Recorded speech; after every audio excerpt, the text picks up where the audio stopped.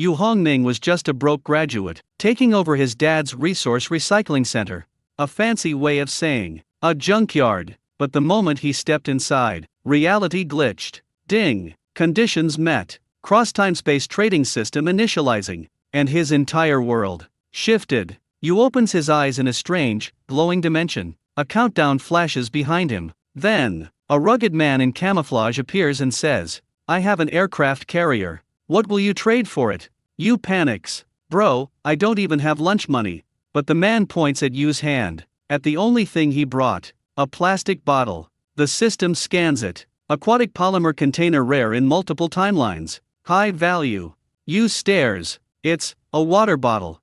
But in the multiverse marketplace? Trash to him is treasure to someone else. The trade locks. The dimension trembles. And Yu realizes he didn't inherit a scrapyard. He inherited a gateway to infinite worlds. From aircraft carriers, to relics, to future tech and ancient artifacts. Every deal is a gamble. But Yu Hongming? He's the only junkyard owner who can barter with entire civilizations. I walked into a junkyard and found a multiverse marketplace, only on Manhwa Recap Haven, where even garbage can rewrite destiny.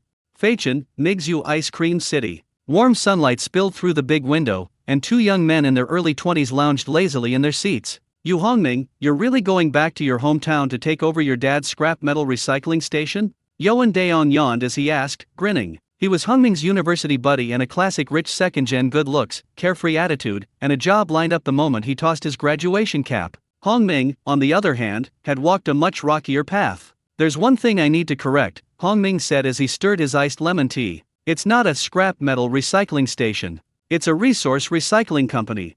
His tone was calm, but the little insistence in his voice gave him away. Compared to Yoan Daeon's smooth start, Hongming's job search had been 3 months of polite rejections, ghosted applications, and growing pressure. In the end, he accepted his father's suggestion to go home and take over the family scrapyard, or resource recycling center, as he preferred to call it. And to be fair, his dad had a point. "Don't underestimate the business," father always said. 10 years of this, 2 houses, 2 cars, one of them a BMW X5. Hard to argue with the results. Working outside was exhausting and unstable. Running your own business, maybe that wasn't such a bad deal. "So it's decided?" Yoan asked, raising an eyebrow. "You're really doing this?"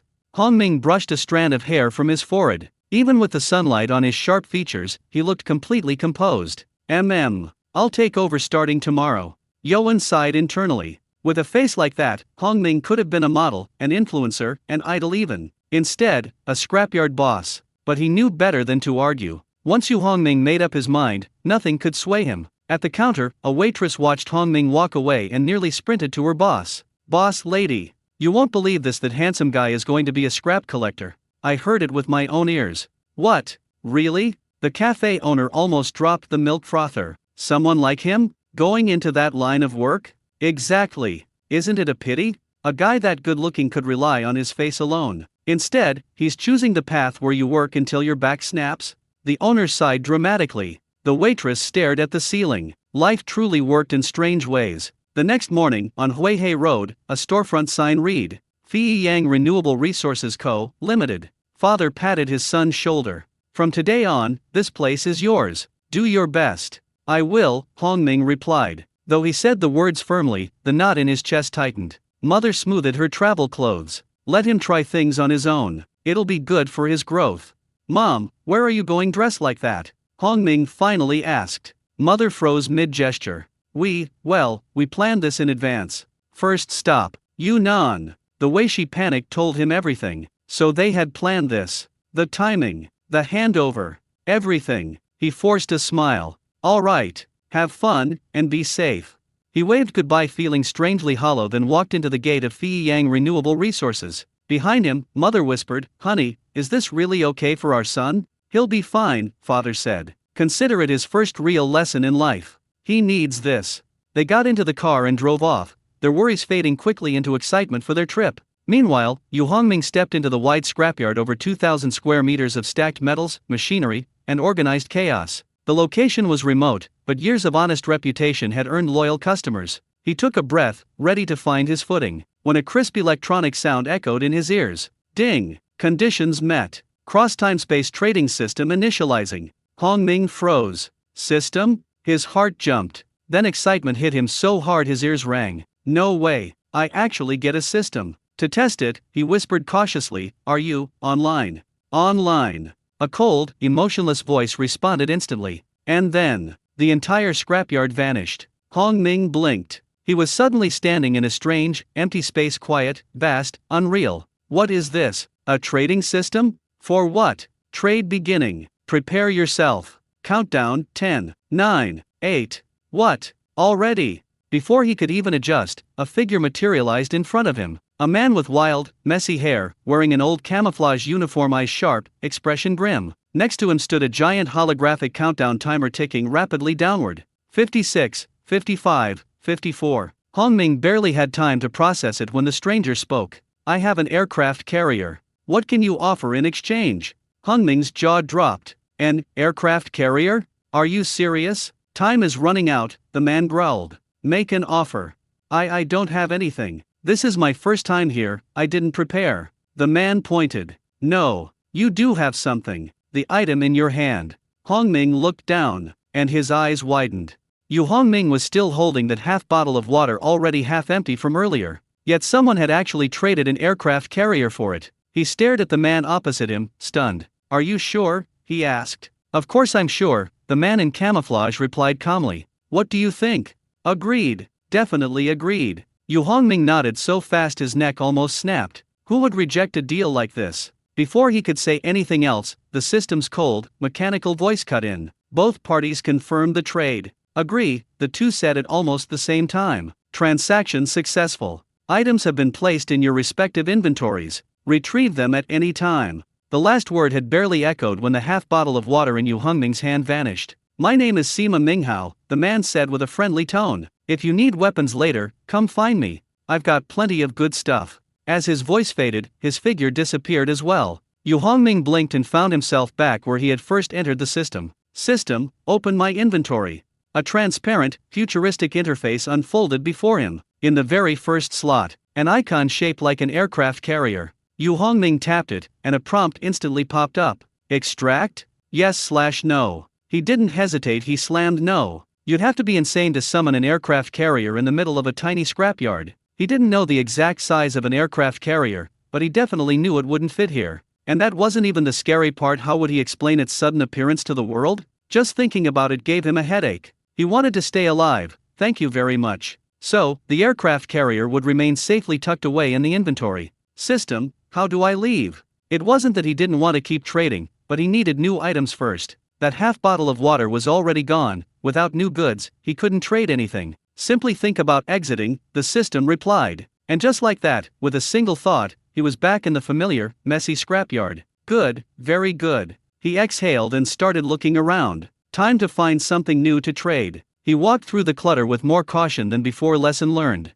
Common junk was basically useless. Food and water, on the other hand, priceless. No wonder half a bottle of water had been worth an aircraft carrier. His gaze landed on a dusty box of pickled cabbage instant noodles sitting on the table. This will do. Even stray dogs wouldn't touch this brand anymore. But after searching the entire yard, this was the only edible thing left. Waste not, want not, it was better than nothing. Alright, in you go. He focused, and the noodles were transported into the system again. System, I want to trade. You have two options, the system responded. Random matching, or contact a previous trading partner. Random, Hong Ming said decisively. Since he was still exploring, the more attempts the better. The random function is on cooldown. Please try again in 6 days and 24 hours. A vein throbbed on Hong Ming's forehead. Fine, then connect me to Mr. Sima Minghao. Understood. Connecting, please wait. This time it felt like making a phone call. The connection depended on whether the other side picked up. Half a minute later. Connection successful. Trade commencing. He was pulled back into the trading space, where Sima Minghao appeared again. "Ah, partner. What good treasures did you bring this time?" Sima greeted warmly. "What about this?" Hong Ming held up the instant noodles. "Yes, absolutely yes. What do you want in exchange?" Sima seemed strangely excited. "Here I've got cruisers, destroyers, and nuclear submarines. Pick whichever you like." Hong Ming was speechless. This wasn't trading, this was assembling a full aircraft carrier battle group. A box of instant noodles could buy all this? But aircraft carriers, cruisers, submarines, He couldn't actually use any of them. If he ever released them into the real world, he'd be arrested on the spot. These aren't suitable for me right now, Yu Hongming said awkwardly. Do you have anything else? I have a watch. Would you like it? Judging by Sima's reluctant expression, the watch was definitely valuable. Yes. I'll take the watch. Between a wearable watch and a warship the size of a city, the choice was obvious. Not to mention the inventory only had 12 slots. He needed practical items, not giant liabilities. Transaction complete. Items stored. He exited the trading space, immediately retrieving the watch before stepping fully out of the system. In reality, a luxurious-looking watch now gleamed on his wrist. It looked high-end, but Yu Hongming wasn't a watch expert. He couldn't even tell the brand. Still, it felt solid, useful, safe, much better than an aircraft carrier. Now, though, he faced a new problem. With a system like this, there was no way he could keep working as a scrap collector. He needed space for future, better items. He stared at the mountain of junk in front of him, feeling overwhelmed. After a moment of thought, he snapped his fingers. Right. I'll just sell everything off to my dad's competitors.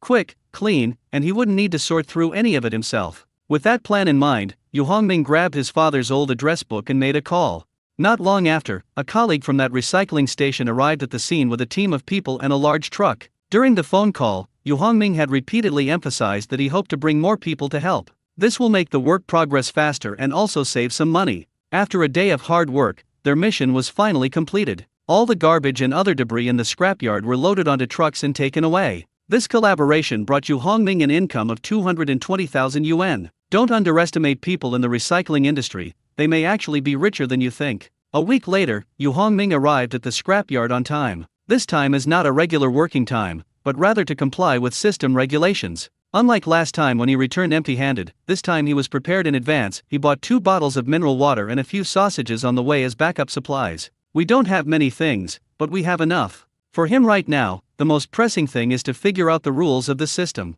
Upon entering the scrapyard, Yu Hongming casually grabbed a sausage and entered the system's virtual world. System, initiating random swap mode. Random swap function is starting. This time it finally succeeded. Random swapping has been initiated. Once again, they were teleported to a special trading venue, this time to a man wearing a lab coat and glasses. From the moment Yu Hongming walked in, the man's eyes never left the sausage in his hand, which made Yu Hongming realize that his opportunity had arrived. You're offering sausages in exchange, what are you planning to trade for? The other party asked. Do you have any high-tech equipment here, such as lithography machines or particle injectors? If so, I would like to have a lithography machine. Without much hesitation, Yu Hongming expressed his thoughts. After all, the significance of lithography machines to the country goes without saying, and they are very valuable even if the specific specifications are unclear, especially when they can be obtained at such a low cost. The transaction has been completed, and the items have been stored in the respective inventories of both parties.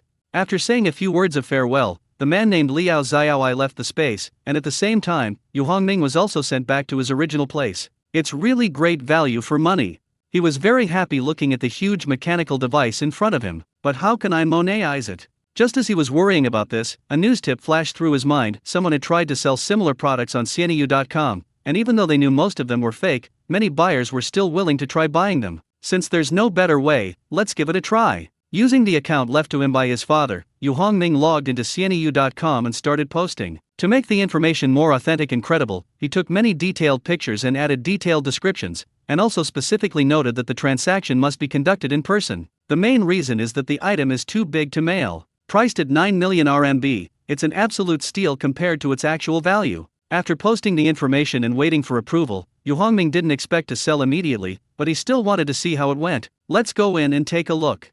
So Leping opened the search results. If Yu Hongming knew that what he had just posted was being watched live, he would definitely be shocked. Wasn't this the lithography machine that was just put online? This pricing strategy is still the same old trick, there's no creativity at all, so Leping commented on the price of 9 million yuan. But then again, these photos are really well taken. The previous ones were obviously just pictures from the internet. Can't you be a little more careful with your work? Another wave of comments appeared in the live stream. It's definitely different, this one looks much more professional. It looks like a photo of the actual object. There are also multiple angles and all-around displays. Could it really be true this time? Could it be from outer space? How could we possibly find the real thing? Even if we don't know the model number, this machine could never be available on the market. Even second-hand ones are hard to find, right? It looks pretty old to me. Even if it's secondhand, this kind of equipment would be in high demand and wouldn't end up on the market. As someone who knew a little about the situation, Leping explained to everyone, although I think it's definitely fake, I still want to meet the seller.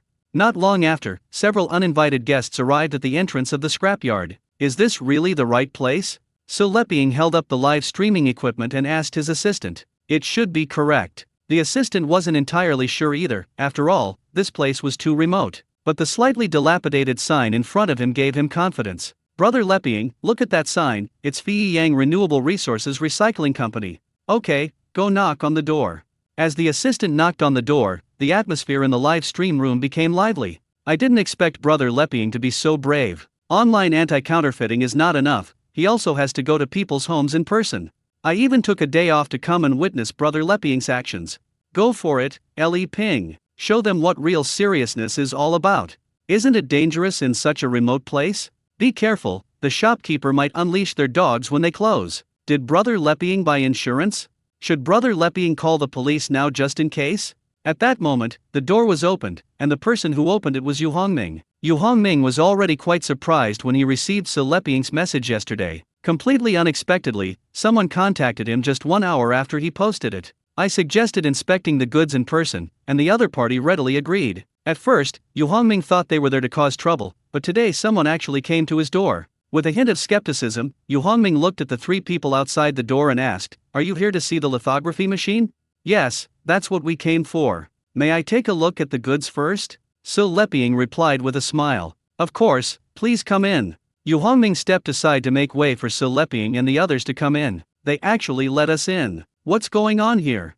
Leping wondered to himself. Seeing Yu Hongming's composed demeanor, he felt a little uneasy, unsure of what the other party really meant. Could it be a trap? What are you afraid of? Let's fight. In Leping's view, the word retreat does not exist in the dictionary. With 3 of them on the team, they can handle any unexpected situation for a while. More importantly, this scene was being broadcast live. Even if something happens, the viewers in the live stream will lend a helping hand, and someone will always help call the police. What's more, the seller knew that he was live streaming but did not stop him, which was the biggest reason why Leping dared to enter. "Boss, please lead the way. Once you've decided to go through this, you won't back down easily." "Okay, follow me." Yu Hongming walked ahead, guiding everyone to the place where the equipment was stored. Because everything in the junkyard had been cleared out, the lithography machine stood out conspicuously. Anyone who comes in can see it at a glance. Oh, there really is. Seeing the familiar design and the large ASML logo, Leping and his team were very excited. The bespectacled man, who was usually quiet, ran over excitedly, almost like a madman. "This is amazing, it's truly amazing." The bespectacled man seemed to be bewitched, constantly touching the large object. At this point, the live stream chat room was buzzing with excitement. "My God, am I seeing things? It's really true. Brother Leping is lucky. Isn't this just an empty shell? Is it just an empty shell? Brother Leping has brought experts with him. Can we fool him?" Indeed, in order to verify the authenticity of the machine, Leping specially invited a senior engineer from the company to come over. "If my dad finds out about this, I'm sure I'll get a good beating. Brother Zhu, how about it? Is this thing reliable?" Leping walked over to the bespectacled man with a puzzled look and asked him. "The exterior looks fine, exactly the same as the ones in our factory, but we'll have to test it to know what the internal structure is like. So, should we still buy it or not?" Leping looked at Brother Zhu with a troubled expression. "I think you can give it a try. Ask the seller if you can pay a deposit first, and then pay the rest after you've tried it." I'll go ask." Originally, Leping came with the intention of exposing counterfeits, but now that he has encountered such a suspected genuine product, he has to reconsider. Just imagining his father's expression if he could bring back a real lithography machine, Leping was instantly filled with energy. "Boss, what do you think of Mr. Zhu's suggestion? You know how troublesome it is if you buy a counterfeit of something so valuable." "It's okay, you can definitely do that." Leping wanted to complain a few more times, but he didn't expect Yu Hongming to agree so readily. "So how much deposit do you think is appropriate?" "Do as you please," Yu Hongming said casually. This treasure was obtained in exchange for a sausage, the cost was negligible. "No matter how many you sell, you'll make a profit. How about we give you 3 million as a deposit first?" Although Yu Hongming didn't care, Leping was still somewhat concerned. He's not afraid of anything else, except that if his offer is too low, he'll be kicked out. That would be a huge loss. "Okay, you can take your things after you pay. You should have read the instructions, everything here is self-pickup. No contract needed?" "No need, you can take it away once you pay the deposit. So Leping was a little surprised. Something worth tens of millions was taken away without even a contract. Is that really okay? We have to go all out to make this deal happen. In the end, so Leping gritted his teeth, paid the deposit, and called a car to take the big guy away. Bite. Looking at the balance in his account, which had become 3,223,232.52 yuan, 3 million of which was the deposit he had just received, 220,000 of which was income from recycling at the scrapyard, and the remaining 3,232.52 yuan was his own money. If he hadn't been truly desperate and unwilling to rely on his family, Yu Hongming wouldn't have agreed to return home to take over the business. But now that we have this system, it's all worth it. Let's go home. There's no need to stay here any longer. After all, no buyer has been found for the lithography machines yet, so there is no need to rush to purchase more. On the other side, a convoy of cars was traveling on the highway. Calling it a convoy might be an exaggeration, it actually consists of just two vehicles, a Land Rover and a truck. Ring ring. So Leping, who was sitting in the back seat of the Land Rover, was startled by the sudden ringing of the telephone. This is just the beginning. When he saw the caller ID, he was completely stunned. This is the kind of phone call he fears receiving the most. Every time I get a phone call, it's never good news, at the very least, I get a good scolding. Nevertheless, he dared not refuse. Because the other party controlled his lifeline. As long as he still relies on his family for a living, he must obey. Dad, what's wrong? Boy, where did you take Zhu Vinian? Dad, I. The moment Zhu Vinian's name was mentioned, so Leping knew something bad was about to happen. Her secret of taking brother Zhu out was exposed. So Leping forced himself to explain. Dad, I have a surprise for you this time. I guarantee you will be satisfied. So Leping felt a little uneasy. After all, his father was right. Alright, I'll see what tricks you can pull. If you dare to lie to me, you know what the consequences will be. Dad, I definitely won't let you down this time. If you're still not satisfied, you can do whatever you want with me. It's rare to see Su Leping so confident. Xiao Li, drive faster. After hanging up the phone, Su Leping immediately urged the driver to speed up. He couldn't wait to appear before his father. Such a good opportunity to perform is rare. In fact, their destination was not far away. Half an hour later, the car entered the Shengming development zone and stopped at the workshop entrance. At this moment, Su Leping's father, Su Mucha, was already waiting at the door. Seeing her son get out of the car, Su Mucha immediately frowned, pointed to a large truck that had just stopped, and asked, "This is the big surprise you were talking about?" "That's right, Dad, it's the surprise I was talking about inside," Su Leping replied with a flattering smile. "Alright, let me see what this so-called surprise is all about." Su Mucha, unusually, did not fly into a rage and decided to give him a chance. Even if their son is usually a failure, parents will always have some expectations for him. The car door is open, and the forklift is ready. Even so, the items inside the truck were still wrapped up tightly. Such high-precision equipment does indeed require careful handling. For safety reasons, two forklifts were used in tandem. After 20 minutes of effort, the enormous object was finally unloaded from the vehicle. "Dad, would you like to peel it off yourself?" "Alright, let's see what you're really up to." Su Mucha stepped forward and lifted the canvas covering the large object. Others quickly stepped forward to help. Su Mucha is very familiar with equipment such as lithography machines. You can tell what it is at a glance. He quickened his pace, uncovering all the canvas, but stood there unable to move, as if he were stunned. "Dad, how was it? Surprised? Unexpected?" Finally, it was Su Leping's voice that woke him up. "Surprise, surprise, unexpected. Where did you get this?" "Xianyu, a second-hand marketplace app. Salted fish? The edible kind?" Su Mucha frowned again, thinking that her son was being mischievous again. "Dad, you've misunderstood. Xianyu is a second-hand trading platform. Are you sure you're not lying? You can actually buy something like this there?" Su Mucha frowned, thinking of the whip at home. She really wanted to teach this kid a lesson. "Dad, this is no joke. Brother Zhu can vouch for me." Seeing his father's displeasure, Su Leping quickly brought up Zhu Vinian. His father might not believe what he said, but he would definitely believe Brother Zhu. "That's right, Su Leping is telling the truth. He did buy this on Xianyu." Zhu Vinian did not disappoint Su Leping, and came out to testify for him. "Alright, since Zhu Vinian says so, I'll trust you one more time. In addition, you did a good job this time, you finally got something reliable done." Seeing her son accomplish something was a rare treat, and Su Mucha smiled slightly, but that was all. "Zhu Vinian, is this thing real?" Ever since learning that the item came from a second-hand platform, Su Mucha had been on tenterhooks. After all, it was still necessary to rely on a professional to authenticate it. "There's nothing wrong with its appearance." Zhu Vinian whispered to Sumucha, judging from the label, it should be an advanced device using a 2-nanometer process. Real? Sumucha's eyes lit up. That's true. But such advanced equipment shouldn't be available domestically, right? How come it's appearing on the second-hand market? I'm not sure about this either. It might just be an empty shell, and it's hard to say whether it will actually work. Zhu Vinian also expressed his concerns. Why don't we try and see? I thought so too, so I only paid a deposit at the time.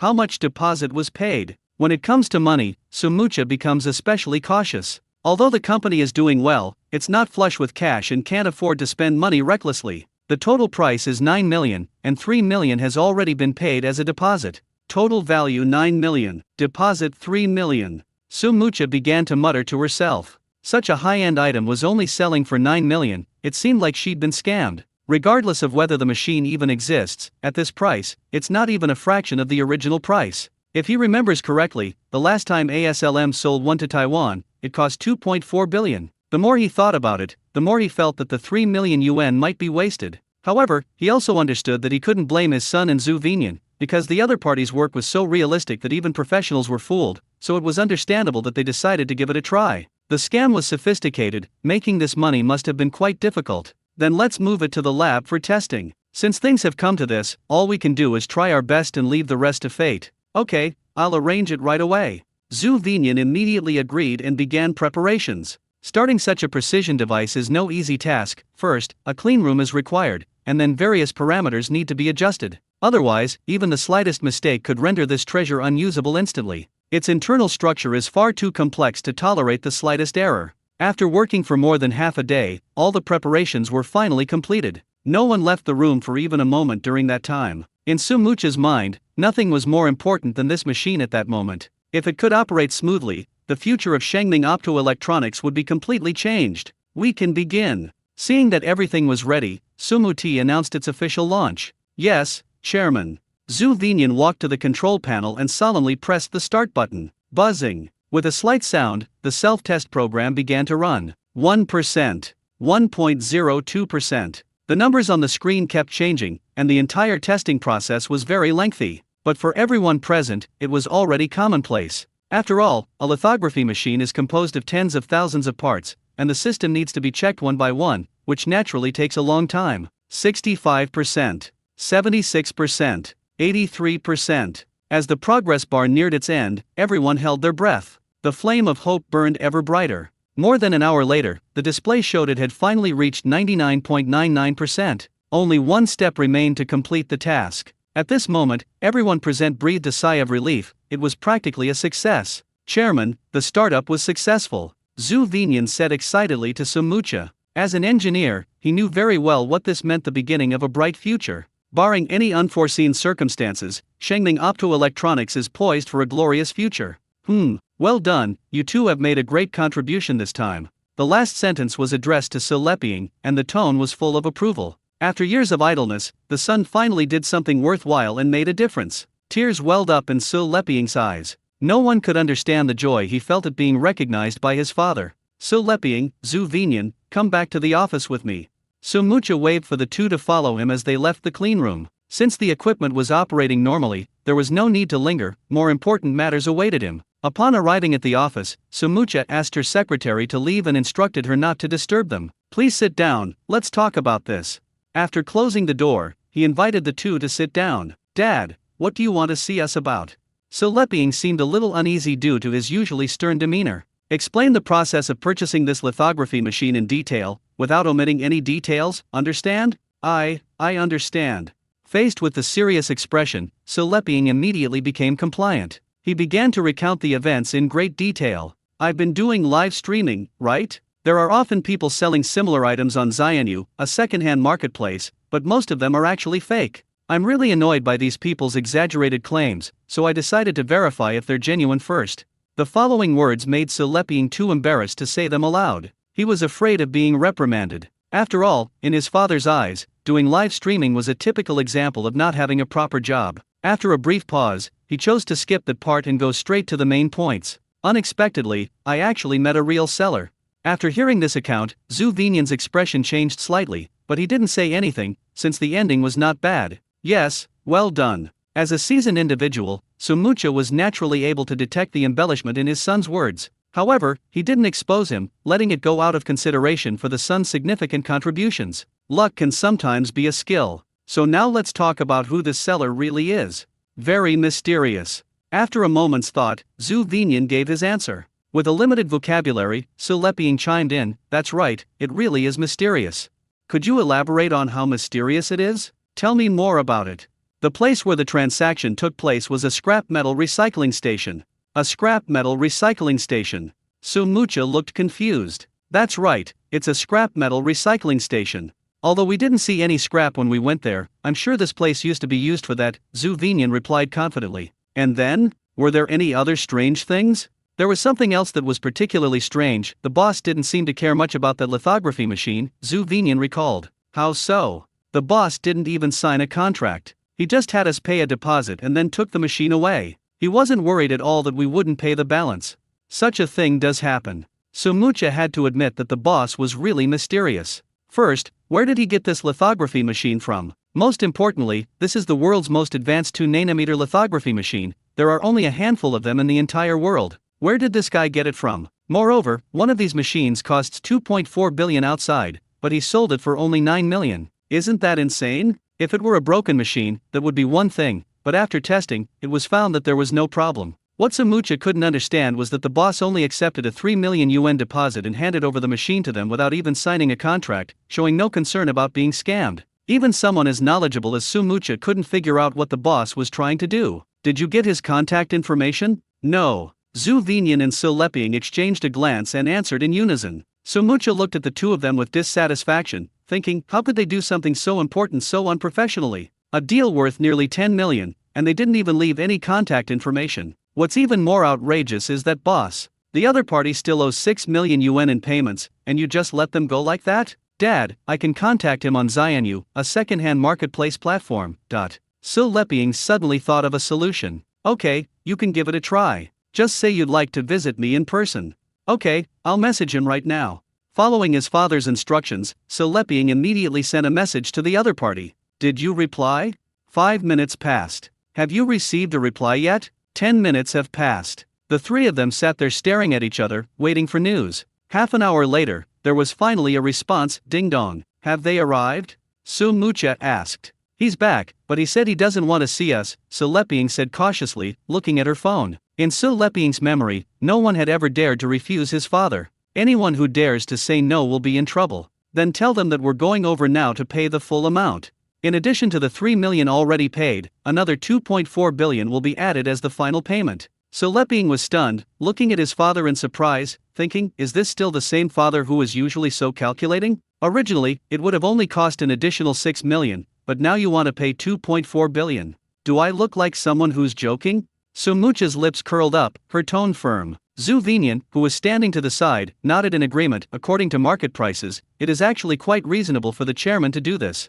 2.4 billion. That's so much money. Su Leping then realized just how valuable the lithography machine in his hands was. Su Leping does have some knowledge of lithography machines. However, his knowledge was mostly limited to devices at the 28nm level, which cost around 20 million yuan. Therefore, he believes that spending 9 million to buy a second-hand item is not a bad deal. I never imagined that the item I bought for 9 million would actually be worth 2.4 billion. The difference is just too big. Send it quickly. What are you daydreaming about? Seeing her son still standing there motionless, Sumucha couldn't help but remind him. Now that you've finally waited for the other person to be online, you shouldn't miss this opportunity. Okay, right away. Since the person who paid had the final say, Su Leping had no choice but to do as he was told. The remaining payment is 2.4 billion. At this moment, Yu Hongming's eyes were also drawn to this number when he saw the message. Who can remain calm in the face of 2.4 billion? Unless they are a saint who has already given up all desires? While he was tempted, it must be said that Yu Hongming was indeed tempted. Wow, a lithography machine can be worth so much money, especially since I got it with almost no investment. Finally, he sent a text message, come quickly if you want to. Dad, they agreed. They said we'd meet at 9 o'clock tomorrow morning, and they won't wait up if we're late, Su Leping reported. Book the tickets, let's leave immediately. Sumucha couldn't wait to fly there right away. I was so excited that I couldn't sleep all night. I've never felt this way in my life, not even when the company went public. The next morning at 8:30, the group, led by Suleping, arrived at the agreed location ahead of time in front of that inconspicuous little scrapyard. Is this the place? Yes, Dad, that's right. Sumucha looked around and felt more and more that this person was different from others. They really kept it hidden, such a precious thing was hidden in such a dilapidated place. Can I knock on the door now? No rush, let's wait a bit. Round the bell when it's time. And so they waited for the appointed time to arrive. Shortly after 9 o'clock, Yu Hongming appeared in front of the scrapyard, a steamed bun in his mouth, as if he had just set the time. He wouldn't have come here today if it weren't for the client he had an appointment with. Seeing that people were already waiting outside the door, including two familiar faces, they knew the buyer had arrived. Why are you here so early? It's not early anymore, we've been waiting for half an hour. Suleping said, showing off his patience with some impatience. Hearing this, Sumucha could only smile. My son is still young and doesn't quite understand social etiquette. However, he did do something good. Boss, this is my father, who is also the chairman of Shengming Optoelectronics. Hello, I am Sumucha, it's nice to meet you. Hello, I am Yu Hongming. Since they're here to give us money, we still have to save face. Let's go inside and talk. It's not good to have so many people standing at the door. And they're all dressed so formally. A group of people gathered at the entrance of a scrapyard would make outsiders think there was some shady deal going on. Yu Hongming didn't want to attract the police. Who knows if the things in the junkyard can even be brought to light? Okay, please come in. Sumucha responded immediately. Please don't mind, everyone. The conditions here are a bit basic. Yu Hongming led everyone inside and stopped at a random spot. It wasn't that he didn't want everyone to find a place to sit down and have a proper talk, but rather that there simply weren't the conditions. The entire junkyard was so deserted that not even a rat would want to stay there, let alone a place for a human to sit. It's all right, it's all right. Sumucha quickly waved her hand to indicate that it was all right. Mr. Yu, thank you so much. Selling us such an important lithography machine has solved a huge problem for us. Don't be shy, I don't need it anyway, you can sell it to anyone. Yu Hongming said calmly. But in his heart he was thinking, where's the money? Didn't they say they were going to give me money? At this moment, Yu Hongming only cared about the 2.4 billion yuan that was about to be in his hands. However, he felt that talking about money right after meeting was too direct. Mr. Yu, please rest assured, I have already instructed the finance department to process the remaining 2.4 billion yuan. The amount may take some time, but it should arrive in your account soon. Having navigated the business world for decades, Sumucha naturally knows how to make people feel important. If you want someone to take you seriously, you must offer something sincere. This will allow us to achieve cooperation more quickly. Bite. As if by coincidence, Yu Hongming's phone rang right after Sumucha finished speaking. He glanced at it and, sure enough, it was a bank notification that the money had been deposited. He glanced at the numbers quickly, there were too many zeros, and he was too lazy to count them one by one. Since the other party took the initiative to offer money, they must need something from me, so I wouldn't resort to underhanded tactics at this time. Yes, the money has been received. Do you still want to buy this machine? Yu Hongming asked directly. In fact, he already knew the other party's purpose. They must have confirmed that the lithography machine was of good quality, so they want to buy a few more. These high-end devices are in high demand everywhere, and even money can't guarantee you can buy one. Yes, is there anything else? Sumucha looked at Yu Hongming nervously, completely losing her usual composure. Yes, how many do you need? One unit costs 2.4 billion, which is a considerable sum, so Yu Hongming didn't have any particular expectations for the exact number. I want as many as you have. Sumucha answered readily. In his view, even if the other party still has such high-tech products, they won't have many. There are at most 1 or 2 units. It's not certain yet, but there are probably around 10 units. Upon hearing that there were so many, Sumucha broke out in a cold sweat. What's the background? Even if we moved all the inventory from the ASML factory here, it might not be enough to reach this number. These devices are generally made to order and there is virtually no inventory. I never imagined that an ordinary person could get so much. I'm so excited just thinking about it. Okay, I'll take them all. Sumucha said through gritted teeth, though she appeared to be in a difficult position on the surface, she was actually very happy inside. Although he might not need 10 of them himself, he could resell them for a profit and also improve his relationships with others. He had a vague feeling that there might be an even larger source of goods behind this transaction. If that's the case, then you've really made a fortune. Okay, leave your contact information. I'll contact you when the goods arrive. Okay.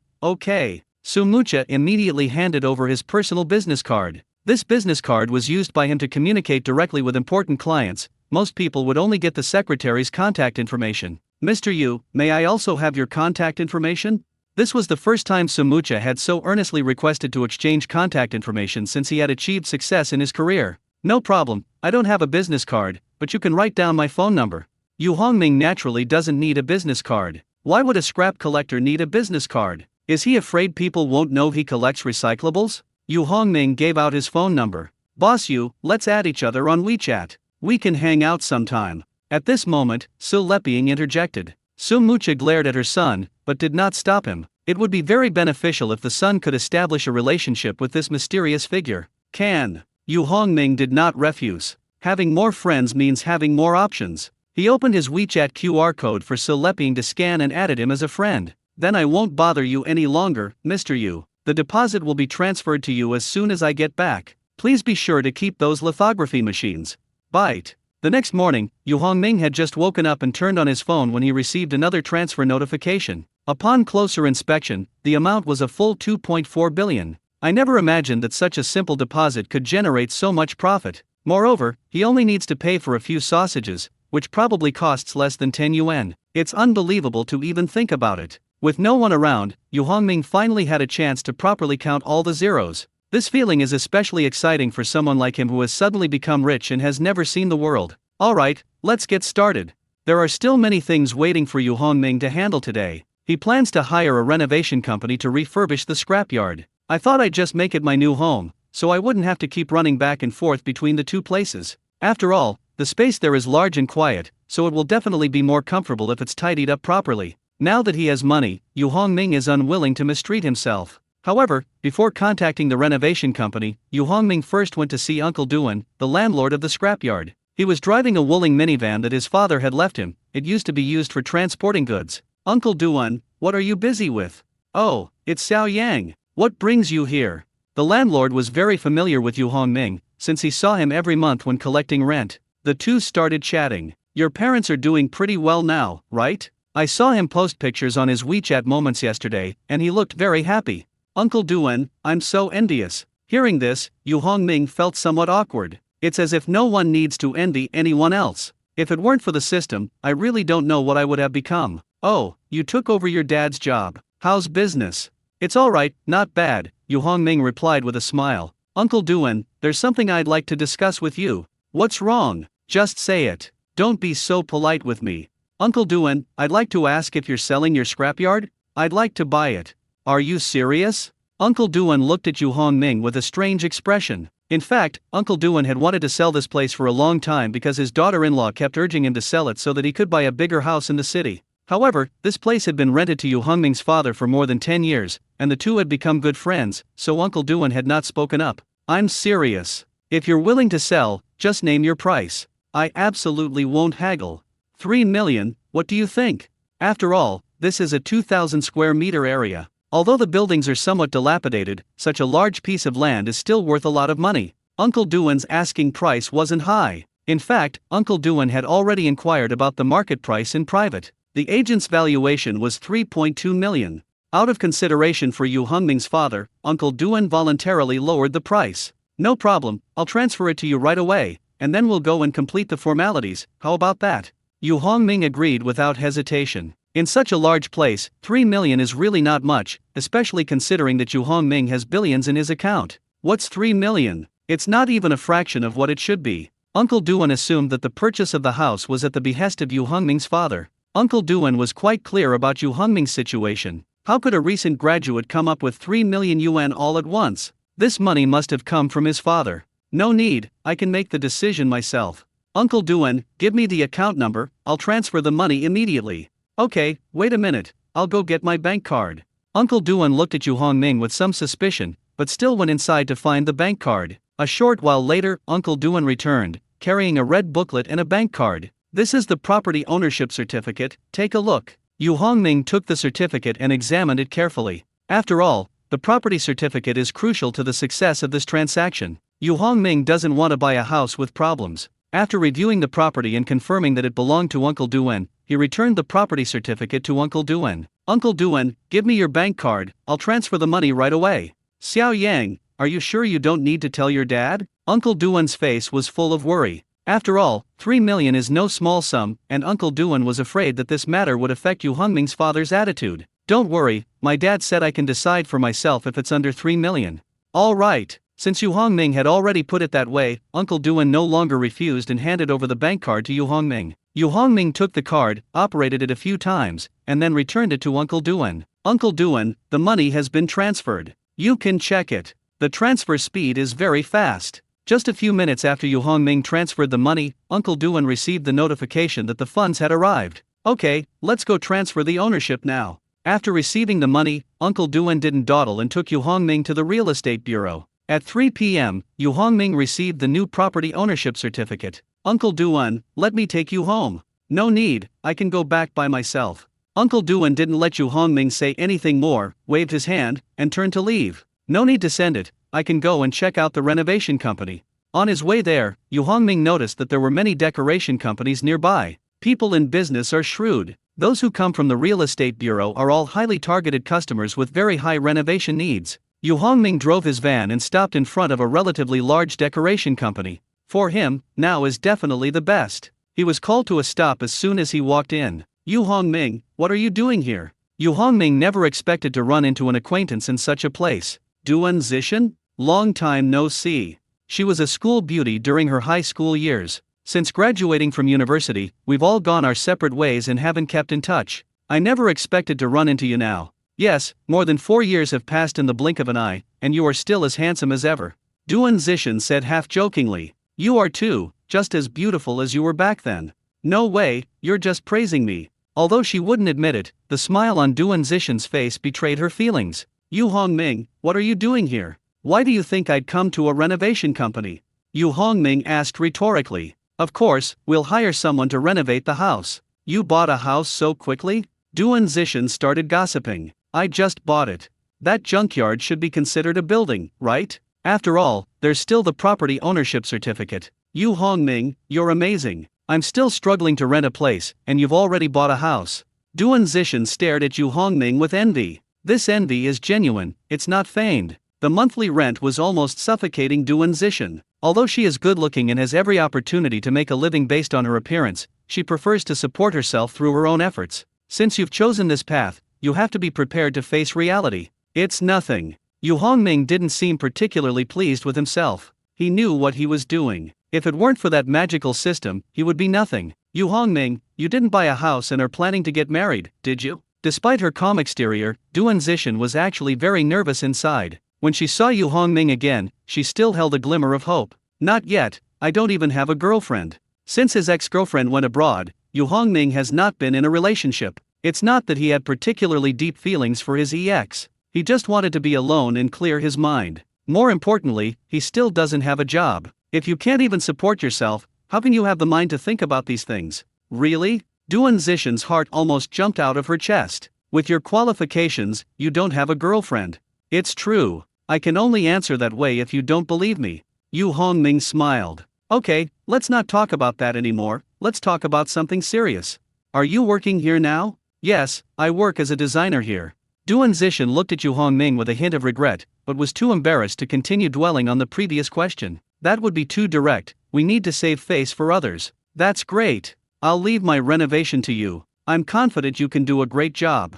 Of course, no problem. Leave it to me, I guarantee you'll be satisfied. Duan Zixin patted her chest and answered. Let's sit down and talk it over.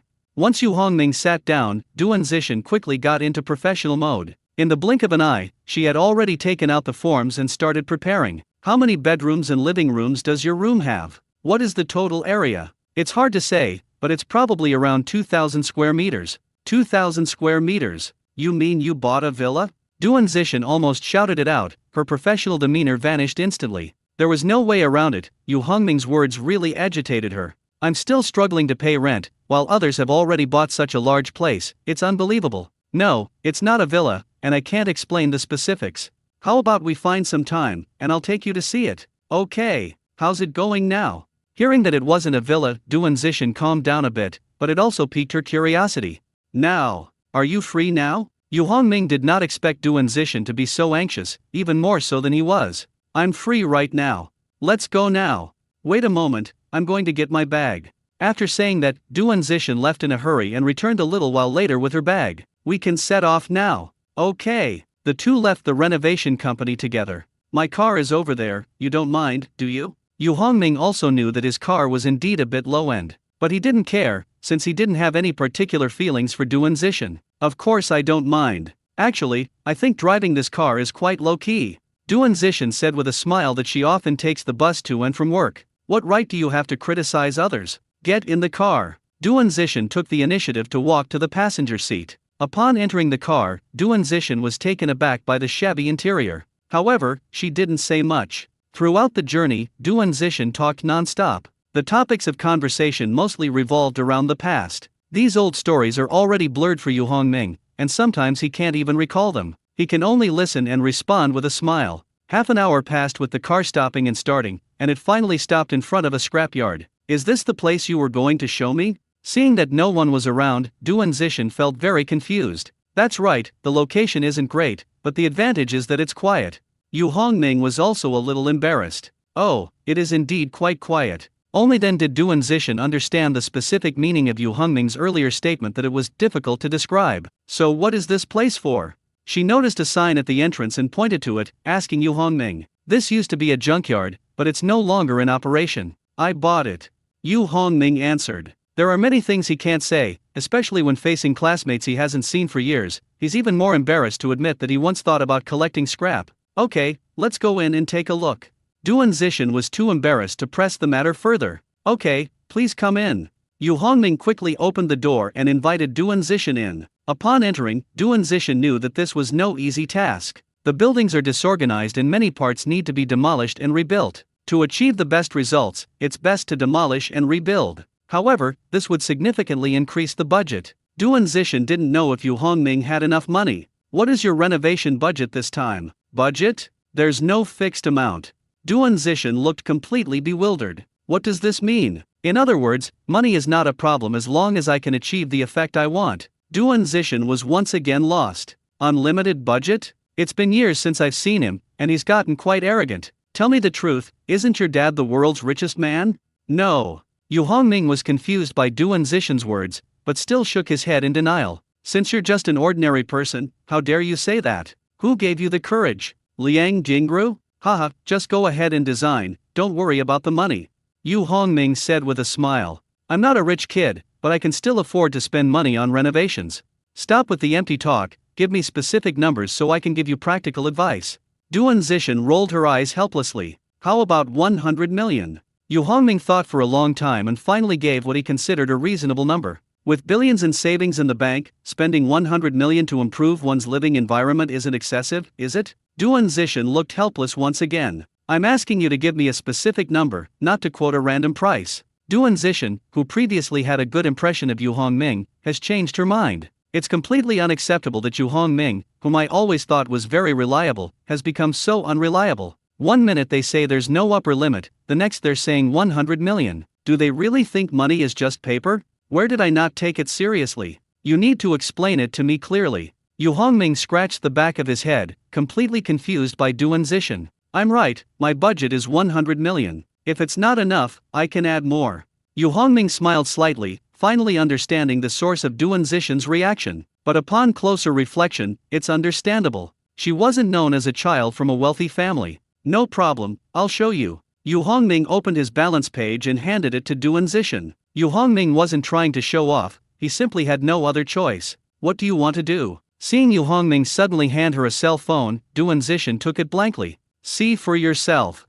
Yu Hongming gestured with his lip and pointed to his phone. Let's see what tricks you have up your sleeve. Duan Zixin glared at Yu Hongming first, then turned her gaze to her phone screen. It turned out to be a bank message. Bank information can indeed reflect a person's financial strength. Duan Zixin muttered to herself. She then focused her attention on the bank balance. Suddenly, a wave of dizziness hit me. Duan Zixin shook her head. What happened? Duan Zixin, who had regained consciousness, was confused. I thought I had low blood sugar. Composing herself, Duan Zixin stared at the balance again. 10, 100,000, 10,000, 100,000, million, 10 million, 100 million, billion, billion. Duan Zixin was stunned. Had she miscounted? Hundreds of millions, billions, that's right. More than 4 billion. Duan Zixin was completely dumbfounded. Yu Hongming, this can't be fake, can it?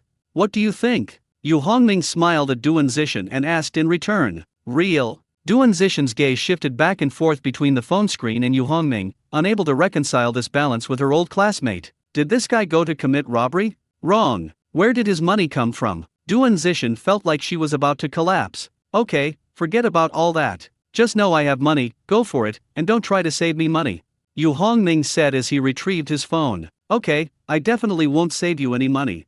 At this moment, Duan Zishan also recovered from her shock. Okay, tell me which style you prefer. A Chinese courtyard? A Western castle? Or something else? Let's have a Chinese-style courtyard. Yu Hongming answered without hesitation that there was no need to consider it at all. After all, as a true Chinese person, I still prefer traditional things. Okay, but I need to clarify that there's not much value in renovating this place. It would be better to demolish it and rebuild it, which would make it easier for us to design. Okay, but I have some special requirements. Please write them down. No problem, go ahead and tell me. Duan Zishan quickly took out a small notebook, ready to take notes.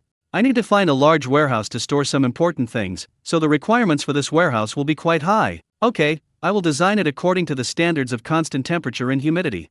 In addition, the security of the warehouse must be taken very seriously to prevent outsiders from easily breaking in. No problem, I will incorporate the most advanced security system into the design. Yes, but I hope it can be built within 2 months, and the quality must be up to standard. Can you do that? Yu Hongming put forward one last condition. As long as you have the funds, other problems are not problems. Duan Zishan nodded in agreement. I will draw up a design plan within 3 days. As long as you approve it, we will immediately arrange for workers to start construction and guarantee that the task will be completed within 2 months. Also, could you please prepare a spare key? My partner will be coming over tomorrow to take measurements. No problem, this is a spare key, I'll give it to you for safekeeping now. Yu Hongming picked out a key from a bunch of keys and handed it to Duan Zishan. Now that we've finished discussing business, old classmate, would you do me the honor of having dinner together? After taking the keys, Duan Zishan said half-jokingly, "Sure, it's just a meal. Order whatever you want." Faced with the beautiful woman's invitation, Yu Hongming couldn't find a reason to refuse. Besides, I'll need this old classmate's help with many things in the future, so I really should thank him properly. Dining is also a good option. Okay, I'll mooch off you today. Duan Zishan responded with a smile. With just a little makeup, her appearance was already eye-catching enough that even Yu Hongming couldn't help but take a second look. However, Yu Hongming is not the kind of person who falls for beautiful women at first sight. Let's leave it to fate. Let's go, get in the car.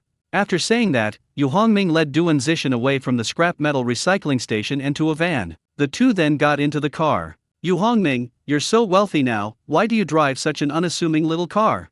This is my dad's old car. We haven't had time to buy a new one yet, so we'll just make do with it for now. I see. After hearing this, Duan Zishan pouted slightly and didn't ask any more questions. Half an hour later, guided by Duan Zishan, Yu Hongming drove to a Hunan restaurant. Although it was supposed to be a free, lavish dinner, it didn't actually cost much. The total cost was only 300 or 400 yuan. After dinner, Yu Hongming and Duan Zishan went home separately. The story that others had imagined did not happen, because they are not the kind of people who would sacrifice their principles for personal gain. 3 days later, Yu Hongming came to Duan Zishan's place as agreed to review the design plan. Yu Hongming, you're here. Upon seeing Yu Hongming enter, Duan Zishan quickly went to greet him. Whether considering their long-standing friendship or his status as an important client, Duan Zishan tried her best to be very enthusiastic. However, she appeared very tired due to staying up all night for the past 2 days to rush to complete the plan. Duan Zishan, you must not have slept well last night, you already have dark circles under your eyes. Yu Hongming said with a smile. Really? Is it that obvious? Duan Zishan hurriedly took out a small mirror to check herself. For every woman, paying attention to her appearance is always necessary. After confirming that she did indeed have dark circles under her eyes, Duan Zishan glared at Yu Hongming. It's all because you urged me to finish the design drawings as soon as possible. I'm so sorry, it's all my fault for making you work so hard. As someone who knows his stuff, Yu Hongming knew that apologizing was better than arguing at this point. It's not a bad thing to admit your mistake appropriately and lighten the mood. Then how about making up for it by owing me 2 meals? That's not too much to ask, is it?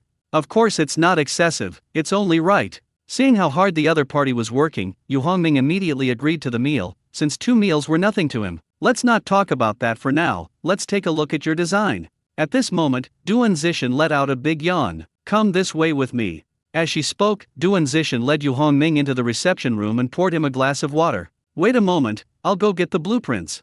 Not long after, Duan Zishan brought back a large pile of folders. Let me help you move it. Upon seeing so much information, Yu Hongming quickly got up to offer his help. I never expected that such a huge amount of work could be done in just a few days. This made me feel like I was asking too much of myself, since I had given myself a 3-day deadline. He decided that once the project was finished, he would definitely give Duan Zishan a big red envelope to express his gratitude. No need, I can handle it myself. In the end, Duan Zishan herself spread the drawings out on the table and took out an overall rendering. This is roughly what the whole project looks like. Are you satisfied? Yeah, I think it's pretty good. When Yu Hongming said this, he was speaking from the heart, not just being polite because the designer was an old friend. In fact, this initial impression did suit his taste. He fell in love with the design at first sight. Are you telling the truth? Even though you're my friend, please tell me your thoughts directly. Duan Zishan looked at Yu Hongming with a slightly uneasy expression. After all, this was a work she poured her heart and soul into, and she felt very good about it. However, different people will always have different perspectives, and what you feel satisfied with may not be what others agree with. Duan Zishan didn't want to lose the opportunity for genuine feedback because of saving face. What she seeks is genuine appreciation, which is also the greatest wish of every designer. Really, I really like this design. That's good. Hearing the affirmative answer, Duan Zishan breathed a sigh of relief. My mood improved, and I looked much more energetic. Come on, let's take a look at the specific plans for the other parts. After getting off to a good start, Duan Zishan became even more motivated. She explained in detail the design concepts behind each area. For a great architect, a work that lacks inspiration is lifeless. Duan Zishan, who aspires to become a top designer, attaches great importance to this. Very good, I think every sketch is quite good. After reading all the content, Yu Hongming gave a satisfactory evaluation. But he differs from Duan Zishan in one way. Compared to design concepts, Yu Hongming pays more attention to first impressions. He'll like anything as long as it looks pleasing to the eye. That's great. Now that you approve, I'm relieved. Duan Zishan was naturally very happy to learn that the other party was very satisfied. If there are still areas that need improvement, she has to continue revising the drawings all night. This was undoubtedly a huge challenge for Duan Zishan, who was already exhausted. Let's start construction based on this idea. Okay, here's the contract. You sign it and pay the down payment, and then we can start work. Don't bother with all that. I'll pay the total amount in one go. I trust you to be a reliable person. Pay directly, so convenient. Okay, I'll go get the contract. Duan Zishan had no objection to this arrangement. After all, the construction period is only 2 months, and settling the payment in one lump sum can speed up the process. In addition, Yu Hongming had some money, so this was obviously the best choice. Duan Zishan worked quickly and brought the contract in no time. Yu Hongming only glanced at it before signing it. Then, I immediately transferred the payment to the renovation company according to the terms of the contract. After saying goodbye to Duan Zishan, Yu Hongming left the decoration company's office. Beep beep, beep beep. It was almost 11 a.m., and Yu Hongming was still asleep when his phone rang. Yu Hongming, who was studying some complex problems in his dream, was awakened by the incessant ringing of the bell. Dad! Looking at the caller ID on his phone screen, Yu Hongming's heart tightened. I suddenly came to my senses. I felt a little panicked. After all, my dad had been working in the recycling business for over 10 years, and it had already closed down just a few days after I handed it over to him. The scrapyard had been closed for the past few days, and Yu Hongming was worried that his regular customers might complain to his father. This phone call is probably from Dad, calling to confront me. Yu Hongming was a little hesitant to answer the phone. But if I don't answer, my dad will probably come knocking on my door, and that would only make things worse. There was no other way but to bite the bullet and answer the phone. Hello, Dad. Hey kid, where are you now? No sooner had he finished speaking than a loud shout came from the other end, and Yu Hongming quickly moved the phone away from his ear. Dad, I'm still at home. What time is it and you're still home? Is your recycling center closed? Then, a reproachful voice came from the other end of the phone. Dad, I'm not feeling well and I'm thinking of taking a day off. Stop lying. Several of my regular customers have called me to say that your place has been closed for several days.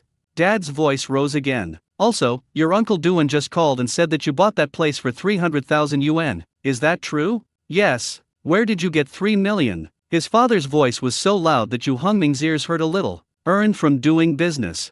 What kind of business can make so much money so quickly? Did you do something illegal? At this point, Dad's voice lowered. After all, it's embarrassing to bring up something like this. My dad understands the principle that family scandals should not be aired in public. Dad, don't worry, it's all legal. Yu Hongming hurriedly explained. You know I have a friend who's in the import business. Through his connections, I now mainly buy and sell used imported equipment. The profit margin in this industry is quite high. To convince his father, he had no choice but to use his good friend Yuan Daong as a shield. So where did you get your startup capital? It couldn't have just fallen from the sky, could it? It's obvious that Dad isn't easily fooled. I sold all the remaining items in the recycling station and got about 200,000 yuan. A principal of over 200,000 yuan turned into over 3 million yuan in just a few days. Is there such an easy way to make money in the world? If such a good thing existed, it would have been clearly stated in the criminal law long ago. Yu Hongming gave an awkward smile. I didn't expect my dad to actually know so much about these things. Alright, Dad, just trust me this once. Your son isn't stupid enough to do something illegal. I'll trust you this time, but if I find out you're doing something wrong outside, don't blame me for being ruthless. I'll be the first one to report you. Let me say a few words to my son. Just then, my mother's voice came from the other end of the phone. Upon hearing this, Yu Hongming felt as if he had seen a glimmer of hope, and his mood instantly improved considerably. It's true that people tend to find partners that match their own personality. Sure enough, Mom answered the phone. Son, there are some things I need to talk to you about. Mom, please tell me. Yu Hongming behaved very well. The other day, your mom ran into a really good friend of hers when she went out. Her daughter is about your age, 27 too. Although she's a little older than you, there's a saying that a woman 3 years older than you is a lucky match. Hearing his mother say that, Yu Hongming began to have some doubts. Sure enough, it's another one of those blind date setups they're using on me. Mom, something's come up. If you dare hang up the phone, believe me, your dad and I will fly back right away. The mother knows her son very well. Mom, I'm afraid to hang up the phone. Yu Hongming dared not move. Mom, please continue. That's more like it. I've already made plans. 3 p.m. at Mingzhu Ice Cream. Okay, Mingzhu Ice Cream, it's 3 p.m., dress neatly. To reassure his mother, Yu Hongming repeated it again. If his parents really come back, then it's all over. Yu Hongming wants to live a few more years. It's just a blind date, isn't it? Since I'm free anyway, I might as well treat it as a pastime. I hung up on my mom's phone in a panic. No, I was scared enough just now, I need to catch up on some sleep to calm down. Yu Hongming found another excuse to stay in bed. As for blind dates, let's talk about that this afternoon. At 2:30 p.m., Yu Hongming quickly washed his face and went out. He set off in his Wuling minivan. As for dressing neatly, that's simply impossible. Inside Mingzhu Ice Cream, 2 pretty girls were sitting and chatting. One is cheerful and lively, while the other has a cool and aloof demeanor. XIN, are you really going on a blind date? Coffee shop owner Yao Dongling looked at Yu Xingxin with curiosity. What else can we do? Yu Xingxin sighed. You know my mom's temper. If I don't go, I'm sure I'll have a hard time. Yes, that's true. Auntie is particularly persistent about this. Yao Dongling looked at her friend Yu Xingxin with sympathy. But it's not your mother's fault. You're already 27, and in 3 more years you'll be 30. If you don't get married soon, you'll become a leftover woman. Who are you calling a leftover woman? You know how busy I am with work, and I haven't met the right person yet, so I'm not going to settle. Yu Xingxin glanced at Yao Dongling and retorted. In matters of the heart, she hopes to find someone she truly loves. So how much do you know about this blind date? I don't know much about her. She's the daughter of a friend my mom met while traveling. The two hit it off and that's how this blind date came about. That's terrible. I hope this guy isn't too ugly. It's okay. If we like each other, we can chat. If we don't, we can go our separate ways. It's simple. Yu Xingxin took a sip of coffee indifferently. Okay, give me the code when the time comes, and if you don't like it, I'll rescue you immediately. Yao Dongling raised an eyebrow at Yu Xingxin. That's unnecessary. Yu Xingxin glared at Yao Dongling, thinking that what she did was completely unnecessary. Why aren't they here yet? Yao Dongling glanced at the time, a classic case of the emperor not being worried while the eunuch was. It's not time yet, what's the rush? Yu Xingxin rolled her eyes. Isn't arriving early basic courtesy? Yao Dongling is arguing unreasonably. Alright, go ahead and do your thing. I can handle my own affairs. The presence of her best friend made Yu Xingxin feel uncomfortable. After all, this was her first blind date, and she wasn't really comfortable with it. In addition, Yu Xingxin is used to solving problems independently and prefers to handle things on her own, including blind dates. That's why I didn't need my best friend's help just now. Okay, I won't bother you anymore. If you need any help, remember to give me a signal. Yao Dongling left reluctantly in the end. At 2:58, Yu Hongming walked into the coffee shop on time. After scanning the area, his gaze settled on Yu Xingxin. It wasn't that Yu Hongming recognized Yu Xingxin at first glance, or that he was moved by her beauty. However, she was the only customer in the store, so it was obvious that she was the target. Yu Hongming walked over. "Excuse me, are you Ms. Yu, here for a blind date?" Yu Xingxin looked up at the person walking towards her. Their eyes met. Suddenly, they all felt a peculiar sensation. It felt like I'd been hit by something, a tingling, numb sensation. This feeling left them both momentarily in a daze, unable to come back to their senses for a while. But as a working woman, Yu Xingxin quickly regained her composure.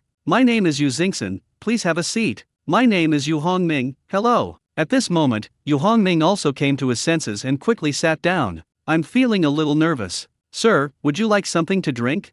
Yao Dongling has reappeared. This time, it wasn't just for her friend Yu Xingxin, she also wanted to see what her blind date looked like. Yao Dongling was immediately struck by his beauty upon seeing him. A ripple of emotion stirred within me. "If your best friend doesn't like it, maybe you could consider taking it over yourself? It would be such a shame to miss out on someone so talented. However, this person looks familiar, as if I've seen him somewhere before. But I couldn't remember it for a moment. A latte, please." "Okay, please wait a moment." Yao Dongling responded and left somewhat reluctantly. "You." Their eyes met again, and they spoke almost simultaneously, but they quickly looked away. A blush appeared on their faces. Then came a moment of bewildered silence. "Shall we begin?" To break the awkward silence, Yu Hongming took the initiative to speak, looking at Yu Xingxin. My heart isn't beating as fast as it used to, but he still found her very attractive and had already decided to make Yu Xingxin his other half. Okay. In comparison, Yu Xingxin was even more nervous than Yu Hongming, and now she didn't even have the courage to look at him. If someone who knows her normally saw this scene, they would definitely be speechless with surprise.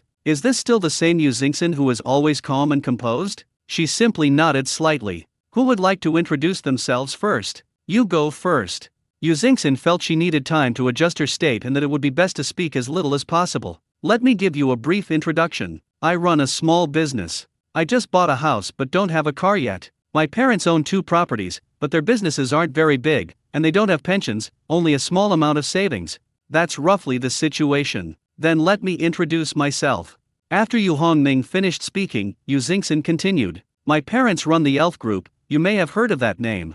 As for myself, I run a company called Yu's Investment, which is not well known, but has total assets of about 30 billion RMB. I also own 5 cars and 3 villas. That's about it. Yu Hongming was completely dumbfounded. This feeling is even more shocking than being struck by lightning. Just how impressive is the blind date mom is introducing this time? He couldn't help but wonder if his mother was too bold to let an ordinary family's child meet such a rich young lady. Wasn't she afraid of scaring him? Such a scheming mother really makes you wonder whether to laugh or cry. Fortunately, I now have a system to help me, and I also have some money in the bank. Otherwise, I'd probably have had to slink away today. Are you surprised? Yu Xingxin clearly noticed Yu Hongming's embarrassment. I'm worried that telling the truth will scare him away. At first, she hesitated to say too much. After all, her family background was indeed extraordinary. But she was genuinely interested in Yu Hongming and didn't want to lose this opportunity because he knew too much. It's okay, it's all within my tolerance.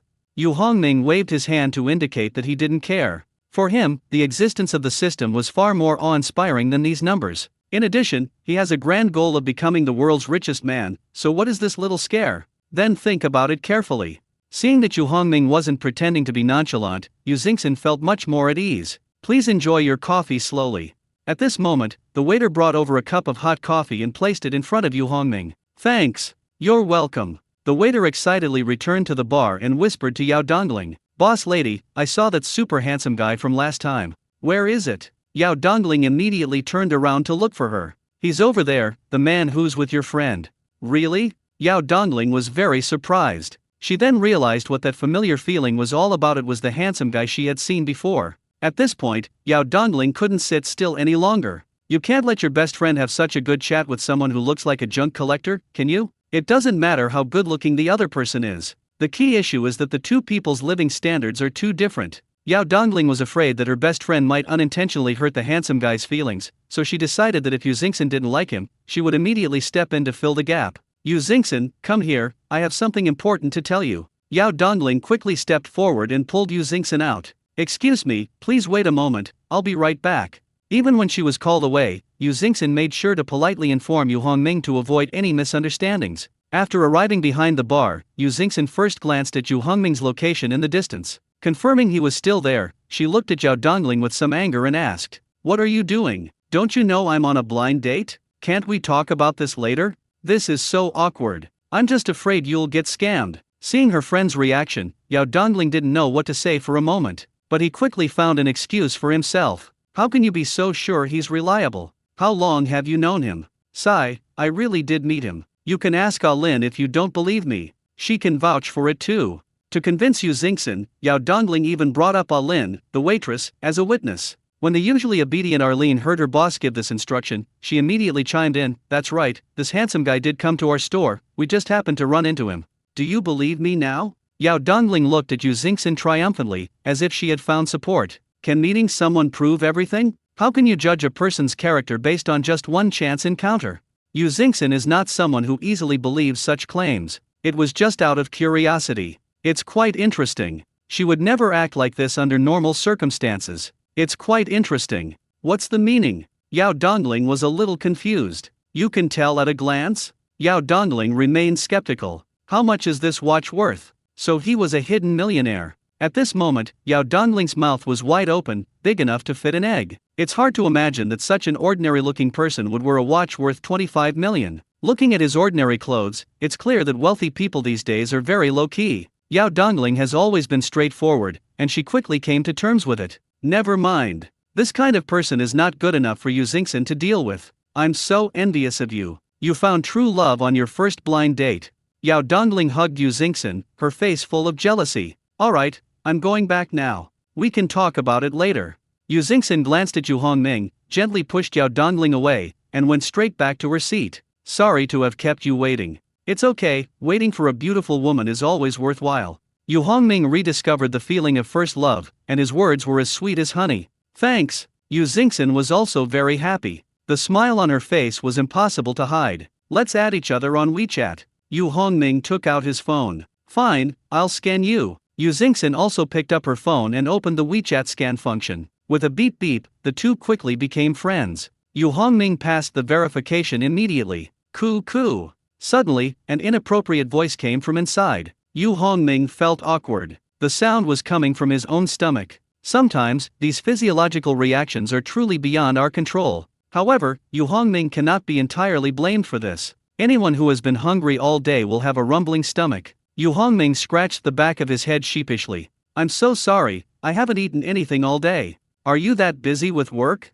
Yu Xingxin burst out laughing. No, I just overslept today. Yu Hongming did not want to lie. How about we go get something to eat? Okay. Yu Xingxin agreed almost without hesitation. She was somewhat surprised after agreeing. She agreed so readily, that's really unlike her. Let's go then. Yu Hongming invited Yu Xingxin to leave together. As he passed the counter, Yu Hongming did not forget to pay the bill. Under Yao Dongling's astonished gaze, Yu Hongming left with Yu Xingxin. This completely overturned Yao Dongling's understanding. After leaving the coffee shop, Yu Hongming looked at Yu Xingxin and asked, "Shall we ride in my car, or will you drive?" Yu Xingxin, take your seat. I hope you won't regret it. Yu Hongming gave Yu Xingxin a meaningful look. Don't worry, I won't mind. Clearly, Yu Xingxin did not take Yu Hongming's words to heart. I thought Yu Hongming was driving an ordinary car and was worried that I wouldn't be used to it. Then let's set off. Since Yu Xingxin said so, Yu Hongming had no choice but to bite the bullet and go for it. My car is over there. Yu Hongming pointed in the direction of the van. Okay. Yu Xingxin responded softly and walked over first. Yu Hongming quickly followed. But halfway there, Yu Hongming froze. Yu Xingxin actually stopped in front of an Accord and was about to open the car door. I tried once, but I couldn't pull it open. Open the door. Yu Xingxin looked at Yu Hongming with a puzzled expression. Well. Yu Hongming was at a loss for words. He then pointed to the van next to him. This is my car. Yu Xingxin's face flushed red instantly, making her look exceptionally cute. She lowered her head and fiddled with her hair a few times, trying to hide her embarrassment. This was probably the most embarrassing moment of Yu Xingxin's life. It made her feel particularly lost. That was so embarrassing. Why didn't you explain it clearly? Yu Xingxin glared at Yu Hongming like a little girl. Haha, it was definitely my fault. Get in the car. Yu Hongming quickly apologized. Do you think I'm stupid? Who are you underestimating? Yu Xingxin rolled her eyes at Yu Hongming and walked directly to the passenger seat of the van. If it were anyone else, Yu Xingxin definitely wouldn't bother with them. But it's different when this person is Yu Hongming. Yu Xingxin herself didn't understand why she had no intention of resisting when it was clearly a joke. Please get in the car, beautiful. Yu Hongming hurriedly opened the passenger door for Yu Xingxin. So at least you know what to do. Yu Xingxin got into the car with satisfaction regarding Yu Hongming's attitude. However, the sight inside the car surprised her a little. She saw that there were only 2 seats in the front of the van, and nothing in the back. Because it has been used for transporting goods for a long time, the interior of the vehicle looks very old. But Yu Xingxin only frowned slightly. She didn't want to appear too pathetic in front of Yu Hongming. Let's go. Yu Hongming started the car immediately after getting in. Oh my god. At the entrance of the coffee shop, a person stared blankly at the taillights of the van as it drove away. His eyes were so wide they almost popped out. This person is Yao Dongling. She couldn't believe what she was seeing. Her wealthy best friend ran off with a guy driving a beat-up van. That's incredible. In the system space, the 1-week cool-down period for random transactions has finally ended. I can trade again. I wonder what good stuff I'll get this time. Yu Hongming specially prepared a bag of Oreos, intending to use them as a bargaining chip. As before, I didn't bring much stuff, just enough for my needs. System, initiate random trading. I want to trade. Okay, the random trading has begun. Please get ready. In the blink of an eye, Yu Hongming found himself in the trading space. As always, a large countdown timer was displayed in front of him. 3 seconds passed. The number on the screen jumped to 57. Everyone understood that time was precious, so they got straight to the point. I have gold, silver, and other metals here. What do you have? I have this. As he spoke, Yu Hongming took out the bag of Oreos. The other person took one look, licked their lips, and was clearly very interested. Yu Hongming smiled slightly. I want gold. How much gold do you think you could exchange for my biscuits?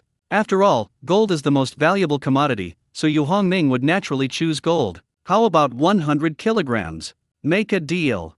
Yu Hongming wouldn't ask for an exorbitant amount. Trading a bag of Oreos for 100 kilograms of gold is such a great deal. Transaction complete, your items have been placed in place. The two then left the trading area together. Then, Yu Hongming left the system space directly. He received a system notification that his phone was ringing. On a highway, inside a speeding Bentley, a voice said, "Friends, I've arrived in Feichen. I'll be meeting the lithography machine master soon." The person excitedly calling out to his friends was none other than Su Leping. He was on his way to see Yu Hongming. And this so-called master of lithography machines is Yu Hongming. Since that incident, netizens have given him this nickname. Gradually, everyone got used to calling him that. Moreover, since they actually bought the lithography machine, the number of viewers in Su Leping's live broadcast room has increased significantly. The number of fans is about to break 100,000. This made him enjoy doing live streams even more. Aside from sleeping and going to the toilet, I spend almost all my time in the live streaming room. The host is awesome. Take us to see if the lithography machine master still has any in stock.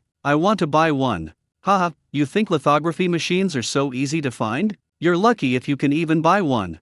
I'm just curious, where did that lithography machine come from? This guy is really mysterious. Although we don't know the specific technical parameters yet, it's not like an ordinary person can get their hands on such equipment. Su Leping did not broadcast the test of the lithography machine live. After all, his father was watching from the side, so how could he dare to do anything reckless? After the test, Su Mucha immediately gave an order that nothing about the lithography machine should be leaked. She even grabbed Su Leping's ear and reiterated that if he talked nonsense outside, he shouldn't expect any help from the family in the future. Thinking about the good life I've worked so hard for, I ultimately chose to keep quiet. Even if someone asks him during the live stream, he will only say that there is nothing wrong with the machine. All other details were left undiscussed. We played dumb. I actually have a mission to fulfill this mission. He didn't come here on his own initiative. There are indeed very few people in this world who can get Su Le to handle things safely. Of course, there is one that is absolutely possible. That's his father, Su Mucha. Ever since he returned from meeting Yu Hongming that day, the old man has been thinking about those machines. After a few days, I couldn't eat or sleep, but he was too embarrassed to go and ask in person. As a result, the task naturally fell to Su Leping. My dad forced me to set off, and told me to bring back some news. Su Leping dared not and did not want to resist Su Mucha's words. Not only did they follow the instructions, but they also acted swiftly. As soon as he was out of his father's sight, he began his performance a live stream. However, Su Leping didn't dare to reveal much along the way, only telling everyone that he had come to visit that master, without mentioning anything else. Half an hour later, the car stopped in front of Yu Hongming's second-hand goods market. The door was wide open, so I assumed someone was inside. So he hurriedly got out of the car. Look, everyone, this is where we bought the lithography machine before. Brother Yu's scrap metal recycling station. Look closely, this is an exclusive store of Fei Yang Resource Recycling Company. As he spoke, he even took a picture of the signboard at the entrance. Let's go in and take a look. However, once inside, they were stunned, because the scene before us has completely changed. The entire site was turned into a construction site. The previous layout was completely demolished and replaced by mountains of building materials. The live stream comments section immediately erupted in chaos. Looks like they made quite a bit of money after selling the lithography machine. Is this huge plot of land going to be used to build villas? The nouveau riche mode has been activated. Beep, beep. A WeChat message notification sound rang out. The call connected. What's up? Upon seeing that it was him, Yu Hongming still chose to answer the phone. After all, there are still more than 200 million yuan in deposits that have not been paid. If I don't answer the phone, people will misunderstand and think I've run away. Reputation is very important to him. Brother Yu, I've come to Feichen to see you. I'd like to go out for a stroll together. They were so familiar with each other from the very first word, they didn't even need to use titles. I'm busy. Yu Hong clearly and firmly refused. He already had plans to go for coffee with his best friend, Yuan Daong. Faced with a rich second-generation heir who is unrelated to you and a close friend, the choice is obvious. Su Leping was speechless for a moment. I thought it would go smoothly to ask someone out, but I was rejected as soon as I opened my mouth. If it were just for fun, that would be fine, but this time we have a mission, so how can we just turn back now? Wouldn't going back like that just be asking for trouble? Where are you going? Take me with you. I'm going to meet a friend for coffee, want to come too? Come on. I love coffee the most. Even though I was 100 times unwilling, I still forced myself to say those words. I'm a professional streamer, so I have some acting skills. I'm used to it. Okay, there's a Mingzhu ice cream shop on Huihei Road. See you in an hour. It was just a casual meeting, one more person wouldn't have mattered, so Yu Hongming didn't decline. Okay, I'll be there on time. Su Leping finally breathed a sigh of relief. They were finally able to meet. We won't go back empty-handed. He headed straight for the destination. Yuan Daong had already arrived at the window table in Mingzhu Ice Cream on Huihei Road. To his surprise, the female owner of the coffee shop actually came over and started a conversation with him. He knew himself well. He was tall and strong, with a rough face, and no girl had ever spoken to him first. Not to mention this one, who has a great temperament and is very beautiful. After chatting for a bit, I finally understood that they were there because of Yu Hongming. His heart skipped a beat. How did he end up becoming brothers with this guy? All his good fortune had been snatched away. Why are you here so early? Yu Hongming pushed the door open and came in at that moment. What would you like to drink? He casually ordered for Yuan Daong. Latte, please. Yu Hongming signed up on a whim. He grinned wickedly after the proprietress had walked away. Wow, the peach blossoms are blooming quite profusely today. Don't flatter yourself, they're after you. Yuan Daong rolled his eyes, looking aggrieved. Attack me? Yu Hongming pointed to his own nose, looking completely bewildered. She asked you a lot of questions? Actually, Yu Hongming had heard Yu Xingxin mention this proprietress before she was her best friend. But he wondered, why would a girl want to know about her best friend's blind date? Are they going to cause trouble again? Alright, stop talking about her. Yu Hongming sized him up. Where did you just come from? You look like you just crawled out of the desert. You were absolutely right, I just got back from Africa. Upon hearing this, Yuan Daong immediately perked up. Did the boss send you to look for minerals again? Yu Hongming knew this guy's background. They are constantly sent to remote areas, complaining every day about not eating or sleeping well, and being pressured by their bosses. After hearing it so many times, it's hard not to know. That's right. We're still far from meeting this year's targets, and the leaders are getting really anxious. How much difference? About 300 kilograms. Yuan Daong started complaining again. It's so hard to buy gold now. Jewelers are raising prices like crazy, and with the international situation in such turmoil, gold prices are skyrocketing. Oh, Yu Hongming's lips curled up slightly. It was a bad thing for Yuan Daong, but for him, it was a golden opportunity. The higher the price of gold, the more valuable the gold he possesses. But the question is, how do we make a move? His gaze swept across the room and landed on Yuan Daong. After thinking about it, I decided to take a gamble. Daong, I can help you with this shipment. Real? Yuan Daong's eyes lit up. He only wanted to complain to Yu Hongming. He never expected him to actually help. Yu Hongming nodded. However, the origin of these items is a bit unusual. Who cares where it comes from? As long as it's real, I'll cover for it. Yuan Daong patted his chest, eager to sign the contract immediately. Okay, I have 100 kilograms on hand. You can inspect the goods first. If there are no problems, we can discuss the rest. How about that? No problem, I'll do whatever you say. Yuan Daong wasn't stupid. With such a large order, how could he possibly trust the goods without inspecting them? Yu Hongming, I'm sorry I'm late. No sooner had he finished speaking than a man rushed in. Su Leping. Today was truly the worst day ever. It should have taken an hour to get there, but the tire blew out just 2 minutes after the car left the junkyard. The luxury car didn't even have a spare tire, so I had to call the dealership to call a tow truck. Want to hail a taxi? I've been sending orders on my phone for 20 minutes straight, but no one's answering. In the end, they had to bring it by tow truck, which took more than half an hour. Any later, and the person will probably be cold. Who is this? Yoan Daong was completely bewildered and looked at Yu Hongming. Have a seat. Yu Hongming pointed to the seat next to him and casually added, the young master of Shengming Optoelectronics. Yoan Daong's face turned dark. He stared at Yu Hongming, wondering if he had mistaken him for someone else. He knew his brother's family situation all too well. His parents were ordinary workers, they had a mortgage, and they had to be frugal and buy discounted vegetables even during the Chinese New Year. Shengming Optoelectronics? A chip giant with a market value of hundreds of billions? How could they possibly be related? The fact that he could get 300 kilograms of gold had already made him question his existence. The term Crown Prince has completely shattered his worldview. You must be Ming's friend? My name is Su Leping, Ming's buddy. Su Leping came up with a grin and tried to get close to him, acting as intimately as if they were brothers. Yu Hongming, when did I become your brother? My name is Yoan Daong. He awkwardly extended his hand, his heart pounding. So Yu Hongming really did have a connection with this big shot. You just mentioned gold? Is Brother Zhu in that line of work? Su Leping's mouth was like a dam had been opened, he couldn't stop talking. Yoan Daong nodded. I work in procurement at the Import and Export Company.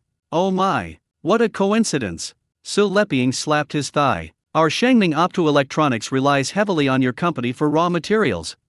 Yes, but I only handle gold procurement, I don't really know much about anything else. Oh, I understand. Su Leping waved his hand. With Ming GE as a connection, you can have as much gold as you want. In his eyes, for someone who can get their hands on a lithography machine, buying gold is as easy as buying milk tea. Yoan Daong stared blankly. Is this really the Yu Hongming I know? Just a few days ago he was so worried about finding a job that he lost his hair and went back to be the boss of a scrapyard. How did he suddenly become a prince? Will it be a turnaround for the junkyard, or will it directly enter the Fortune Global 500? His mind was buzzing, he was completely stunned. Yu Hongming, when will my lithography machine arrive?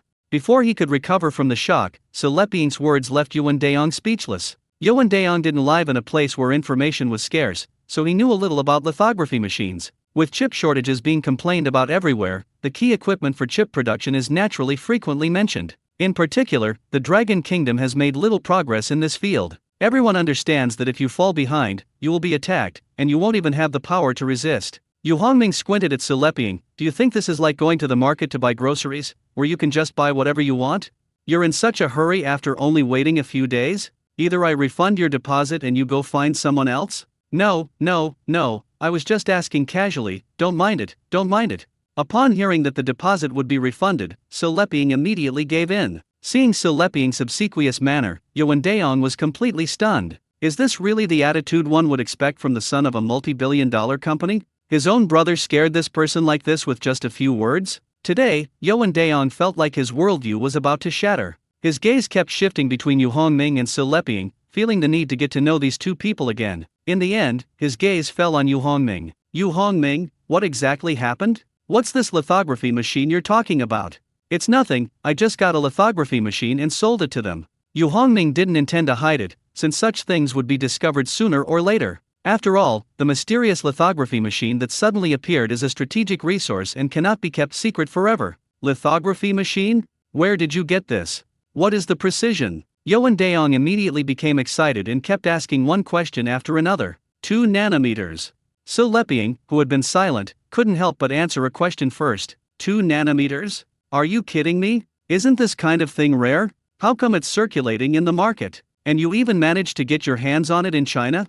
This time, Yoan Daong really went crazy, rushing up to Yu Hongming and grabbing him. It's understandable that he lost his composure, he knew all too well what a 2-nanometer lithography machine meant. This is a cutting-edge technological achievement, and it's subject to an embargo against China. Even in countries where it is possible to purchase, it takes a full 2 years from order placement to delivery. Upon hearing that his brother had actually managed to get his hands on one, Yoan Daong felt like he was dreaming. It was simply unbelievable. Calm down, it's just a lithography machine, no need to get so worked up.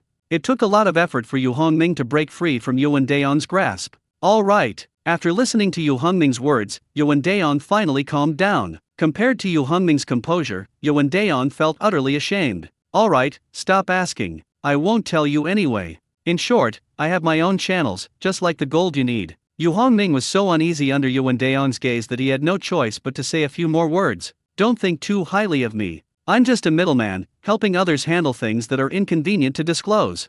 In order to reduce his visibility, Yu Hongming had no choice but to adopt this identity. He didn't care whether others believed him or investigated the person behind it. Since there's no way to find it, there's no need to worry. Okay, I won't ask anymore. Finally, Yuan Daong gave up on pressing the matter further. He knew very well that as long as Yu Hongming didn't want to talk, it was impossible to pry a single word out of him. So Leping also looked disappointed. Such important information was not being revealed. However, it was not without its gains. At least we learned that Yu Hongming had someone behind him, and that he was just a middleman. Go back and have Dad investigate to see if he can find out who's behind Yu Hongming. You should go back first. The lithography machine you requested will take another 2 months to arrive. Come back in 2 months. Yu Hongming waved his hand, signaling Su Leping to leave. He always felt uncomfortable having a stranger around. Alright, then I won't bother you two any longer. Su Leping wasn't stupid, he could definitely understand such an obvious order to leave. He tactfully stood up to take his leave. After seeing Su Leping off, Yu Hongming felt much more relaxed, and Yuan Daong started gossiping. Yu Hongming, how much did you sell them for the 2-nanometer lithography machine? Yu Hongming didn't speak, but held up 2 fingers. 200 million? Although Yuan Daong has some knowledge of lithography machines, he is not really clear about the specific price. In his view, 200 million yuan is already quite expensive for a machine. Make a bolder guess. It can't be 2 billion, can it? No way. That's so expensive. Yuan Daong began to have doubts. Be bolder. It can't be. Yuan Daong blurted out, his eyes wide open. In the end, Yuan Daong gave up his guesses and surrendered. I can't guess. This is beyond my imagination. Just tell me. Actually, your guess of 2 billion is very close. The total price is 2.4 billion, not including the 3 million deposit paid earlier. Yu Hongming stopped keeping everyone in suspense and told the truth. 2.4 billion? Despite some speculation, the figure of 2.4 billion still shocked Yuan Daong once again. From someone who couldn't find a job and had to go home to take over a scrapyard, to a millionaire with a net worth of 2.4 billion, Yuan Daong simply couldn't accept such a huge change. Of course, Yuan Daong was not jealous of this. After all, his own family is quite well off. Although he can't compare to Yu Hongming today, but at least it's much better than many people. Yuan Daong was a very content person. Otherwise, I wouldn't have become good friends with Yu Hongming in the first place. After all, there used to be a significant difference in social status between Yu Hongming and Yuan Daong. When are you going to take that gold with you? Seeing his friend's shock at the 2.4 billion, Yu Hongming quickly changed the subject. This will take a moment. I need to go back and report to arrange for a transport vehicle to come and deliver it. Yuan Daong thought for a moment and then replied. After all, this is 100 kilograms of gold, which is no small amount, and no one dares to underestimate it. Okay, just let me know when you're ready. Yu Hongming resumed his lazy demeanor and slowly took a sip of coffee. Yuan Daong didn't say anything more, enjoying this moment of peace. Yu Hongming. The tranquility lasted less than 10 minutes before it was broken by a sweet voice. You've arrived. Please have a seat. Upon seeing the person who had arrived, Yu Hongming quickly stood up, pulled out a chair for her, and invited her to sit down. Oh my god. Yuan Daong's eyes almost popped out of their sockets. My emotions, which had just calmed down, were thrown into turmoil again. What's wrong with me today? Why are there so many unexpected events? First he made a fortune, and now he's got a beautiful woman. At this moment, Yuan Daong had a new perspective on his good friend Yu Hongming. This is my college classmate and buddy, Yuan Daong. Yu Hongming pointed to Yuan Daong and introduced him to Yu Xingxin. Then he pointed to Yu Xingxin and said to Yuan Daong, this is my girlfriend, Yu Xingxin. Upon hearing the word girlfriend, Yu Xingxin lightly slapped Yu Hongming. Don't talk nonsense, it's not confirmed yet. Yu Hongming looked at Yu Xingxin meaningfully. Not confirmed yet? I thought it was already settled. Okay, since it's not confirmed yet, and my mom has arranged for me to go on a blind date tomorrow, should I go or not? Of course I can't go. Upon hearing that Yu Hongming was going on a blind date, Yu Xingxin immediately became anxious. Then she glared at Yu Hongming and said, you haven't even confessed to me yet, so of course you haven't. Okay, then, Goddess Yu Xingxin, would you like to be my girlfriend? Yu Hongming knelt down on one knee, picked up a bouquet of flowers from the table, and presented it to Yu Xingxin. Yu Xingxin nodded without hesitation. She didn't mind at all that the bouquet came from the coffee shop and took it without hesitation. It was held beautifully in my hands. Acid. Acid. Yoan Daong was once again dumbfounded and smelled a strong sour odor. The sour smell came from him. He simply couldn't accept it. Should he really not have gone out today? How could so many exciting things happen one after another? Can't people just live in peace? Yu Hongming, could you please not be so ostentatious? There are single people here. Can't you be a little considerate of their feelings?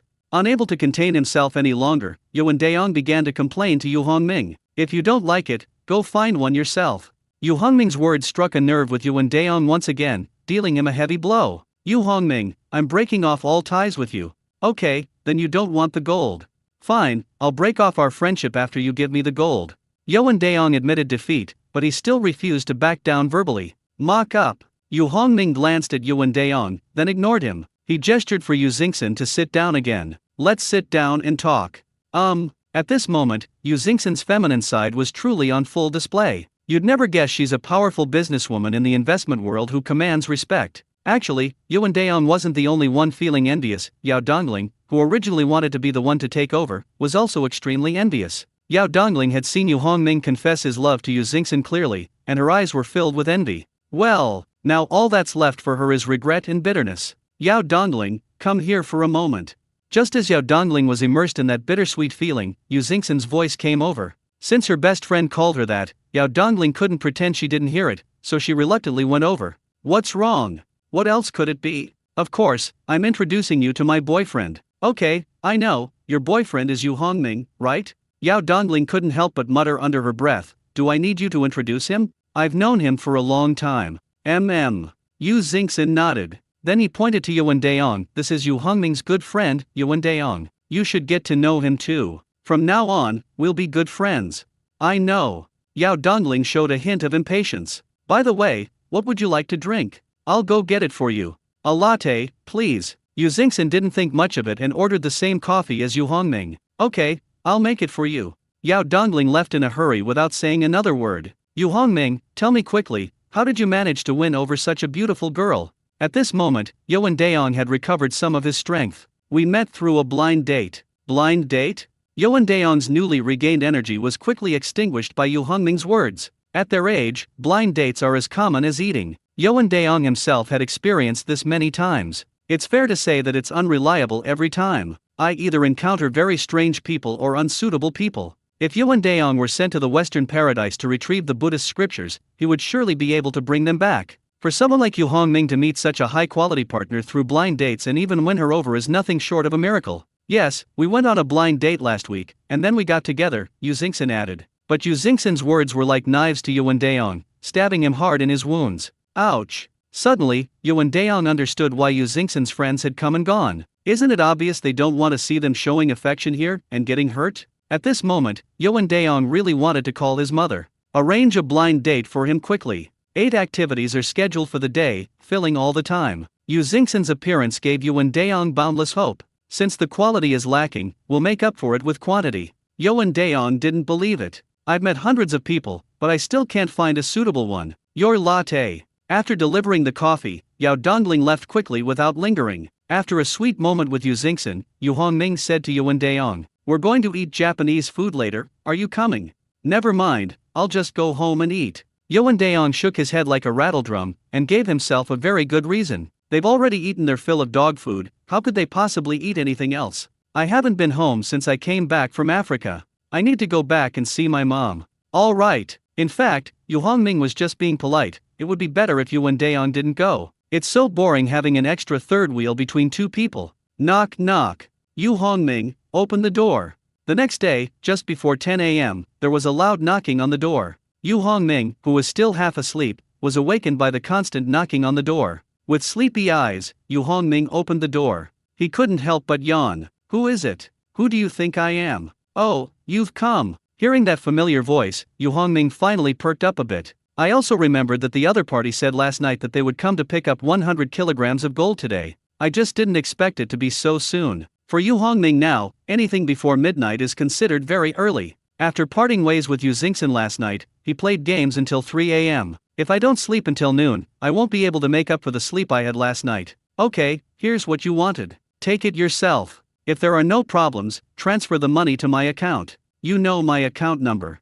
Yu Hongming pointed to the 100 kilograms of gold piled up in the living room, then turned around and went back to his room to continue sleeping. As for the 100 kilograms of gold, Yu Hongming had already taken it out and casually placed it in a corner of the living room after receiving Yuan Daong's call last night. Yuan Daong's face once again showed a helpless expression. This is a full 100 kilograms of gold. Based on the current gold price of 400 yuan per gram, this would be a huge deal worth 40 million yuan. Is 40 million less important than your sleep? Besides, aren't you a middleman? Have you ever seen such an irresponsible agent? Aren't you worried that someone will steal the gold? Also, aren't you afraid of attracting thieves by just leaving so much gold lying around? Even if you don't want to put it in a safe, you should at least cover it up, right? It's so directly exposed to the outside. Yuan Daong really couldn't understand how his best friend had turned out this way. Well, looking at the door closing again, Yuan Daong could only shake his head and sigh. Then he turned around and beckoned to the people outside the door. Come in. When Yuan Daong entered, he told the guards to wait outside until he gave them a call to come in. He had assumed that Yu Hongming would keep the gold in a safe or some hidden place where outsiders shouldn't be able to see it. Who would have thought that 100 kilograms of gold would be so openly displayed in the living room, without even being covered up? Yuan Daong realized he was overthinking things. Pack these up. After bringing in the escort personnel, Yuan Daong pointed to the pile of gold in the corner and glared angrily. Yes. In fact, the security personnel are just ordinary people. When they saw the 100 kilograms of gold that needed to be transported just casually placed in the living room, their eyes widened in disbelief. But they quickly regained their composure. Of course, I wouldn't say much more. As a security guard, keeping your mouth shut is the most basic requirement. Soon, 100 kilograms of gold were divided into 10 specially made boxes, each containing 10 kilograms. Furthermore, each guard's hands were handcuffed to the box. This is the standard escort procedure. As long as the goods are there, we'll stand together through thick and thin. Before long, Yu Hongming's living room was empty again. Yuan Daong also remembered to close the door for Yu Hongming. Yu Hongming continued to indulge in his daydreams, while Yuan Daong escorted 100 kilograms of gold back to the warehouse of the Feichen branch of the Import and Export Company. This warehouse is no ordinary warehouse, its precious metal vaults are comparable to those in bank vaults. In short, the security measures are very strict. The destination of Yuan Daong's escort this time was the precious metals vault here. After the car entered the warehouse, Yuan Daong's superior, Luan Hongfu, was already waiting there with a group of people. And this leader was the one who sent him to Africa to look for gold. Yuan Daong reported on his work yesterday, and Luan Hongfu also attached great importance to it. In fact, Luan Hongfu himself was quite carefree. As long as the gold was legitimate and not stolen or robbed, he didn't care where it came from. The key is to help him complete the tasks assigned by the company. Now, following behind Luan Hongfu is the company's precious metal testing expert. Their task was to test the 100 kilograms of gold that Yuan Daong had brought back to see if it was real gold and what its purity was. Yuan Daong, you did a great job this time. Luan Hongfu praised Yuan Daong generously, then turned around and waved to the inspector behind him. Let's get to work. Okay. The inspectors immediately sprang into action, instructing the security guards to take the gold to the testing lab, where each piece of gold was carefully examined and labeled. Half an hour later, the staff member in charge of the test appeared in front of Luan Hongfu again. Mr. Wang, all the gold has reached a purity of 99.99% and can be put into storage directly. Very good, Luan Hongfu nodded in satisfaction, his gaze toward Yuan Daong becoming even more ardent. Yuan Daong, you are a great hero this time. If you manage to get the remaining 200 kilograms of gold, a promotion and a raise will be a piece of cake. Please rest assured, Mr. Wang, I will take care of it as soon as possible, Yuan Daong replied hurriedly. He wasn't particularly concerned about promotions or raises. What he feared most was being sent to Africa to pan for gold again. If he could avoid that, he'd be laughing in his sleep. That place was really unpleasant to stay in. Not only was it chaotic, but the environment was also terrible. I never wanted to go there a second time after visiting it once. Okay, put this batch of gold into storage first, and then report the exact weight data to the finance department. Luan Hongfu turned to the head of the inspection team and gave them instructions. Before leaving, he also reminded Yuan Daong, remember to give me the other party's bank account number, and I will have the finance department arrange the payment. Luan Hongfu is very shrewd. He knows very well that quick payment is key if he wants to continue the transaction next time. He was still thinking about getting things sorted out as soon as possible. He couldn't sleep soundly for a day if he didn't finish the company's tasks. President Wang, please rest assured, I'll take care of it right away. Yuan Daong immediately nodded in agreement. Even if Luan Hongfu didn't say it, he would never forget this matter. After all, Yu Hongming trusted him so much that he entrusted him with gold worth more than 40 million yuan. Regardless, Yuan Daong had to handle it well in order not to betray this trust. In Anken, at the Shengming Optoelectronics building, Chairman Sumucha summoned the company secretary to inquire about the situation. Is the announcement ready? It's ready, and we can release it any time. The company secretary quickly placed the prepared announcement in front of Sumucha. Sumucha didn't read the contents much and simply nodded. Then let's send it out as soon as possible before the stock market opens. Do we need to apply for a trading halt? As the company secretary, I should know some of the follow-up actions, because raising such a large sum of money as 30 billion yuan must require board approval. Although Sumucha almost controls the entire board of directors, the formal procedures still need to be followed, otherwise, the China Securities Regulatory Commission, CSRC, would certainly not let this opportunity pass. Need not. Sumucha was confident in his plan. He also intended to achieve other goals through this matter, but he didn't mention it at the board meeting. Understood, I'll take care of it right away, the secretary replied, turning and leaving the office. Shortly before the stock market opened, 5 minutes later, Shenming Optoelectronics issued an announcement. Due to the continued strong demand for chips in the market, we have decided to invest 30 billion yuan to build a production line with an annual capacity of 1 billion wafers. The funds will be raised through the issuance of convertible bonds. The news immediately sparked heated discussions on the stock forum of Shenming Optoelectronics. The wise ruler is about to make another big move. 1 billion units produced annually? That's quite an ambitious goal. Is this good news? I just bought 20,000 lots of Shenming Optoelectronics stock yesterday. Will it go up today? Some of the industry leaders also started chatting in a small group. President Su is really bold. But is it easy to build such a large-scale chip production line? An annual production of 1 billion tablets? That's a dream come true. The most critical issue is the lithography machine, which President Su probably can't solve. As they talked, the topic shifted to the difficulties the country is currently facing. Ugh, it feels awful to be choked. Let alone within the next 20 years, even Longwei, which is at the forefront, is working hard for 28nm technology, not to mention others. The gap is too big. Without a major technological breakthrough, it's unlikely to happen for at least 20 years. It seems we'll have to continue being controlled by others. I'm not going to say anything more. I'm going to ASLM to see Douglas and try to buy a few more machines. At 9:30 a.m., the stock market opened on time. The stock price of Shenming Optoelectronics was 3 points higher than usual and continued to rise. Unfortunately, the good times didn't last long. Just 10 minutes later, a financial media outlet published an article titled Shenming Optoelectronics 30 billion yuan fundraising is a scam, and the 100,000 waste per year production line is hopeless. As the article spread rapidly, Shenming Optoelectronics stock price began to plummet. Not only did the gains at the opening disappear completely, but the price also fell to -5% at one point. This news caused panic among many retail investors. The stock forum immediately erupted in discussion. This is insane. How could such a large company like Shenming Optoelectronics do something like this? The article is absolutely right. There is a global shortage of lithography machines right now. Shenming Optoelectronics wants to build a production line with an annual output of 1 billion pieces? That's an absolutely impossible task. The conclusion is clear, they are just trying to make money. These days, listed companies are becoming increasingly unreliable. Would you still dare to buy these stocks? I must report this, I absolutely must report this. Luckily, the convertible bond hasn't been issued yet, otherwise I would have bought it. I predict that the first IPO to break its issue price this year is about to appear. On a golf course in Shanghai, 2 people were playing golf, but it was obvious that one of them was constantly fawning over a white man. This white man is Douglas, the president of ASLM's China branch, who is responsible for all of the company's business in China. Mr. Douglas, did you see what happened this morning regarding Shenming Optoelectronics?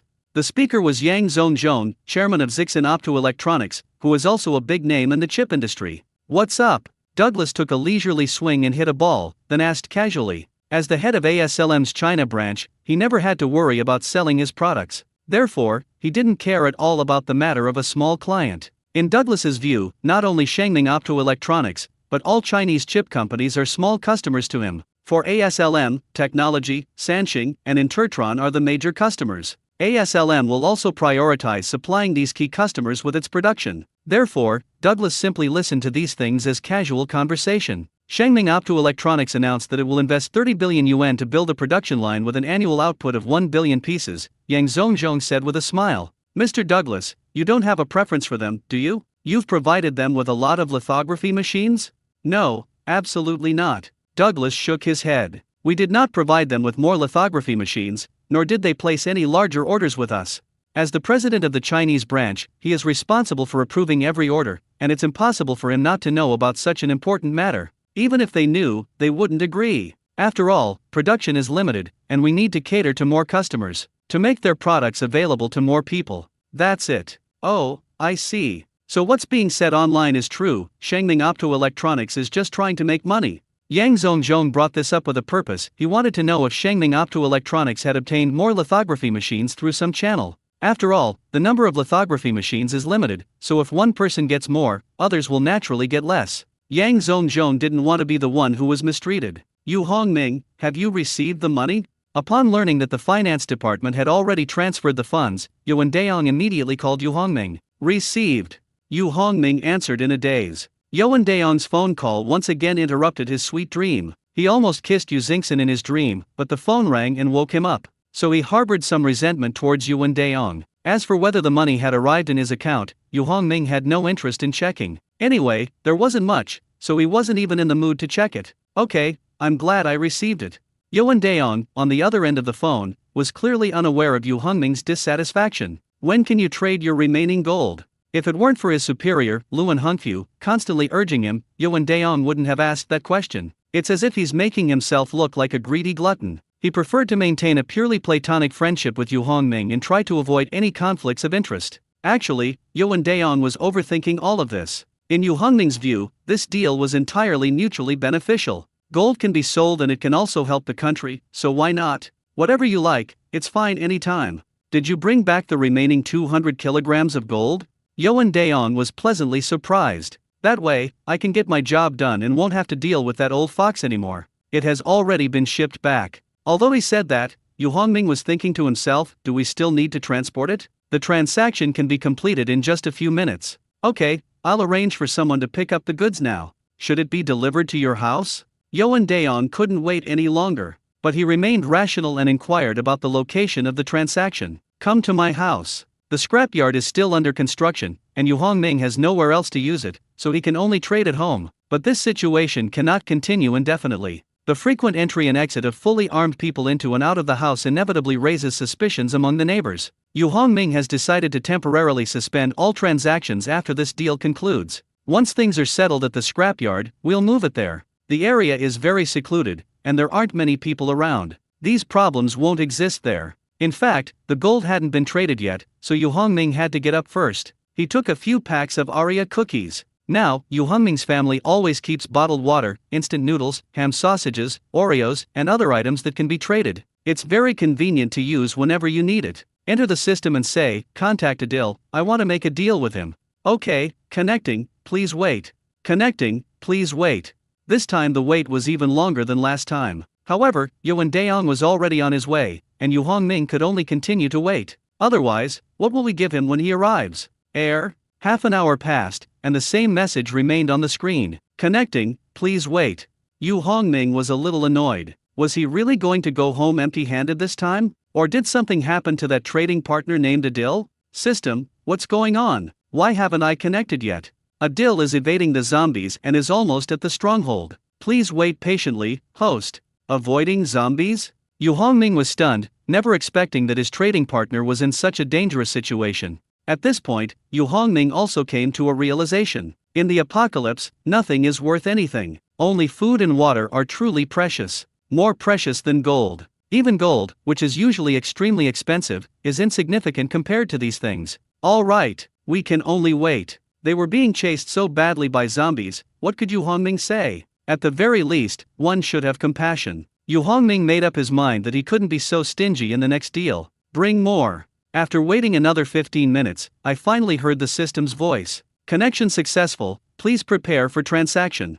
Hello, we meet again. I'm sorry to have kept you waiting. After the trading space opened, Adil, who appeared at the same time as Yu Hongming, greeted him very warmly. Although he looked disheveled, there was no sign of tension on his face as if he were being chased by zombies. Are you all right? I heard you were chased by zombies? It's all right, I'm used to it. We're short on time, let's begin the transaction. Adil waved his hand, appearing indifferent. Yu Hongming glanced at the countdown. The time has now reached 42 seconds. We definitely need to hurry. Yu Hongming took out 2 packs of Oreos. Okay, I brought 2 bags of this. Can I exchange them for 200 kilograms of gold?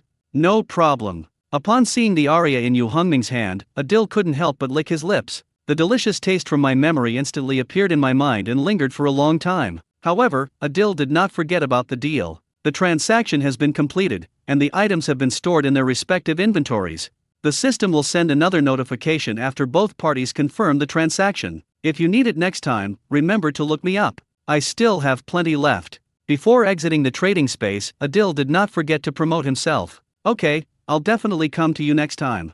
Yu Hongming readily agreed. After all, he was quite interested in gold as a hard currency. After emerging from the space, Yu Hongming also took out 200 kilograms of gold. Place it where it was before. 200 kilograms of gold may sound like a lot, but it's not actually that big, so it won't take up too much space. If another 100 tons were brought in, Yu Hongming's living room would be able to hold them all. I just don't know if the floor slab can withstand it. Bang bang. Not long after the transaction was completed, there was a loud knocking on the door. Without a doubt, the person who came was Yuan Daong. Only he would dare to knock on the door so loudly. Aren't your hands hurting from all that force? I'll say it again, I have a doorbell. Yu Hongming opened the door and gave a long rant. It's not that I'm afraid of anything else, it's that I'm afraid Yuan Daong will break the door and I won't be able to explain it to my parents. Otherwise, when his parents come back from their trip and find that the door has been replaced, they'll wonder what he did. A beating is inevitable. What's the harm in hitting you a few times? It won't hurt you. Yuan Daong didn't care at all and retorted directly.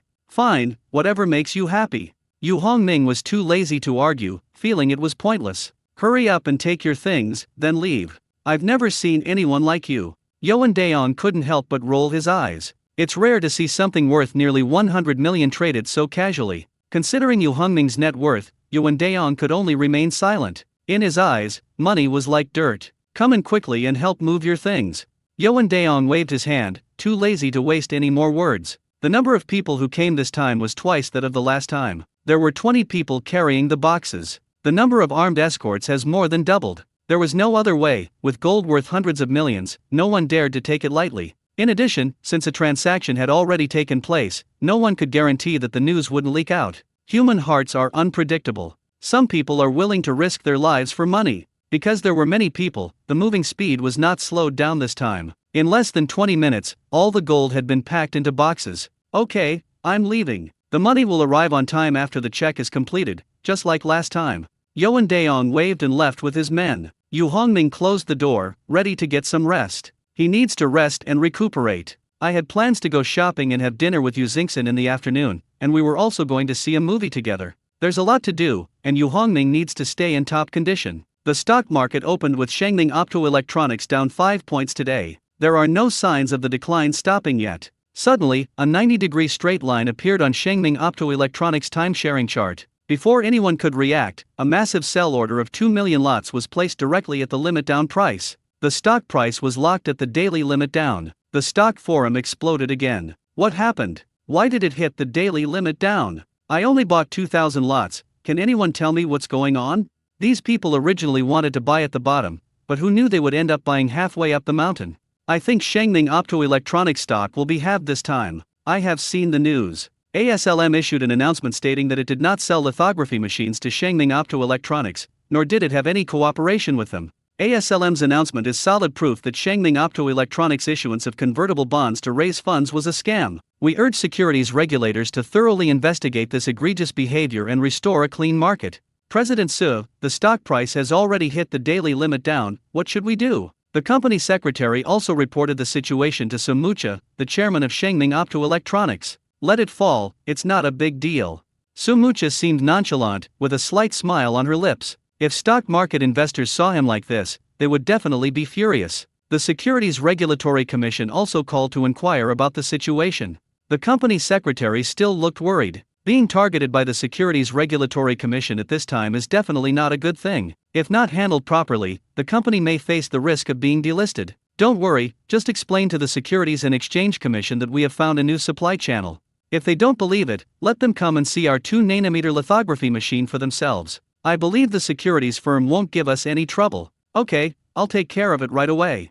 The company secretary immediately agreed and took immediate action. The next day, while the stock forum for Shengning Optoelectronics was still filled with complaints, the China Securities Regulatory Commission suddenly issued a statement. After a detailed investigation, it was found that Shengning Optoelectronics fundraising was legal and compliant. Regarding the lithography machines that shareholders are concerned about, it is true that Shengming Optoelectronics has purchased a large number of lithography machines through special channels, but this involves certain confidential matters, and we ask for your understanding. Such direct support is uncommon, especially for private enterprises. The moment the news was released, in less than 3 seconds, the stock price of Shengming Optoelectronics soared to the daily limit like a rocket. Moreover, the buy orders at the limit-up price continued to increase, quickly accumulating to 3 million lots. It's almost impossible to break this limit up today. The online forums were in an uproar. This is outrageous. I just sold all my shares and it hit the daily limit up. Give me my money back. I just sold it at the lowest price. Sigh, I was too late. I just saw it and wanted to cancel the order, but it was already too late. I was lucky, I made 20% today. Putting aside the issue of making money, aren't you curious about how Shengming Optoelectronics found this procurement channel? I am indeed curious. Since the authorities have come forward, it means that this road must be real. Besides a few major manufacturers, who else has the capability to provide so many cutting-edge lithography machines? It's simply unbelievable. There are very few places in the world with a large number of these devices. Could it be that Shengming Optoelectronics has really acquired those few companies? I haven't heard of these companies replacing their old production lines. Things are getting more and more complicated. Who cares, as long as I can make money in the stock market? Following the Securities Commission, people from the Academy of Sciences also arrived. Even representatives from the import and export company came. After all, 2-nanometer technology and equipment are very rare in the country, and the Securities Regulatory Commission would not dare to hide it. After seeing the actual item, they immediately reported it. The Academy of Sciences, which was most interested, immediately sent people over after learning the news. Although the Academy of Sciences has a team dedicated to researching this technology, achieving a breakthrough quickly is not easy. Now that they've learned that a private company actually possesses 2-nanometer level lithography equipment, how could the Chinese Academy of Sciences not be anxious? Furthermore, the arrival of import and export companies was only natural. The company is responsible not only for purchasing ordinary materials, but also for many important materials that are restricted from export. The difficulty in obtaining it is beyond description. Just when everyone thought the matter was over, ASLM's branch in China suddenly released a statement. After confirmation from the head office and multiple partners, the so-called special procurement channels of Shengming Optoelectronics are purely fictitious. In light of Shengming Optoelectronics' misleading behavior, and with the approval of the head office, we will terminate all cooperation with them. In the future, they will also be blacklisted to ensure that they or their partners are no longer provided with any lithography machines. This statement immediately impacted the stock market. The stock of Shengming Optoelectronics, which had hit the daily limit for 3 consecutive days, suddenly had its price fluctuation limit lifted, and the trading volume surged tenfold. Investors have differing opinions regarding the future direction of Shengming Optoelectronics. Some people trust the information provided by ASLM more, while others tend to believe in the authority of the authorities. After intense discussion, the stock price ultimately remained within plus or minus 1%. At this moment, facing pressure from all sides, Sumucha felt extremely troubled. Since he doesn't plan to reduce his holdings and cash out, the stock price doesn't affect him much, and he doesn't bother with it. People from the Academy of Sciences and the import and export company kept pressing for the specific origin of the lithography machine, but Sumucha didn't want to say. After all, this is crucial to the company's future. However, after the Academy of Sciences and the import and export company repeatedly assured that the information would not be leaked to other chip manufacturers, and that even if purchased, it would only be used for research purposes. After careful consideration, Sumucha felt that she should first seek Yu Hongming's opinion. He would disclose it if the other party agreed. Otherwise, I would rather die than speak. Finding a quiet place, Sumucha dialed Yu Hongming's number. Why are you here again? Didn't we agree to contact each other again in 2 months? After the call was connected, Yu Hongming's dissatisfied voice came through. Despite feeling helpless, Sumucha responded cautiously. Even if he believed he was not wrong, he still dared not act recklessly in front of Yu Hongming. Boss Yu, someone called because they insisted on seeing you. Who? Yu Hongming asked coldly. There are also people from the Chinese Academy of Sciences and import/export companies. Okay, let them come over. Yu Hongming clearly anticipated that this day would come sooner or later, so he did not refuse. There's an aircraft carrier lying in my inventory, waiting to be handed over to the country. Okay, I will convey your message. Wait a moment. If you want to say that someone from the import and export company is looking for me, you can ask them to send Yuan Daong over. He is my old classmate. Okay, I'll do as you say. Sumucha quickly agreed, feeling extremely envious of Yuan Daong. With the help of his old classmate Yu Hongming, Yuan Daong's future is sure to be bright. After making the phone call, Sumucha reappeared before the personnel from the Academy of Sciences and the Import and Export Company. How about it? Upon seeing Sumucha return, they immediately surrounded her. The people from the Academy of Sciences and the Import and Export Company were more concerned about this matter than about the Sapanwood tea. Good. Sumucha nodded. In this situation, he wouldn't dare to make a joke. After all, a single sentence could plunge him into the abyss. Good. People from the Academy of Sciences and the Import/Export Company laughed. Everyone breathed a sigh of relief after getting the desired result, as if everything was under control. There are indeed few people in this world who can refuse their requests. There's one more thing I need to mention, which the other party specifically brought up. Sumucha said calmly. Speaking. People from the Academy of Sciences and the Import/Export Company said the same thing. The other party specifically mentioned that one of his classmates, Yoan Daeong, works at our Import/Export Company. If the Import/Export Company wants to contact him, they should contact Yoan Daeong. Okay. The people at the Import/Export Company immediately agreed. Instead of feeling slighted, they were pleasantly surprised. Having connections makes things much smoother. That's absolutely true. You can get things done without any obstacles. Upon seeing this, the people from the Academy of Sciences showed expressions of envy. They silently decided that once they met that person, they would definitely check whether he had any connection with their workplace. We don't need to be very close, some contact is enough. The benefits shouldn't all go to the people in the Import and Export Company. This is his address and phone number. Sumucha was quick and efficient. She wrote Yu Hongming's information on a piece of paper and handed it to them. By the way, his name is Yu Hongming. Wu is the Wu in Mouth Sky, Hong is the Hong in Wild Goose, and Ming is the Ming in Understand. Only then did I realize I hadn't mentioned my name, so I quickly added it. Okay, thank you very much, Mr. Zhou. We'll take our leave now. Having received the information, everyone was eager to go to Feichen to meet the mysterious middleman. According to Sumucha, all he wanted to see was a middleman. As for who the real person behind it all is, even Sumucha doesn't know. Previously, Su Leping had encouraged Sumucha to investigate Yu Hongming's boss, but he ended up getting a lesson for it. This kind of stupid thing must never be done again. Sumucha didn't want her child to be so confused. After all, the powerful figure behind it wasn't easy to find out. If we anger Yu Hongming, then we'll be in big trouble. As long as you can buy what you need, who's behind you doesn't really matter. Call. After seeing off the people from the Academy of Sciences and the Import and Export Company, Sumucha finally breathed a sigh of relief. Dealing with these people is more tiring than working a full day, but they had no choice but to accompany him throughout, since they couldn't afford to offend anyone.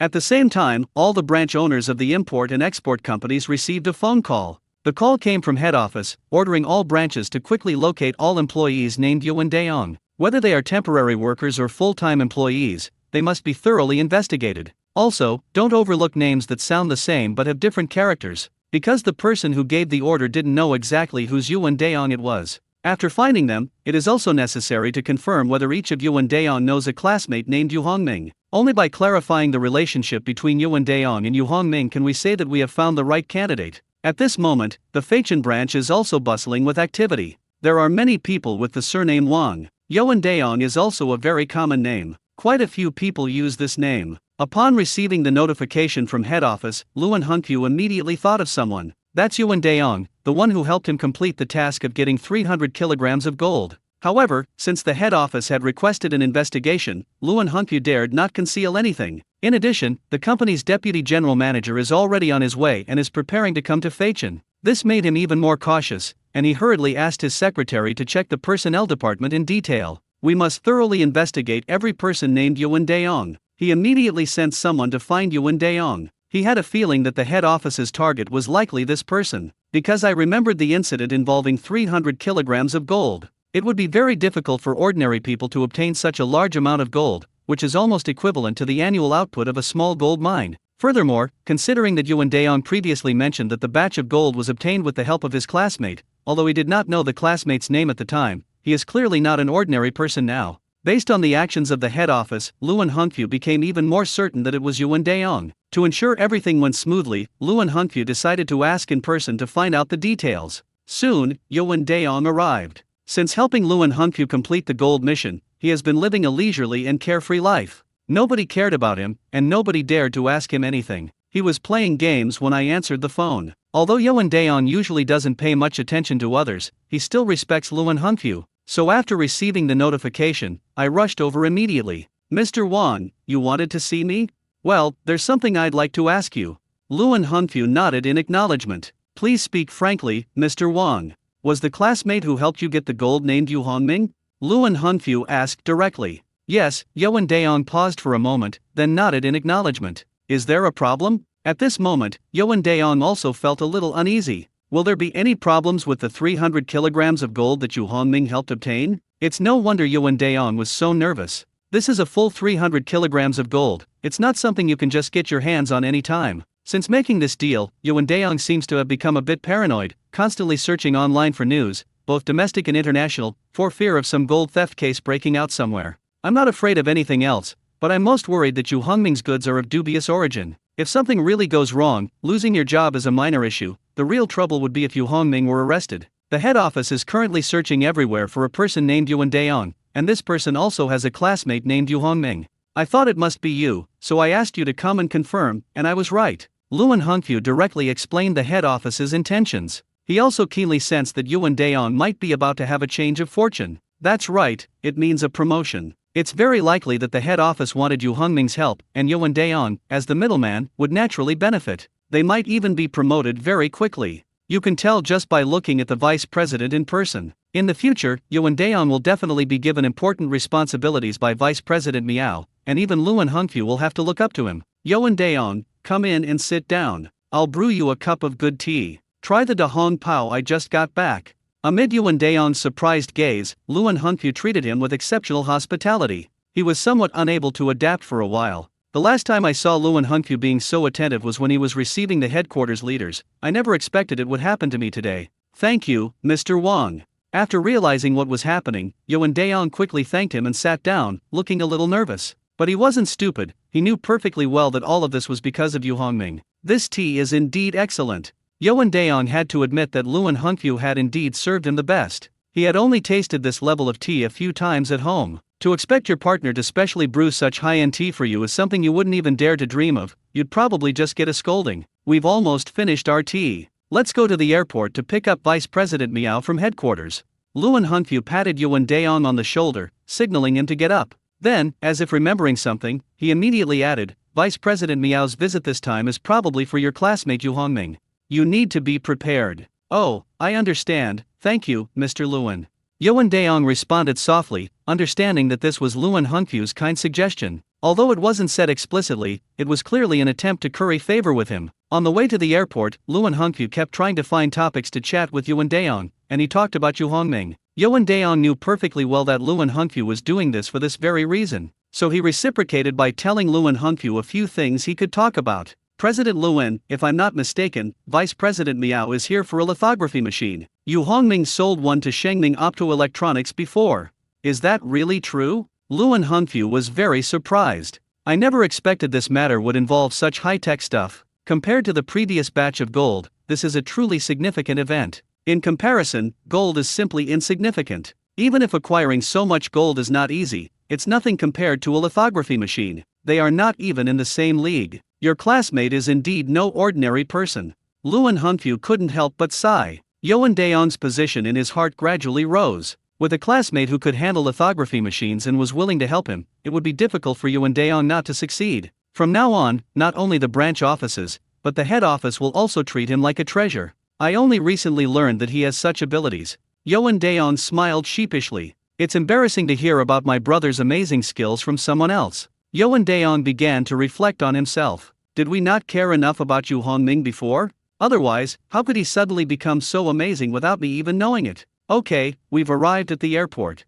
Don't be too nervous when you meet Vice President Miao later. I think he has a good impression of you. Luan Hongfu made a joke when he asked Yuan Daong to get out of the car. How could I dare? I'll still follow you from now on. Yuan Daong knew very well that now was the time to show his loyalty. Since Luan Hongfu was being so kind, I had to appear humble as well. Although he knew his future status was extraordinary, Yuan Daong did not want to leave Feichen. He also understood that no matter how high his position became, it could never surpass that of Luan Hongfu. She didn't want to leave, but she couldn't replace Luan Hongfu. If she wanted to live a good life, she had to maintain a good relationship with Luan Hongfu. We help each other and take care of each other. Luan Hongfu was very satisfied with Yuan Daong's answer, and a smile appeared on his face. Luan Hongfu wasn't afraid of anything else, but he was afraid of encountering some hotheads who were impossible to reason with. Fortunately, Yuan Daong is not that kind of person. Let's go in. Okay, Mr. Lewin. Upon arriving at the airport arrival hall, after waiting for about 15 minutes, Vice President Miao has arrived. Yuan Daong and Lewin Hungfu both saw Vice President Miao and his group at the same time. When the company's vice president travels, he will definitely be accompanied by a large group of people. However, judging from today's appearance, the team is exceptionally large. The number of people is more than double that of the past. However, Yuan Daong and Lewin Hungfu didn't dare to think too much about it and quickly went to meet them. At this point, the main character was still Lewin Hungfu, so he walked in front, with Yuan Daong closely following beside him. The others could only follow behind. Vice President Miao, thank you for your hard work. It's nothing, it's for the company. The way leaders speak is different, it makes you feel they are very wise. Let's go. Vice President Miao didn't say much and directly asked to leave. Time is tight, this is not the time for ostentation. In some matters, Vice President Miao handled things very decisively and efficiently. Otherwise, he wouldn't have been able to become a vice president in his early 50s. Vice President Miao, please wait a moment, let me introduce this person to you. Lewin Hungfu stopped Vice President Miao. Normally, he wouldn't dare do this even if he had 10 lives, but he has an ace up his sleeve. Vice President Miao immediately looked at Lewin Hungfu seriously, but he wasn't angry. Because they knew Lewin Hungfu was a steady person and wouldn't do this without a reason. The fact that you stopped him at this point indicates that the person you were introducing is very important. Okay, go ahead. Vice President Miao readily agreed. Yuan Daong, come here. Lewin Hungfu waved. Then, he respectfully said to Vice President Miao, Vice President Miao, this is Yuan Daong, whom the company has been looking for. Real. Vice President Miao was pleasantly surprised, and the previous gloom was swept away. He stared at Yuan Daong, who was approaching. When Yuan Daong came before him, he asked eagerly, Your name is Yuan Daong? You have a classmate named Yu Hongming? Yes, my name is Yuan Daong, and my classmate's name is Yu Hongming. Yuan Daong answered calmly. He used to tremble when speaking in front of Vice President Miao, but now, with Yu Hongming's support, he has nothing to fear. Very good. Vice President Miao looked at Yuan Daong as if he had discovered a new continent, his eyes shining. So what's your relationship like with your classmate Yu Hongming? Vice President Miao is no ordinary person. He needed to figure out the relationship between Yuan Daong and Yu Hongming in order to decide how to arrange Yuan Daong's position. If they are just ordinary friends, then that's a different story. However, if the relationship is close, Yuan Daong's status will be elevated. Very good friends, the kind who share pants. Yuan Daong was already very familiar with this kind of talk. He also felt that he had a good relationship with Yu Hongming. Exaggerating a little is fine. Very good, you have great potential. Vice President Miao's smile widened, becoming even more pronounced and impossible to conceal. He gently patted Yuan Daong on the shoulder and said to Lewin Hungfu, We should nurture outstanding talents like Yuan Daong. Ding Tian, you have to take responsibility for this. We can't let such talent go to waste. Definitely, definitely. I will immediately study how to train him when I get back. Lewin Hungfu nodded repeatedly in agreement. Vice President Miao was implying that he was being given a chance. This is the art of leadership, some things don't need to be said directly. Compared to Vice President Miao, Lewin Hungfu felt that he still had a lot to learn. Could you contact your classmate now? I'd like to visit him. Comrade Yuan Daong, is that right? Just as Yuan Daong was about to agree, someone suddenly interrupted. The harmonious scene was instantly shattered. He Yunsheng, what do you want to do? Upon recognizing the person, Vice President Miao immediately tensed up. He Yunsheng was the leader of the Lonk Institute team this time, and he came specifically to poach people. I didn't intend to do anything, I just wanted to make friends with an outstanding young man like Yuan Daong. He Yunshen's nonchalant attitude infuriated Vice President Miao, who gritted his teeth in anger. He Yunsheng, don't go too far. Where did I go too far? Yuan Daong isn't an employee of your company, he has the right to choose freely. Instead of backing down, He Yunsheng became even more provocative. However, these are all minor issues. What He Yunsheng said next made Vice President Miao really worried. Yuan Daong, I am the Vice President of Lonk Academy. Would you like to work with us? Any position is fine, you definitely won't be disappointed. He Yunsheng, you really can't do this. Vice President Miao said angrily. Even the most composed person has moments of anger, let alone a vice president like him. He had reached the point where he could no longer tolerate it. He glared angrily at He Yunsheng, but still maintained a certain level of politeness and did not start swearing. Yuan Daong, don't listen to him. What he can give you, I can give you too. Vice President Miao comforted Yuan Daong while giving Lewin Hungfu a wink. Ding Tian, I remember the Feichen branch is still short of a deputy general manager position, right? That's right, that's right. Luan Hongfu quickly nodded in agreement. He actually knew that there was no shortage of people for that position. The company already had 3 vice presidents. However, he also understood that this was Vice President Miao's way of trying to retain Yuan Daong's loyalty by offering better terms. Thinking about how he had worked so hard for so many years to become a vice president, Luan Hongfu suddenly felt that no matter how hard he tried, it couldn't compare to opportunities and connections. Since this position has been vacant for so long, and now there's such a suitable candidate, why didn't you tell headquarters in the first place? Ding Tian, what you're doing isn't very ethical. Yes, it was my mistake, I will reflect on it. Upon returning, immediately report and recommend Yuan Daong for promotion to vice president. Luan Hongfu continued to pretend to be compliant and tried his best to behave well, which even made Vice President Miao show a satisfied smile. Seeing Vice President Miao and Luan Hongfu singing in unison, even He Yunsheng was rendered speechless. As a seasoned professional manager, He Yunsheng knew that it would be difficult for him to take Yuan Daong away this time. The positions offered by the import and export company are not bad, any rational person would know how to choose. Yuan Daong, if you ever find yourself unable to make it at the company, feel free to come to me anytime. My door will always be open for you. Although he was unsuccessful, He Yunsheng still said something that gave Vice President Miao an even bigger headache. If you're not satisfied with the branch office, you can also consider the head office. I can arrange everything for you. Vice President Miao patted Yuan Daong on the shoulder and promised. This was actually more of a response to He Yunsheng. In the end, He Yunsheng could only snort coldly and helplessly return to his team. After getting rid of the troublesome He Yunsheng, Vice President Miao immediately instructed Yuan Daong, "Call Yu Hongming now, we're going to visit him." "Okay, I'll contact them right away." Yuan Daong readily agreed and immediately dialed Yu Hongming's number. "Hello, is this someone from your company looking for me?" came a calm voice from the other end of the phone. Yuan Daong sensed something was amiss. It seemed Yu Hongming had anticipated this all along. Upon hearing this, Vice President Miao felt a great sense of relief, knowing that he had found the right person. "Yes, Vice President Miao wishes to meet with you." "Alright then, let them go directly to Mingzhu Ice Cream and wait for me." Yu Hongming didn't want too many strangers coming and going from his home, so he arranged to meet at a place he often visited with Yuan Daong. It will take about an hour to get there. "Okay, I understand." After hanging up the phone, Yuan Daong immediately told everyone, "Yu Hongming told us to wait for him at Mingzhu Ice Cream." "Okay, let's go." A group of people boarded the car, ready to head to their destination. Vice President Miao specifically asked Yuan Daong to sit with him in the back seat, and the 3 of them left side by side. Luan Hongfu naturally sat in the passenger seat. Luan Hongfu's move was very wise. He knew that Vice President Miao had a lot to say to Yuan Daong, so he gave the 2 of them enough space to chat. After getting in the car, Yuan Daong didn't forget to tell the driver the location of Mingzhu Ice Cream. "Keep a close eye on that car in front. If you lose it, you're fired," Yuan Daong reminded the driver. On the other side, He Yunsheng immediately urged their driver to follow the export company's vehicle closely. He Yunsheng heard that the meeting place was at Mingzhu Ice Cream, but where exactly? He didn't dare to look around randomly, so the best way was to follow their car closely. At Shangning Optoelectronics Company, the company secretary reappeared in the chairman's office, looking excited. "Mr. Zhou, our financing plan has been approved by the China Securities Regulatory Commission." "So fast?" Sumucha was somewhat surprised. The China Securities Regulatory Commission, CSRC, moved at an astonishing speed, taking less than a month from application submission to approval. "I remember the fastest approval I ever got was 6 months. Yes, unprecedented."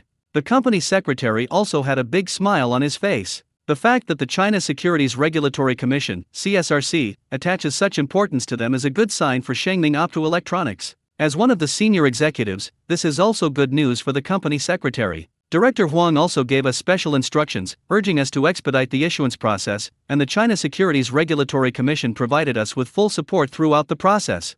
Finally, the company secretary revealed a mysterious look. Secretary Huang told me that the higher UPS are taking this matter very seriously.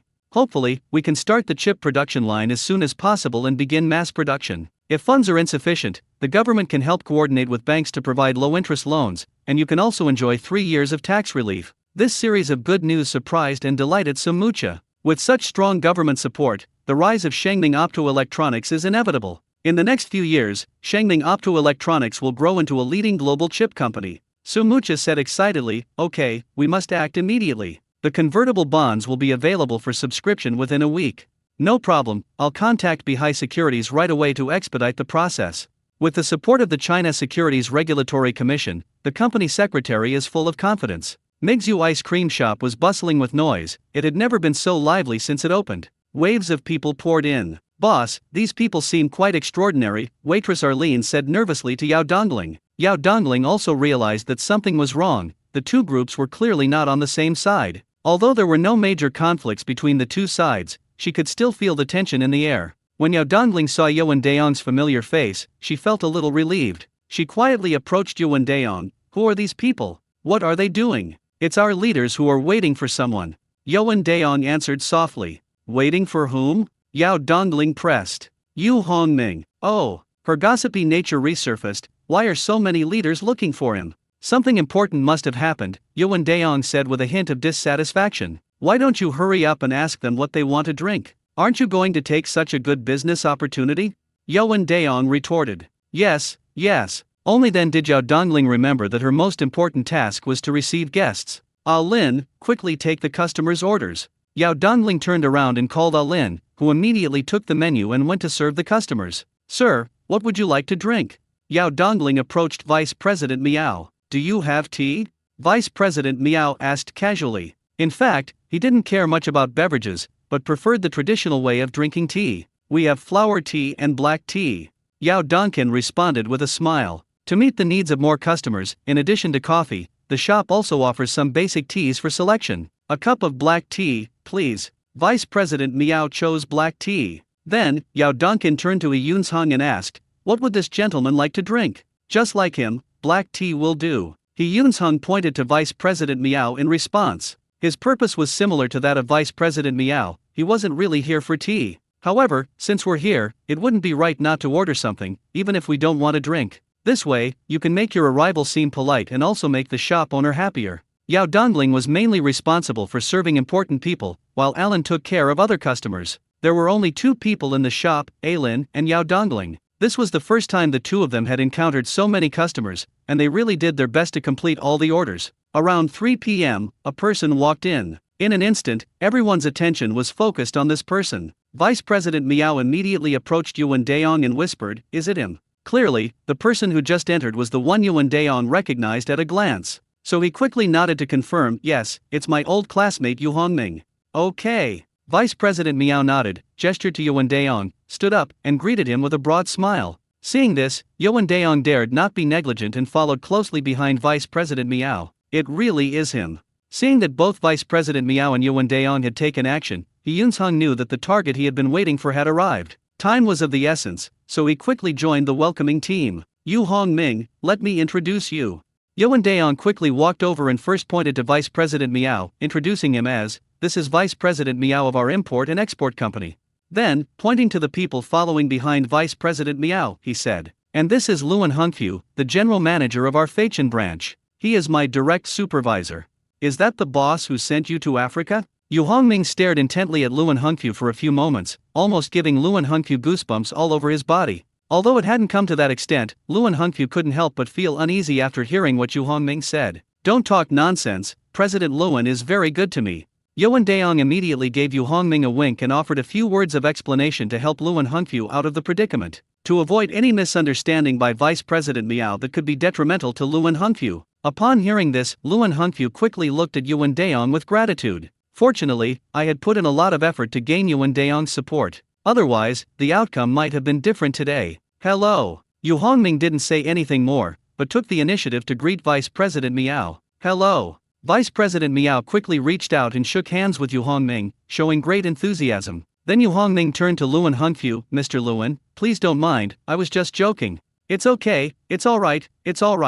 Luan Hongfu quickly waved his hand, a smile on his face. At this moment, no matter how he felt inside, he dared not express it easily. Besides, what difference would it make even if I did say it? Who among the people present would care about his opinion? If we had to say it was because of some kind of relationship, Luan Hongfu probably wouldn't even have a chance to be mentioned. They won't even remember their names. "Hello, I am Yunsong, the Vice President of Lonk Institute." Knowing that no one would take the initiative to introduce him, Yunsong once again took the initiative. He walked straight up to Yu Hongming and introduced himself. "Oh, it's Dean He. I'm so sorry to have kept you waiting." After learning that these were people from Lonk Academy, Yu Hongming did not dare to treat them too casually. For him, Lonk Institute was clearly more important than the import and export company. If it weren't for Yuan Daong's connections, Yu Hongming might never have met these people. Not at all, I'm willing to wait as long as it takes to meet someone as outstanding as you. Yu Hongming's enthusiasm immediately cheered up He Yunzheng, who had been feeling somewhat disappointed. This instantly made Vice President Miao, who had initially thought he had won, feel much heavier. Yu Hongming treated the two of them differently, and it was obvious that he was more friendly to He Yunzheng. Vice President Miao felt immense pressure, and he increasingly realized the importance of Yuan Daong. If things were already like this with Yuan Daong around, the consequences would only be more severe without him. To maintain a good relationship with Yu Hongming, Yuan Daong will be a key figure. Alright, let's find a place to sit down and talk. Yu Hongming also invited He Yunzheng and Vice President Miao to take their seats. Although the whole scene looked very lively, for Yu Hongming, the most important thing was that he only needed to communicate with Vice President Miao and He Yunzheng. Some people don't even have the right to listen in. Finally, Yu Hongming, Vice President Miao, He Yunzheng, Yuan Daong, and Luan Hongqiu sat down together at a table. Yuan Daong is only able to sit here because of Yu Hongming's influence. Luan Hongqiu also benefited from Yuan Daong's good fortune. Otherwise, they wouldn't even be qualified to sit down and eat together. Isn't he a scrap collector? Yao Dongling could see the entrance and the current scene clearly. She wasn't blind, she could tell that from the moment Yu Hongming appeared, everyone swarmed around him, treating him with great courtesy, as if he were a VIP. What surprised Yao Dongling even more was that she heard someone say that two of them were the vice president of an import and export company and the vice president of a Chinese Academy of Sciences, respectively. These two people are not ordinary people. But Yu Hongming was clearly a junk collector? Why is this happening? Everything before her eyes was causing Yao Dongling's worldview to become somewhat confused. I'd better ask my best friend. Yao Dongling quickly took a picture of Yu Hongming and sent it to her best friend Yu Xingxin. Because Yao Dongling felt that the only person who could possibly give her an answer was Yu Xingxin. Yu Xingxin has been dating Yu Hongming for several days and should know him quite well. Yu Xingxin quickly replied with a string of question marks. Even the smartest person couldn't understand her intentions based on just one photograph. It wasn't that Yao Dongling didn't want to explain, but Yu Xingxin replied too quickly, and she hadn't had time to type an explanation. In addition, she had just gotten her nails done that morning, making typing a challenge for her. Ultimately, Yao Dongling decided to give up typing and send a voice message instead. What does your boyfriend do? Is he some kind of hidden big shot? Why do you ask that? Yu Xingxin's replies were as quick as ever. Do you know who those two people in the photo are? Who is it? One is the vice president of an import and export company, and the other is the vice president of the Academy of Sciences. Really? From Yu Xingxin's tone, Yao Dongling could tell that she didn't seem to know much about the specifics either. Yao Dongling felt like she had discovered a new world and secretly smiled to herself. I heard it with my own ears, it's absolutely true. Yu Hongming didn't tell you what he did for a living? He kept it a secret from you. Yao Dongling sent 2 voice messages in a row, one of which was clearly provocative. It seems Yao Dongling is still determined to stick with her backup plan. It's okay. Everyone has their own privacy. If Yu Hongming doesn't want to talk about it, I will respect that. Clearly, Yao Dongling's attempts to sow discord had no effect. Fine, whatever you want. Yao Dongling was somewhat discouraged, and her confidence in the backup plan wavered even more. That's strange, haven't they only known each other for a few days? How can there be such great trust? Yu Hongming, where did you get that 2nm lithography machine? After sitting down, He Yunzheng asked impatiently. Vice President Miao also looked at Yu Hongming with anticipation. He was also very interested in this question, but neither of them had high hopes.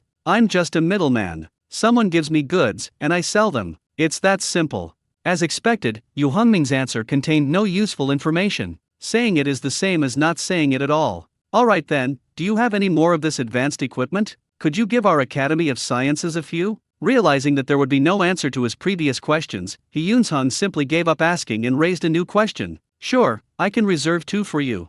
Thank you very much. Actually, I have another request. He Yunzheng seemed somewhat embarrassed, making Yu Hongming feel that he would find it difficult to refuse. Tell me, and see if I can help. Since you can get your hands on a 2nm lithography machine, could you also get some related technical data? Not too much, just a little bit will do. Now Yu Hongming understands what it means to be insatiable and greedy. He Yunzheng is a case in point. Let me ask, but I can't guarantee anything. Yu Hongming did not directly refuse. He would be willing to do so if he could actually get his hands on it and make a contribution to the country. The problem is, he doesn't know if his supplier, Liao Xiaoai, has this information. I'll ask again next time I make a transaction to find out. Okay, then I'll leave it to Yu Hongming. Even so, Yu Hongming's answer surprised and delighted He Yunzheng. He had just asked casually, never expecting such a result. So that's how it can be done.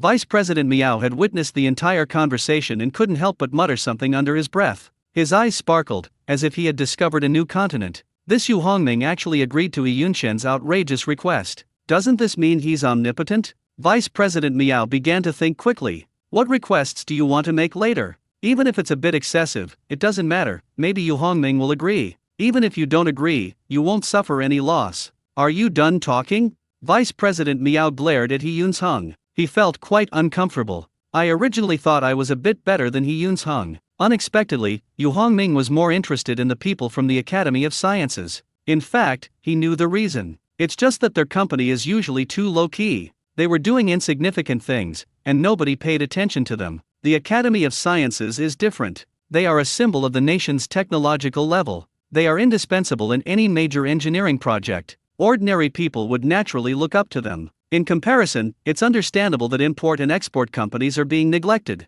I've finished speaking, please proceed. He Yunsheng answered triumphantly and with great satisfaction. He has asked everything he should and shouldn't have asked. And I got the answer I wanted. He Yunsheng also knew that one should know when to stop and not go too far. At this moment, Vice President Miao turned his gaze to Yu Hongming, who was also looking at him, seemingly waiting for him to propose terms. Yu Hongming, since you have already agreed to provide the Academy of Sciences with lithography machines, then we don't need them. Could you get us some other things, like high-end machine tools, high-end sensors, and high-grade cutting tools? Since the Academy of Sciences brought these things up on its own initiative, Vice President Miao no longer wanted to argue. Their company also has many clients. Their clients include major research institutions and factories across the country. High-end machine tools, high-end sensors, and other advanced tools are their primary targets. These things are quite hard to buy. Import and export companies are facing considerable pressure. Give me a list, I'll go back and ask.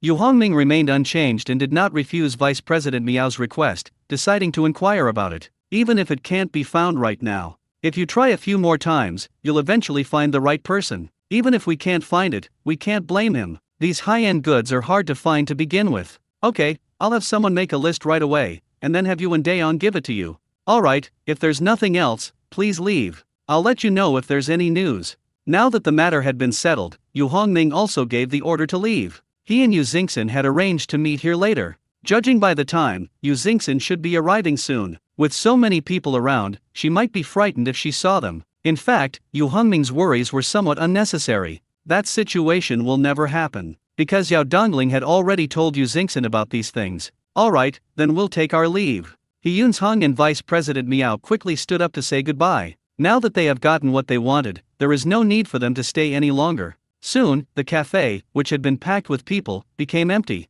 Yuan Daong, on the other hand, stayed behind. According to the leaders of the import and export company, Yuan Daong's main task now is to stay here. Serving as a bridge between the company and Yu Hongming, and striving for more benefits for the company, will be Yuan Daong's main task in the future. If he wanted, he wouldn't even have to go to work every day. As long as you maintain a good relationship with Yu Hongming and complete the tasks assigned by the head office on time, everything will be fine. She's a true winner in life. So, what position did the company give you? Seeing that everyone had left, Yu Hongming became interested in Yuan Daong, Deputy General Manager of Feichen Branch. Yuan Daong smiled smugly, seemingly having completely forgotten how he got the position. Yu Hongming didn't expose him, instead, he joked about it. Not bad. From now on, I'll have to call you President Yuan. October 9 marked the issuance date for Shengming Optoelectronics convertible bonds. Thanks to the efforts of the company secretary and underwriters, and the support of the Securities and Futures Commission, Shengming Optoelectronics completed all the procedures at an extremely fast pace and started the subscription on schedule. The start of subscriptions means that funds will be available soon. With the funds secured, construction of the production line commenced. In fact, construction has already begun. Clean rooms are an essential requirement for chip production lines. The construction of clean rooms is very time-consuming and labor-intensive. To ensure the project's progress, Sumuti used other funds ahead of schedule to start the construction of a clean room. Once the agreed-upon time with Yu Hongming arrives, the funds raised can be used to pay for Yu Hongming's 10 lithography machines. At 9 a.m., before the stock market opened, people were having a heated discussion on a topic in the stock forum of Shengming Optoelectronics. Has a conclusion been reached regarding whether Shengming Optoelectronics is a scam? Today is the day for convertible bond subscriptions, but I'm not sure if I should buy them. I still believe ASML's explanation more. Since they have blacklisted Shengming Optoelectronics definitely cannot buy lithography machines. I think so too. If the manufacturers aren't selling them, how can Shangming Optoelectronics conjure up machines out of thin air? I'm not subscribing. Only a fool would subscribe, it's just throwing money away. The biggest wave of order cancellations this year is about to occur, and the underwriters may not be able to handle it this time. If Shangming Optoelectronics convertible bonds can be issued smoothly this time, I will wash my hair while doing a handstand.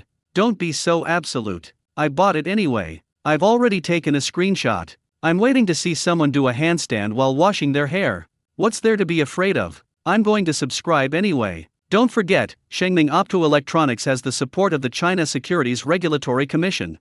That's right, the Securities Regulatory Commission represents the country. If I don't trust the country, why should I trust foreign companies? I'll just go and buy it. I don't care what others say. Even if I lose money, it's my choice.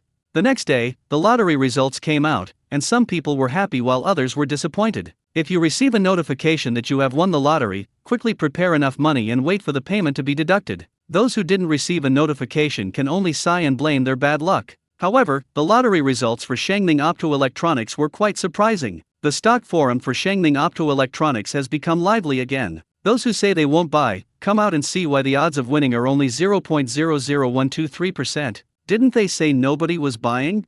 This is a 30 billion yuan convertible bond, and I didn't get a single one. It's heartbreaking. I thought that if no one bought tickets, I could win more numbers, but I was too naive. I have never seen so many people buy a convertible bond with such a low success rate.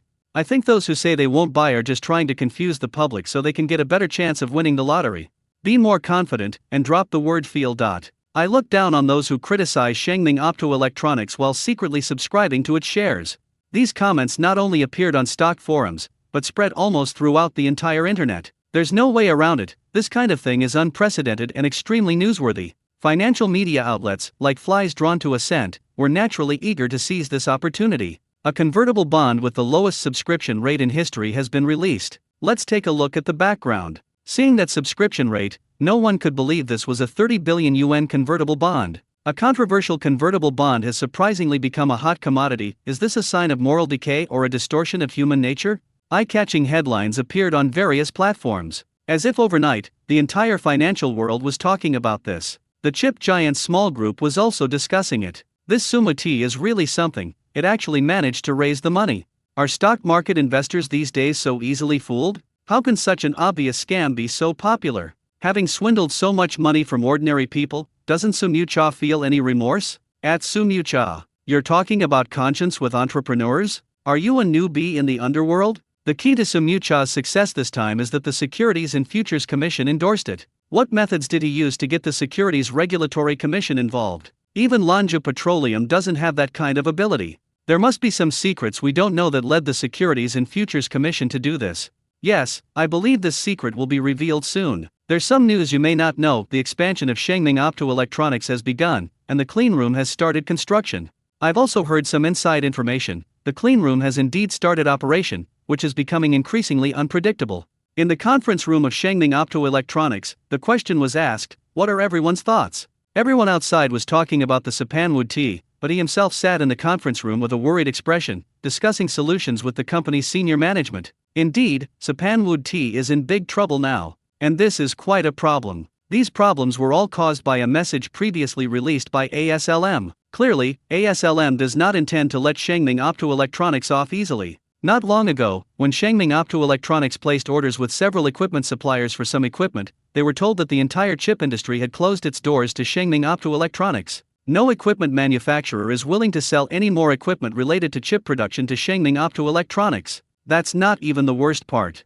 To make matters worse, upstream raw material suppliers, including silicon wafer providers, have also notified that they will no longer accept new orders from Shangming Optoelectronics after the existing contracts are completed. For Shangming Optoelectronics, losing silicon wafers is like being cut off from oxygen, plunging them into a state of despair. Shangming Optoelectronics can be described as facing both internal and external troubles. It is no exaggeration to say that since its establishment, Shangming Optoelectronics has never encountered such a serious crisis. To put it bluntly, the company is currently facing a life-or-death situation. In the meeting room, everyone looked worried, but no one spoke. Because the predicament they are facing is already beyond their control. If the equipment can't be purchased, the most that can be done is to suspend the expansion plan. But without raw materials, there's really nothing we can do. It seems there is no better choice than to sit back and wait for the final fate to arrive. Mr. Su, should we try contacting Yu Hongming? Since he can help us find a lithography machine, he can probably also solve other equipment problems we need.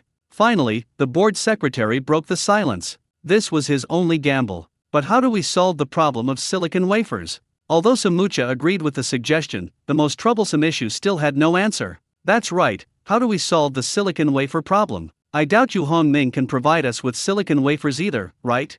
Others also began to express their concerns. In fact, everyone knows very well that without silicon wafers, Shengming Optoelectronics faces the risk of complete collapse. As they chatted, they started complaining about how underdeveloped the domestic silicon wafer industry was. Ultimately, it's because our own development can't keep up and we can't find alternative products. I'm so fed up with being choked by someone. I thought I had finally seen a turning point, but I realized I was too naive. Actually, some domestic companies are already developing 12-inch silicon wafers, but they haven't reached the level of large-scale production yet. It's too late to solve the immediate problem. Enough! Will complaining solve anything? Samucha was also getting annoyed by the complaints. The room fell silent instantly. Our situation no longer allows us to continue complaining. Instruct the sales department to suspend accepting new chip orders until we find a new source of silicon wafers. We'll discuss the specific actions later when I see Yu Hongming. To be honest, Samucha's last hope rests on Yu Hongming. He had no other choice.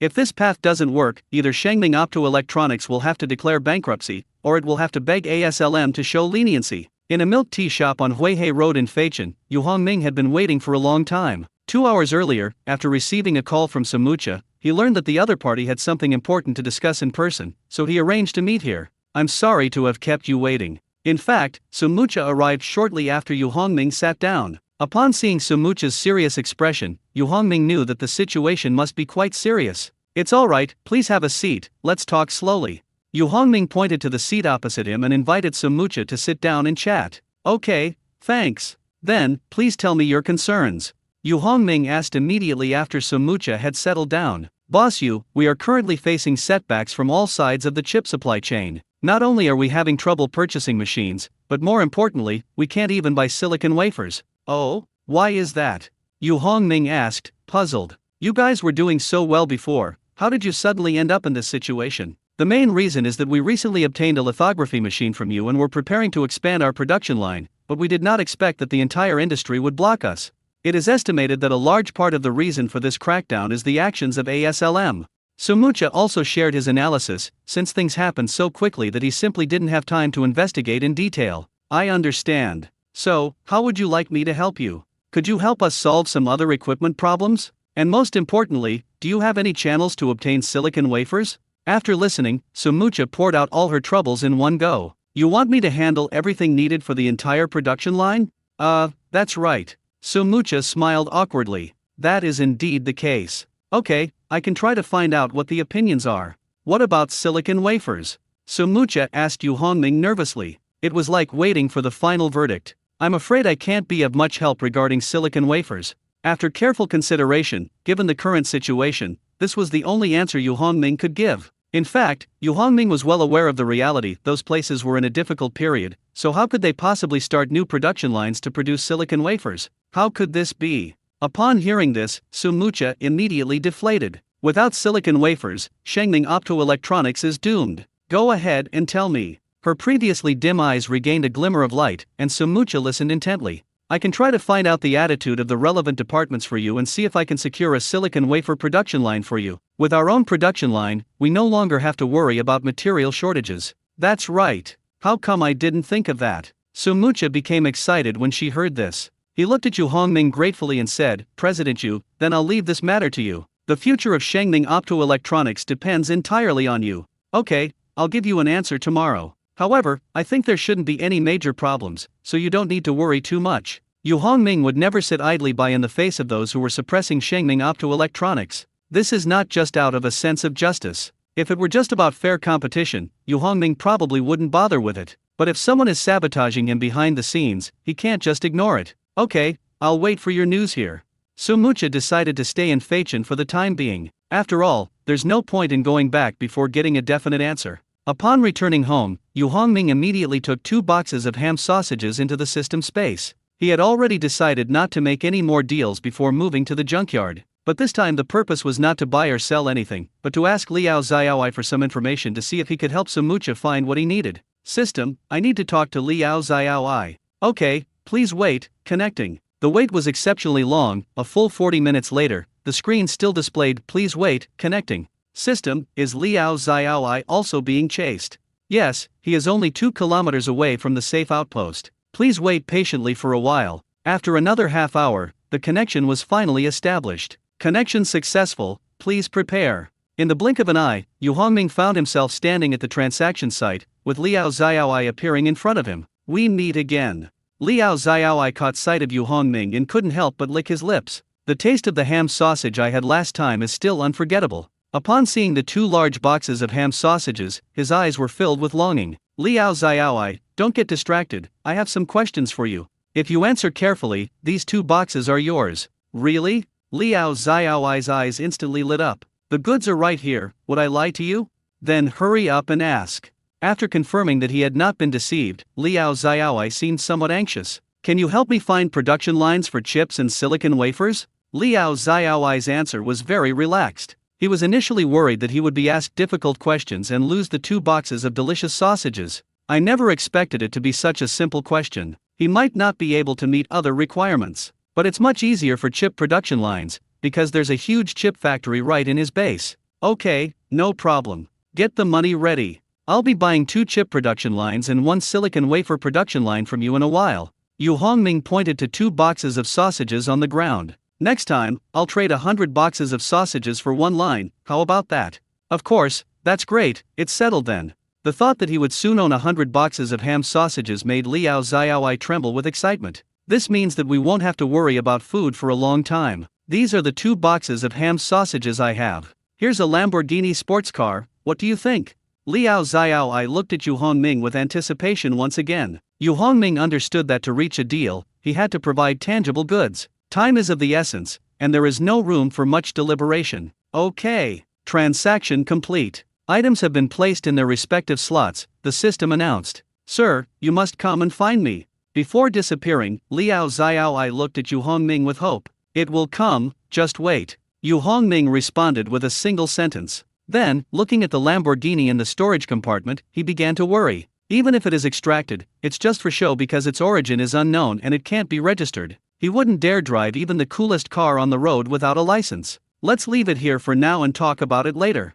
With a touch of regret, Yu Hongming left the system space. After leaving the space, he immediately called Sumucha. The call was answered quickly. Boss Yu, is there any news? Sumucha's anxious voice was heard as soon as the call connected. Yes, I've already contacted the higher UPS, and they've agreed to provide 2 chip production lines and 1 silicon wafer production line. That's great, that's fantastic. Sumucha's tears welled up instantly. These are not tears of sadness, but tears of joy. Although Shengming Optoelectronics recently encountered the biggest crisis since its establishment, it now appears that it is about to turn the tide. For Sumuti, this means the company has been reborn. From then on, no one could stop its development. No one can do it. When can I expect to receive it? After calming down a bit, Sumucha asked nervously again. It's important to know that building a chip production line is extremely expensive. The previous 30 billion yuan was barely enough to build 1 production line, and even that wasn't enough, more needed to be raised. What's needed now are 2 chip production lines plus 1 silicon wafer line, and the amount required is a headache. Actually, I'm not too sure about the exact price either, so just give me whatever you think is fair. Yu Hongming genuinely didn't know how to price it. A single lithography machine can sell for over 2 billion yuan, so the entire production line must be even more expensive, but he didn't know how to price it appropriately. For him, 100 boxes of sausages could buy a production line, so he'd make a profit no matter how much they paid. Even if we earn less, it's okay, let's just consider it a contribution to the country's semiconductor industry. After hearing this, Sumucha looked completely bewildered. I really don't understand what Yu Hongming means. Give me whatever you think is fair? This is a huge order worth hundreds of billions, almost equal to the company's market value. Give me a little something? Sumucha muttered to herself, how could this be settled so easily with just a little something? President Yu, could we use shares to pay? It's such a large sum of money, and we really can't raise that much cash in such a short time. Okay, if you don't have the money, you can convert it all into shares. Yu Hongming thought for a moment and said, he still has billions sitting idle in the bank, not knowing what to do with them. Even if it adds another 100 billion, it's just a few more zeros in the bank account. Aside from allowing the bank to earn some interest, it served no other purpose for Yu Hongming. Converting the money into shares would not only help Sum Yu-cha, but also provide a good outlet for the funds. That's good. When will the production line be ready? Really? That's wonderful. Sum Yu-cha was so moved that she shed tears again. He shed more tears today than in his entire previous life combined. However, Sum Yu-cha did not feel ashamed. When emotions reach this point, who wouldn't be moved? Then I will go back and immediately arrange for the construction of the silicon wafer factory. Silicon wafer fabs require a clean environment, so construction takes a long time and must begin as soon as possible. Can we discuss the specific delivery date for the production line? No problem, just let me know when you need it. Okay, then I won't stay in Feichen any longer. Okay, you go ahead and do your thing. Leave the production line to me, I'll definitely get it sorted out for you. In the stock market, there are no secrets that stay hidden forever. When Sum Yu-cha went to Feichen to seek help from Yu Hongming, the news that Shengming Optoelectronics had been completely blocked had already leaked out. It can't really be considered a leak in the true sense. This message was proactively released by ASLM. Following a decision by their Chip Industry Alliance, Shengming Optoelectronics was blacklisted and subjected to a complete blockade. This news quickly spread to the stock market. Shengming Optoelectronics stock price plummeted again, eventually hitting the daily limit down, and 5 million shares were locked at the daily limit down. Everyone could see that Shengming Optoelectronics was in dire straits. The stock forum was filled with wailing. What a tragedy! What bad things has Shengming Optoelectronics done to deserve this treatment?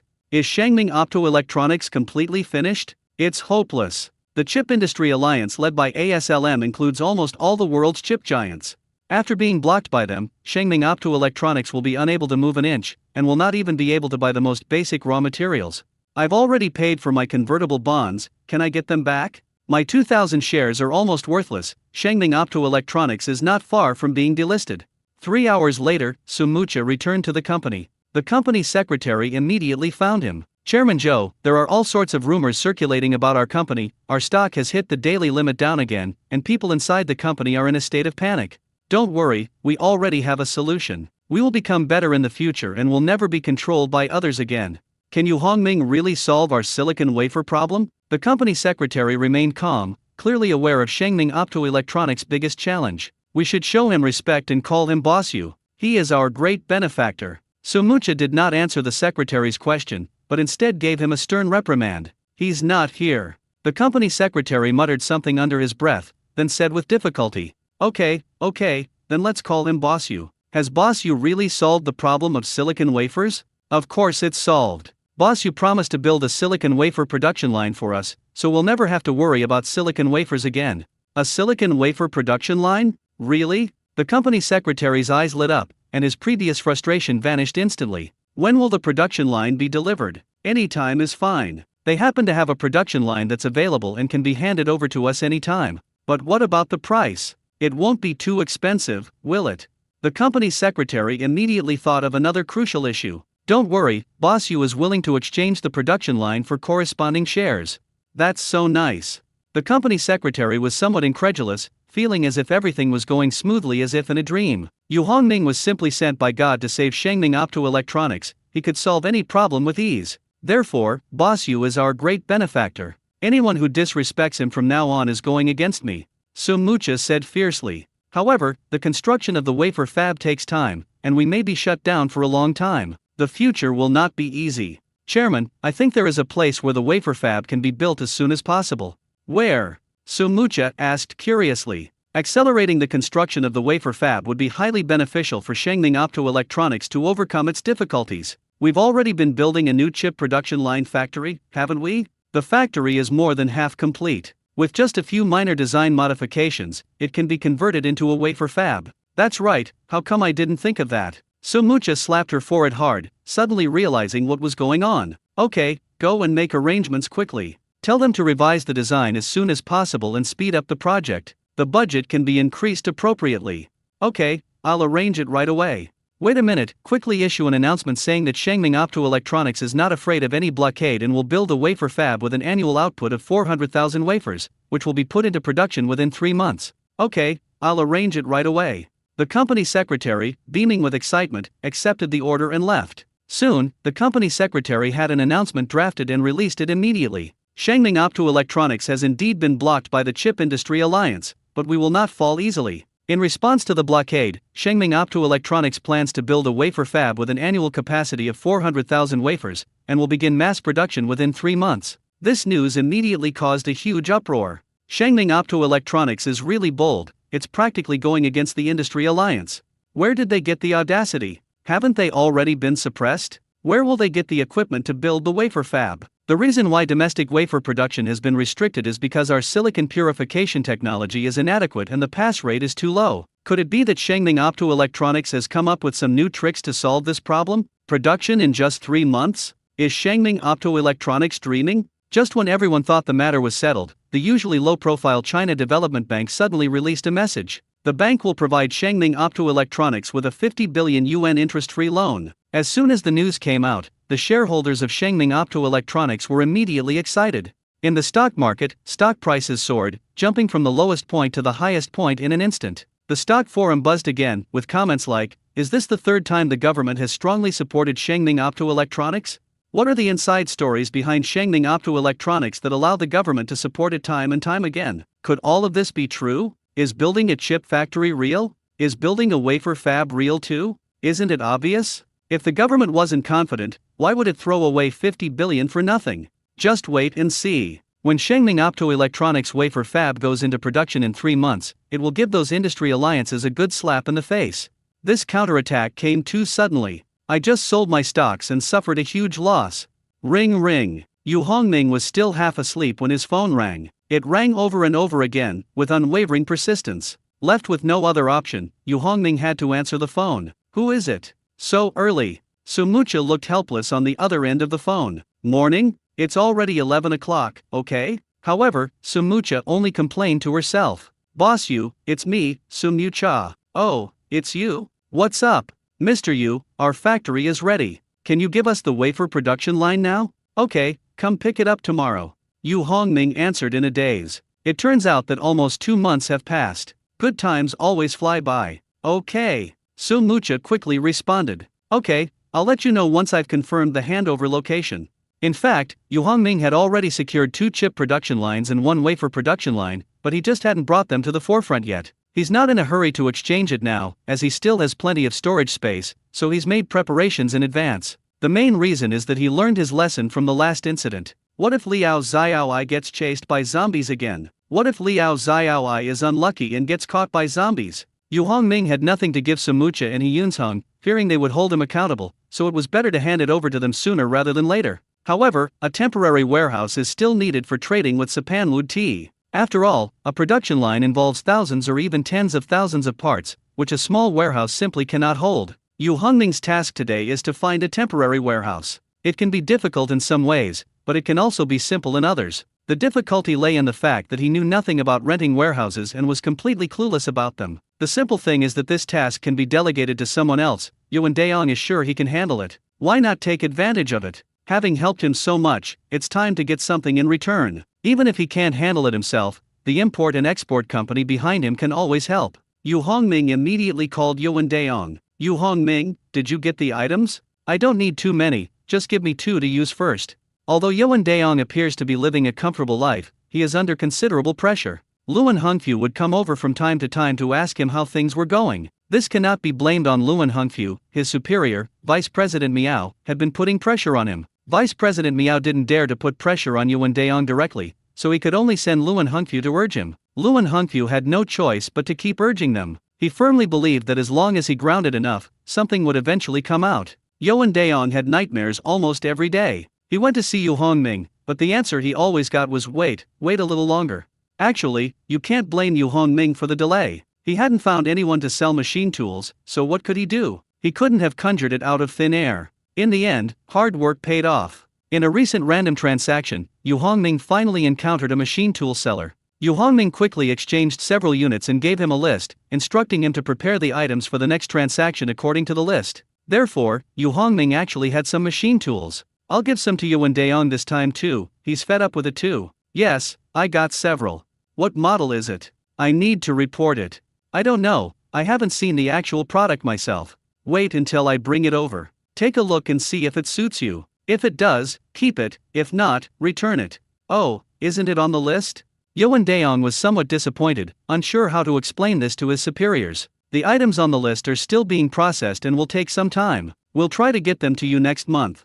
No need to rush, just do your best. Yoan Daong hurriedly said. Although being questioned by his boss every day was indeed annoying, Yoan Daong didn't want to make things difficult for his friend. Alright, we'll talk about it later. I need your help to find a larger warehouse. I have a shipment that will arrive in the next couple of days. There are many of them, so we need a large place to store them. Having laid enough groundwork, Yu Hongming finally revealed his true purpose. It's no big deal. Our company has several large warehouses in Feichen. I need a warehouse that is absolutely confidential and cannot have any surveillance equipment. Can you do that? Sure, no problem. Yoan Daong curled his lip indifferently. Is this a problem? The warehouse security of the import and export company is quite reliable. If there are surveillance cameras, why not just remove them? I'll tell you the exact location once I've figured it out. Okay, I trust you with this.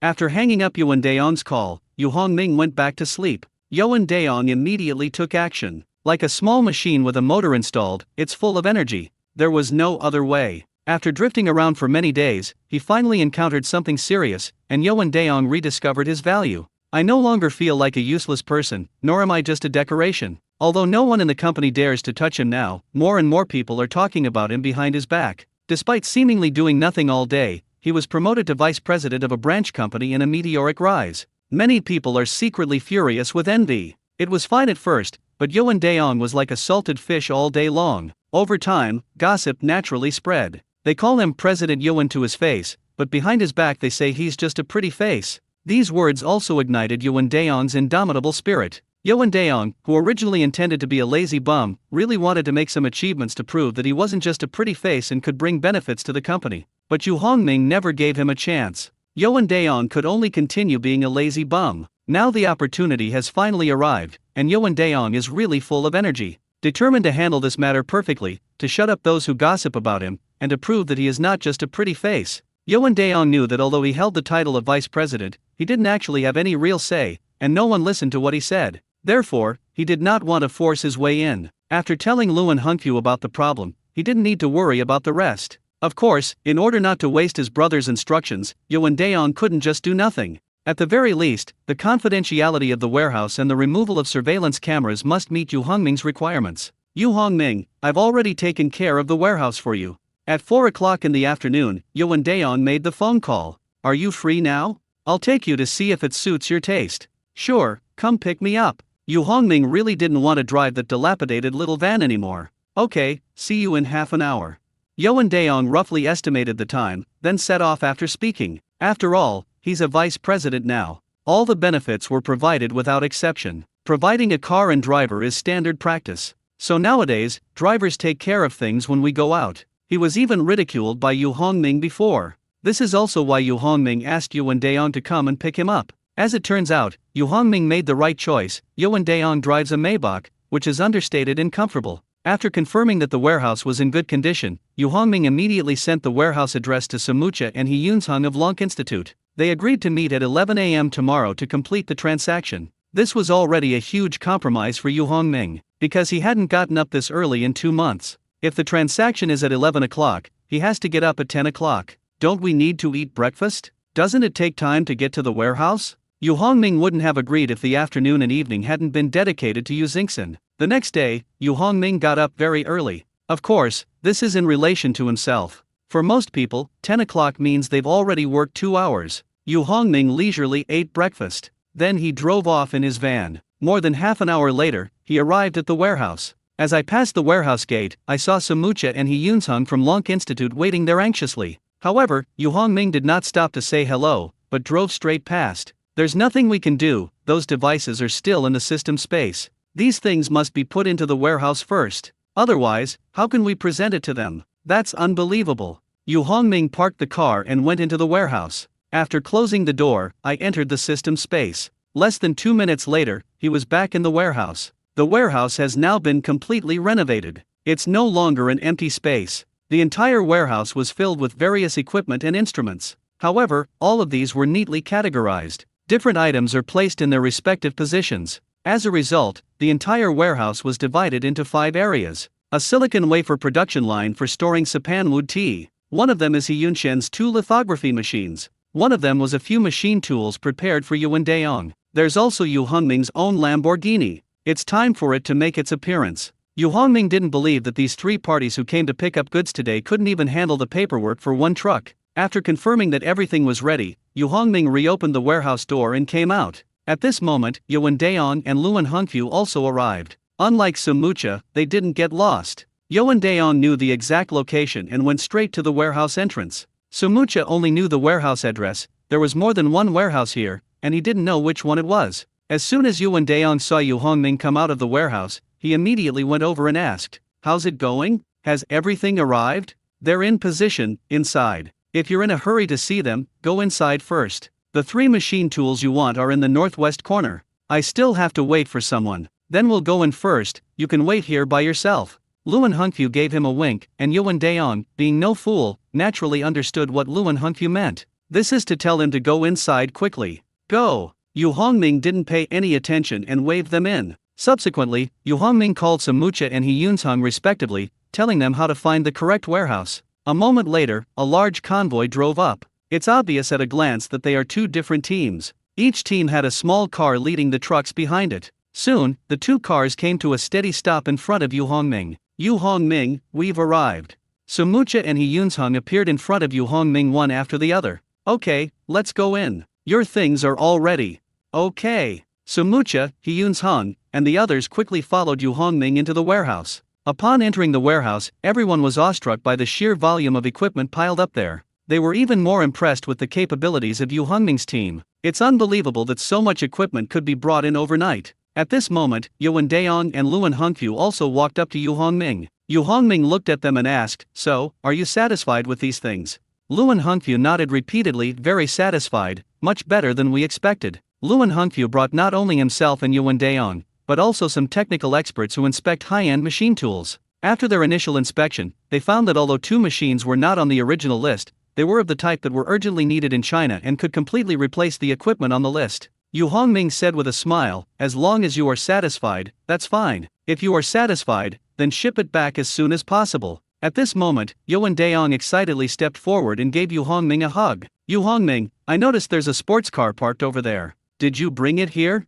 "I got it, but there are problems with the vehicle's paperwork, so it's basically just a pile of scrap metal now." In fact, Yu Hongming said this on purpose to play the victim. How can he get people to help him if he doesn't play the victim? It would be quite difficult for him to personally ask for help. That would be so embarrassing. "I might as well just buy a new car myself." Yu Hongming had already checked. The Lamborghini was only worth 20 million, which was nothing to him. "This is simple. Our import and export company specializes in handling these kinds of issues. Just hand over the car to me, and I'll take care of all the paperwork before returning it to you." Luan Hongfu indeed fell into the trap. He certainly wouldn't let go of this rare opportunity to show off. Won't it be too much trouble? Yu Hongming grinned wickedly, and Yuan Daong almost couldn't resist making a move. "It's not troublesome at all, it's a piece of cake." Luan Hongfu quickly replied, "Alright, then I'll leave it to you guys. Let's drive the car away together in a bit. Everything is here, you can carry it yourselves.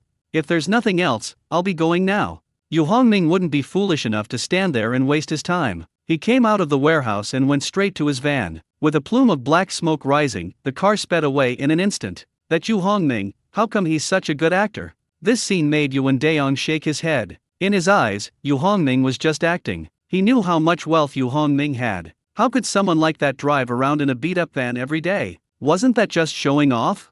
But Sumucha and He Yunsheng saw the situation as completely different. The two were whispering among themselves, "Yu Hongming is indeed quite low-key. It's rare to see someone who is both capable and wealthy still using this old minivan for transportation.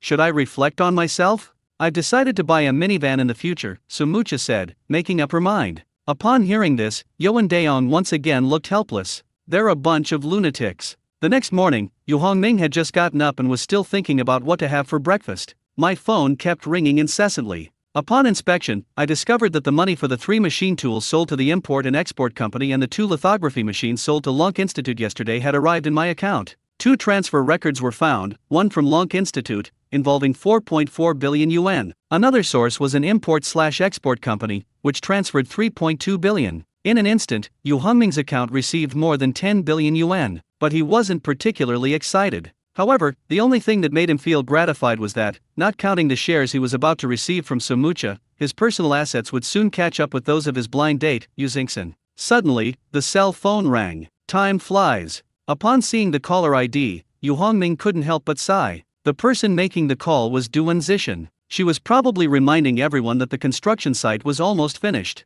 However, in the 2 months since the project started, Yu Hongming has not been to the site once, leaving everything to Duan Zixin. Duan Zixin would send messages every now and then to update him on the progress, but Yu Hongming would always just give a few simple replies and that was it. Yu Hongming did feel somewhat guilty towards Duan Zixin. Yu Hongming, just how busy are you? The project is almost finished, aren't you going to come and take a look?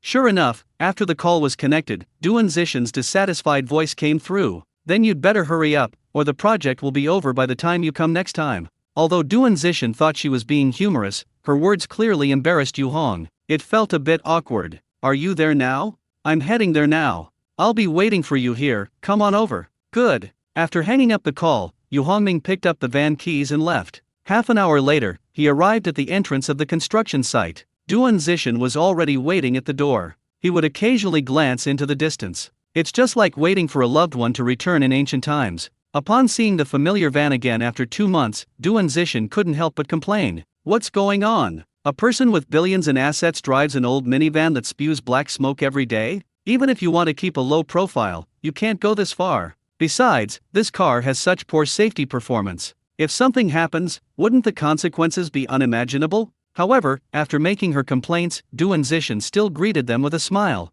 It's finally here. Yes, I didn't keep you waiting long, did I? Seeing her waiting at the door, Yu Hongming said something half-jokingly. How dare you bring that up? Even though we're classmates, I'm still a pretty girl, right? Is this how you treat a beautiful woman? Indeed, every woman becomes more affectionate and playful in front of someone she likes. I'm really sorry. After the project is finished, I will definitely give you a big red envelope to express my apology.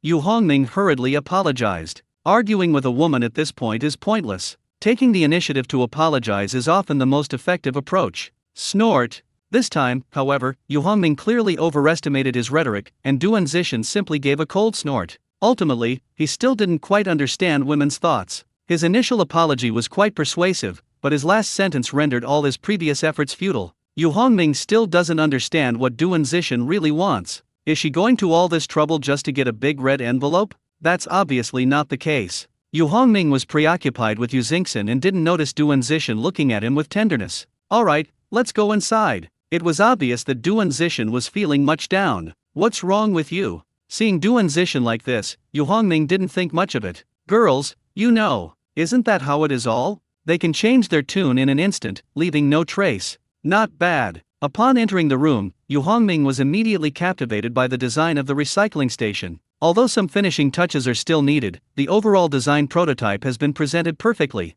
Both the architecture and the landscape exceeded his expectations. It's even more satisfying than when I first saw the design renderings. Sometimes, the renderings and the actual results are completely different things. Yu Hongming knew in his heart that Duan Zixin must have put a lot of effort into this to achieve this level of skill. He secretly vowed to himself that he would prepare a generous gift for Duan Zixin after the event. When will it be finished? Can I move in? It'll be soon. In 2 more days, we'll do some finishing touches and then a comprehensive air quality test. If everything is normal, we can move in directly. In this renovation, Duan Zixin selected many expensive and environmentally friendly materials. The budget was quite generous, with no skimping on anything. Because the materials are of such high quality, there will be no problem even if you move in immediately. However, for safety reasons, air quality testing should still be conducted. Nowadays, businesses will do anything to make money, and Duan Zixin can't guarantee that these expensive materials are definitely safe. Good. Yu Hongming nodded in strong agreement. Zixin, I really want to thank you this time. Are you tired these days? I'll treat you to a big meal to express my gratitude. That's more like it. Duan Zixin, who had just been in a bad mood, immediately put on a smile. Yu Hongming drove Duan Zixin to a high-end Western restaurant. This was a place Yu Xingxin had brought him before, otherwise, he wouldn't have been able to find it on his own. Ring ring. Just as Yu Hongming was drifting off to sleep, his phone rang. When the phone rang for the 3rd time, Yu Hongming answered it in a daze. Hello, Yu Hongming, are you still not up? Yeah, you have a problem with that? Yu Hongming's voice came through indistinctly. Yuan Daong was speechless at someone who could talk back even when half asleep. Okay, that's impressive. It's already 11:30 and you're still not up. I want to sleep a little longer, since I have nothing else to do anyway. Since moving to this scrapyard, it's become so comfortable that Yu Hongming simply postponed getting up for another hour and a half. Is something the matter? If not, I'm going back to sleep. Yu Hongming felt that he was not getting enough sleep. Don't rush, do you still want your sports car? Are the formalities all done? What do you think? Do you think our import/export company is just coasting along? Yoan Daeong retorted without any politeness. Okay, take the car to the junkyard.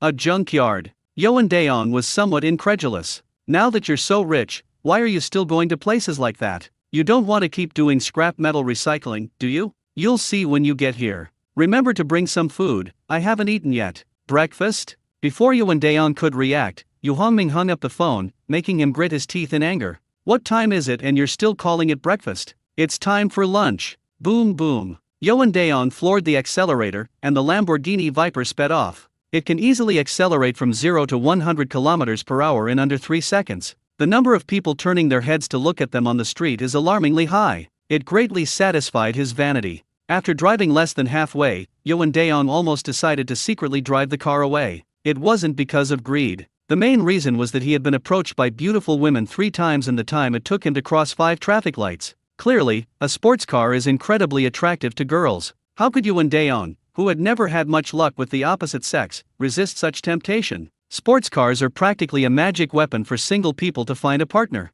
In the end, Yoan Daeong held back and drove the car to a remote scrapyard with a hint of regret. Beep beep. He parked his car outside the gate and honked the horn loudly. Keep pressing. If there were people nearby, they would definitely sue him for disturbing the peace. The continuous blaring of the horn reached even Yu Hongming, who was hiding in his bedroom deep inside the junkyard. This shows just how crazy Yoan Daeong was. Through the surveillance footage, Yu Hongming recognized the car that kept ringing outside as his Lamborghini Viper. The license plate has now been issued. The only thing that bothered him was that the license plate number was too conspicuous, high A66666. Buzzing. The sound of the gate opening automatically rang out, and the electric gate slowly opened. Isn't it normal to install an automatic door on a house worth hundreds of millions? Oh dear, is it really necessary to be so particular about a scrapyard? Upon seeing such an advanced gate, Yoan Daeong couldn't help but make a comment. After Yu Hongming became rich, he became increasingly willful. They actually installed an automatic door on a junkyard. Is it really necessary to go for something so high-end? Only after he drove the car in did he realize how little he knew. My goodness, this place is so luxurious. Surprised, Yoan Daeong wondered if he had gone to the wrong place. This doesn't look like a junkyard at all. It's more like a small park. The architecture is antique and elegant, with small bridges, flowing water, and traditional houses, creating a living, breathing classical garden. At this moment, Yu Hongming's appearance brought Yoan Daeong back to his senses. He parked his car and walked quickly toward Yu Hongming. Yu Hongming, you're really something. You managed to make this place so nice without anyone noticing. You really know how to enjoy life. It's alright, it'll do for now. He then subtly praised himself again. Yoan Daeong was speechless for a moment. If he had anything convenient at hand, Yoan Daeong would definitely give Yu Hongming a piece of his mind. This is such an over-the-top act, it's simply unbearable. How much did this cost? Yu Hongming did not answer directly, but instead held up one finger to indicate. 10 million? Yoan Daeong started the number-guessing game. No, guess again. Yu Hongming shook his head, indicating that it was wrong. It can't be 100 million, can it? Yoan Daeong's mouth formed an O shape. With such a large area and luxurious decoration, it must cost at least tens of millions. But 100 million is really an exaggeration. You guessed right, exactly 100 million. So, is it worth it? Having been thoroughly outmaneuvered again, Yoan Daeong was at a loss for words. Spending so much money on housing, is this the pleasure of the rich? Saying, it's definitely worth it, as long as you're happy. Here's the key, I'm going to go for a look around. Oh, breakfast is in your car, help yourself. After leaving the Lamborghini keys behind, Yoan Daeong plunged into the house to explore. He wanted to see for himself what the mansion, which cost 100 million yuan to build, looked like. Yu Hongming took breakfast out of the car. I didn't follow them, and went back to the reception area alone to have breakfast. I'm actually a bit hungry, I'd better eat something quickly. Just as he finished breakfast, Yoan Daeong returned from his shopping trip. How do you feel? Satisfied? He asked while picking his teeth. What do you think? With an investment of 100 million, how could it not be good? Yoan Daeong had to admit that this large sum of money was indeed well spent. Every detail is handled wonderfully, making you feel very relaxed. If he could live in such an environment in the future, Yoon Daeong would truly envy Yu Hongming. But this is just envy. Because of his limited family background, he wouldn't dare accept such a luxury mansion even if he got it for free. Going to work in a sewing machine factory at such a young age is absolutely out of the question. However, coming here for an occasional vacation is also a good option. Now that you're here, do me a favor. Asking Yoon Daeong for help is as natural as eating and drinking now. What's up? Upon hearing that there was another mission, Yoon Daeong perked up completely. The last time Yu Hongming helped him get 3 imported high-end machine tools, the leader was particularly pleased and praised Yoon Daeong throughout the company. After that incident, the rumors stopped abruptly, and his status rose rapidly. Now everyone treats him very politely. This strengthened Yoon Daeong's resolve to do more errands. From now on, whether there's a reason or not, you should try to get close to Yu Hongming. Who knows, I might get some credit for it someday. I found a painting, could you please take it to the National Museum for me? It's said to have been found online, but it was actually just acquired through a random transaction. It didn't cost much money, I only used a case of bottled water. Yu Hongming originally intended to keep it for himself to play with, but I later learned that preserving such famous paintings requires extremely strict conditions. Not only does the temperature and humidity need to be just right, but there are many other rules as well. Forget it, let's not bother with things that are too troublesome. Keeping a low profile is the best choice. What painting is it? How much did you pay for it?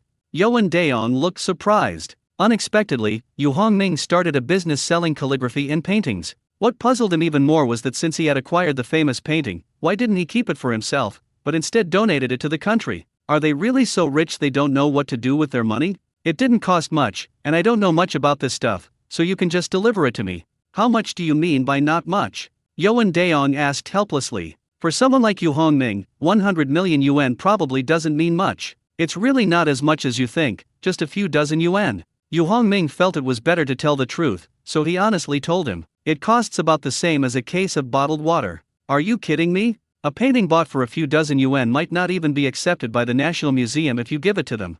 Yoon Daeong looked puzzled, as if he had been frightened. You bought this for a few dozen dollars, and you expect me to help you present it as a treasure?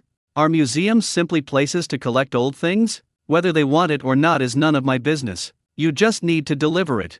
Yu Hongming appeared quite composed, showing no concern whatsoever that his belongings would be rejected. After all, he was well aware of the painting's value. Although it was obtained by exchanging water, it once belonged to a country's museum. How could any work that gets exhibited there be mediocre? Okay, I'll deliver it for you, but whether they accept it or not is none of my business.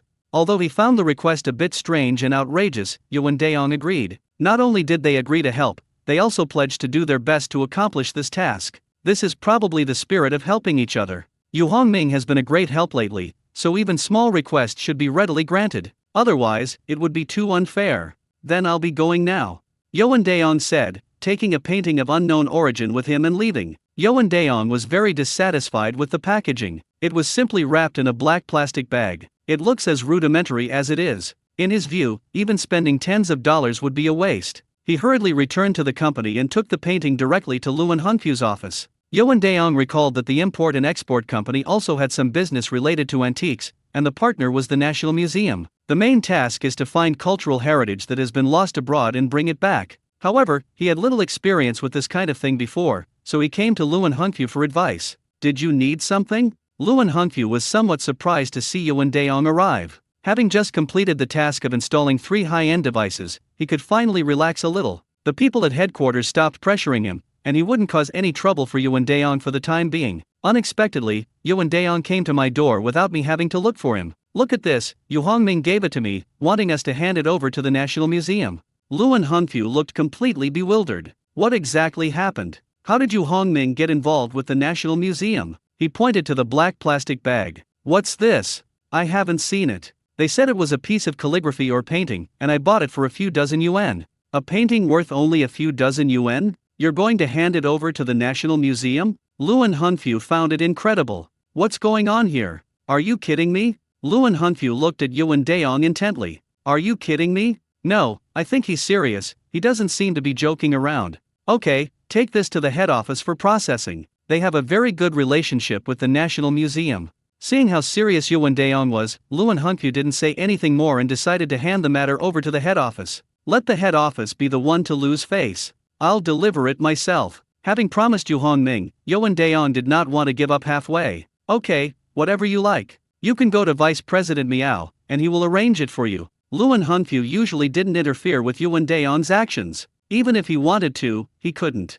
He even pointed out a shortcut for him so that Yuan Daeon could take fewer detours when he went to the head office. After all, apart from Vice President Miao and his group, no one in the head office knew Yuan Daeon. If he goes there rashly, he will definitely run into trouble. People at head office always think they are superior to people at branch office. Even the deputy general manager of a branch office will not receive preferential treatment. Okay, thank you. Yuan Daeon picked up the black plastic bag again and hurriedly left. Vice President Miao. The next day, Yuan Daeon brought the black plastic bag to Vice President Miao's office. Under normal circumstances, branch office staff need to make an appointment in advance to meet with Vice President Miao. For most people, being able to meet with Vice President Miao within 3 to 5 days is considered lucky. However, Vice President Miao's secretary had a good impression of Yuan Daeon. Upon seeing him, I immediately informed Vice President Miao. Soon, Yuan Daeon was received. Is there something you need? Vice President Miao warmly invited Yuan Daeon to sit down. Yu Hongming asked me to handle something for him, and it's quite complicated, so I've come to you for help.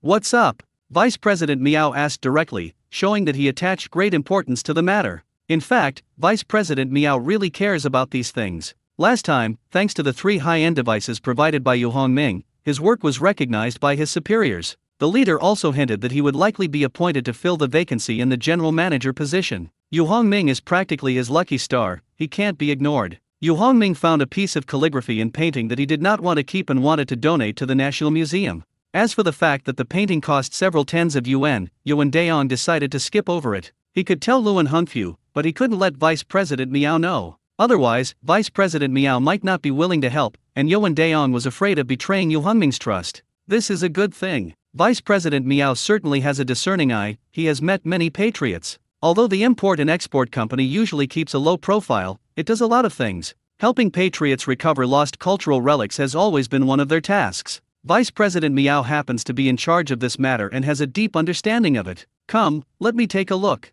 Vice President Miao was quite interested in appreciating the paintings, but he just glanced at them casually. The main problem is that his salary level doesn't allow him to actually collect these treasures. Okay. Yuan Daeon handed the black plastic bag to Vice President Miao. This packaging is really rare. Vice President Miao took the bag and joked that he thought there were other packages inside. Clearly, Vice President Miao was overthinking things. When opened, it was just a bare scroll. The scroll was covered in dust, clearly indicating that it hadn't been touched for some time. However, judging from the style of the artwork, Vice President Miao could immediately tell that it was an antique piece. As a painting enthusiast, he has a certain skill in discerning art. Seeing such a precious painting being treated so casually, Vice President Miao felt uneasy. What a waste.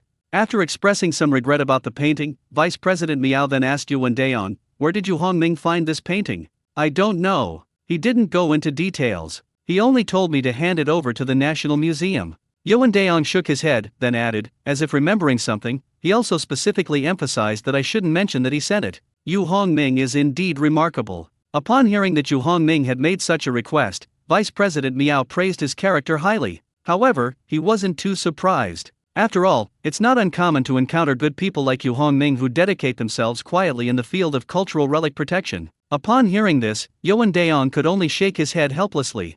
What's so special about something that costs only a few dozen yuan? But Yuan Daeon didn't want to ruin Vice President Miao's beautiful imagination. They had no choice but to keep this fact to themselves. Wanting to laugh but not daring to, this made Yuan Daeon quite uncomfortable. "Secretary Zhu, go and call Elder Bien over here." Putting down the scroll in his hand, Vice President Miao did not intend to open it for the time being, but instead called over his assistant. Secretary Zhu responded and went out to run errands. Taking advantage of this break, Vice President Miao explained to Yuan Daeon Old Bien is a national-level connoisseur. When it comes to his understanding of ancient paintings, he is a top expert in the industry.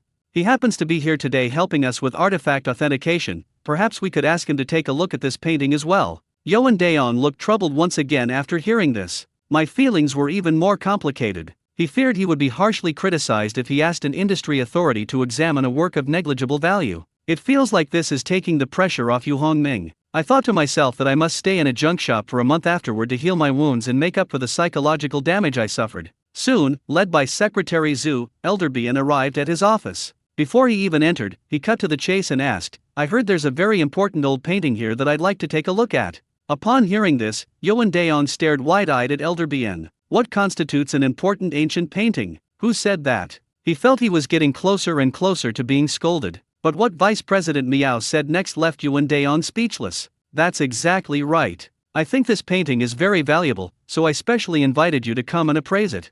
Alright, then I'll take a closer look and see how much your appreciation skills have improved. I would be grateful for your guidance, Elder Bien. When facing Elder Bien, Vice President Miao always appeared extremely respectful, and he would not take offense even if the other party's words were somewhat direct. After sitting down, Mr. Bien carefully took out the professional tools he carried with him. In reality, these things are very simple: a pair of white gloves and a magnifying glass. For a master like Master Bien, experience and insight are the most important assets. In both of these aspects, he has reached a level that no one can match. Otherwise, he wouldn't have become a recognized master in the industry. After putting on gloves, Mr. Bien frowned upon seeing the dusty painting in front of him. If one were to describe his love for calligraphy and painting, even 10 horse-drawn carriages could not match his dedication to art. Therefore, he was heartbroken to see people ruining calligraphy and paintings. Just like the situation now, the entire painting was covered with a thick layer of dust, which really touched a nerve with Mr. Bien. Where did you get this painting? Even so, Mr. Bien restrained his emotions and did not get angry, but calmly asked Vice President Miao.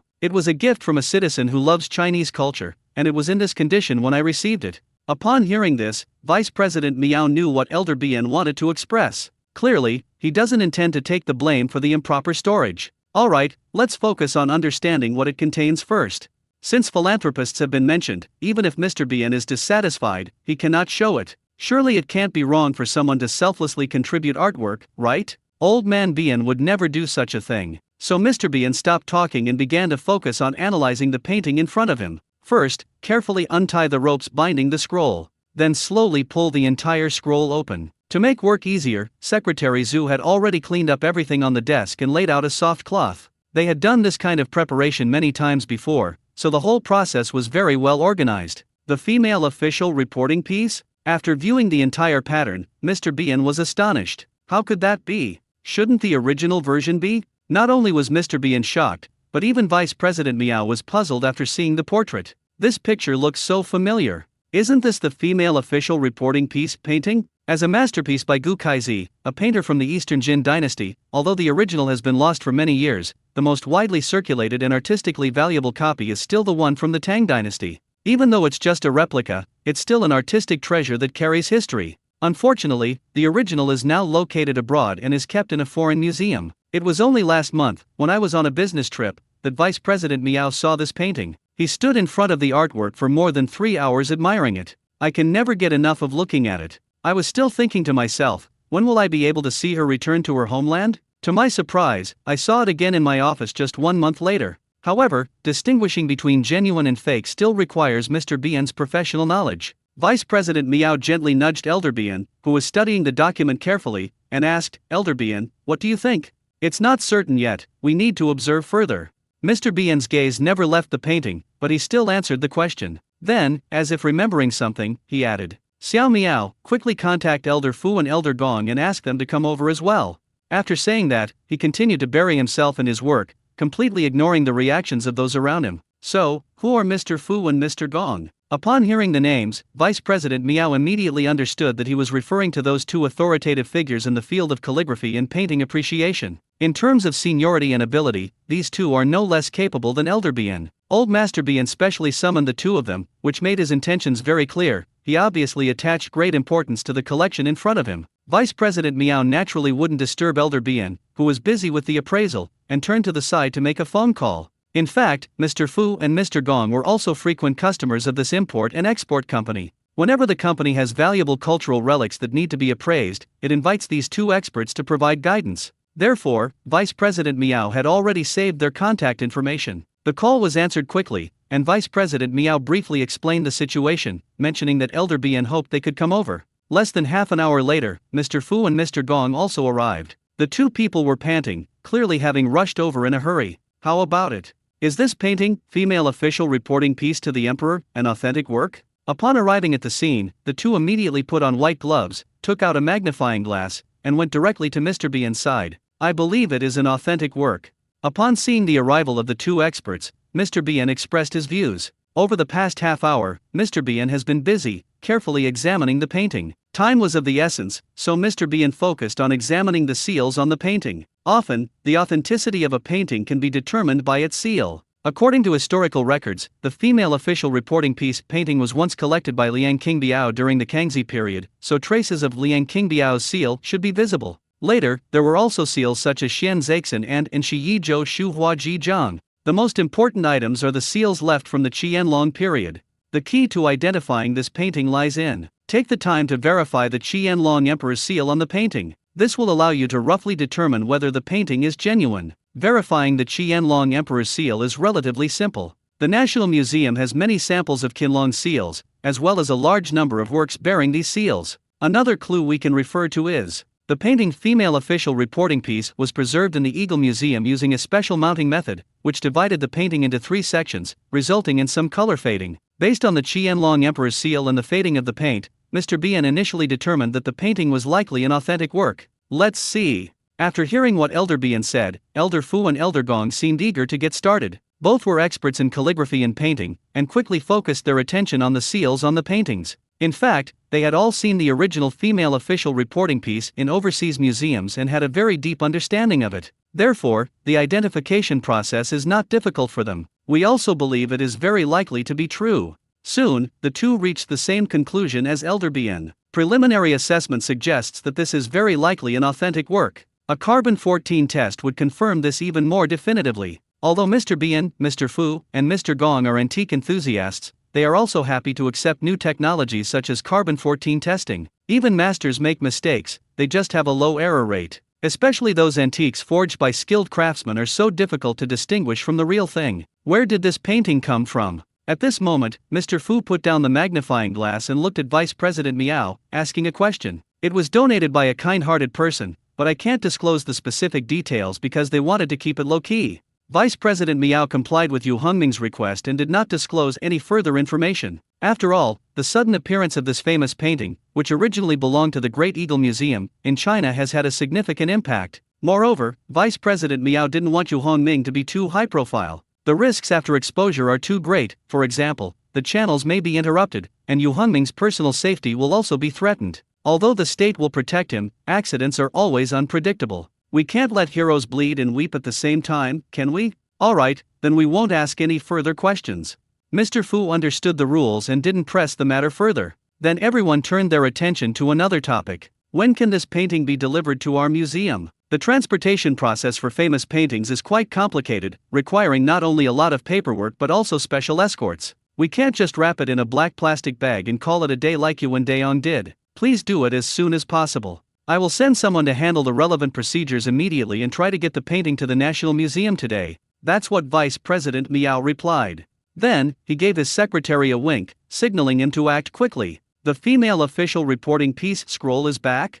As the saying goes, there are no secrets that stay hidden forever. This phrase has recently become very popular in the antiques community. Especially those who work in the field of calligraphy and painting, they will definitely talk about this when they meet. Until the National Museum issued an announcement. Our museum received a donation of the famous Tang Dynasty painting female official reporting piece from a philanthropist, which will soon be on display in the Masterpieces exhibition hall. The news immediately attracted widespread attention upon its release. After all, the return of cultural heritage lost overseas has always been a hot topic. Major media outlets have reported on this. The female official reporting piece painting, which had been kept in the Dang Museum for a long time, has finally returned to its homeland. New progress in the preservation of art treasures lost overseas. Female official reporting piece returns to its homeland. Who possesses such immense influence that they could bring back the female official reporting piece scroll, considered a treasure by the Eagle Museum, to China? Such a return of cultural heritage always attracts the attention of countless people. This is especially true for rare works like the female official reporting for peace. As soon as the news was released, the number of comments and reposts on the internet surged instantly. Really? That came from the British Museum. How could they possibly let it go? It's unbelievable. Didn't they always refuse to return it to us? Suddenly had a change of heart? This isn't like them. Didn't you look carefully? It was donated by someone. What does it have to do with the Eagle Kingdom Museum? If the museum is unwilling, no matter how much the kind-hearted person donates, it will be useless. I wouldn't believe you if I told you. I just got back from the UK yesterday and went to the Great Eagle Museum where I saw the female official reporting piece painting. I never expected it to be back today. Don't be so surprised, maybe it came back on the same flight as you. There are always some trolls online, and these people are quite common. I think what you saw was a forgery, the original has already returned to China. Have you seen the movie The Adventurers? I think that philanthropist is just as amazing as Lu Hua in the movie. This kind-hearted person must be the reincarnation of Buddha, otherwise how could they do such an incredible thing? The term global village is no exaggeration. Especially in the internet age, the whole world has become more interconnected. This trending topic quickly went viral again. However, there is an even more important reason why this matter has attracted attention so quickly. Because it involves the Eagle Museum, it quickly attracted global attention. The media, especially those based in the United States, reacted swiftly to the news. Shouts rose and fell. The Eagle Museum must give the public an explanation. Did they take bribes and sell off important national cultural relics? We need to find out.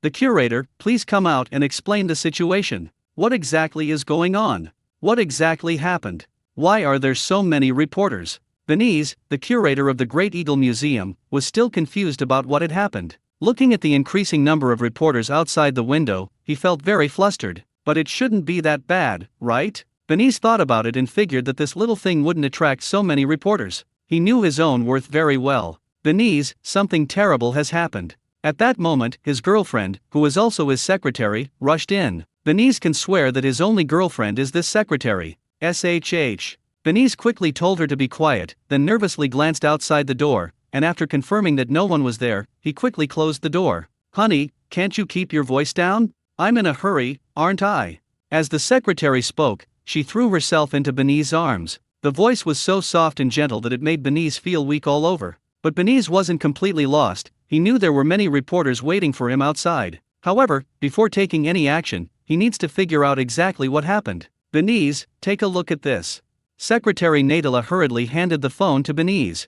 Benise took the phone, knowing the answer must be inside. After reading the news on his phone, Benise was completely stunned. How did it end up in China? That shouldn't be happening. Let's go see if that painting is still there. Benise called Nadala, disregarding everything else, and rushed out of the office, heading straight for the place where the female official report safety map was displayed. Thankfully, the museum is not open to the public yet, otherwise, it would be difficult to even leave the premises, as the area would be completely blocked by reporters. Having arrived safely at the display case, Benise breathed a sigh of relief upon seeing that the lady official reporting piece painting was hanging intact, but it also made me more confused. What exactly happened in the Dragon Kingdom? At this moment, Nadala also arrived and was stunned when she saw the painting. How would I know? Benise was completely bewildered and his mood became heavy. He considered one possibility: forgery. That's right, it's all about forging. By using counterfeit products to replace genuine products, the effect of making it difficult to distinguish between them can be achieved. Benise had also seen The Adventurers and, based on previous news reports, knew that thefts by museum staff were not uncommon. Although this situation did not occur at the Great Eagle Museum, which he managed, it does not mean it will not happen. Human greed exists everywhere. Benise is now beginning to doubt whether the female official reporting piece in the display case is genuine. Natala, go and invite Gong Junkai, the calligraphy and painting appraisal expert from China, over here. After thinking for a moment, Benise decided to have a professional examine the women officials reporting safety in the display case first, then consider how to deal with the media. If it's a fake, it can never be real. If I manage to get away with this by deceiving people, I'll really have no way to explain myself if I get caught later. Okay, I'll call Mr. Gao right away. Natala felt uneasy, agreed, and quickly took out her phone to contact Gong Junkai. Gong Junkai, an art appraiser from China, arrived at the scene quickly. He is a Chinese and specializes in appraising Chinese calligraphy and paintings. Gong Junkai had already heard about the rumors circulating online. That's why he arrived so quickly. Gong Junkai was also very curious whether the painting female official reporting piece exhibited in the Dang Museum was genuine. Could it be switched? What exactly is the Dragon Kingdom National Museum up to this time? Mr. Benise, I have arrived. Very good, Gong Junkai, please find out the truth of the matter as soon as possible. Benise spoke as he let him in. He then nodded to Natala, signaling her to open the display case. Natala understood immediately and used the key to open the display case. Mr. Gong Junkai, please come in. Thank you, Ms. Natala. Gong Junkai first thanked Natala, and then began to work seriously. He carefully opened the glass door and gently took out the women officials' reports of safety. Then, very carefully and slowly, the scroll was rolled up. It is obvious that it is impossible to conduct the identification here. The conditions simply don't allow it. the Eagle Museum has a dedicated room for the authentication of calligraphy in paintings. It was equipped with all the necessary facilities. Even the latest technological tests can be completed here. After the painting was finished, Gong Junkai immediately took it to the appraisal room. Benise followed closely behind. How could I possibly be absent at such a crucial moment? Natila, not to be outdone, followed closely behind. Upon arriving at the testing room, Gong Junkai immediately began his work. No problem. No problem. Gong Junkai would say this after each step was completed. Benise, standing to the side, felt increasingly conflicted. Since the female official reporting piece painting in the Eagle Museum is genuine, it means that the one exhibited in the Dragon Kingdom is a fake. It is impossible for two female official reporting piece paintings to be the same in the world. However, there was one thing that Baeknan couldn't understand. The National Museum of China boasts unparalleled expertise in the authentication of calligraphy in paintings. Why would I make such a mistake? It was even released publicly. Thinking of this, Benise's lips curled up slightly, and an irrepressible smile appeared on his face. Half an hour later, the test results are all here. After a series of meticulous tasks, Gong Junkai finally handed the complete report to Benise. As expected, it is an authentic work. Very good. With this evidence, Benise felt reassured and at ease. Simply showing this result to the reporters will quell the controversy. It can also thoroughly humiliate the National Museum of China. Gong Junkai, come with me to meet the reporters.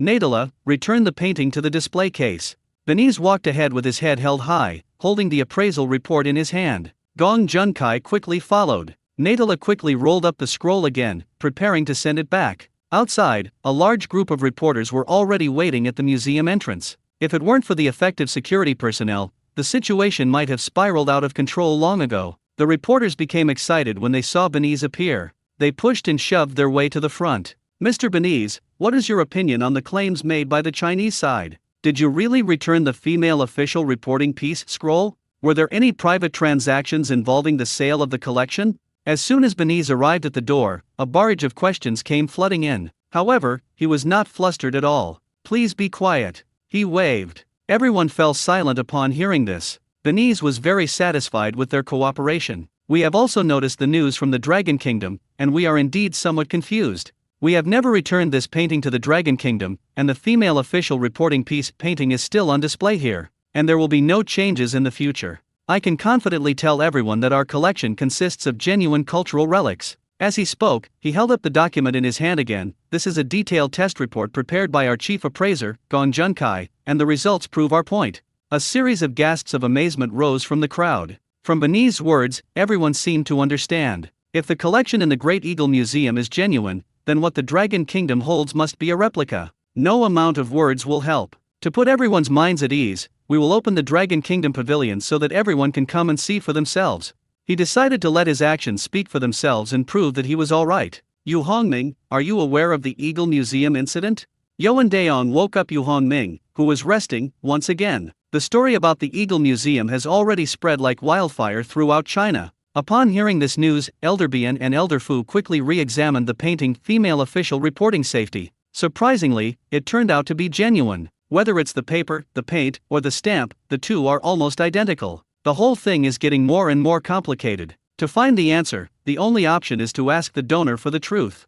This task ultimately fell to Yuan Daong. That's why he went to see Yu Hongming early in the morning. Of course, early in the morning is from Yu Hongming's perspective. By the time Yuan Daong arrived, it was almost 11 o'clock. This time, Yuan Daong was more civilized and learned to ring the doorbell to enter. The main reason is that things here are too expensive, and he's afraid he might accidentally break something and not be able to afford to pay for it. After thinking about it for a long time, I feel that it's better to be more polite. The doorbell is directly connected to Yu Hongming's room, so he's sure he'll hear it. But if the other party pretends not to hear, that's another matter. What's the matter? What kind of person is Yu Hongming? If you don't even care about things around you, how could you possibly know about the Eagle Museum? After discovering that Yu Hongming was genuinely unaware of the matter, Yuan Daong began to explain it to him. Didn't you donate a painting to the National Museum? This painting originally belonged to the Eagle Museum, but now they are publicly saying that our painting is a fake. However, several calligraphy and painting experts from the National Museum have authenticated your work multiple times and confirmed that it is genuine. The National Museum wants to know what really happened. Yu Hongming felt somewhat helpless. What's going on? He knew exactly what was going on, but can he say it? No way. Could he possibly tell others that he brought this painting back from a strange world? A system error has been detected. The appearance of such unique artworks in the real world will affect the world order. The system needs to be shut down for repairs. After the repairs are complete, items acquired by the host through trading will replace the original items, while the original genuine items will exist as counterfeits. The repair time is 30 minutes. Just as Yu Hongming was thinking about how to get through this, a system notification suddenly appeared. That's how the problem was solved. He no longer needs to worry about anything. My stomach isn't feeling well, I need to use the restroom first before we talk. I came back just in time to find the system fixed. Next, Yu Hongming could confidently tell Yuan Daong, the painting I gave to the National Museum is the real one, while the one in the Dang Museum is fake. The system has been repaired and the world order update is complete. Half an hour later, the system notification sounded again. Yu Hongming reappeared in front of Yuan Daong. Just tell the people at the National Museum that my painting is absolutely genuine, and that the one in the Eagle Museum is the fake. I think the Eagle Museum should hire a more professional appraiser to re-examine their collection. I guarantee they'll be astonished. Tell me the truth, how exactly did you manage to swap the paintings from the Eagle Museum? Upon hearing Yu Hongming's words, Yuan Daong became interested and, like a tabloid reporter, kept asking him questions. We haven't exchanged the painting. Let me repeat, I bought this painting from a street stall for a few dozen yuan. Can't you just be honest? Yuan Daong rolled his eyes, thinking that Yu Hongming was talking nonsense. After going through so much trouble to get the painting out of the Eagle Museum, how could I possibly sell it to you for just a few dozen dollars? Do you think I'm a 3-year-old who would believe you so easily? Believe it or not. Yu Hongming shut his mouth and didn't say another word. Having been rebuffed, Yuan Daong could only leave dejectedly. Less than 2 hours later, the National Museum of China issued a statement. After rigorous authentication by 3 calligraphy and painting experts, it has been confirmed that the female official reporting piece, donated by a kind-hearted person, is genuine. It is recommended that the Dang Museum conduct a professional review of its collection of the female official reporting safety painting. If a suitable appraiser is lacking, the National Museum of China is willing to provide assistance. Once this statement was released, everyone could see that the National Museum was going to take a hard line against the Eagle Museum. The internet immediately erupted in discussion. Is the National Museum mocking the Eagle Museum's appraisers for being unprofessional? To put it bluntly, isn't this already a done deal? This is getting more and more interesting. I'm going to leave a message on the Eagle Museum's social media platform and tell them to find a good appraiser to check if the painting in their hands is fake. It's too late. I saw a lot of people leaving comments over there, and some even suggested crowdfunding to find them a senior appraiser. This is so touching. This generation of netizens is amazing. I want to support this action too. The news spread rapidly around the world, especially among the media and netizens in the Great Eagle Empire. What's going on? Who's lying? Is the National Museum exaggerating? The Ying Museum, come out and explain yourself. People are saying your calligraphy and painting appraisers are no longer skilled enough. Although I am very unwilling, when it comes to the authentication of Chinese calligraphy and paintings, no one is better than their own experts. Has the Eagle Museum really been fooled? Everyone is strongly demanding a re-evaluation. We need to find the most skilled appraisal experts to examine it. I have a feeling that Gong Junkai might have a problem. To uphold the professional reputation of our National Museum, we have decided that tomorrow morning at 10 a.m., 3 experts, Professor Bian, Professor Fu, and Professor Gong, will conduct a public on-site authentication of the female official reporting piece painting. The entire process will be broadcast live so that everyone can see that the real cannot be faked, and the fake cannot be made real. The National Museum issued a statement, officially bringing the matter to a climax. Isn't this pushing the Great Eagle Museum to the brink of collapse? Our National Museum is really tough. That's impressive. My country is awesome. I support the National Museum's actions. Just wait and watch the live stream at 10 a.m. tomorrow. I believe these 3 masters from the National Museum will definitely give the Eagle Museum a good slap in the face. Which country has the strongest appraisers? Of course, it's still our Dragon Kingdom. The result is self-evident. Does the Eagle Museum even understand Chinese calligraphy and painting? I heard their appraiser is of Chinese descent. I wonder how skilled they are. What else can they do? Everyone can see that they can't tell the difference between real and fake. Either they lack the skills, or they accepted bribes. The online discussion continues to escalate. Faced with this situation, the Eagle Museum did take action and, under pressure from netizens, had to respond. After repeatedly confirming that Gong Junkai's statement was accurate, the museum director, Benese, issued a statement. Tonight at 10 p.m., the Dang Museum will conduct a public appraisal of the painting female official reporting piece, and will invite several renowned appraisers in the field of calligraphy and painting to participate. All media outlets are welcome to attend, and the event will be broadcast live to ensure transparency and fairness. The statement immediately attracted widespread attention. 10 o'clock at night in the Great Eagle Kingdom is exactly 10 o'clock in the morning in our Dragon Kingdom, right? It seems the Eagle Museum is going head to head with the National Museum. Who will win? This is going to be really interesting. Which side is telling the truth? The next day at 10 a.m., which is equivalent to 10 p.m. in the Great Eagle Empire. Here we go. Come and see. 2 appraisal meetings were held simultaneously at the National Museum and the Eagle Museum. The scene was packed with people, and many reporters had come to the scene. The online buzz reached its peak. The atmosphere was even more festive than during the Chinese New Year. I have one live stream here, and another one over there. I'll keep both running and see who comes out on top in the end. I also opened the live stream link from the Eagle Museum, waiting to see it become a joke. It's truly something to look forward to. 2 world-renowned museums, who will ultimately emerge victorious. Both sides announced the commencement of the identification process. The appraisers on both sides unrolled the scrolls almost simultaneously. Their movements were almost identical. If you didn't know this was a live stream from a different location, you would definitely think you'd entered the wrong room, because the content is too similar. After the scroll was unfurled, 2 museum appraisers began to appreciate and explain it. Truly a top master in the world of calligraphy and painting, amazing. I never knew there was so much to learn about authenticating calligraphy in paintings. I've learned a lot. There's no need to look further, the conclusion is already quite obvious.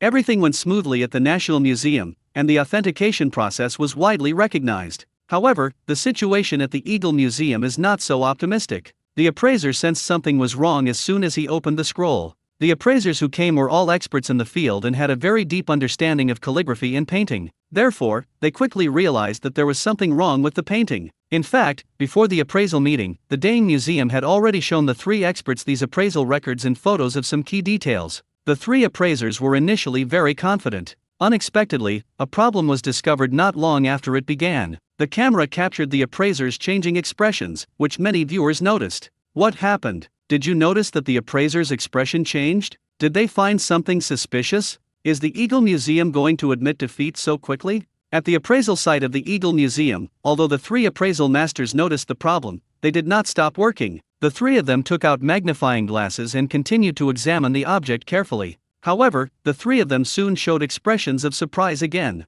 The 3 looked at each other in disbelief. Although they didn't exchange many words, the 3 of them tacitly reached a consensus: the artwork was fake. They found it incredibly unbelievable. How dare they put out such an obviously fake product? What exactly is the Eagle Museum trying to do by even doing a live broadcast? Is it about publicly admitting one's mistakes? However, their task was merely to complete the authentication. Whether the Eagle Museum had engaged in fraudulent activities was beyond their control. The 3 of them left the painting together and signed an authentication report. One of them handed the report to Beniz and muttered, "Good luck to you." Then, the 3 appraisers left the scene immediately, their expressions very serious. Why did the appraisers leave? Does this mean they're admitting the painting is fake? I knew long ago that the Eagle Museum was going to be in trouble this time. The outcome was already predetermined.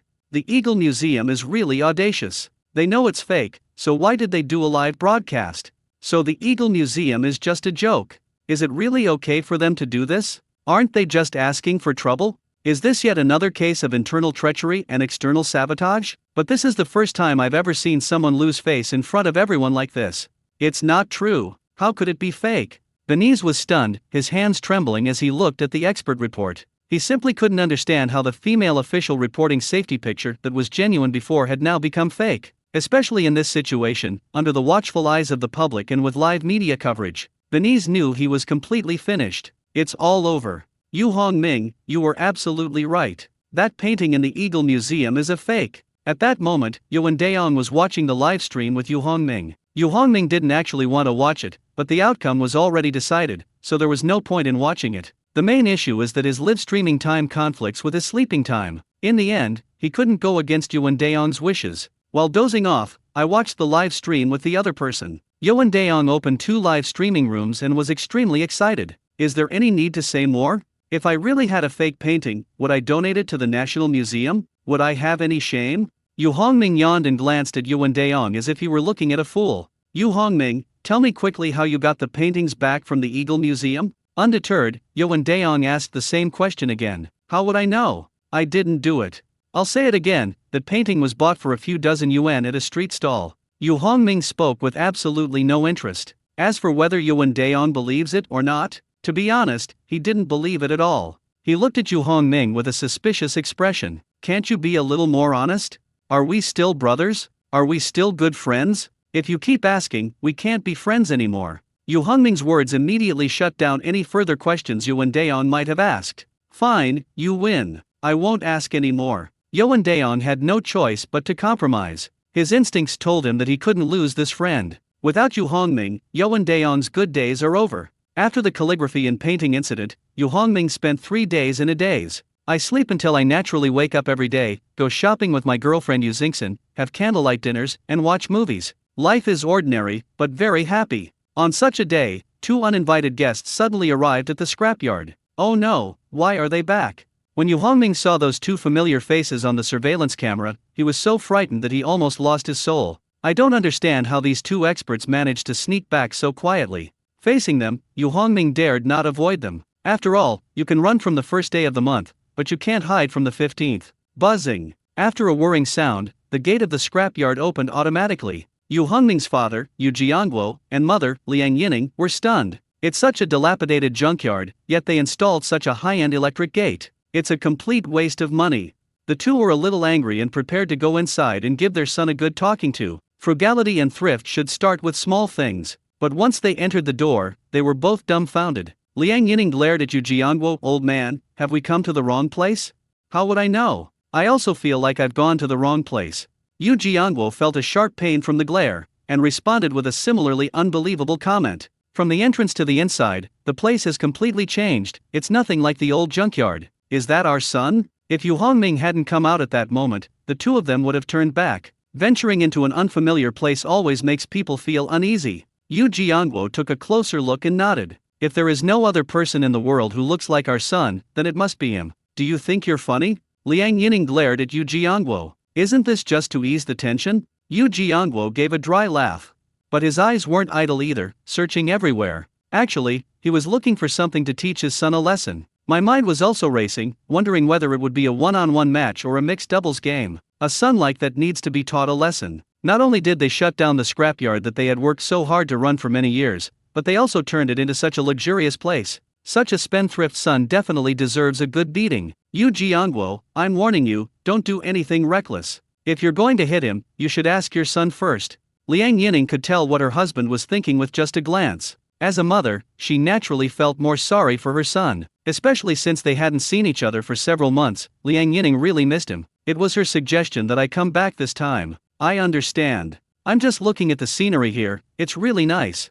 Yu Jiangguo will not admit that he is preparing to play mixed doubles against his son. Mom, you're finally back. I miss you so much. Yu Hongming truly understood that his future fate depended entirely on his mother's mood. That's more like it. As expected, Yu Hongming's approach was correct, and Liang Yining's mood immediately improved. Yu Jiangguo could only sigh. Mixed doubles was out of the question. Son, you've lost weight. Every mother feels that she must not be eating well when her child is not by her side. In fact, Yu Hongming has actually gained a lot of weight during this period. He's been living a very comfortable life, so how could he not gain weight? Mom, you don't know, when I'm home alone, sometimes I don't even have time to eat. Mom, I really miss your braised pork. Even after gaining weight, Yu Hongming would still feign pitifulness in hopes of receiving better care. Who would deliberately ruin their life if they wanted to live a good life? Okay, I'll make you braised pork when you get back. Well, Yu Jiangguo sighed again. The treatment he receives now is even better than what he used to receive. Son, what exactly is going on here?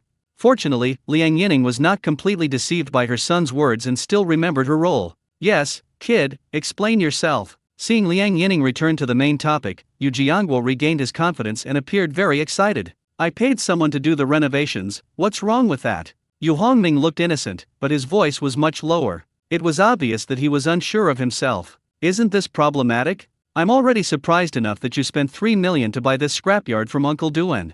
I didn't expect you to have prepared an even bigger surprise.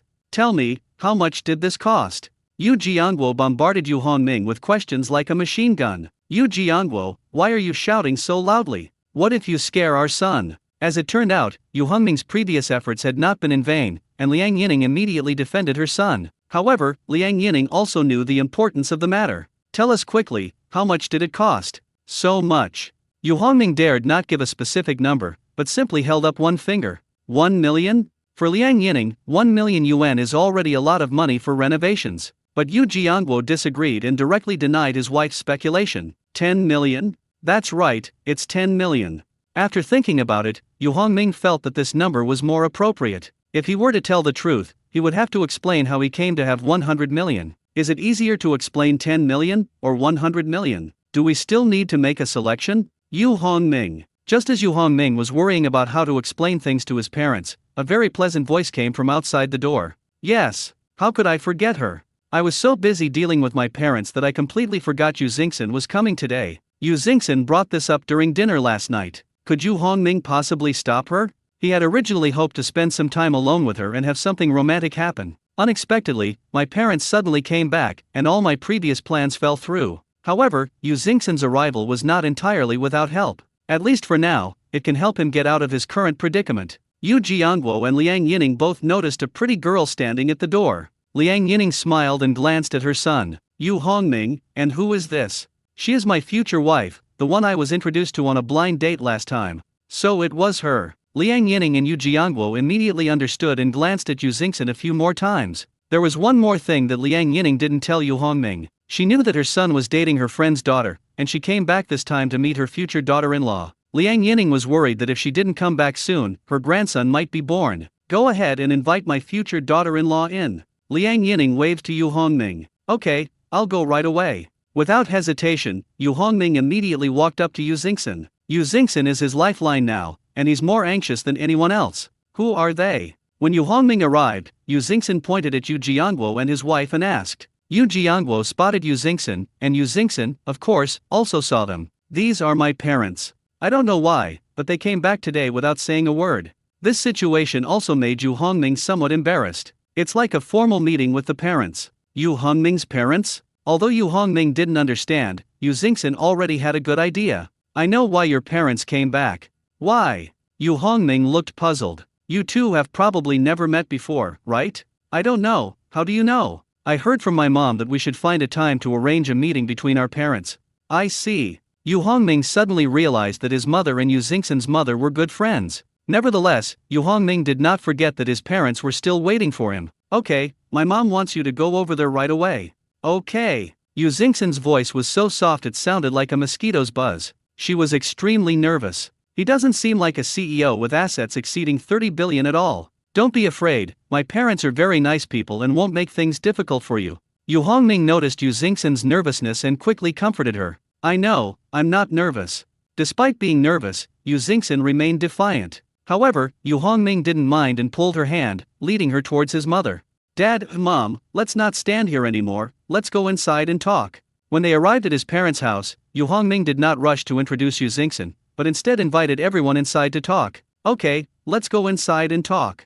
Liang Yining agreed and pushed Yu Jiangguo into the house. Upon entering the living room, Yu Jiangguo and Liang Yining both felt that the decoration was very unique. This design is absolutely fantastic. Yu Jiangguo walked along, praising the scenery as he went. Not to mention Yu Jiangguo and Liang Yining, even Yu Xingxin, who was visiting for the first time, was deeply attracted by the design here. The design of Yu Xingxin's home must be quite sophisticated, but she had to admit that Yu Hongming looked better here. Most importantly, it gives people a very natural, comfortable, and relaxing feeling. Yu Hongming, who designed this? How's my classmate doing? A female classmate?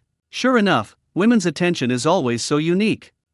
What's wrong? Is it pretty? Fine. Yu Hongming immediately realized that something was wrong with what he said, and quickly added another sentence. Of course, in my opinion, you are the most beautiful. That's more like it. Yu Xingxin's face immediately brightened. Yu Hongming breathed a sigh of relief. Indeed, mentioning other girls, especially attractive ones, in front of your girlfriend is a big no-no. Mom and Dad, this is Yu Xingxin. Mom, you should know her. Upon entering the living room, Yu Hongming formally introduced Yu Xingxin. Hello, Uncle. Hello, Aunt. Yu Xingxin quickly greeted them, behaving very obediently. So you're Xin. Your mother often mentions you to me. Liang Yining warmly took Yu Xingxin's hand. Indeed, women can easily become close. Dad, please sit down first. I'll go make you some tea and get some fruit. No, I want to look around. Yu Jiangguo became increasingly interested in the place and was eager to explore it. He thought about how the place where he had worked hard for more than 10 years had changed so much in just a few months. The design of this place truly captivated Yu Jiangwo. The layout is excellent and very stylish. He never imagined he would one day live in a house like this. So the father and son split up in the living room. Yu Hongming went to prepare tea and fruit, while Yu Jiangwo went out to look at the house. About 10 minutes later, Yu Hongming returned with a pot of tea and a fruit platter. But I didn't see my father, he was obviously still visiting. Mom, xin, have some water before we talk. Yu Hongming poured a cup of tea for each of them and didn't disturb their conversation. Women, no matter how old you are, you always have so much to say. Yu Hongming really couldn't understand how a CEO worth 30 billion and usually aloof could chat so happily with a housewife. However, Yu Hongming still liked these heartwarming scenes very much. Harmony in the family brings prosperity in all things. This is the wish of countless families. Half an hour later, Yu Jiangwo returned from his shopping trip, but his gaze toward Yu Hongming had become even sharper. Xin, that's enough for today. Your uncle and I came back in a hurry this time, and we still need to go back and pack. Once we've made arrangements, let's find some time to have a meal together between our two families. Okay, Auntie. Yu Xingxin readily agreed. Then xin, you sit here for a while, and let Yu Hongming see us off. Okay, Auntie. Yu Xingxin agreed again. The perceptive Yu Xingxin naturally understood the meaning behind Liang Yining's words. Doesn't this clearly indicate that the family has something to discuss and doesn't want me to hear it? Then I'll go see my parents off. Yu Hongming wasn't stupid, he immediately understood and quickly gave Yu Xingxin a reassuring look. Go! Yu Xingxin remained understanding and quietly gave Yu Hongming a reassuring look. Upon exiting the reception room and reaching the main entrance, the three of them stopped in their tracks simultaneously. Mom and Dad, you don't actually need to leave. It's so nice to stay here, Yu Hongming said with a smile. Liang Yining waved her hand, we'll talk about it later. Son, I have something to tell you. Yu Hongming, Mom, tell me. Liang Yining asked mysteriously. Xin's family is very rich, did you know that?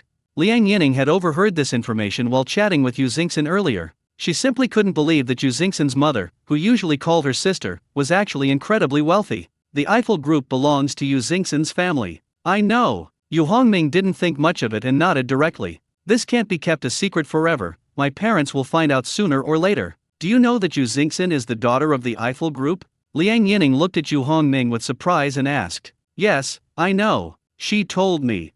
Don't you think there's a big gap between you two? Although Liang Yining is not prejudiced against different social classes, she is afraid that her son will suffer injustice in the future. Marrying a rich man's daughter isn't so easy. Wait, is the Eiffel Group you're talking about the really rich one? Yes, I think it's the one you're thinking of. Yu Hongming nodded to his father. Son, you're not living off a woman and being kept by someone, are you? After a long silence, Yu Jiangwo suddenly said something astonishing. Yu Hongming almost lost his balance. Dad, why do you say that? Do I even need to guess? Look at the houses here, and the sports cars in the distance. Isn't this the typical picture of someone being kept by a rich woman? Yu Jiangwo said, pointing to the house and the sports car in the distance. He even put on an expression as if he had seen through everything. Otherwise, how would you have the money to buy a house and a car? Dad, I'll say it again, I earned all this money myself. Stop lying to Dad. It's not shameful to live off a woman, it's a skill in itself. As he spoke, Yu Jiangwo looked Yu Hongming up and down. It must be said that the son certainly has the talent. Yu Jiangwo's gaze sent chills down Yu Hongming's spine. Dad, you can think whatever you want. Seeing his father's insistence, Yu Hongming didn't want to say anything more. He had come to understand that his father believed he was living off women. No matter how you explain it, it's useless. It doesn't matter, I know what I'm doing. Son, you can rely on others if you want, but you need to think carefully, this path is not easy.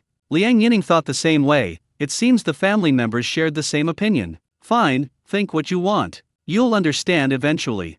Yu Hongming has given up and doesn't want to waste any more words. You really aren't staying here? My place is quite spacious. I think I'll pass. It's fine to stay here for a few days occasionally, but it's too inconvenient to stay here every day. Yu Jiangwo shook his head and rejected Yu Hongming's suggestion without hesitation. He had initially considered living here, but considering its remoteness and inconvenience, he changed his mind. Liang Yining chimed in, yeah, it's not even convenient to buy groceries here. Besides, there aren't many people around. Am I supposed to spend all day swatting mosquitoes? Okay, as long as you guys think it's good. The older generation prefers to live in familiar places, where they have familiar surroundings and friends, so Yu Hongming stopped trying to persuade them otherwise. I'll transfer some money to you later. Spend it as you like, don't be stingy. No need, mind your own business, we have our own money. Yu Jiangwo refused without even thinking about it. Actually, if the money really was earned by their son, they would feel perfectly justified in accepting it. But now he feels that he got the money by living off a woman, and his palms are burning with embarrassment. It's better not to do it. Finally, Yu Jiangguo and Liang Yining got into their BMW X5, waved goodbye, and left. Yu Hongming didn't care if Yu Jiangguo said he wouldn't give it to him. He opened his online banking and immediately transferred 100 million yuan to each of his parents. As children, we shouldn't favor one over the other, right? Ding ding, ding ding. Yu Jiangguo had just driven his car to an intersection not far from the scrapyard. While waiting at a red light, my phone beeped with 2 text message notifications. Yu Jiangguo was driving and couldn't look at his phone, but Liang Yining can watch it. However, she assumed it was spam or a message from an old friend and didn't pay any attention to it. Upon opening it, I exclaimed, "This kid." Liang Yining immediately recognized it as a bank text message. Based on what my son just said, it's obvious without even guessing that he really did transfer the money. Even though the source of the son's money is unclear, every parent would be happy to receive money from their son. Liang Yining is no exception. Who is it? Seeing Liang Yining's smiling face, Yu Jiangguo couldn't help but ask. It's your son. He really did transfer money to us.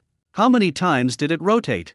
I haven't looked at it closely yet, let me double check. Liang Yining picked up her phone again and carefully read the message. Then she froze. What's wrong? Seeing that Liang Yining didn't react for a while, Yu Jiangguo asked again. Honey, your son transferred 100 million yuan to us. Liang Yining managed to finish those words, her voice trembling. Oh my god. The green light had turned on, and Yu Jiangguo, who was about to cross the intersection, instinctively stepped on the brakes. Fortunately, there are few vehicles and pedestrians in this area. Otherwise, such a sudden braking would definitely cause a rear-end collision. Say it again? Our son transferred 100 million yuan to us. Liang Yining repeated herself, her jaw trembling, as if it would drop. Are you crazy? Yu Jiangguo felt like he was going crazy. My son has become such a freeloader? Our pocket money all calculated in hundreds of millions? Beep beep. Because Yu Jiangguo's BMW X5 had been parked at the intersection for a long time, the cars behind him started honking their horns to urge him to move. Check my phone, I think I just heard a message coming in. Hearing the honking horns behind him, Yu Jiangguo quickly restarted his car and left the intersection. However, before driving, he handed his phone to Liang Yining. Okay, I'll look at it right away. Liang Yining immediately took the phone from Yu Jiangguo and quickly began to check it. Honey, our son has transferred money to you too. Soon, Liang Yining's voice came through, trembling even more. How much money was transferred exactly? This time, Yu Jiangguo was smarter and parked the car on the side of the road first. Yu Jiangguo never forgets that safety comes first. 100 million. Liang Yining raised a finger again, looking at Yu Jiangguo in disbelief. Yu Jiangguo, who had already parked the car, hurriedly took his phone back from Liang Yining. He couldn't wait to see what 100 million yuan would look like. Although I have several million myself, I've never seen such a huge sum of money in my life, so I'm particularly curious. Not only that, it also made Yu Jiangguo look at his son's level of living off his wife with new respect. This matter is beyond the comprehension of Yu Jiangguo and Liang Yining. According to the plot of the TV series, a man who lives off a woman usually earns only tens of thousands of yuan a month, and 100,000 yuan is already considered very impressive. Unlike Yu Hongming, who casually spends hundreds of millions. Thinking about the stocks he held, Yu Jiangguo felt sorry for them. Your listed company should also reflect on themselves. Your annual profits are not even comparable to those of a gold digger. Don't you feel ashamed? Have mom and dad left? At this moment, Yu Hongming also returned to Yu Xingxin's side. We left, but they weren't happy about staying here. It's probably because your uncles and aunts prefer a more lively atmosphere. It's too quiet here, and they might not be used to it. Before even entering the house, Yu Xingxin had already learned how to help her in-laws out of awkward situations. However, Yu Hongming liked this attitude very much. This is just the beginning of family harmony. Fine, let them do whatever they want. Yu Xingxin responded. Then she looked at Yu Hongming's face and blinked. Yu Hongming, what did your parents want to talk to you about? This matter has always made Yu Xingxin uneasy. I can't figure it out, and I always feel uneasy. I thought you wouldn't ask. Yu Hongming looked at Yu Xingxin with a mischievous grin, finding the moment quite amusing. To tell or not to tell? Yu Xingxin's fingers couldn't resist any longer and were about to touch Yu Hongming's waist. Don't move, I'll tell you, okay? Yu Hongming quickly raised his hands in surrender. It's nothing serious.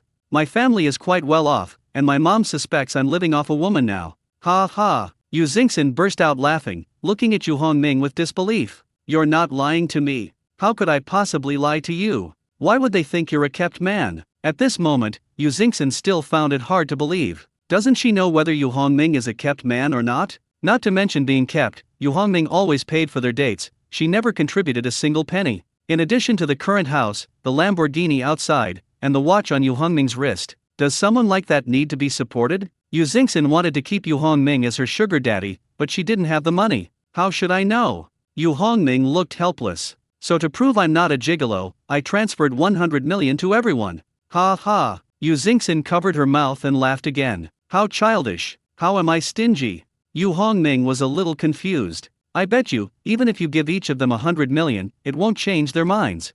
Why? Because I am a rich man, and you can't explain where your money comes from. After spending so much time together, Yu Xingxin had also learned a bit about Yu Hongming's background. Yu Hongming's family and life were very ordinary before. Of course, this ordinary is based on the standards of Yu Xingxin's family. Just a few months ago, Yu Hongming suddenly became rich. It became very mysterious from then on. The people he came into contact with were all extraordinary. For example, there's Sumati from Shengming Optoelectronics, the vice president of its import and export company, and He Yun's Hung, the vice president of Lunk Institute. Everyone here is someone of great importance. It was precisely because of these important figures that Yu Xingxin stopped pursuing Yu Hongming's specific profession. It wasn't that Yu Xingxin was materialistic, she was just worried that Yu Hongming would go astray. She doesn't care about the amount of money, as long as the two of them can be together steadily. Forget it, let them think what they want. Yu Hongming eventually admitted defeat, realizing that some things could only be resolved over time. Being kept by you isn't shameful at all, other people would love to have that opportunity. Rich woman, would you be willing to take care of me? Yes, or I'll transfer you 100 million for living expenses first. Seeing Yu Hongming acting like a drama queen, Yu Xingxin found it very amusing, so she played along with him. Knock knock, knock knock. Just as we were having a pleasant chat, the doorbell suddenly rang. Who is it? Yu Hongming muttered to himself somewhat impatiently. Why is it so lively today? Guests arrived in waves. It's never going to end. Go open the door. Seeing that the doorbell wouldn't stop ringing, Yu Xingxin also felt that this couldn't go on, so she gave Yu Hongming a push. With no other option, Yu Hongming went to the video intercom, turned off the doorbell, and then checked who had come. Several familiar faces immediately appeared before my eyes. Why are they here again, and with so many people? Everyone who came was from a trading company. Except for two people he had never met before, Yu Hongming knew all the others. The former vice president Miao, the branch manager Yuan, and Yuan Daong are all still here. Only the two unfamiliar faces in military uniforms were unfamiliar to me. No matter what, we still need to meet. Yu Hongming pressed the door open button. Buzzing. At the same time, the gates slowly opened. Everyone, please come in. Yuan Daong treated everyone like a second host, inviting them in with extreme caution. Of course, he bestowed this title of master upon himself. Please come this way. Soon, Yuan Daong led everyone to Yu Hongming's reception room. At this moment, Yu Hongming was already waiting at the door. Welcome everyone, please come in. Yu Hongming welcomed the guests into the reception room and asked them to sit down. At this time, Yu Xingxin had already left and gone to the living room to avoid the situation. Yu Xingxin has never been involved in Yu Hongming's affairs. The same goes for this time. Please sit down, everyone. I'll go pour you some tea. Yuan Daong, come and help me out. Pouring tea was secondary. Yu Hongming called Yuan Daong over because he wanted to find out what these people's purpose was in coming to see him. Upon arriving at the tea room, Yu Hongming asked directly, Yuan Daong, what's going on? Why did you suddenly bring so many people? Do you think I wanted this? They came directly to me and said they wanted to see you. Yuan Daong looked aggrieved, as if he had really been bullied. Who's looking for me? Those are the two men in military uniforms from earlier. Do you know their background? Yu Hongming was not blind, he could naturally tell that the two strangers were wearing military uniforms. But people who wear military uniforms come from many backgrounds, including the Navy, Army, Air Force, or other departments. All possibilities exist. I heard they're from the Military Equipment Department, but I don't know the specifics. I only know one of them is a deputy minister. What do they want from me? They didn't say anything. Do you think they would tell a nobody like me these things? Yuan Daong asked in return with a wry smile. He knew his own identity. Now he's just a messenger for Yu Hongming. Okay, you can leave now. Yu Hongming didn't ask any more questions, knowing it would be pointless. As Yuan Daong said, high-level leaders won't say much to nobodies. Yu Hongming brought back a few cups of tea to the reception room. I'm sorry to have kept you all waiting. Yu Hongming, you're too kind. We've disturbed you. Vice President Miao quickly stood up and took the tea that Yu Hongming handed him. Thanks. The two officers politely stood up and accepted the tea. Yu Hongming, sit down, let me introduce you. Good. Yu Hongming quickly sat down. The important business is about to begin. These two are leaders from the armaments department. This is Vice Minister Chu. This is Secretary Zhu, Vice Minister Chu's assistant. Hello, leaders. Facing the two officers, Yu Hongming dared not be negligent in the slightest and greeted them warmly. Don't be so reserved. The 3 machines you found for us last time were a huge help. I haven't even had a chance to thank you yet. This is what I should do, and I'm happy to be able to do something for my country. Yu Hongming waved his hand, indicating that there was no need for formalities. With your patriotism, the country's development is just around the corner. I feel I haven't done enough, I've only done a little bit. Not wanting to waste time on small talk, Yu Hongming got straight to the point. Leaders, please tell me your needs directly. I will do my best to help if I can. Great. I love this style. Vice Minister Chu patted the armrest of the chair with a cheerful smile, looking excited. Soldiers like to speak their minds directly, they feel uncomfortable when things are done in circles. Yu Hongming's actions were exactly what he wanted. Then I'll just say it directly. Our 5th-generation fighter jet still lags behind the United States in engine technology. I'd like to ask if we can obtain their information? Oh, we happen to have an F-22. I was wondering if you'd be interested. F-22? A whole aircraft? Can it be started? Upon hearing this, Vice Minister Chu's eyes immediately lit up, and he stared intently at Yu Hongming. He was so happy he almost jumped for joy. Yes, it's a whole one. Yu Hongming nodded, then looked somewhat troubled. As for whether it can fly, I'm not sure, after all, I'm just the middleman. He reiterated that he was merely a middleman. Do you want some? Of course we want it, even if all that's left is the skeleton. Vice Minister Chu quickly nodded in agreement. Even if only the F-22 frame remains, it is still a very valuable subject of research. It's always beneficial to know about the other party. Okay, wait for my message. I'll contact you as soon as the goods arrive. Do you need our assistance with transportation? Vice Minister Chu understood that transporting an F-22 was not an easy task and required cooperation from many parties. Such a precious item must be made absolutely perfect. But does Yu Hongming really need help? Actually, it's not necessary. A bowl of instant noodles, a single thought, and the item is yours. It's not difficult at all. No need, trust our expertise, my delivery will be safe and on time. Alright, then I'll leave it to you. Despite his concerns, Vice Minister Chu had no choice but to trust Yu Hongming. You can't disbelieve it, it's not up to him to decide this matter. He doesn't have the final say on this issue. Don't worry, I'll contact the higher UPS to ship it right away. We should see the F-22 by next week at the latest. If it weren't for the fear of going too far, it could be done in a few minutes. One should act reasonably. In fact, even Yu Hongming himself underestimated his own abilities. You guys are really amazing, I admire you very much. Vice Minister Chu gave Yu Hongming a thumbs up. A week was a pleasant surprise for him. This high-quality product, which had never been publicly sold before, was completed in just 1 week. Such ability and speed are beyond the reach of most. A week has passed in the blink of an eye. Previously, Yu Hongming had given Secretary Zhu, the Vice Minister's secretary, a phone number to inform him of the specific handover time. Tell them to pick up the goods on time. Today is trading day. However, the appointment was for the afternoon. The transaction was to take place at his current home, a scrap metal recycling station. It's not my old place of residence, but a new one. Yu Hongming still hasn't broken his habit of cramming at the last minute. The delivery was already underway, but the F-22 he promised Vice Minister Chu had not yet arrived.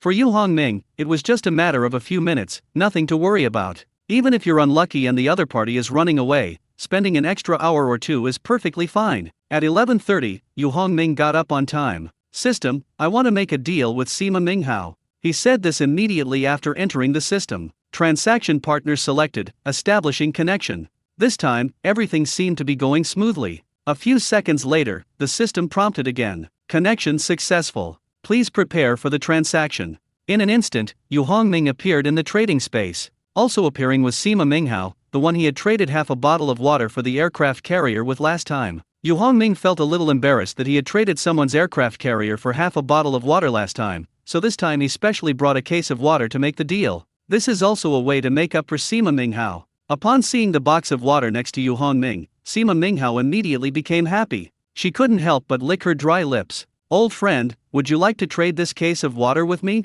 Just tell me what you want, and I'll give you anything I have. Give me an F-22, and this case of water is yours. Yu Hongming smiled and pointed to the water tank next to him in response. Just one F-22? You can ask for many more. Sima Minghao seemed a little incredulous. It's unbelievable that someone would be willing to trade an entire case of such rare water for an F-22. In his eyes, both aircraft carriers and F-22s are just scrap metal. Without fuel, these things are less valuable than a biscuit. This is also why he was willing to exchange an aircraft carrier for half a bottle of water. Then give me 3. Since the other party was being so generous, Yu Hongming wouldn't stand on ceremony. No problem, can we add another cruiser? No need, let's talk about it next time. Yu Hongming refused without hesitation. There's absolutely no need for that. Aside from taking up space, it doesn't do me any good. Just like with the previous aircraft carrier, Yu Hongming hasn't figured out the most suitable way to hand it over to the country. After all, this is a huge machine, not a small thing like the F-22 that can be easily hidden. If he were to appear in public, it would definitely cause a huge sensation. However, these are not issues he should be worrying about right now. When the time is right, he will naturally hand over the aircraft carrier to the country. All right. Sima Minghao showed a hint of disappointment at failing to send the cruiser away. How about I send you 2 F-22 cockpit simulators? That's fine. Yu Hongming thought about it and finally agreed. The cruiser is useless, but the simulator still has some value. He had also arranged for the 2 simulation pods. One was given to Vice Minister Chiu, and the other was kept for myself. Perfect. Transaction complete. Items have been placed in their respective inventory slots, the system's voice announced again. Subsequently, Yu Hongming and Sima Minghao both disappeared from the trading space. After leaving the trading area, Yu Hongming immediately retrieved the 3 F-22s. The storage place was, of course, his large warehouse at the Junkyard. This nearly 1,200 square meter warehouse can easily accommodate 3 F-22s and 2 simulators. In the future, this large warehouse will also be his main place for trading with the outside world. Of course, there are exceptions. For example, the warehouse is not enough for the production line that needs to be delivered to Shengming Optoelectronics, so we need to find another place. That's amazing, that's the essence of modern industry. Looking at the 3 F-22s displayed in the warehouse, Yu Hongming couldn't help but sigh. Yu Hongming couldn't help but reach out and touch it. Without the system, Yu Hongming would never have had the chance to come into contact with these things in his life. Not only Yu Hongming, but even Americans don't see things like this easily. There's just too much dust. Seeing that his hands had turned black, Yu Hongming couldn't help but complain. But I also know the truth in my heart. Can things from the apocalypse still look so glamorous? It's already pretty good that it can even be started with some effort. Yu Hongming only got a glimpse of it for a moment. I lost interest after watching for a while. If he wanted, he could easily exchange it for 2 more. They don't give them to anyone, they're just placed on either side of the entrance to the scrapyard to guard the gate for themselves. F-22s guarding the gate, that's a very prestigious thing. Right now, Yu Hongming just wanted to wash his hands as quickly as possible. He couldn't guarantee that this apocalyptic dust might contain any deadly viruses. It was just before 3 p.m. when glug, glug, the sound of tracks turning could be heard repeatedly near the scrapyard. What happened? Are the roads blocked? Armored vehicles and tanks have arrived? Is this a drill? The people who were stopped on the road started discussing it. Just when they thought it was all over, buzz, buzz, the roar of a helicopter suddenly came from afar, hovering over the junkyard. With the arrival of the armed helicopters, the discussion became even more heated. Is that a Z-10 attack helicopter? Is such a grand spectacle really necessary? Even armed helicopters have been deployed. What on earth happened? No, I have to take a picture and post it on my WeChat moments right away. That's right, this is the first time I've ever seen such a spectacular scene. I have to show it off. Once someone pointed it out, more people realized what was happening. Some started taking photos, while others posted them on WeChat moments. However, they soon discovered that they couldn't post anything on WeChat moments. I can't even make a phone call. The cell phone signal turned into an X. What's going on? Why is there no signal at all? Could the signal be blocked? Since the signal needs to be blocked, it means that what is happening here cannot be leaked. Stop messing around, everyone. Delete the photos right now. Leaking confidential information is no joke. There are always some perceptive people in the crowd who immediately pointed out the possible situation and promptly deleted the photos from their phones, as if they wanted to completely format them. Most of them are ordinary people, and when they heard that there would be trouble, they were all so scared that they quickly deleted the evidence from their phones. Who would take such a big risk just to show off on social media? Minister Chien, is this the place? As the person in charge of this mission, Major General Zhou looked at Deputy Minister Chu with a puzzled expression. It's hard to believe that the world's most advanced fighter jet, the F-22, is hidden in such a dilapidated junkyard. No wonder Major General Zhou was so surprised. Vice Minister Chu had the same feeling when he first came here. Actually, it can't be entirely blamed on those two. The main reason is Yu Hongming. The interior of this recycling station is decorated like a secluded paradise, but the exterior presents a completely different picture. The exterior walls remain unchanged, even the original sign of Feiyang Resource Recycling Company has not been removed and is still hanging on the cracked wall. Although the automatic door looks very advanced, it still looks old and dilapidated, just like the surrounding walls. To an outsider, it would just look like an ordinary scrap collection point. This is also what Yuan Daong has always been dissatisfied with. He had lost count of how many times he had complained to Yu Hongming that the house, built with so much money, was not properly maintained and had an old sign hanging on it, which was simply shameful. But whenever this happened, Yu Hongming would just give a disdainful smile. He believes that keeping a low profile is the key to success. Don't worry, you'll see when you go in. Vice Minister Chu smiled as he looked at Major General Zhou, seemingly waiting for a good show. Alright, I'll see what's going on here. You go open the door. Buzzing. In fact, before Vice Minister Chu even moved, the door had already opened automatically. With such a commotion outside and helicopters circling overhead, how could Yu Hongming be completely unaware? At first, he really didn't expect that these helicopters were coming to find him, but if he still couldn't guess that these armored vehicles and helicopters were coming for him when he heard the sound of tanks getting closer and closer, and finally stopping right in front of his house, then he would be a complete fool. So Yu Hongming didn't wait for anyone to knock and quickly opened the door. He wasn't worried about anything else, except that if the door was opened too slowly, the armored vehicle might just crash right in. Although the door wasn't expensive, replacing it with a new one was still quite troublesome, which was exactly what Yu Hongming least wanted to face. After the door opened, Yu Hongming appeared in the doorway. He breathed a sigh of relief when he saw Vice Minister Chu, whom he knew, standing outside the door. Seeing a familiar face always makes people feel more at ease. Yu Hongming hurriedly stepped forward to greet him. Minister Chien, welcome. Did I scare you? Vice Minister Chu joked. Actually, this was not just to make people laugh, but also to relieve Yu Hongming's pressure. Surrounded by so many soldiers, armored vehicles, and helicopters for no apparent reason, it would be difficult for anyone to remain calm. Vice Minister Chu was also afraid of scaring Yu Hongming too much, so that he would not dare to cooperate with the country again in the future. The item in this transaction is an F-22, so it cannot be taken lightly, hence the large amount of military equipment involved. All of this is to ensure the smooth progress of the transaction and the safe return of the F-22. Yu Hongming gave an awkward smile. It's impossible not to be surprised. Although the system helped him acquire an aircraft carrier and 3 F-22s, deep down, Yu Hongming still felt like an ordinary citizen. Who wouldn't panic if they were suddenly surrounded by so many soldiers? Moreover, he is hiding such an important secret in his heart. What if he is captured and dissected? That's good. Let me introduce you. Vice Minister Chu immediately brought Yu Hongming to Major General Zhou. This is General Gao from our Feichen military region. He will be in charge of your safety from now on.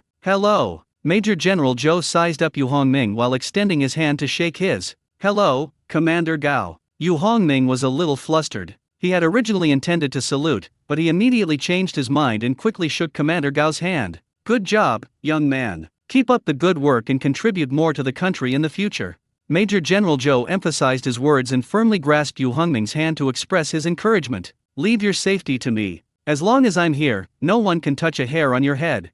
This is how soldiers speak, full of confidence and determination. Thank you for your kindness, Commander Gao, but I don't need any special care. I'm used to a low-key life and I think it's fine this way.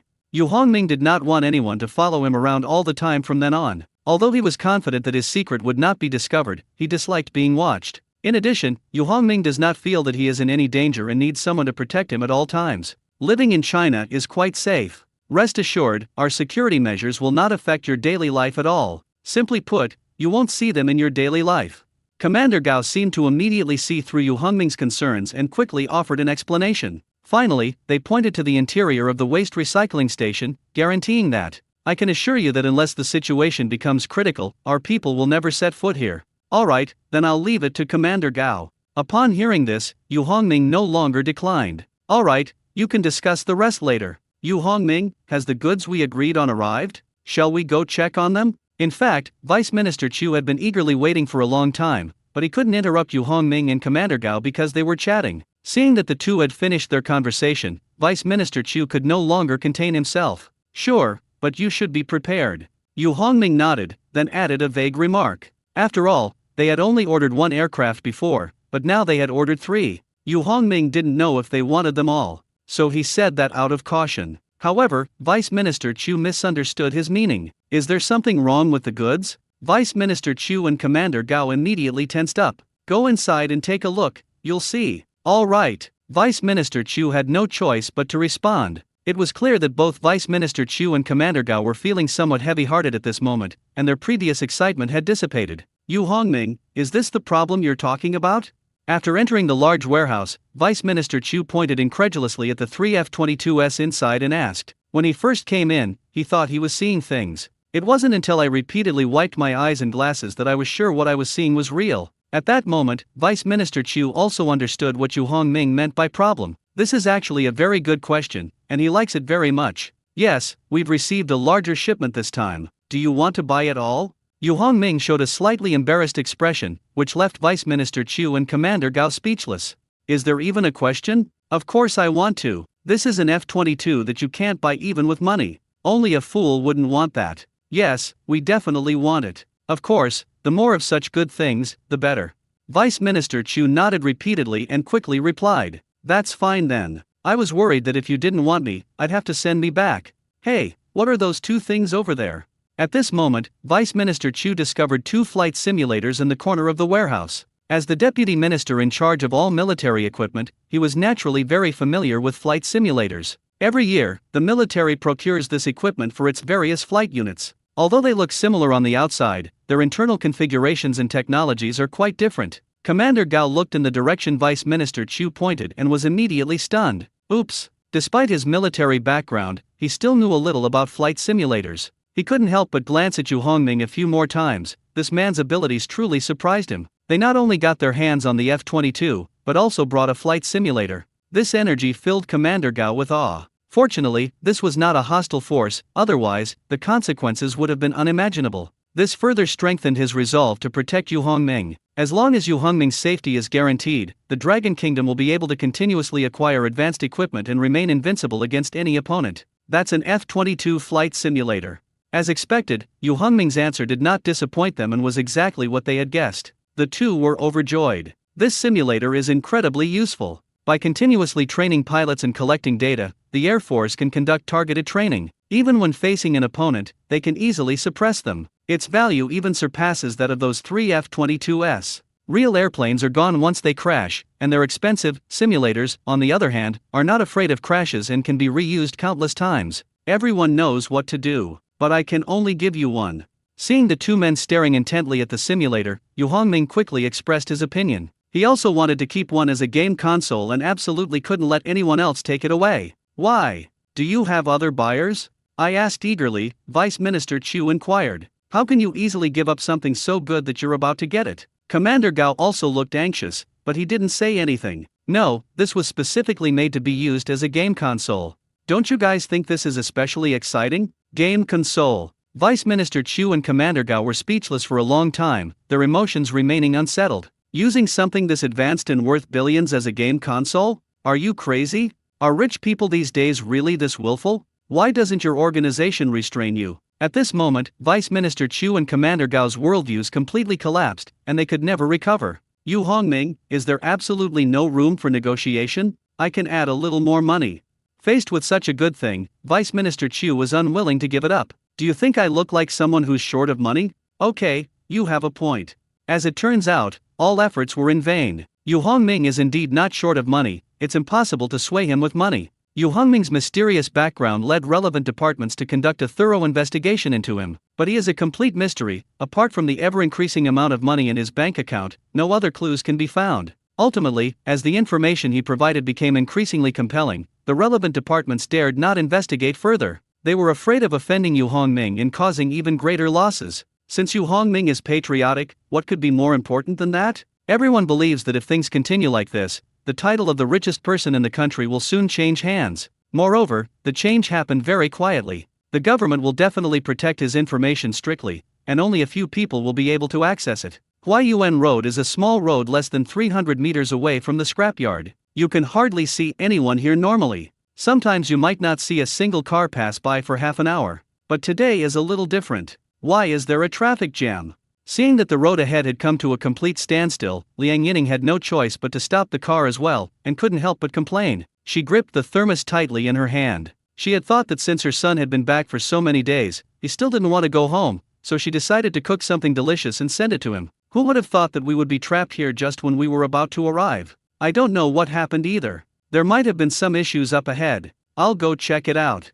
After saying that, Yu Jiangwo got out of the car. Then I walked directly towards the direction of the queue of vehicles. Liang Yining could only wait in the car. I was very anxious and kept looking ahead. How can there be so many soldiers? Yu Jiangwo quickly walked to the front of the line and got a clear view of the situation ahead. All the intersections were surrounded by soldiers. The small intersection leading to the scrapyard was particularly heavily guarded. To find out what had happened, Yu Jiangwo hurriedly went to a pedestrian and asked, "Dude, do you know what's going on? Why are there so many soldiers?"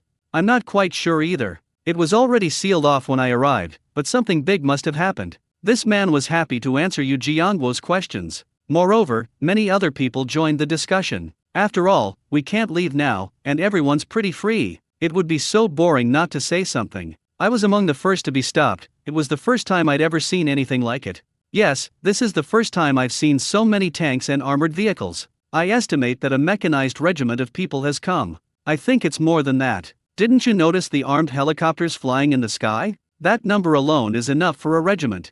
Upon hearing this, Yu Jiangwo couldn't help but look up at the planes circling in the sky. What's going on? The more Yu Jiangwo looked, the more he felt something was wrong. Why are those helicopters parked on top of the junkyard? This made Yu Jiangwo uneasy, because there was still a helicopter hovering there without moving. Could something have happened at the scrapyard? Could it be related to my son? But doesn't he just live off his wife? Did he do something outrageous? The fact that so many soldiers were mobilized to deal with their own children is no small matter. Is such a big deal necessary for a simple illegal act? Do you really think everyone has nothing better to do? Thinking about this, Yu Jiangwo felt increasingly uneasy. He only has one son. What if my son gets into trouble? There's not even enough time to raise another child. No, I have to go check it out. Unable to wait any longer, Yu Jiangwo decided to go and see for himself. After all, he's her own son, how could she not care? Don't move. But he was too hasty, and as soon as he rushed over, he was pinned to the ground by several soldiers.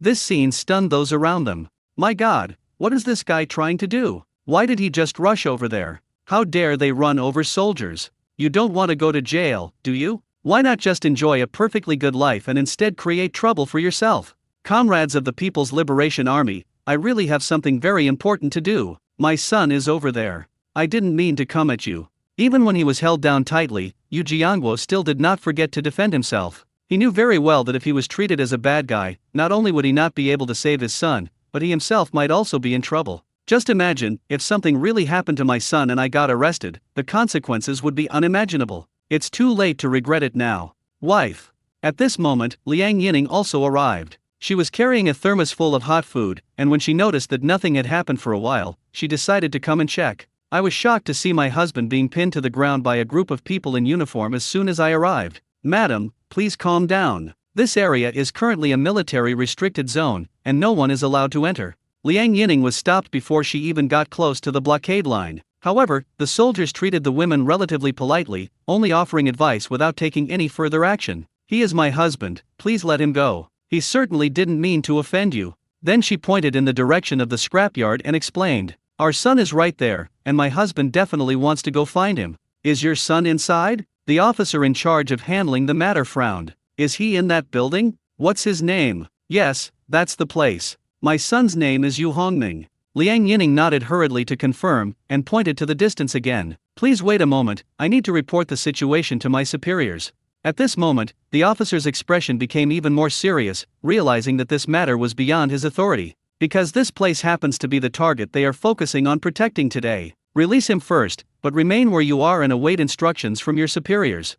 Yes. At this point, Yu Jiangwo was finally free for the time being. However, the number of people monitoring the area was no less than before. He was strictly confined to this place and prevented from moving. The officer who had just returned to the vehicle reported the situation to his superiors via radio. After being relayed several times, the message finally reached Commander Gao. Commander Gao, an unexpected situation has arisen outside. Tell me exactly what it is? Upon hearing that there were special circumstances, Commander Gao immediately became serious. This operation is of paramount importance and cannot afford the slightest mistake. A couple who looked like a married couple ran into our designated safe zone. For ordinary people, it's fine as long as it's under control. Commander Gao was somewhat displeased. I thought it was something serious. In the end, it was just two ordinary people. However, there are more details to be added. You talk like you're eating noodles. Can't you just say everything at once? Speak up if you have something to say. The correspondent looked frustrated. You should have let me finish what I was saying. I was interrupted halfway through. But he could only swallow his grievances. The couple said they were looking for their son, Yu Hongming, who was right here. Oh dear, why didn't you say so sooner? Where are they now? Did the people outside do anything to them? Commander Gao immediately tensed up. His soldiers were impatient and sometimes acted without considering the consequences. If anything were to happen to Yu Hongming's parents, he would be utterly humiliated. Just a moment ago they were patting their chests and promising to protect people's safety, and in the blink of an eye they've done this to their parents. Commander Gao blushed at the thought. Pass the message down immediately, make sure they are well taken care of, I'm coming right away. Commander Gao felt that he had no choice but to step in and resolve the issue this time. If Yu Hongming's parents are not appeased first, the consequences will be unimaginable. He had already considered the worst possible outcome. If we offend Yu Hongming, this collaboration might fall through. He can just wait to retire early then. Okay, I'll take care of it right away. The officer who had just reported the order quickly received it, but he did not expect such instructions from his superiors. Is the commander going to personally intervene? The officer realized this was no simple matter. He quickly returned to the scene, the place where Yu Jiangguo was surrounded. The officer waved to the soldiers surrounding Yu Jiangguo, disperse, go back to your posts, and be vigilant. He then ran to Liang Yining's side and said, Madam, please come with me. Honey, are you all right? After receiving permission, Liang Yining immediately ran to Yu Jiangguo's side. Fine. Yu Jiangguo shook his head and gave Liang Yining a reassuring look. Then his gaze turned towards the scrapyard. Please wait a moment, our commander will be here shortly.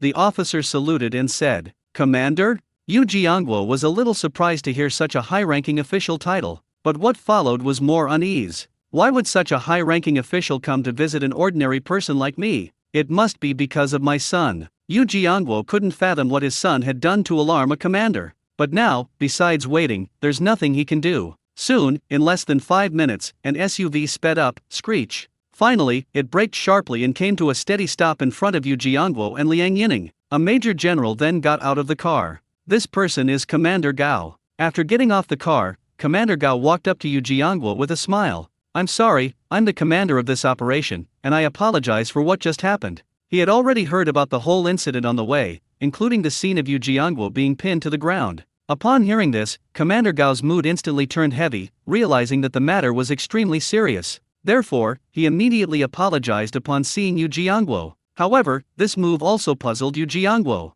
Are all top leaders this easygoing these days? I don't understand why this commander would do this. Although he couldn't understand it, he didn't dare to be disrespectful to a commander. It's alright, I was the one who entered the restricted area first. It's enough that you don't blame us, but could you do me a favor? Although he was a little embarrassed, Commander Gao knew that some things had to be done. If we don't do it, we'll run into a lot of trouble. Please tell me, and I will do my best to help if I can. Although Yu Jiangguo was puzzled, he still agreed. I really can't think of anything an ordinary person could do to help the commander. Are you Yu Hongming's parents? Yes. When you see Yu Hongming later, please don't mention what just happened, okay? Commander Gao felt embarrassed when he said this, but that was all he could do. Oh, is that so? Don't worry, I won't tell anyone. Yu Jiangguo also breathed a sigh of relief. I thought it was a big problem, but it turned out to be just this. However, I still don't quite understand why this commander would do such a thing. Then please get in the car, I'll take you to find Yu Hongming. Seeing that Yu Jiangguo agreed to keep it a secret, Commander Gao felt a little relieved and personally opened the car door. I secretly rejoiced that I had finally gotten through this ordeal and wouldn't have to retire early. Our car is still outside. Liang Yining hurriedly reminded her. I never expected that she would still be thinking about her car in this situation. Don't worry, give me the key, I'll help you get in. The officer immediately stepped forward to help. Liang Yining looked at Yu Jiangguo, unsure of what to do. Yu Jiangguo nodded, give it to him. Liang Yining quickly handed the key to the officer. Please get in the car, both of you. Commander Gao extended another invitation. Thank you. Yu Jiangguo nodded and helped Liang Yining into the car. Commander Gao quickly took the passenger seat. The car then started. They sped towards the scrapyard. This scene was also witnessed by onlookers on the periphery. I never expected the situation to be so unexpected. They even summoned a major general. Who exactly are those two people? His background must be quite impressive, otherwise why would a major general personally come to pick him up? Sigh, I'm really curious, but I don't dare post it on WeChat moments. Nobody wants to go to jail, so let's all just put up with it. Oh shit. On the way to the scrapyard, Yu Jiangguo realized that his previous assumptions were too hasty. What did he see along the way? Tank? Armored vehicle? None of these matters. Yu Jiangguo vaguely felt that it looked like a missile launcher. Don't ask him how he figured it out, it just really does look like the model I've seen on TV. We've arrived, please get off the bus. At this moment, the car finally drove into the scrapyard. With mixed feelings, Yu Jiangguo pulled Liang Yining out of the car. Liang Yining held Yu Jiangguo's hand tightly, she was relying on him for support. It is because of this support that she has been able to persevere until now. Please wait a moment, I'll go and call Yu Hongming out. I'll say it one last time, please don't mention what just happened. Before leaving, Commander Gao was still a little worried and emphasized it again. Don't worry, I won't say anything since I promised. Although Yu Jiangguo still didn't understand why the commander was being so cautious, he made his assurance once again. The most important thing right now is to see my son and make sure he's alright, nothing else matters. Thank you again. Please wait a moment while I go and call Yu Hongming over. Commander Gao has left. He quickly appeared before Yu Hongming. Yu Hongming, your parents are here. They're here. Yu Hong was clearly somewhat surprised. Okay, I'll go take a look.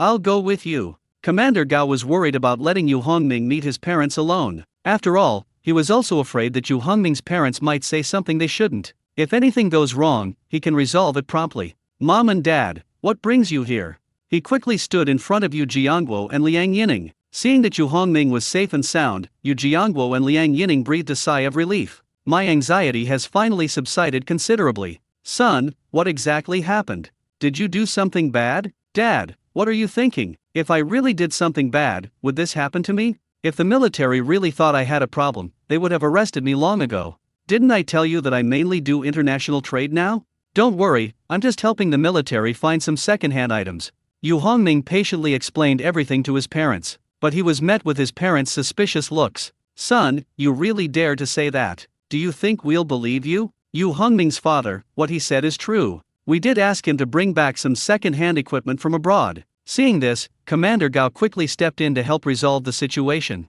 He comforted himself, thinking that the F-22 inside was indeed a second-hand product. Mom and Dad, you don't have to believe me, but as the commander of the military district, would Commander Gao lie to you? Military district commander? Yu Jiangguo was shocked once again, looking at Commander Gao in disbelief. Unexpectedly, this major general was also the commander of the military subdistrict. He's in a really high and powerful position. Mom and Dad, please wait for me in the reception room for a while. I'll come and keep you company after I've finished dealing with things here. Yu Hongming knew that now was not the time for idle chatter. Because the helicopters overhead were still flying around. It's been running for so long, it's wasting so much fuel. Go ahead, don't worry about us.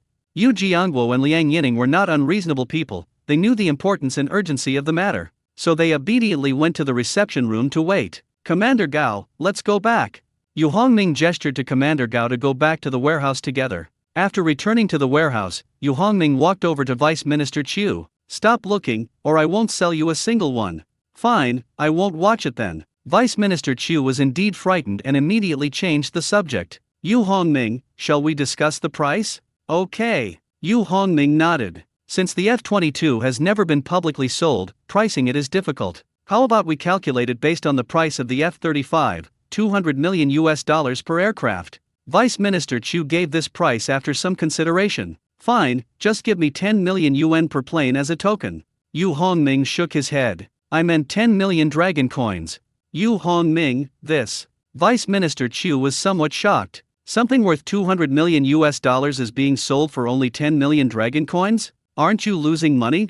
Most importantly, you're just a middleman, don't the suppliers care? Not to mention Vice Minister Chiu, even Commander Gao found it unbelievable. It's not just a matter of selling at a low price, it's practically like giving it away for free. At that moment, Commander Gao looked at Yu Hongming with new respect. Alright, stop dawdling, it's settled then.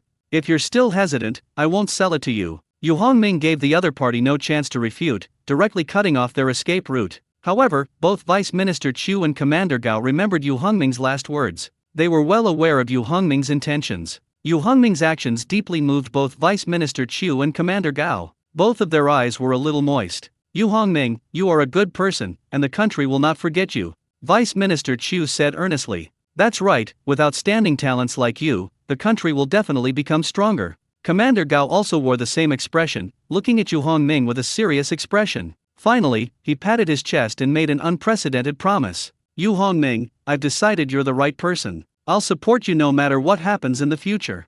Stop being so sentimental, let's get them moved out of here. Yu Hongming disliked such touching scenes and quickly stopped them. No problem, I'll arrange it right away. Commander Gao immediately agreed, and then called over the communications officer who was not far away and gave him a few instructions. After a while, boom boom. The sound of a powerful engine came from outside, and Yu Hongming knew that the trucks loading the cargo had arrived. Yu Hongming, we're not going to handle the loading anymore. Come here for a moment, there's something else I'd like to talk to you about.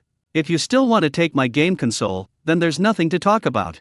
I will not agree. Yu Hongming looked at Vice Minister Chu warily, determined to protect his beloved possession no matter what. Don't worry, that's not it. Let's talk about something else. What do you want to say? Say it now. Hearing that the other party wasn't after his game console, Yu Hongming followed Vice Minister Chu to the small garden outside. You should know that our third aircraft carrier is under construction at the Lanjiang shipyard.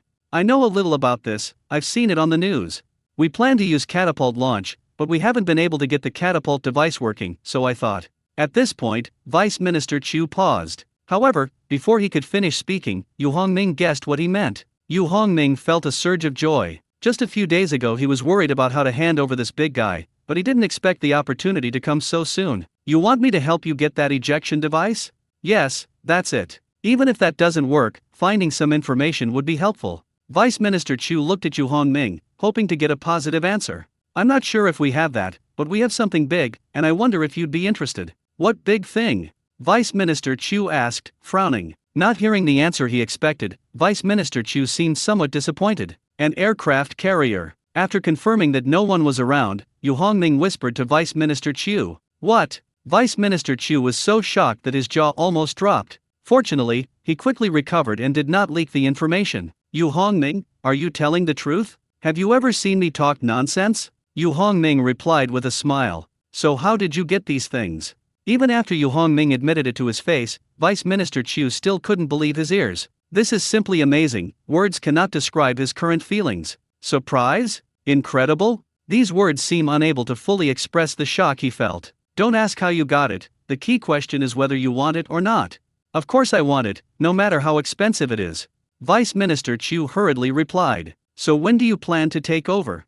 Vice Minister Chu is very concerned about this issue. It wasn't because he was in a hurry, but because he needed time to make proper arrangements. Such a big matter cannot afford any mistakes. How about next week? Now that he had made the decision, Yu Hongming didn't want to drag it out for too long. Next week again. The F-22 fighter jet issue took a week, and now the aircraft carrier issue is also a week old. Are you aliens? Otherwise, he really couldn't think of anyone else who could do such a thing. Yu Hongming, isn't a week a bit too rushed? Vice Minister Chu was referring to their own insufficient preparation time. With only a week, they simply didn't have enough time to complete all the preparations for welcoming the aircraft carrier. Retrieving an aircraft carrier without anyone noticing is no easy task. Those satellites overhead are watching this place all the time. If an aircraft carrier that does not belong to China were to suddenly appear, it would be a major event that could cause international conflict. It might trigger a new world war. Vice Minister Chu certainly doesn't want to see this happen. To ensure everything goes smoothly, we must make thorough preparations in advance.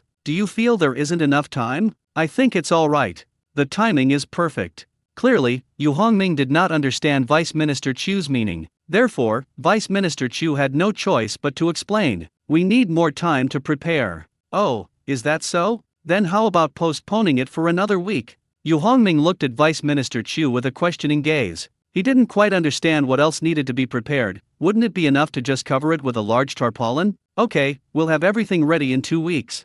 Vice Minister Chu thought about it and agreed. He was afraid he would appear inefficient. In comparison, Yu Hongming only needs a week to handle this kind of matter. I'll get back to work now, I need to take care of this.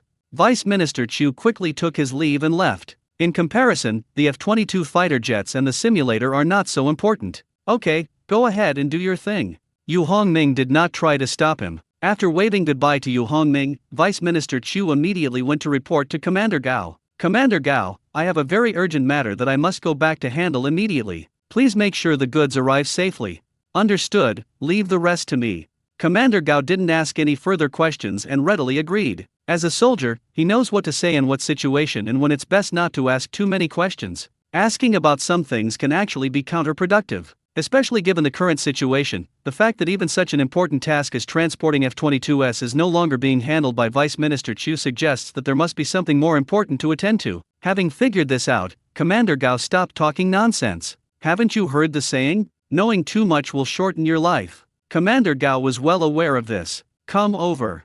After saying that, he called over the communications soldier and watched Vice Minister Chu leave. Next, Commander Gao took over the position of Vice Minister Chu and chatted with Yu Hongming. It wasn't really a formal chat, just casual conversation and telling jokes. After what had happened before, Commander Gao felt that Yu Hongming was a person worth getting to know better. That's how soldiers are. Once they've decided on someone, they won't hide anything anymore and will be completely open and honest. 2 hours later, 3 F-22s and a simulator had been loaded onto trucks and covered with thick tarpaulins. You can't tell what's inside from the outside. Yu Hongming, we'll be going now. Come visit me sometime. Commander Gao greeted Yu Hongming again and then ordered the troops to set off. As the convoy departed, the armed helicopters overhead also disappeared into the distance. It's finally much quieter.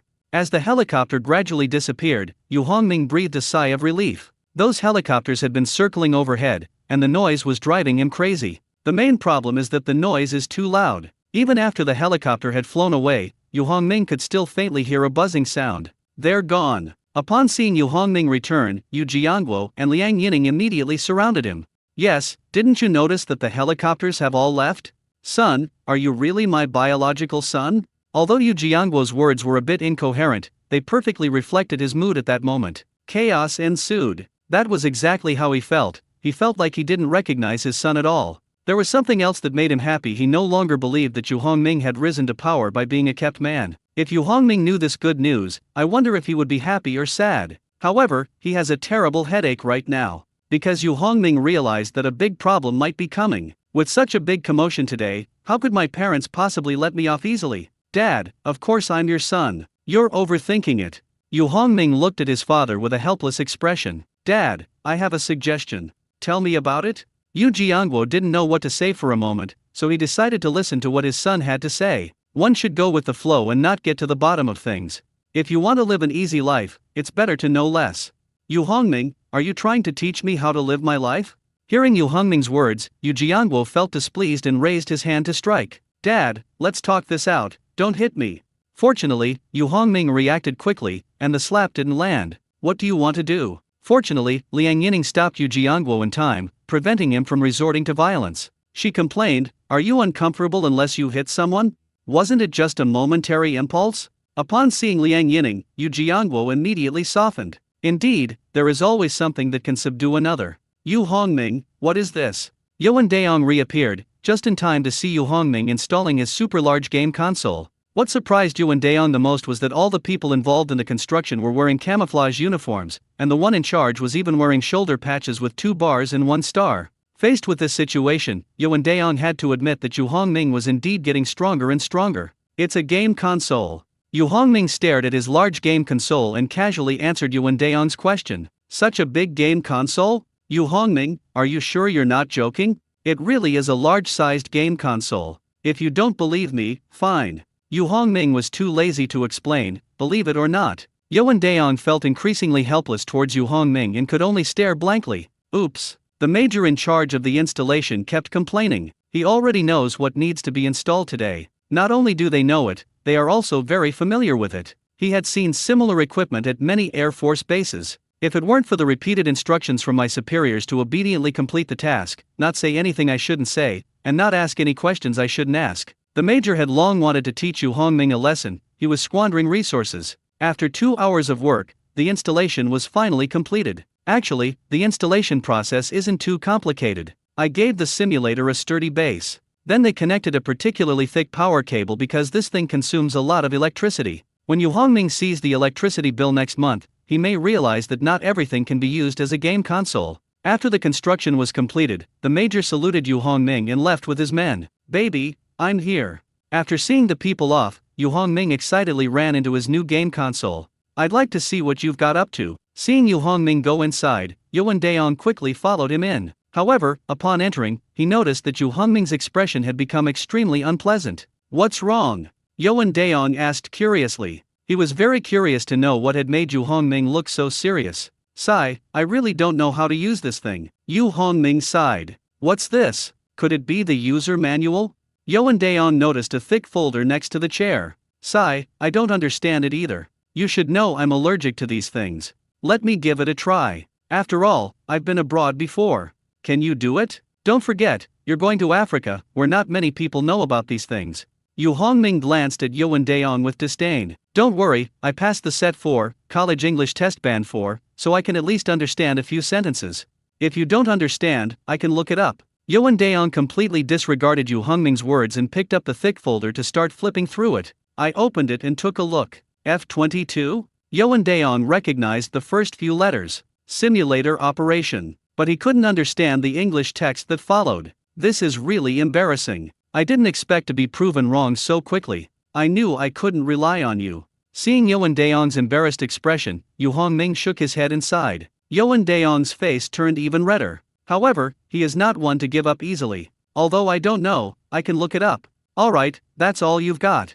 Yu Hongming knew he couldn't rely on Yoan Daong, so he took out his phone and started searching. It's better to rely on yourself than on others, that's the true way. Ignoring Yu Hongming's sarcasm, Yoan Daong quickly took out his phone and started searching. "Yu Hongming, is this an F-22 fighter jet simulator?"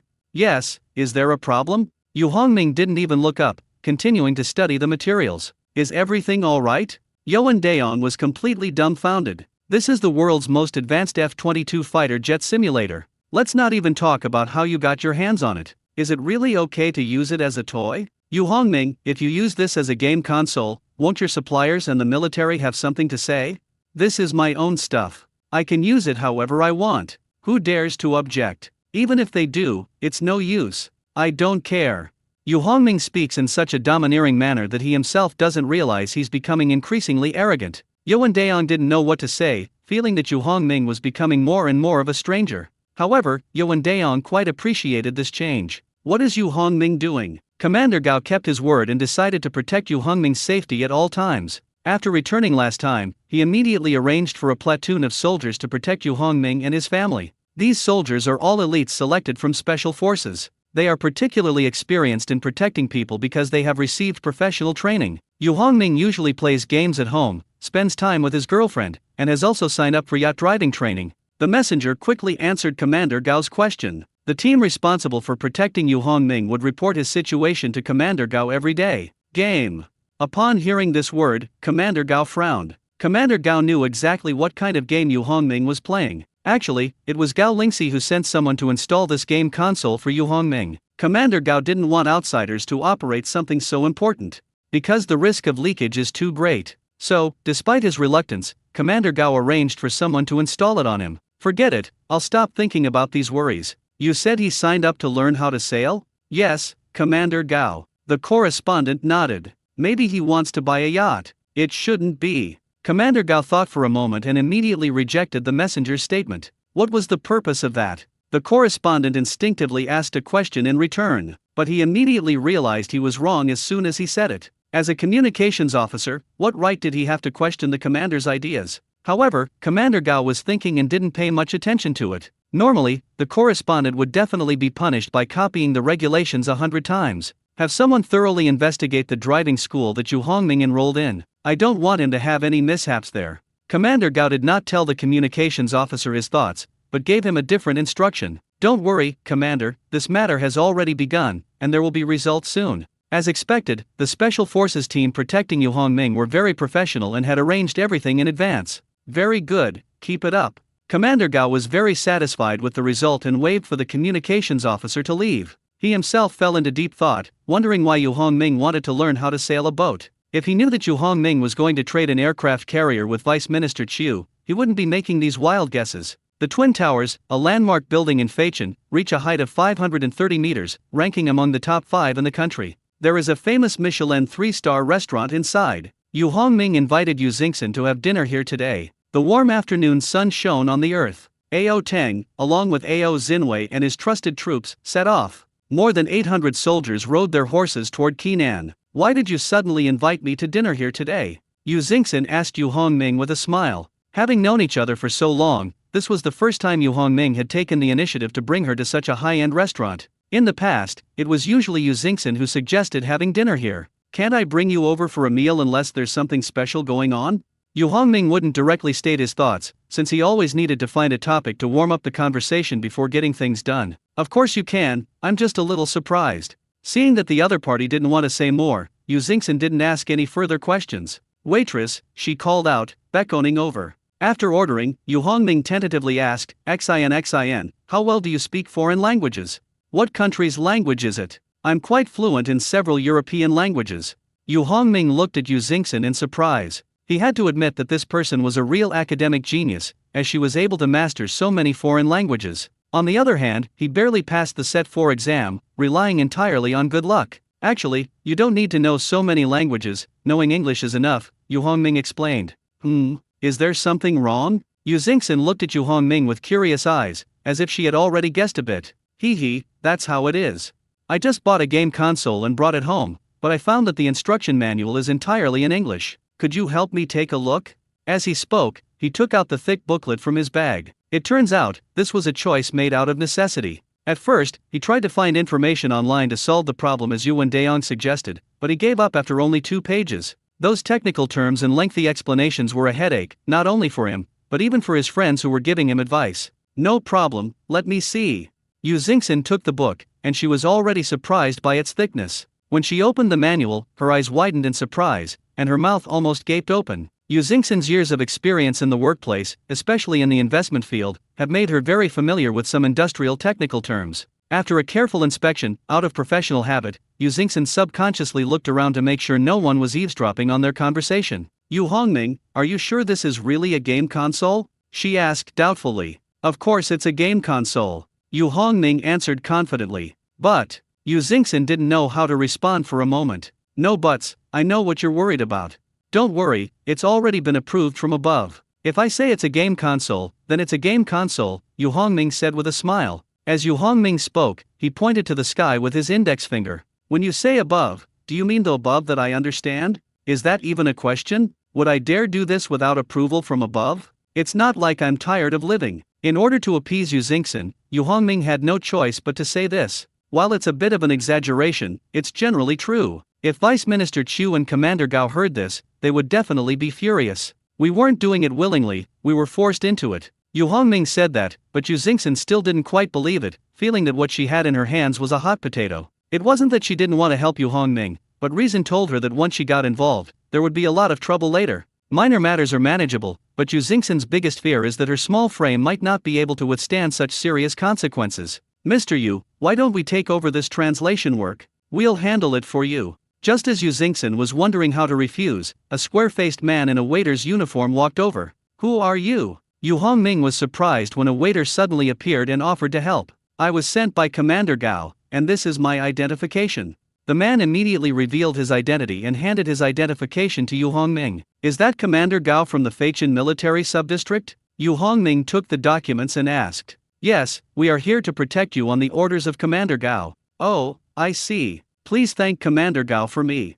Yu Hongming glanced at the documents briefly, handed them back to the other party, then took the folder back from Yu Xingxin and handed it to the waiter. Then take it with you. Let Commander Gao handle it quickly, I'm still waiting to play the game. Understood, I will relay it to Commander Gao verbatim. After saying that, the waiter took the folder and left. Yu Xingxin stared at the scene in shock, her mind filled with questions. There were just too many unexpected things happening today, and Yu Xingxin felt a little overwhelmed. It's really hard to digest so much information in such a short time. Yu Hongming, what exactly happened? Yu Xingxin understood that to fully understand what had just happened, she would have to rely on Yu Hongming's explanation. Yu Hongming also knew that things had come to this point and he had to make things clear. Don't overthink it, it's actually very simple. I just did the military a small favor, and they actually like me quite a bit.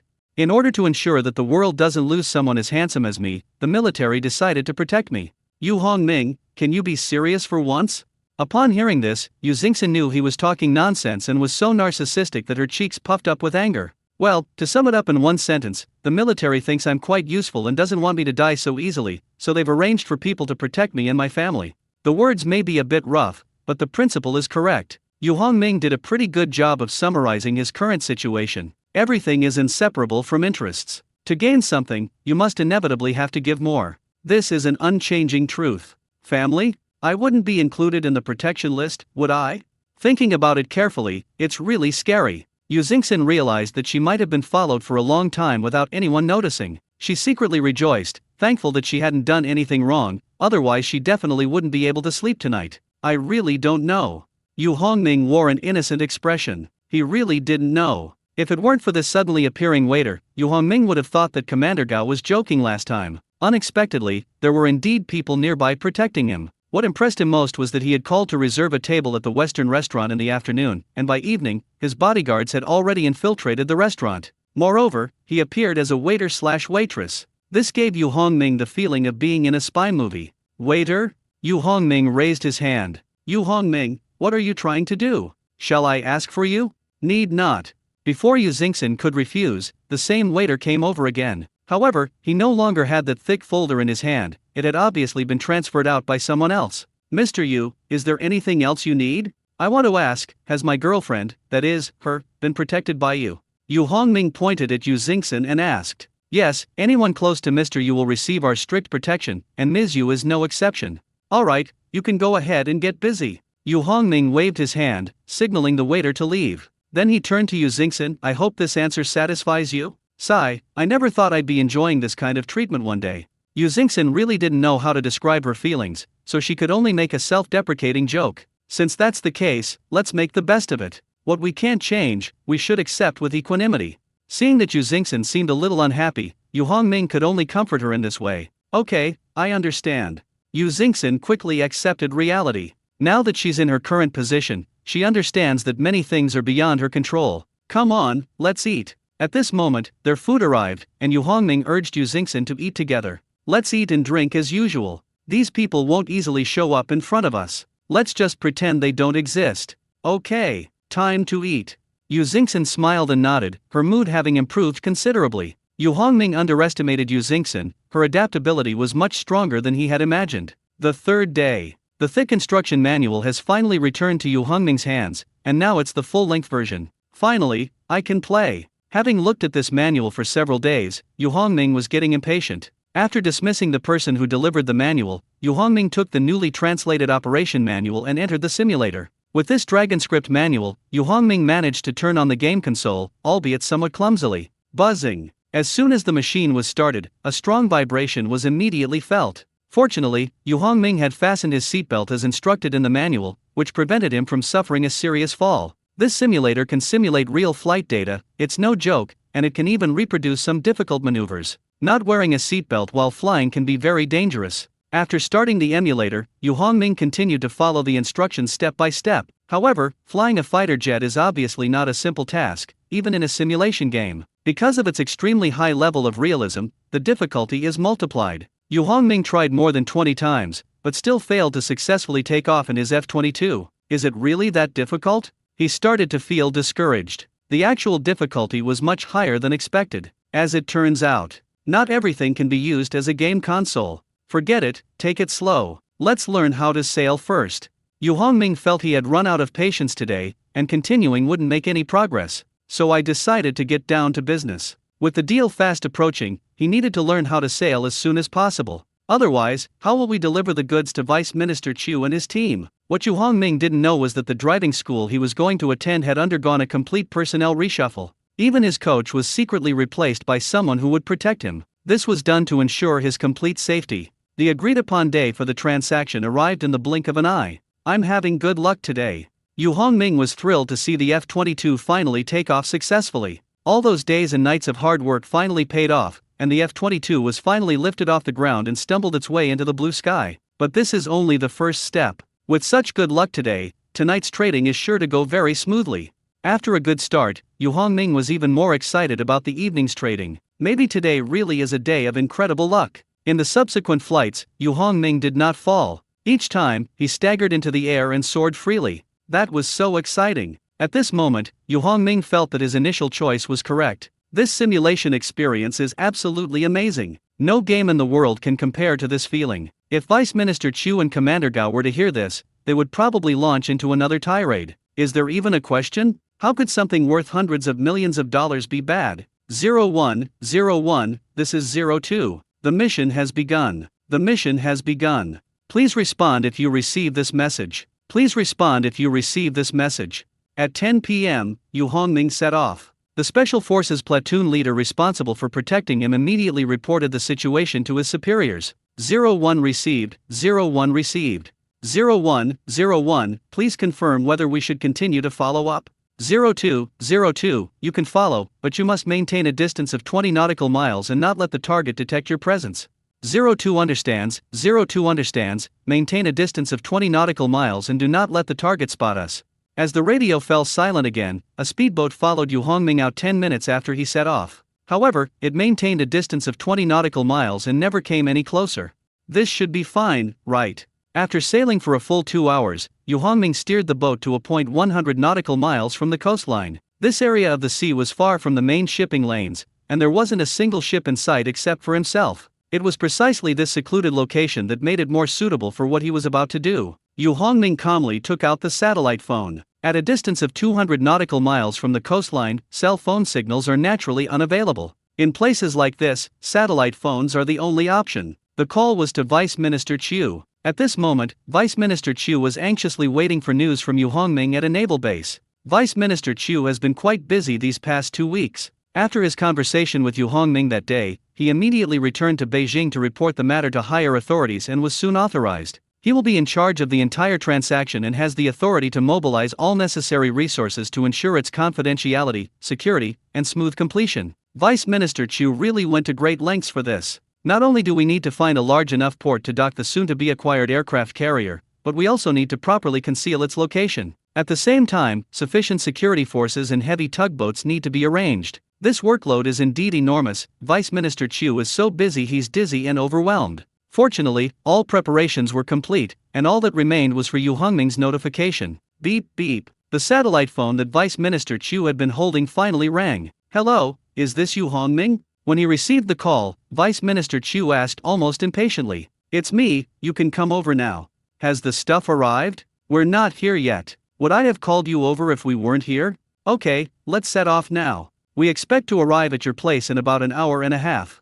Vice Minister Chiu did not need Yu Hongming to report their location, because their ships had been quietly following behind him. Nowadays, all ships in China are equipped with the Baida navigation system, making it a piece of cake to locate a ship. You won't know how vast the ocean is until you take a trip out to sea. Even though warships are a little faster than ordinary ships, that speed is almost negligible on the vast ocean. According to the measurement results, the distance from the naval port where Vice Minister Chiu is located to Yu Hongming's position is 85 nautical miles. Even if they travel at top speed immediately, it would still take them more than an hour to get there. Set off. After hanging up the call with Yu Hongming, Vice Minister Chiu immediately issued the action order. This fleet, consisting of 2 cruisers, 6 destroyers, 2 submarines, and more than a dozen tugboats, is a force to be reckoned with. In fact, the team was already prepared and was just waiting for the order to set off. After leaving the port, the ships quickly formed a formation and headed at full speed toward the target sea area. Meanwhile, Yu Hongming was not idle either. As soon as he hung up the phone, he entered that special space and extracted the aircraft carrier.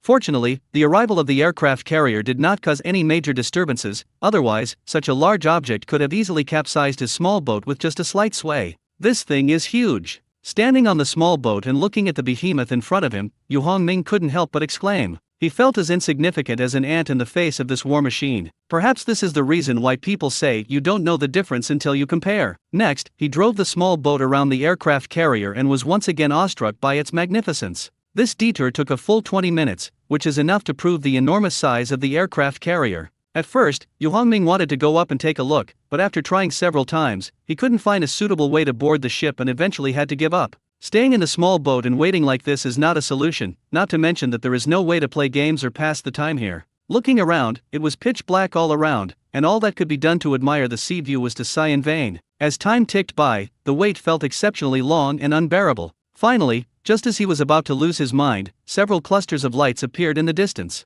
Has someone come? Upon seeing those lights, Yu Hongming was as excited as if he had seen a lighthouse. On the other side, the personnel responsible for the guarding mission quickly went on alert after discovering the anomaly. The captain immediately reported the situation to his superiors. 01, this is 02. A large number of ships are approaching the target area. Please send reinforcements as soon as possible. Received. Reinforcements are expected to arrive within an hour and a half.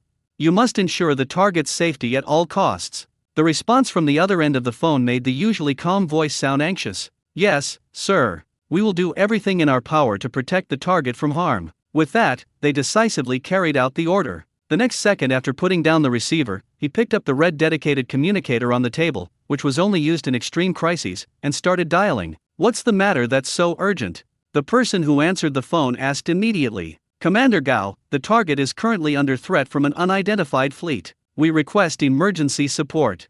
After briefly explaining the seriousness of the situation, the other party immediately stated that they would coordinate naval forces to come to the rescue and instructed that the target must be kept safe until the reinforcements arrive. We've already dispatched an elite squad to protect him. As long as one person is alive, the target will be safe. Upon hearing this, the commander's eyes welled up with tears. These people are truly reliable and loyal. He then continued to contact the naval base in Feichen via the red plane to request assistance. Hello, I am Gao Ziyi, the commander of the local garrison. An important figure is in danger abroad and urgently needs your support. Unexpectedly, the other party informed me that all available resources had been devoted to other missions and could not be used. Left with no other option, Commander Gao had to look for another way and finally decided to try contacting the Coast Guard. Hello, may I ask who this is? It's me, Gao Ziyi, the Commander-in-Chief of the Feichen City Defense Zone. There's someone I'm particularly concerned about who's in distress. They're in international waters, about 100 miles from the shore.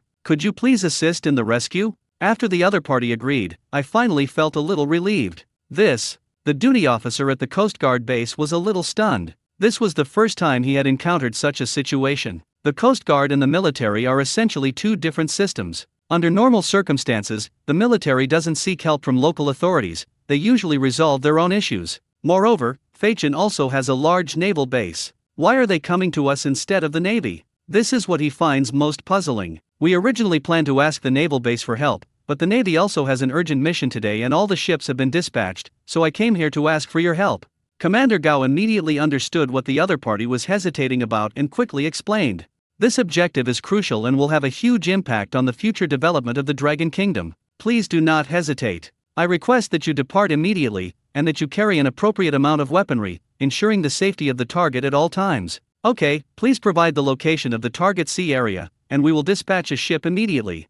Upon hearing the seriousness of the situation, the base leadership dared not delay any longer. The fact that a military district commander would make such a special call for help in the middle of the night speaks volumes about the urgency of the matter. Soon, the Coast Guard base's only 2 ships were dispatched, and equipped with an appropriate number of weapons as requested by Commander Gao. The duty officer also attached great importance to it and dispatched the base's most elite Coast Guard force. Commander Gao didn't sit idly by either, he immediately called Vice Minister Chiu. However, the call came a little too late. Vice Minister Chiu was already at sea. How could I possibly receive a call from Commander Gao? Platoon leader, what's that? About 2 nautical miles from Yu Hongming, those who had rushed to protect him had already noticed the enormous object ahead. An aircraft carrier? But how come there's an aircraft carrier here? Has our aircraft carrier recently visited Feichen? It doesn't look like our country's aircraft carrier. Where did it come from? Never mind all that. Remember our mission, ensure the safety of our target at all costs. Other matters are not our concern.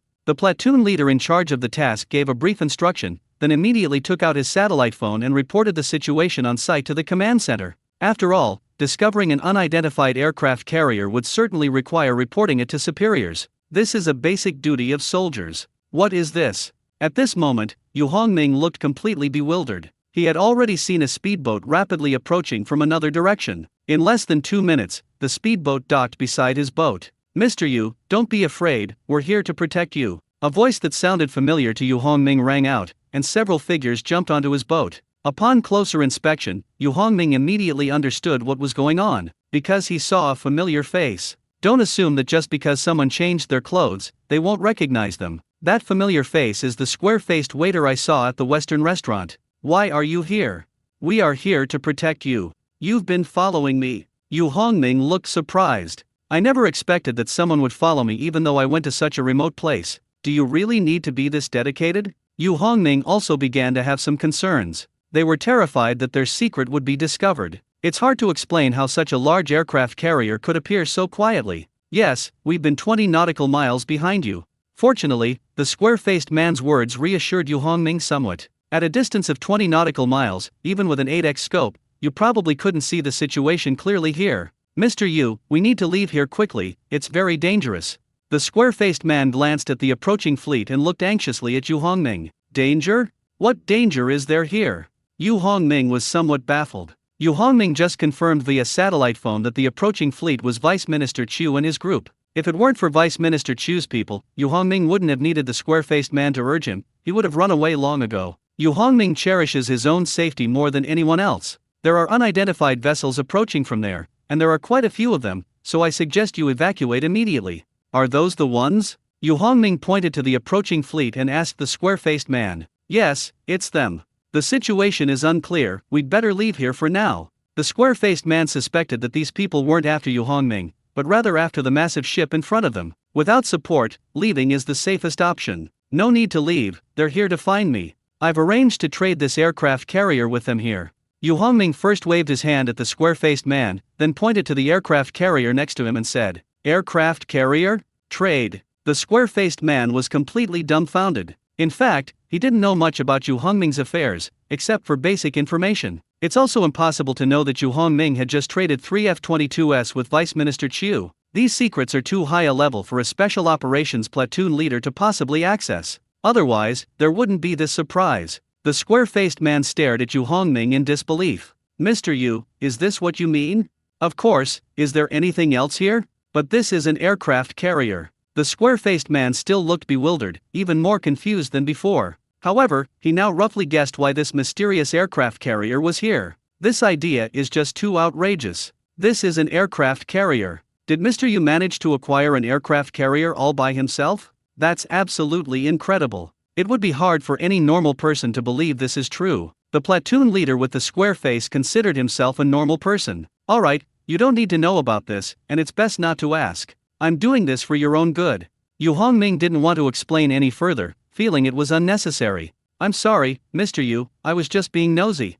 The platoon leader then realized that he had overstepped his bounds and concerned himself with things he shouldn't have. Alright, you guys should leave now, they'll be here soon. No, we can't leave until we've confirmed that those people pose no threat. The square-faced man immediately rejected Yu Hongming's suggestion. Other things were indeed not their concern, but they did not forget that protecting Yu Hongming's safety was their top priority. Alright, then you can stay here, but don't move around too much later. They really are our people. Left with no other choice, Yu Hongming had to let them stay, but he still couldn't help but remind them of something. Otherwise, it would be troublesome if a misunderstanding occurred later. Vice Minister Chu, is it that big thing? At such close range, no one could miss it. The fleet led by Vice Minister Chu had already spotted the enormous object ahead. In fact, only Vice Minister Chu and the entire fleet knew the objective of this mission. No one else knows this. Even the commander of this team, Commander Zhou of the Feichen Naval Base, was unaware of the specifics. The orders they received were very simple. That was a top-secret mission.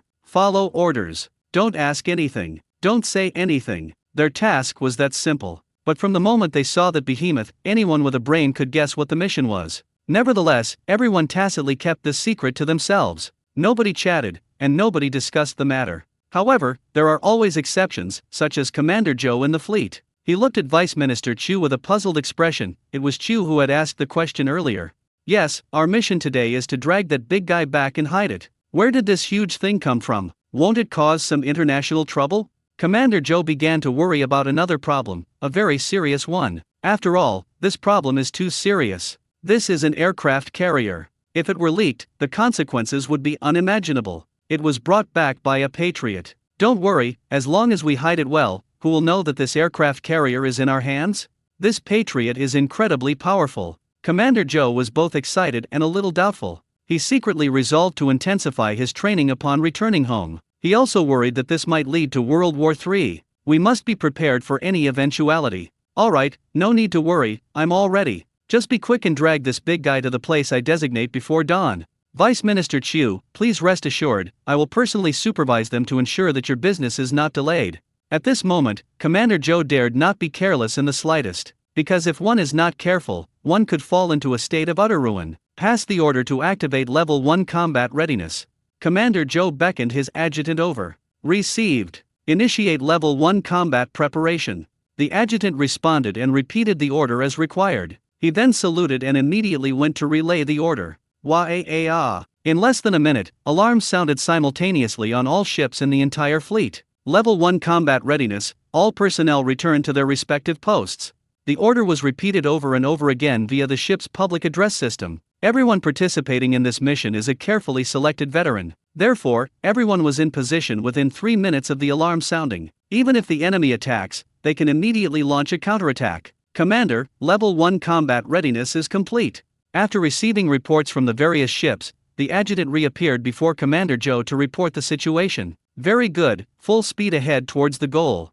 Received. Proceed to the target at full speed. The order was repeated, and the adjutant went to relay it again. Full speed ahead. Soon, the order was repeated on every ship. Immediately afterwards, all the ships increased their speed and headed towards the target at full speed. 10 minutes later, the fleet came to a steady stop around the aircraft carrier. Besides the ships carrying Vice Minister Chu and Commander Gao heading straight for Yu Hongming's location, other ships also dispersed to provide vigilance. Why is there an extra boat? Upon seeing the additional boat at Yu Hongming's location, Vice Minister Chu immediately became alert. Because Vice Minister Chu knew very well that Yu Hongming would not bring outsiders into this deal. Commander Joe, there's an unidentified vessel. Have everyone prepare to launch a full-scale attack if anything happens, but make sure to protect our patriots.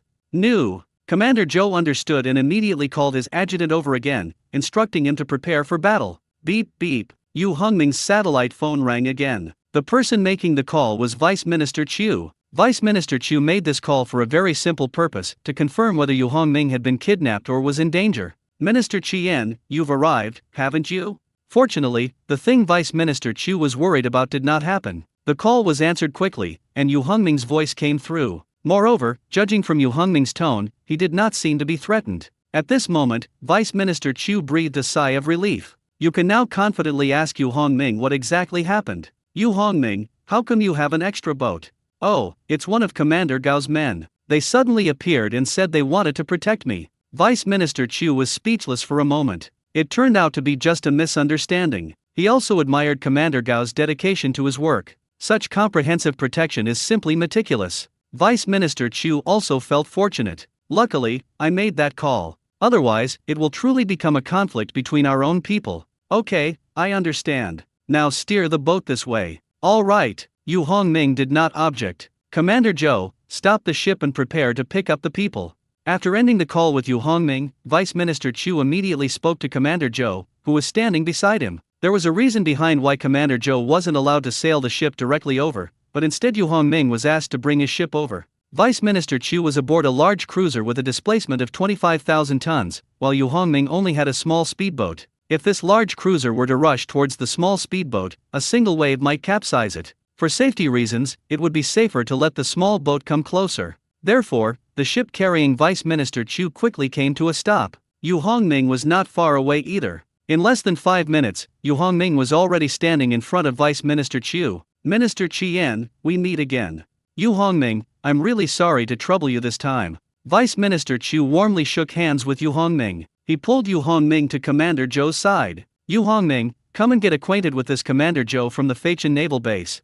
Hello, Commander Joe. Yu Hongming also hurriedly greeted Commander Joe. At the same time, Vice Minister Chu did not forget to introduce Yu Hongming to Commander Joe. This is Yu Hongming, a patriot. He's the one who helped get that big thing outside. So you are the friend who dedicated himself to the country. It is such an honor to meet you. When Commander Joe learned that the person in front of him was the patriot who brought back the aircraft carrier, his eyes gleamed. Their attitude towards Yu Hongming became even more enthusiastic. Vice Minister Chu, we have the goods. Now it's up to you. After releasing Commander Joe's hand, Yu Hongming turned to Vice Minister Chu and spoke again. Don't worry, leave the rest to us. Vice Minister Chu gave Yu Hongming a reassuring look. He then turned to look at Commander Joe. Commander Joe, let's begin arranging the operation. We must get this guy out of here before dawn. Understood, it definitely won't cause any delays. Commander Joe returned an approving look and then quickly got to work. Let's get to work. Everyone, get moving. Soon, the dozen or so powerful tugboats that accompanied them started moving. The helicopter takes off and sends personnel onto the ship. As helicopters took off one after another, groups of people boarded the behemoth. Their task was to go up and secure the tow rope. Of course, these ropes are not ordinary cables, but steel cables that have undergone special treatment. It maintains flexibility while significantly increasing strength. To ensure that this operation proceeds without any mishaps and is carried out smoothly, the whole process was well organized.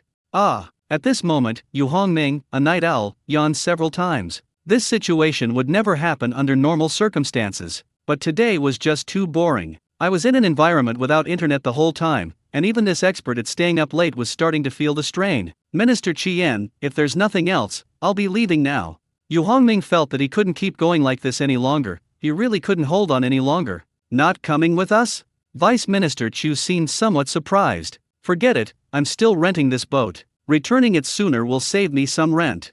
Rent? Hearing this, Vice Minister Chu felt a pang of unease. Having just sold an aircraft carrier, why would they care about this little bit of money? At this point, Vice Minister Chu suddenly remembered another important matter. Now that the goods have been delivered, it's time to discuss the price. Vice Minister Chu was also authorized to make direct decisions on transactions under 100 billion. Yu Hongming, how much money does your supplier want to sell this aircraft carrier? 1,100 billion? No problem, the country can accept it. Yu Hongming was speechless. Is that what I meant? Even so, the offer still shocked him. Unexpectedly, the country was willing to spend so much money to buy this old and dilapidated aircraft carrier. If he agrees to this price, he can immediately become one of the top billionaires in the country. But Yu Hongming didn't want to do that, always feeling that it would be against his conscience. Vice Minister Chu, you've misunderstood. I meant 10 million. Vice Minister Chu was also dumbfounded, his face filled with disbelief. This is an aircraft carrier, you're saying 10 million? Even selling it as scrap metal would fetch more than that, right? Vice Minister Chu really wanted to ask, did your previous employer come from a charity business? Yu Hongming, are you kidding me? Absolutely serious. Anyway, it's not worth that much to me. I've already earned 10 million. Yu Hongming rarely spoke the truth, but to Vice Minister Chu, it sounded like he was saying the exact opposite. This is an aircraft carrier, how could it not be valuable? Unable to contain himself any longer, Vice Minister Chu couldn't help but complain. As a result, Yu Hongming overheard it. If I think it's worthless, then it's really worthless. It's mine, and I decide what to do with it. Okay, whatever you think is suitable is fine. The seller has already said that, what else can the buyer say? Vice Minister Chu was well aware that the national treasury was not wealthy, and every penny saved was precious. Since Yu Hongming had no objections, he didn't need to insist any further. However, he already had a plan in mind. After we finish these things, we must do everything we can to help Yu Hongming win an honor. It would be a real shame not to give appropriate recognition to people who serve the country in this way. If you insist on leaving, I won't stop you, but don't take that same little boat anymore. I will have Commander Zhou arrange a safe boat to take you back. That boat is too small and poses a safety hazard. Seeing that Yu Hongming seemed to have something to say but hesitated, Vice Minister Chu immediately added, don't worry, we will be responsible for returning the boat you rented, and you won't need to pay the rental fee. That's great, then I'll have to trouble Minister Chien. Yu Hongming was naturally happy to be able to leave on a large ship. Actually, there was something else that really bothered him. Crossing hundreds of nautical miles in a small boat is simply a challenge to the limits of human endurance. Several times when the giant waves crashed in, he thought he was going to become fish food. The hardships he endured were beyond words for Yu Hongming to describe. On the other side, Commander Gao's requested Coast Guard force has arrived in the 383 area, but they sensed something was amiss. A destroyer blocked their path, preventing them from getting any closer. To make matters worse, something unusual appears to have been discovered. Is that an aircraft carrier? Captain Liu, the head of the Coast Guard, was staring intently ahead through binoculars, motionless. His gaze was drawn to the enormous ship 2 nautical miles away. He had no idea why there was an aircraft carrier of unknown origin here. Moreover, judging from its appearance, this is clearly not their own country's aircraft carrier. Both of the country's existing aircraft carriers have a unique feature: they use a ski jump takeoff method, so the deck is slightly upturned. However, the ship in front of us is not like that. However, what reassured Captain Liu was that what was stopping them was a domestic fleet, and it just so happened to be a ship belonging to the Feichen Naval Base. The Coast Guard and the base have conducted many joint exercises before and are very familiar with each other. Could this be the big move that Commander Gao mentioned?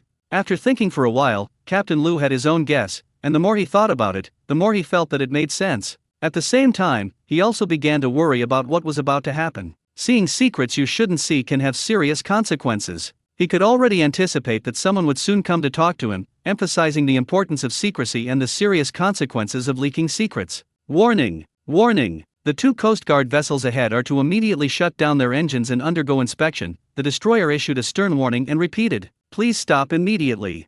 After intercepting the Coast Guard vessel, the atmosphere on the destroyer became tense, and the situation was immediately reported to Commander Joe. Upon hearing this news, Commander Joe frowned. "What are these 2 Coast Guard ships doing here?" The adjutant quickly replied, "Commander Joe, we have found out that they came at the request of Commander Gao of the Feichin military subdistrict to rescue an important figure named Yu Hongming. This is the location Commander Gao gave us."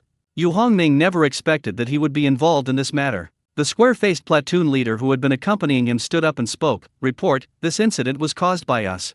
We believed Mr. Yu might be in danger, so we sent out a distress signal. Then it's just a misunderstanding, it's not a big problem," Vice Minister Chu explained after hearing this. He had long known that Commander Gao cared deeply about Yu Hongming, but he never expected that the other party would seek help from the Coast Guard to protect him. It's a good opportunity to send Yu Hongming back so he can rest assured.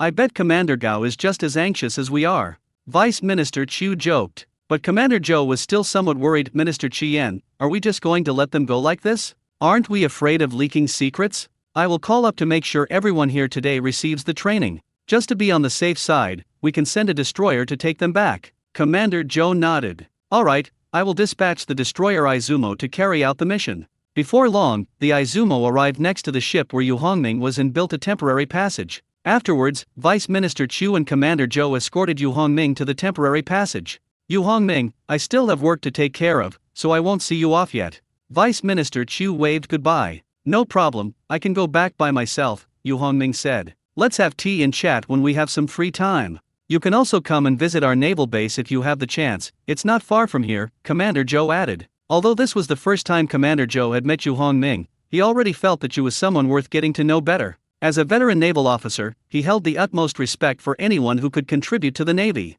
In particular, people like Yu Hongming, who were willing to donate an aircraft carrier free of charge, were extremely precious to Commander Zhou. "See you later." Yu Hongming said no more, crossed the swaying bridge, and successfully boarded the Izumo-class destroyer on the opposite side. The square-faced man immediately followed. As long as they haven't returned to land, he won't leave Yu Hongming's side for even a moment. What bad luck. At this moment, Captain Lu also received the news. They can return to port now, and a destroyer will accompany them back. Accompany? That sounds nice, but it doesn't. To put it bluntly, this is like escorting someone. In fact, Captain Lu had a premonition of this outcome. If you see something you shouldn't have seen, you must pay the price. He also believed that being sent back was just the beginning, and that even bigger troubles awaited them later. "Return."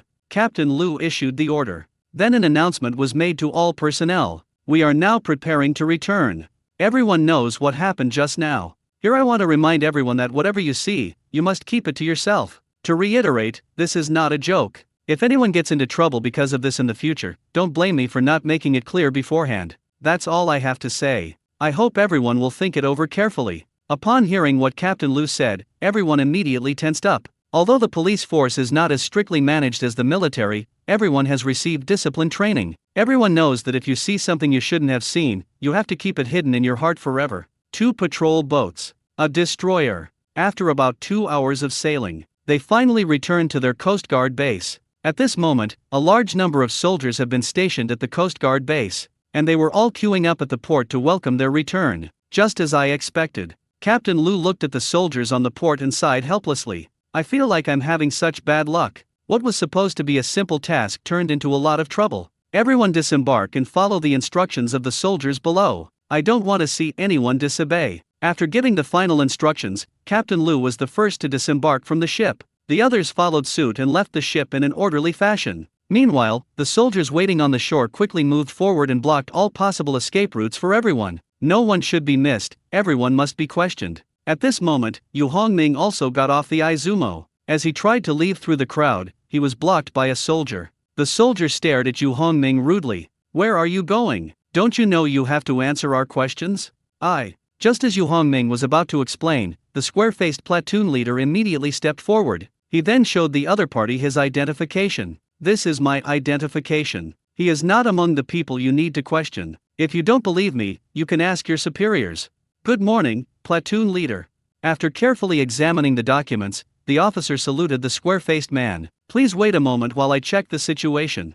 Could it be him?" At this moment, Captain Lu noticed the situation and looked curiously at Yu Hongming, who was dressed in civilian clothes. Previously, Captain Liu had noticed a person in civilian clothes disembarking from that destroyer. Considering the current situation, one person immediately comes to mind. This was precisely the person Commander Gao had ordered them to rescue. This person is the one who caused them so much trouble. Platoon leader, you can go now. We've prepared a car for you outside. The officer returned quickly, and his attitude was noticeably friendlier than before. Mr. Yu, please follow me. The square-faced man simply nodded to the officer and then invited Yu Hongming to leave together. Yu Hongming nodded in agreement and left with the square-faced man. However, his mysterious behavior attracted the attention of those around him. But, even so, no one dared to ask. Nobody dared to mention it. I can only bury my doubts deep in my heart. Shangming Optoelectronics. Chairman's office. How's it going? Did the test go smoothly? Sumucha looked at the company secretary and asked.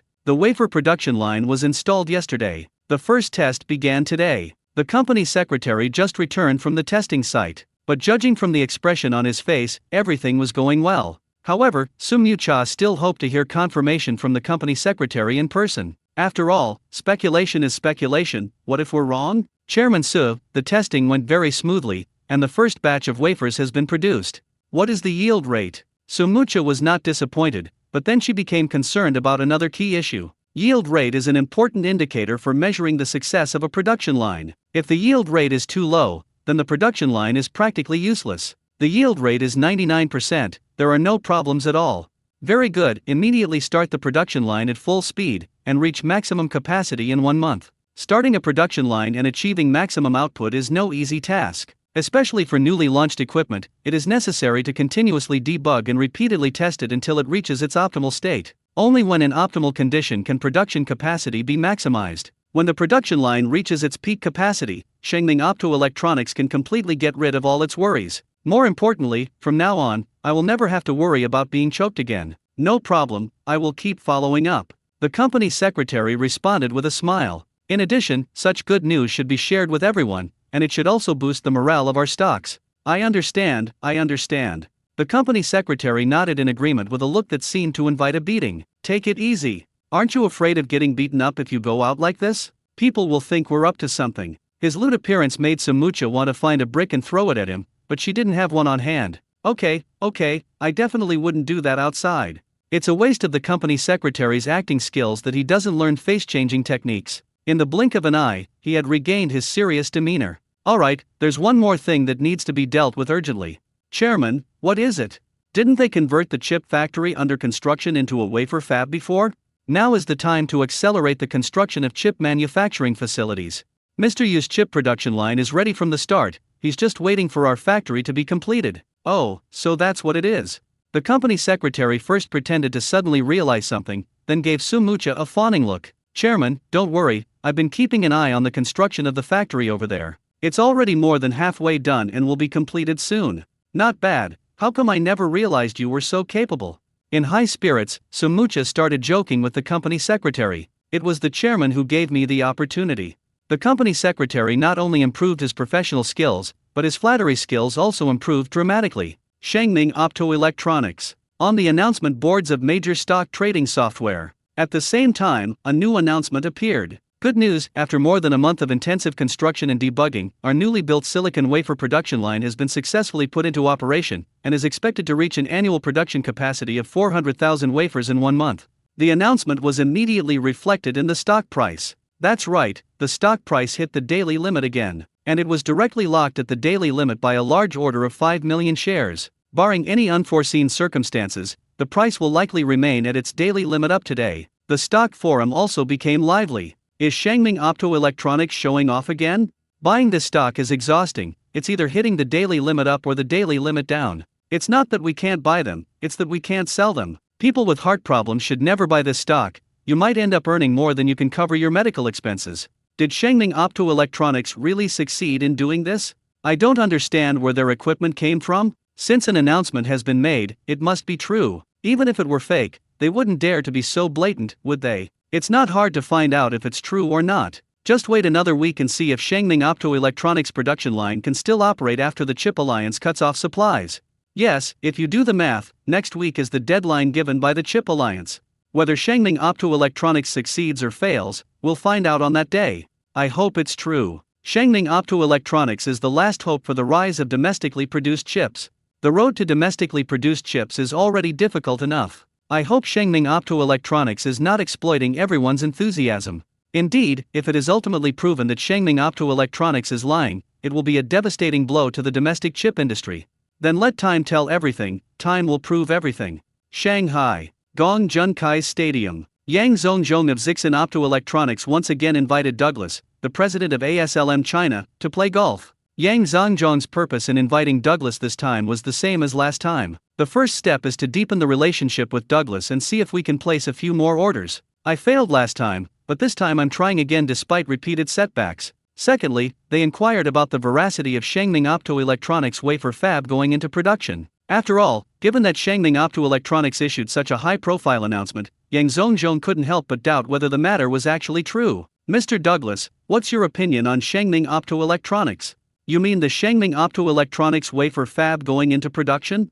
Douglas swung his club and hit a ball before slowly asking the question. Yes, I heard that the annual production reached 400,000 pieces, but I don't know if it's true or not. Is there even a question? It's definitely fake. Our chip alliance would never give them any equipment. How could they build a factory without equipment? Douglas replied dismissively, but upon closer inspection, one could see a hint of anger on his face. Neither dead nor stiff. In Douglas's view, that's exactly what Shangning Optoelectronics is like. I thought that under the combined pressure from the chip alliance, Shangning Optoelectronics should have collapsed long ago. This will also serve as a wake-up call to the entire domestic chip industry, letting them know that there will be no good outcome if they go against us. Unexpectedly, instead of collapsing quickly, Shangning Optoelectronics announced the commissioning of a wafer fab with an annual production capacity of 400,000 wafers. This infuriated Douglas. He had never seen such a shameless company, which relied on fraud to survive even in desperation. That's right. At this moment, Douglas firmly believed this. Whether it's establishing a chip production line, or build a wafer fab, Shangning Optoelectronics is a complete fraud. The global chip industry is basically monopolized by the chip alliance led by ASLM. Market share exceeds 90%. Therefore, without the support of a chip alliance, no company in the world could possibly establish a chip production line or wafer fab. This is the confidence that monopoly brings to Douglas. Could this all be a facade created by Sapanwood T?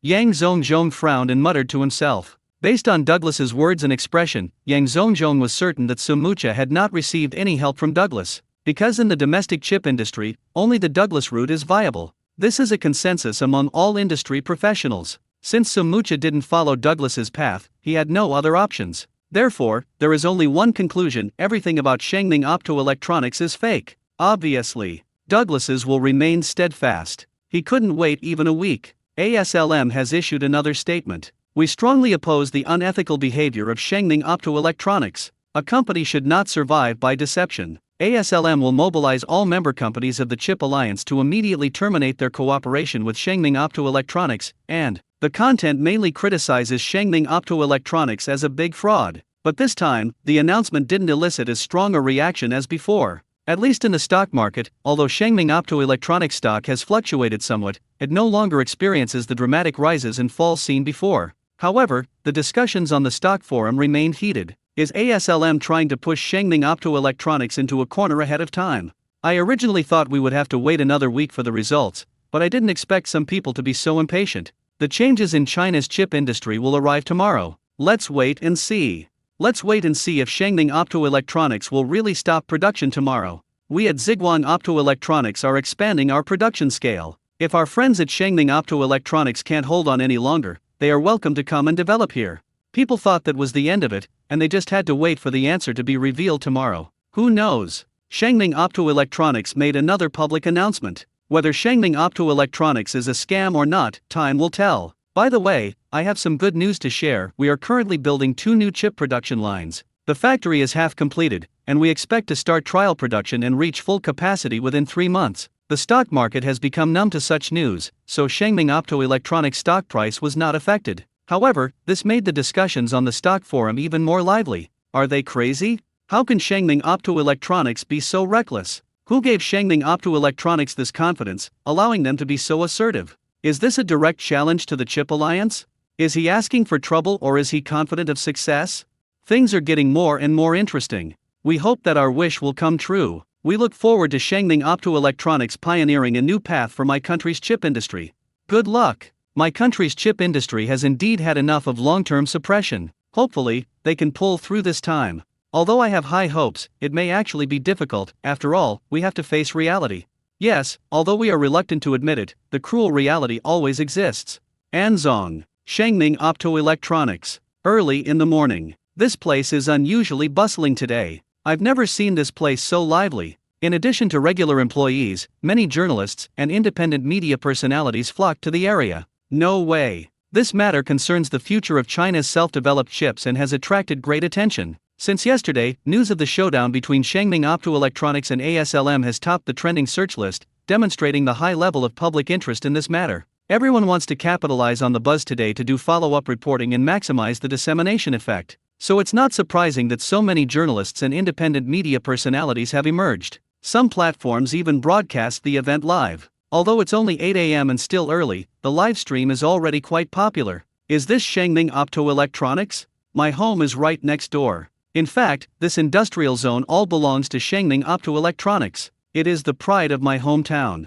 I never imagined that Shangning Optoelectronics would be so large. It seems to stretch as far as the eye can see. Can we get back to the main topic? We didn't come to see if Shangning Optoelectronics has closed down. Didn't you see so many workers going in? Does this look like a company on the verge of bankruptcy? Yes, the answer is obvious. Shangning Optoelectronics has already won. Everyone, hurry up and check out CCNV's live stream. They've already entered Shangning Optoelectronics facilities, and it said they'll even be going into the wafer fabs that are already in production to do a live stream. Wow, state media really can go wherever they want to do interviews. No, I have to go check on it right away. Soon, the number of viewers in these field live stream rooms plummeted, while the number of viewers in the CCNV live stream room increased like lightning. This directly caused the video to stutter. Is it lagging? Why isn't the host moving? Oh dear, with so many people flooding in at the same time, how can it not lag? What's going on? Can young people these days really go to bed early and get up early? There are so many people here so early in the morning. I'm sorry, I only managed to stay up late and get up early this time, and that's all I did. I sacrificed 2 hours of sleep to watch this live stream. Shangning Optoelectronics, you have to give me the best. If you disappoint me, I'll send a razor blade to the board secretary of Shangning Optoelectronics. Why not send it to the chairman? Because the announcements are all issued by the company secretary. At that moment, the company secretary was watching the live stream. Upon seeing the comments from netizens, his body stiffened involuntarily. However, after thinking about it, he realized he hadn't lied and relaxed. But he couldn't help but sigh. Being a company secretary is such a stressful job. In fact, the company secretary was present at the live broadcast, responsible for receiving CCNV reporters. He just watched the live stream to see how the public was reacting. At this moment, the company secretary had already led the reporters to the front of the new wafer fab that had just started production. Dear viewers, we have now arrived at the wafer production workshop of Shangning Optoelectronics, which has just started operation. However, it is understood that this is not just an ordinary workshop, but a high-standard cleanroom. If we want to visit the factory, we need to wear these white cleanroom suits. As she spoke, the anchor showed the cleanroom suit in front of the camera. We will be wearing these clothes in a moment and will take you into the workshop so that you can see the whole picture of Shangning Optoelectronics wafer production workshop. Okay, we're inside now. Let's take a look at the whole workshop through the camera. The camera began to pan, showing viewers the scene inside the workshop. Another barrage of comments flooded the screen. Wow, this workshop is really big. Most importantly, it looks very advanced. Does anyone still suspect that Shangning Optoelectronics is engaging in fraud? But why are there no markings on the equipment? This problem actually originated from Su Mu-cha's idea. To add a touch of mystery to the origin of the equipment, and to avoid trouble explaining it later. Before installing the production line, Su Mu-cha had all the markings removed from the machines. That's why everyone saw this scene. I noticed it as soon as I came in. Is Shangning Optoelectronics trying to cover up the origin of the equipment? Why worry about all that? As long as the production line is real and can actually produce wafers, that's enough. It seems that Shangning Optoelectronics has won this time. They have finally broken free from the constraints of the chip alliance. It seems that no one can stop the development momentum of Shangning Optoelectronics. Shangning Optoelectronics previously stated that they were building 2 new chip production lines, and it seems that this time they can really solve the domestic chip shortage problem. I wonder if Vita Company will join forces with Shangning Optoelectronics. That's a good idea. But I'm not sure if Shangning Optoelectronics' newly built chip production line can meet Vita's requirements. The host was clearly a sharp-eyed person and immediately recognized that this was a hot topic, so he quickly pointed the microphone at the company secretary. Secretary Yu, I heard that you are building 2 new chip production lines. Is that true? Yes, our 2 chip production lines are more than halfway complete and will be put into use soon. The company secretary certainly wouldn't miss such a great opportunity for exposure. After all, such good opportunities are rare, and once missed, they're gone forever. Netizens are very concerned about one question: what technology do you use for these 2 newly built chip production lines? Could you please disclose that information? There's nothing inconvenient about it, because once the production line is up and running, it will be taking orders from outside, so there's no need for secrecy. The company secretary shook his head and began to speak eloquently. We are building 2 new chip production lines that use a 2-nanometer process. This means that once our new production line is up and running, everyone will be able to use domestically produced high-end chips. Really? The anchor looked at the company secretary with excitement, but even more so with disbelief. What's the point of me lying to everyone here? Wouldn't it be easy to expose me? Will Shangming Optoelectronics manufacture chips for Vita Company? Why not? We're willing to produce as long as Vita places an order with us. But aren't you worried that Vita is on the Chip Alliance's blacklist? The anchor blurted it out without thinking, but as soon as the words left my mouth, I realized something was wrong. I couldn't figure out what went wrong for a moment. However, the company secretary quickly provided an answer. Isn't Shangming Optoelectronics on their blacklist? 2 nanometers? Did I hear that right? That's just too impossible. Aren't TSMC and Samsung the only companies with a monopoly on 2-nanometer lithography machines? Yes, there are only a handful in the whole world. Even Intel only recently acquired a few 2-nanometer lithography machines. How did Shangming Optoelectronics manage to do it? Although it's unclear how Shangming Optoelectronics managed to get it, the facts prove that they did, and this wafer fab is the best proof. It seems that Vita can finally turn things around this time, and chips will no longer be an obstacle to their development. Vita mobile phones, which once fell from grace, finally have a chance to rise again. Looking forward to the release of Vita's new phone. Discussions about this matter are becoming increasingly heated online. Some netizens even went directly to Vita's territory. Brother Dong, Shangming Optoelectronics has the chips you need. Hurry up and place an order. Whether your mobile phones can sell well depends on whether you can cooperate with Shangming Optoelectronics this time. Brother Dong, let's get moving. I want to continue supporting your phones. Vita phones are back. Apple fans, tremble. Damn it. At that moment, Douglas from ASLM was also watching the live stream. He said he didn't care about it, but his actions revealed his true thoughts. Not only that, he also called other members of the Chip Alliance to watch it together. However, their initial intention to watch the spectacle backfired, and they became the ones being ridiculed. Especially when the anchor entered the wafer fabrication workshop, Douglas's eyes practically blazed with fire. He couldn't help but swear, then glared angrily at the others. What exactly is going on? How did your equipment end up in Shangming Optoelectronics workshop? Although the logos had been polished off, Douglas recognized the equipment as their own at a glance. This was a complete embarrassment. No wonder Douglas was so angry. Actually, when everyone saw the equipment in Shangming Optoelectronics workshop, they all looked confused. They can swear to God. Since the Chip Alliance blacklisted Shangming Optoelectronics, they have not sold any equipment to Shangming Optoelectronics. What shocked them most was that those were their latest models of equipment. Generally speaking, these are all items that are subject to embargoes against China. The fact that embargoed equipment was found in a Chinese factory is a big problem. Their company is likely to face the most stringent inspections from relevant departments. However, which company doesn't have some shady dealings? Normally it's fine, you can settle things by spending some money. But this situation is really giving them a headache. This is absolutely a bolt from the blue. Does staying silent really help? You did it, but you're too afraid to admit it. Clearly, Douglas, in his rage, was unwilling to let anyone off easily. The others remained silent, even though they were unhappy. They really didn't want to offend Douglas. However, not everyone was afraid of Douglas. Always blaming us, but aren't your ASML devices in there too? Douglas was speechless. Although he was reluctant to admit it, their company's equipment did appear in the video. However, Douglas can swear that he really didn't sell any equipment to Shangming Optoelectronics. Moreover, he also cancelled the lithography machine that Shangming Optoelectronics had previously ordered, which was to be delivered in 2 months. Douglas couldn't understand how his equipment ended up on Shangming Optoelectronics' new production line. This is truly baffling. Now, no matter how angry he is, Douglas is helpless. Alright, everyone go back and check carefully to see who gave our equipment to Shangming Optoelectronics.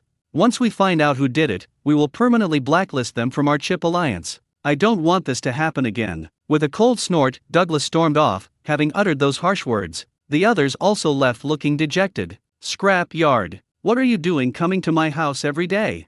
Seeing Yo and Daeon lounging around at home every day, Yu Hongming felt utterly helpless. Ever since he learned that Yu Hongming's operation manual had been translated into Chinese, this guy hasn't even gone to work. They would arrive at Yu Hongming's house early every morning and wait there. More punctual than when I go to work. Having no other choice, Yu Hongming gave Yu and Daeon a key to prevent him from disturbing his sleep. But every morning when Yu Hongming woke up, he would find Yu and Daeon sitting in front of his favorite game console. What Yu Hongming found most unbearable was, Yo and Daeon's skills are terrible. I've been playing for almost half a month now. The plane never even took off. It's really both stupid and addictive. Yu Hongming didn't understand why he could persist for so long. Don't bother me, I'm determined to get the plane flying today. Yo and Daeon didn't even look up before pressing the start button again. Seeing this, Yu Hongming quickly left the simulation chamber. After all, once the simulator is activated, it's no joke. If it's not properly secured, it won't stand up at all. Never mind, I don't care anymore.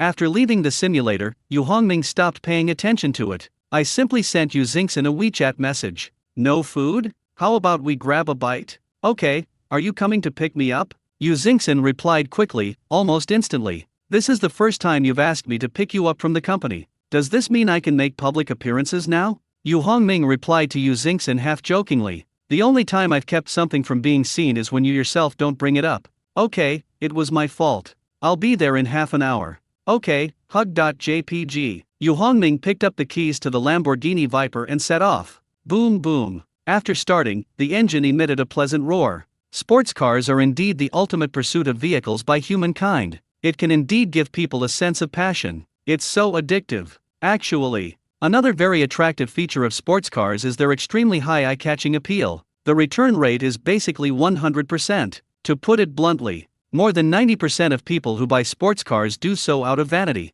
Add to that Yu Hongming's good looks, and the rate of people turning their heads to look at him skyrocketed. During the short half-hour drive to Yu Xingxin's company, Yu Hongming was approached by people 3 times. On one occasion, it was even more outrageous. A wealthy woman driving a Bentley actually blocked his car and said she wanted to take care of him. Is Yu Hongming that kind of person? Faced with the rich woman's gaze, Yu Hongming could only step on the gas and quickly leave the scene. Feichen International Financial Building, an 89-story skyscraper. This is Feichen's famous CBD. Yu Xingxin's Yu's investment occupies 6 floors, 83 to 89. This demonstrates just how powerful Yu's investment is.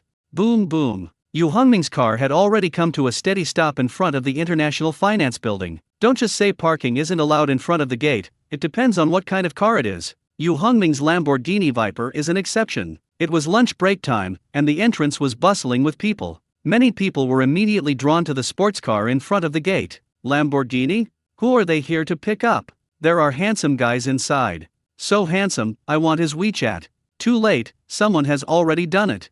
383. Handsome guy. As soon as Yu Hongming got out of the car, several girls came up to him and asked for his WeChat. Could Yu Hongming give it to him? Of course not. Yu Hongming has no interest in people who get weak in the knees at the sight of sports cars. You're here. You seem to be quite popular.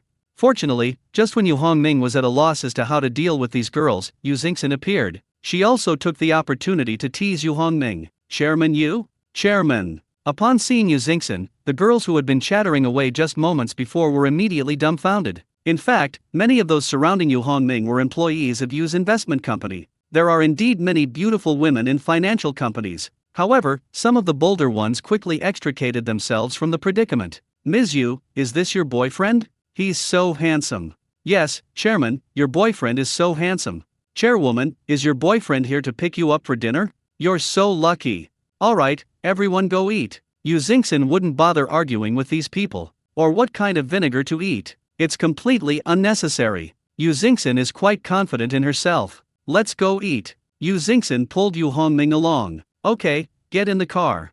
Yu Hongming opened the passenger door for Yu Xingxin. Thanks. Yu Xingxin didn't stand on ceremony and got into the car. Then, the Lamborghini drove away amidst everyone's envious gazes. Shenzhen Vita Company. One of the most powerful technology companies in China. That's why he's become a thorn in the side of some people. The Chip Alliance is one of them. It can be said that the Chip Alliance sees Vita as a thorn in its side and is determined to remove it. For this reason, Vita's mobile phone business was almost destroyed. However, this time they seem to have found a turning point. Inside the CEO's office, this matter is being discussed. Mr. Jiao, shall we try to get in touch? Guan Yanlei, head of the chip business unit, looked at Zhao Yujian, president of Vita, with great anticipation. Although it's still uncertain whether the situation is true or not, there's no harm in trying it out.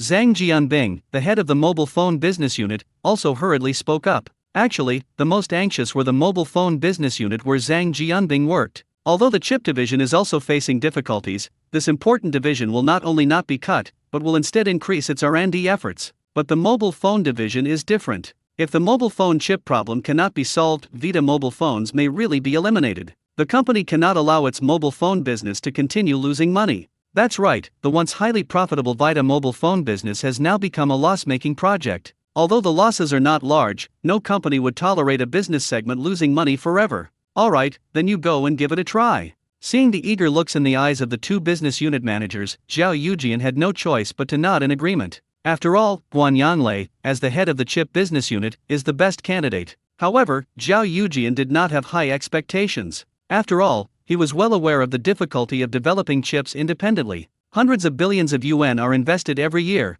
and sometimes no results are seen at all. Not to mention that under the blockade imposed by the Chip Alliance, it is simply impossible for Shengming Optoelectronics to build a new production line. Moreover, these are high-end products manufactured using the 2 nanometers process, which are subject to strict restrictions from foreign countries. That's simply impossible. But, since the rumors are spreading like wildfire, if Vita remains completely silent, it will indeed damage its image. The power of netizens should not be underestimated. Since Guan Yanlei and his team volunteered, let them give it a try. Okay, I'll set off right away. Don't worry, Mr. President, I will definitely find out their background. Guan Yanlei appeared very excited. President, I'd like to go and take a look too. Finally, Zhang Jianbing couldn't help but make his own request. After all, this concerns the fate of the mobile phone division, and he won't give up until he goes to check on it. Alright, you don't have anything else to do anyway, so go if you want. Although the president agreed, Zhang Jianbing found the words rather harsh. Thank you, Mr. Jiao. However, Zhang Jianbing was in no mood to dwell on these matters at the moment and quickly expressed his gratitude. He left the CEO's office.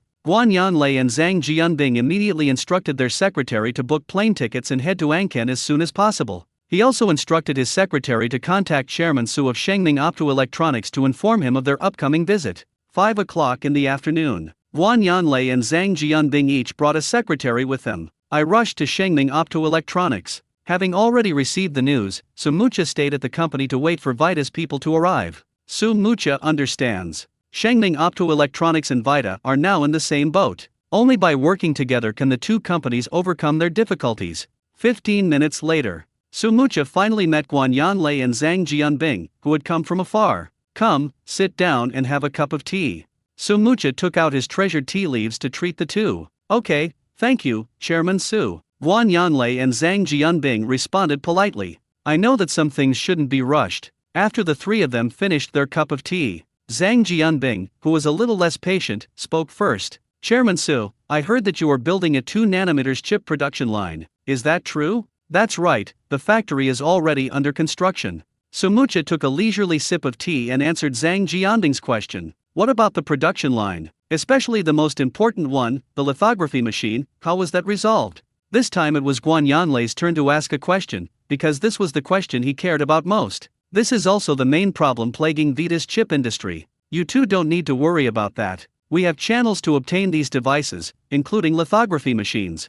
Which channel? Guan Yanlei blurted it out. They quickly realized that this issue was somewhat overstepping their bounds. Our distribution channels are a company secret and cannot be disclosed. However, Su Mucha did not make things difficult for Guan Yanlei. He also understood that this was a natural reaction to long-term suppression. As is well known, Guan Yanlei's chip division has been under pressure from the Chip Alliance for the past few years. This channel for Sumuti can solve Guan Yanlei's urgent problem. For Guan Yanlei, this was undoubtedly a glimmer of hope. It's normal to have such a reaction. If you need outsourcing, we can help. Alright, thank you very much, Chairman Su. Guan Yanlei also knew that some things couldn't be forced. However, Chairman Su, your words alone are not enough to completely convince us. Could you show us something concrete? What do you want to see? Su Mucha asked calmly, a hint of amusement in her eyes. Clearly, they adopted a no action until they see results attitude. But that's normal. A large company like Vita certainly wouldn't easily cooperate with others.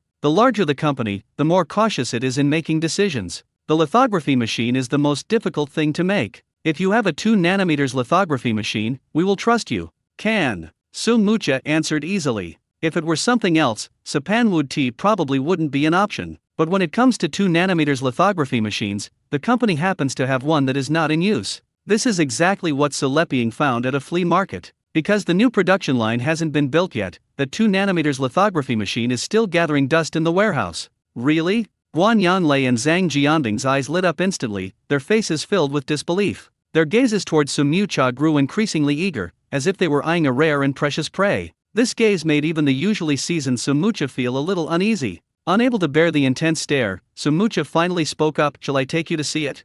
Okay, we'll go now. Guan Yanlei and Zhang Jianbing nodded almost simultaneously and immediately stood up. Please. Sumucha did not look down on them because of this, and without saying anything more, she led the two to the company's equipment warehouse. This warehouse was also built to clean room standards and is used to store some precision instruments that are not currently in use. The 2 nanometers lithography machine we brought back earlier is located here. Is this the one? Guan Yanlei is quite familiar with things like lithography machines. As soon as he entered the warehouse, he immediately recognized the machine. However, it is impossible to tell whether it is a 2 nanometers model with the naked eye. Since lithography machines all look similar, you have to look at the nameplate to find the specific model. Yes, this is the one. Sumucha nodded in confirmation. Upon hearing the definite answer, Guan Yanlei and Zhang Jianbing eagerly stepped forward. For Guan Yanlei, who works in the chip industry, a 2 nanometers lithography machine is practically a sacred object. It has always been something that can only be admired from afar. Now they are like pilgrims, extremely serious and cautious. The two carefully examined the lithography machine in front of them. Even though Sumucha said that, they still insisted on the principle of seeing is believing. It looks true. Guan Yanlei had already checked the nameplate and found no problems, but without seeing it actually in operation, who knows if this machine is just an empty shell? Here, this is the data from our previous tests. You can take a look.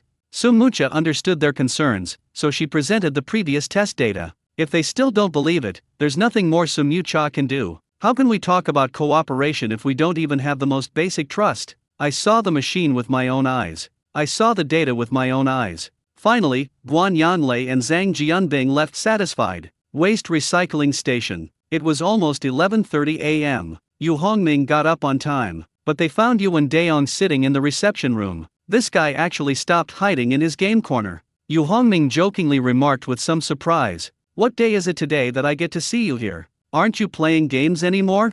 "I'm not playing anymore, I'm too tired, I want to rest." When this topic came up, Yuan Daong seemed a little frustrated. He used to be able to play any game with ease. You can even reach the diamond rank in honor of kings. Who would have thought that we would encounter such a big problem this time? More than a month has passed, and the plane still hasn't taken off. Finally, he decided to take a good rest and adjust his mood. Otherwise, it's really not worth ruining your mood over a game. Yes, young people really shouldn't be addicted to games all the time. Let's not talk about these unpleasant things anymore. I'll tell you something fun. Continuing with this topic would only make Yuan Daong feel worse, so he quickly changed the subject. Okay, tell me. If this doesn't make me happy, let's continue discussing your game predicament. Yuan Daong stared at Yu Hongming, unsure how to respond. Such a friend. Such a close friend. Is it possible to obtain it? However, Yuan Daong didn't hold it against Yu Hongming, because he understood that in the end, he himself would be the one who would be hurt the most. Yuan Daong believed he wouldn't invite trouble upon himself. However, he was confident that what he was about to say would attract Yu Hongming's attention. I just saw a news report about the USS Volt aircraft carrier. I don't know why. There have been quite a few accidents in the last few days. What accident? The mention of the word aircraft carrier immediately piqued Yu Hongming's interest. After all, they had just built an aircraft carrier for the military. So I still have a strong impression of this word. For example, a catapult malfunctioned during takeoff sent 2 F-22 fighter jets flying into the sea. 2 of them have already been lost. There were also problems during the landing. Either the arresting cables failed to deploy, or they snapped, resulting in the loss of 2 more F-22s. No way? Is this aircraft carrier in disrepair? It's unbelievable to hear. How could the United States aircraft carrier be so bad? Actually, this isn't the worst thing. Is there anything more serious than this? Yu Hongming couldn't help but ask, utterly shocked. Isn't this the worst case scenario? Did that aircraft carrier sink completely? That's right, that aircraft carrier sank suddenly overnight. Wow! Yu Hongming was extremely surprised. He never expected that his guess would come true and that the aircraft carrier had really sunk. Wait, what's the name of that aircraft carrier you're talking about?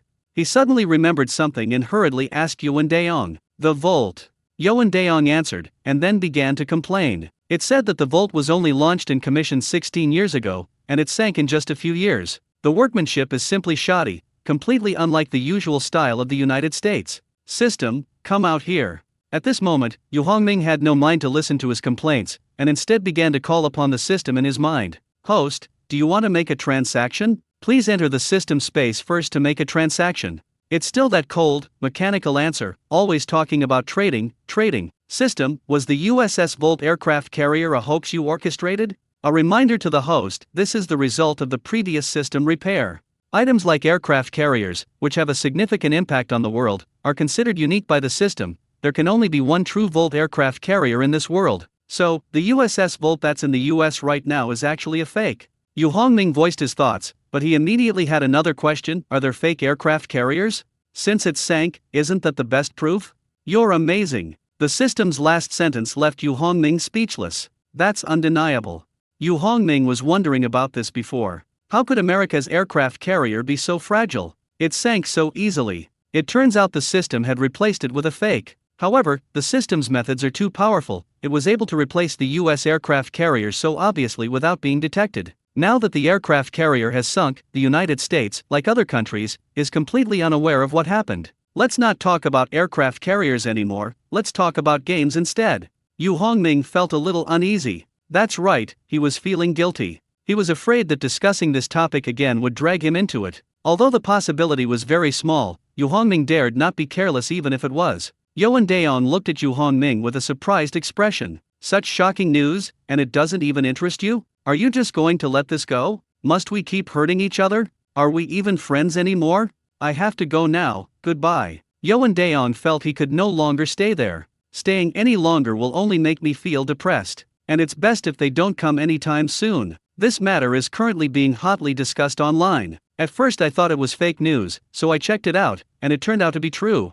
What's wrong with this world? Even things from the United States are unreliable now? It's one thing for a plane to fail to take off, but why can't it be stopped during landing? Has the United States military degenerated to this level? What I'm concerned about now is whether there are any Chinese-made products on this aircraft carrier. I strongly suspect that the blame will eventually fall on China. The scrap yard, ding-dong. Just after seeing Yuan Daong off, the doorbell of the scrap yard rang. After glancing at the person outside the door, Yu Hongming opened it. The person who came was the square-faced platoon leader who had always been responsible for protecting him. This person usually doesn't appear, so he doesn't interfere with Yu Hongming's daily life at all. No matter how carefully he observed, he couldn't detect their presence. If these people appear in front of Yu Hongming, it means there's something wrong. Mr. Yu. The square-faced platoon leader made his way to the reception room with practiced ease, where Yu Hongming was also waiting for him. When it comes to understanding scrapyards, Yu Hongming might not even know as much as the square-faced platoon leader. To better protect Yu Hongming, the square-faced platoon leader could be said to know every corner and every item here like the back of his hand.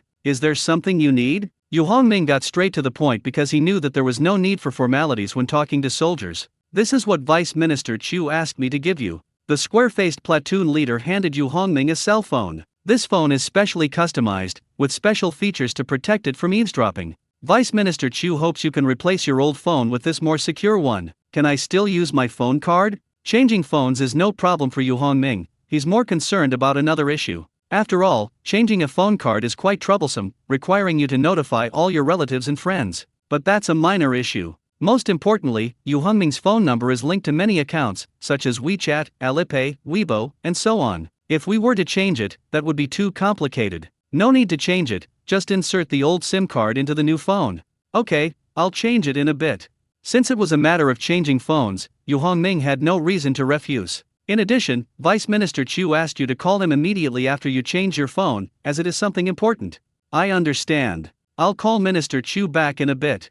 Then I won't bother Mr. Yu any longer. After saying that, the square-faced platoon leader left cleanly and efficiently. Yu Hongming also immediately changed his phone. After changing the clothes, he immediately called Vice Minister Chu. The call was quickly connected, and Vice Minister Chu immediately inquired about the phone's condition. Yu Hongming, have you changed your phone yet? It's been changed. Minister Chu, just say what you have to say. Yu Hongming, what's the deal with the USS Volt aircraft carrier? After confirming the security of the communication, Vice Minister Chu got straight to the point. Isn't the USS Volt aircraft carrier in your hands?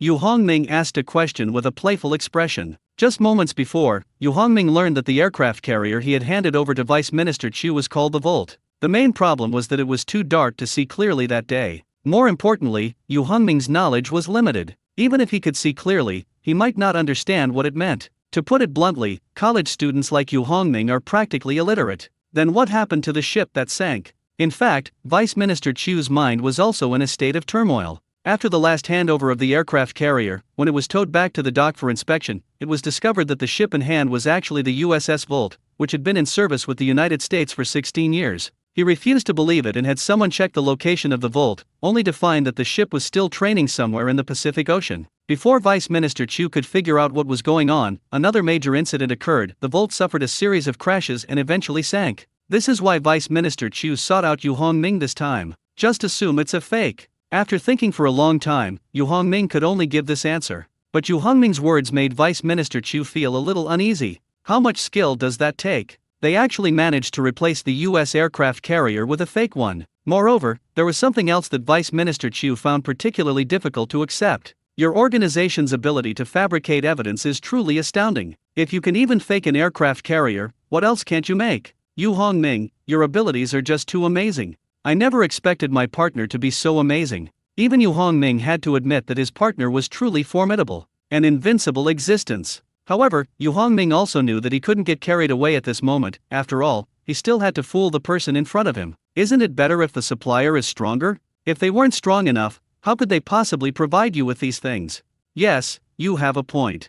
Although Vice Minister Chu was unwilling to admit it, Yu Hongming was not wrong. That's the truth. If they weren't strong, would they give you F-22s or aircraft carriers? You can't take advantage of someone and then act innocent, right? Alright, Minister Chien, are there any other questions? That's all, thank you, you've worked hard. Vice Minister Chu said this sincerely. You're welcome, it's nothing. If there's nothing else, I'll hang up. Okay, see you next time.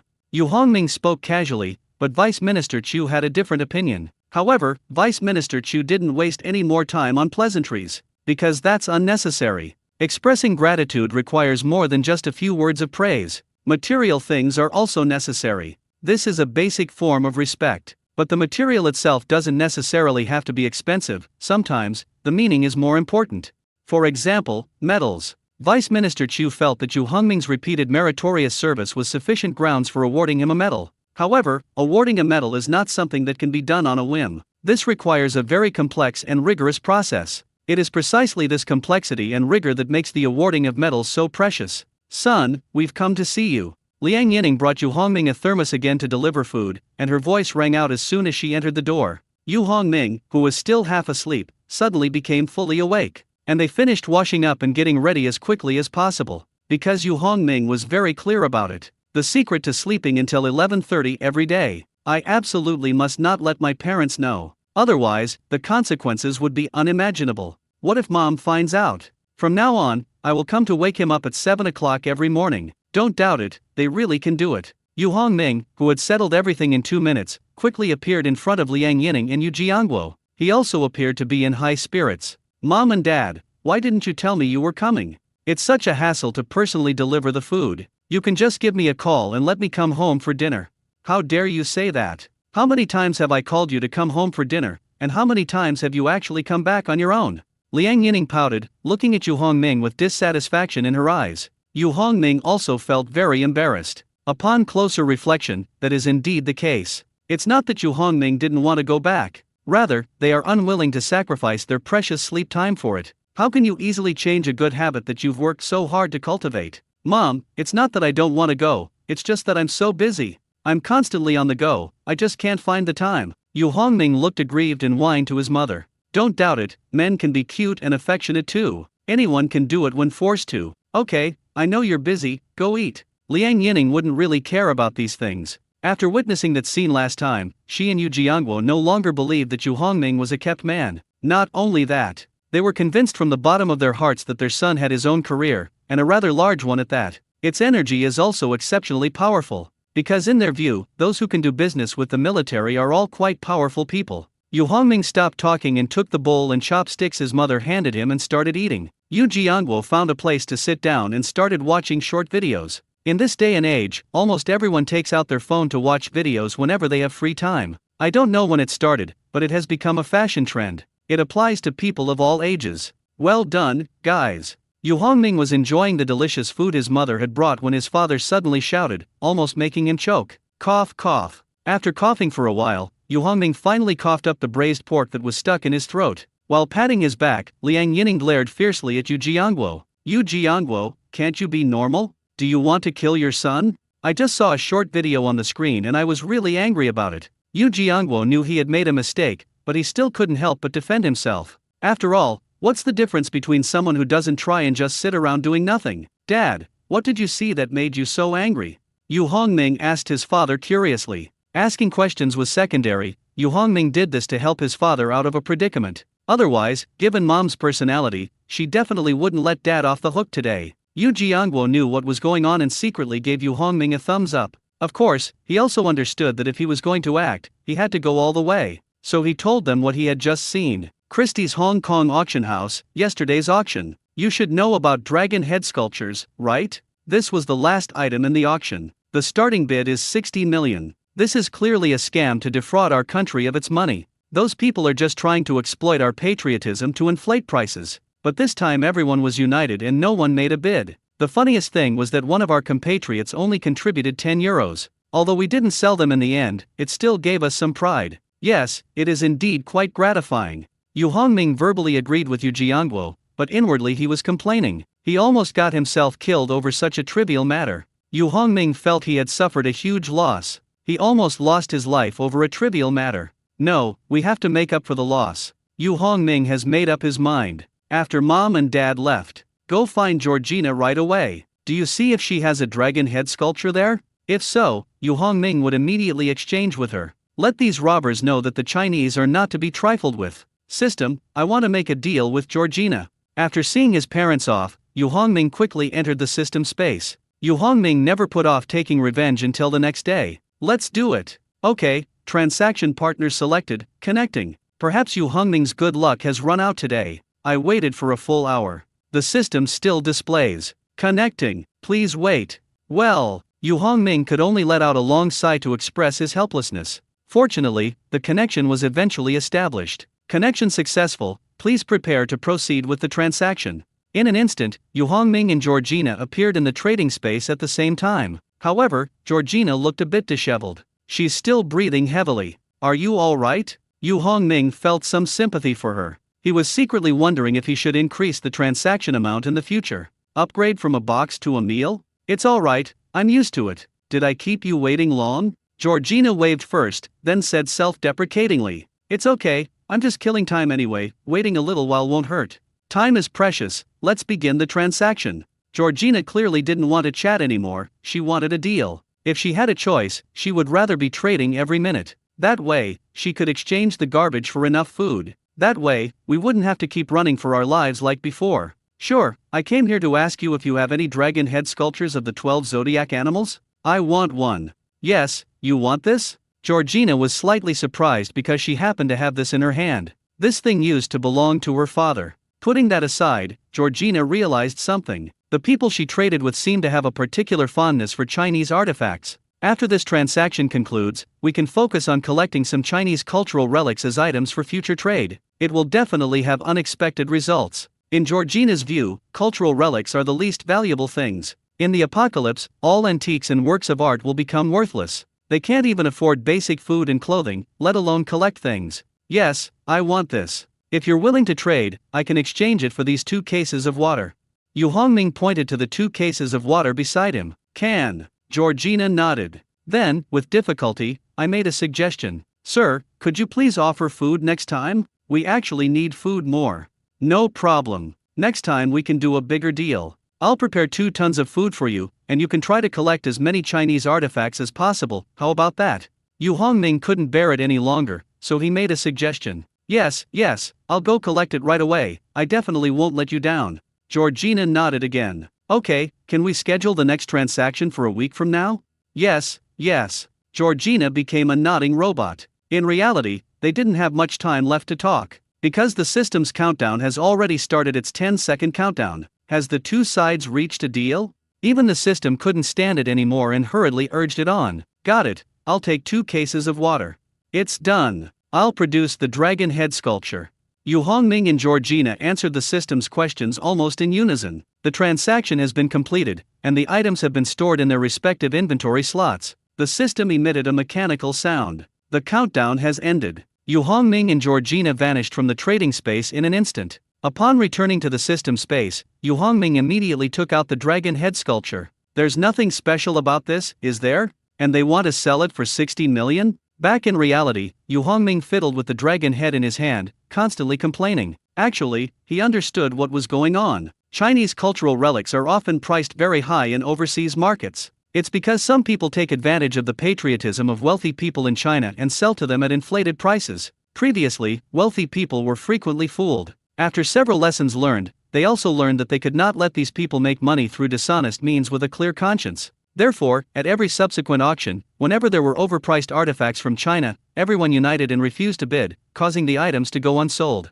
We are determined not to let those with ulterior motives take advantage of us. Yu Hongming, what is this? Yuan Daong reappeared quietly once again. You don't even know that? It's the dragon's head among the 12 zodiac animal heads. Yu Hongming looked at Yuan Daong with disdain. But how did this end up in your hands? Yuan Daong didn't hold it against him and quickly pressed for more information. I was constantly complaining in my mind. It's as if nobody knows the bronze head. But this thing shouldn't be here. A couple of days ago, while browsing Douyin, Yuan Daong also saw news about the dragon head and talked about it at length. He couldn't believe his eyes when he actually saw the dragon head at Yu Hongming's place in just 2 days. I found it at a roadside stall. Did you buy it for a few dozen dollars again? Clearly, Yuan Daong still cared about the previous few tens of yuan. No. Upon hearing this answer, Yuan Daong felt inexplicably relieved. I bought it for a little over 100 yuan. Yuan Daong almost lost his balance, realizing he was still too young. Could this be true too? Given the lessons learned from the past, Yuan Daong had no choice but to have such suspicions.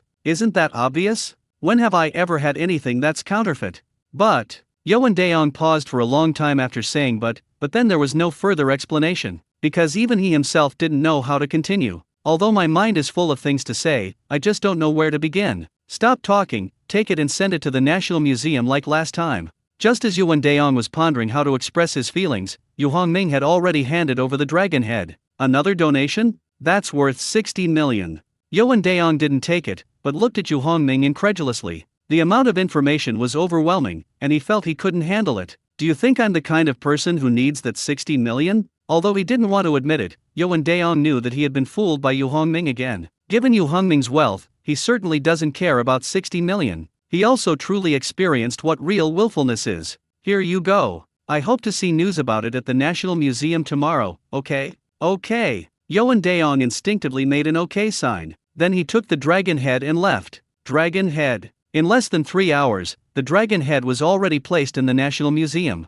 A group of bronze experts are examining it. The dragon head was delivered by an import and export company. It was said to have been donated by a kind-hearted person. The person who donated the female official reporting piece painting last time is the same one. This has attracted widespread attention. Thinking back to the previous painting female official reporting safety, which sparked considerable controversy, it was ultimately proven that the one donated by the kind-hearted person was the genuine article. That time, the Eagle Museum was completely manipulated. It was utterly shameful. That incident became a lifelong disgrace for the Eagle Museum. This is why the National Museum sent so many experts to conduct the appraisal this time. They don't want to follow in the footsteps of the Eagle Museum and become a laughingstock in the entire museum world. Everyone must carefully examine the evidence, not a single oversight can be made. Even the director of the National Museum attended the event, and he was the one who spoke. Don't worry, curator. We already have several bronze heads in our collection, and we have extensive experience in authenticating them. Yes, there will be absolutely no mistakes. Everyone had a clear division of labor, some were responsible for the appraisal, some were busy trying to please the curator, and no one was idle. Museums never employ idlers, everyone has their own role to play. How is it, Mr. Sun? The curator is no pushover either. Although he doesn't know anything about appraisal, he has a very accurate eye for people. He knew. In the field of bronze artifact authentication, Mr. Sun is the most authoritative person. As long as old Master Sun nods in approval, then there's basically no problem. Mr. Sun did not disappoint the curator. He put down the magnifying glass, rubbed his sore eyes, and nodded. It's true. Although it was just 3 simple words, Mr. Sun's words greatly inspired everyone. Everyone stared intently at the dragon head on the table. It's true, it's actually true. I never imagined that another bronze animal head would also return to its homeland. I really want to thank that kind person. Aren't some people going to cry? Probably. Director, the import and export company has relayed a request from that philanthropist. The person who received the dragon head glanced at the curator and made a comment. What are the conditions? The curator also highly values this enthusiastic person. The request from concerned individuals is that they see news about the dragon head by tomorrow. That's not difficult to do. The curator immediately breathed a sigh of relief. I thought it would be a big problem, but it was solved so easily. Even if this enthusiastic person hadn't mentioned it, the museum wouldn't have missed such a great opportunity for publicity. After all, such a significant event as the return of the dragon's head cannot be kept secret. National Museum. On websites, Weibo, and WeChat official accounts, etc. A message was updated simultaneously. Recently, we received a dragon head artifact donated by a kind citizen. It has officially returned to its homeland and will be on display in the Bronzeware exhibition hall next week. Everyone is welcome to visit. Although the message was short, its impact was profound and far-reaching. The media also quickly followed up with reports on this news. According to a statement from the National Museum of China, the dragon head donated to the museum by a kind-hearted individual has now safely returned to China. After the dragon head returned, only 3 bronze statues that were still missing were not returned. The dragon, who previously failed to sell at Christie's Hong Kong for €10, has quietly returned to the mainland. A kind-hearted person once again demonstrated their skills, helping the former Prime Minister return to his hometown in glory, and the piece is now treasured in the National Museum. As major platforms successively reposted the information, the online discussion surrounding this matter rapidly intensified. Is this the dragon head that failed to sell at the Hong Kong auction a few days ago? Yes, the one where only one person bid €10 in the end. It seems that the price of this dragon Prime Minister is indeed not going to exceed €10. But wasn't the deal broken? How come they're suddenly saying it's been returned? Could it be that yet another idiot has volunteered to go and make a contribution for someone else? Surely not. No one would be that naive, would they? This helpful person has been showing up quite frequently lately. Could this kind person be the same person who gave away the admonitions of the instructress to the court lady's scroll last time? If only that were the case. As long as we can redeem these national treasures from other people, nothing else matters. That's right, we have to be tough on these lawbreakers. Inside a scrap metal recycling station. Yu Hongming, look, the news you wanted has arrived.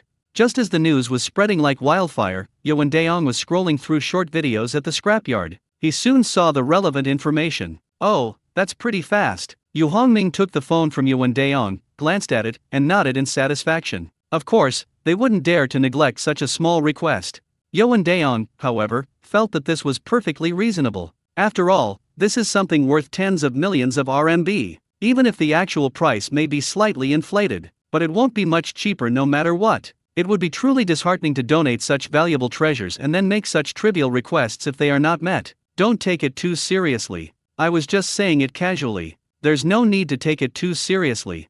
Yes, you're right. Anyway, you don't expect anything in return for doing good deeds, so whether there's news or not makes no difference to you. What puzzled Yuan Daong the most was that Yu Hongming donated tens of millions of his assets without compensation, without even leaving his name. He simply couldn't understand why Yu Hongming was doing this. Is it because he has so much money he can't spend it all? However, if Yuan Daong knew that Yu Hongming had once sold the entire aircraft carrier for 10 million yuan, he wouldn't have criticized him like that. Is today the day the random transaction cooldown ends? After sending Yuan Daong away, Yu Hongming suddenly remembered something. Because of the increased number of transactions during this period, Yu Hongming could no longer remember exactly when the random exchange interval ended. But it's okay. You can find out by simply logging into the system and trying it out. Without much hesitation, Yu Hongming placed his hands on the 2 boxes of instant noodles. He silently recited it in his mind. The next moment, he appeared in the system space along with the 2 boxes of instant noodles. System, activate random matching mode.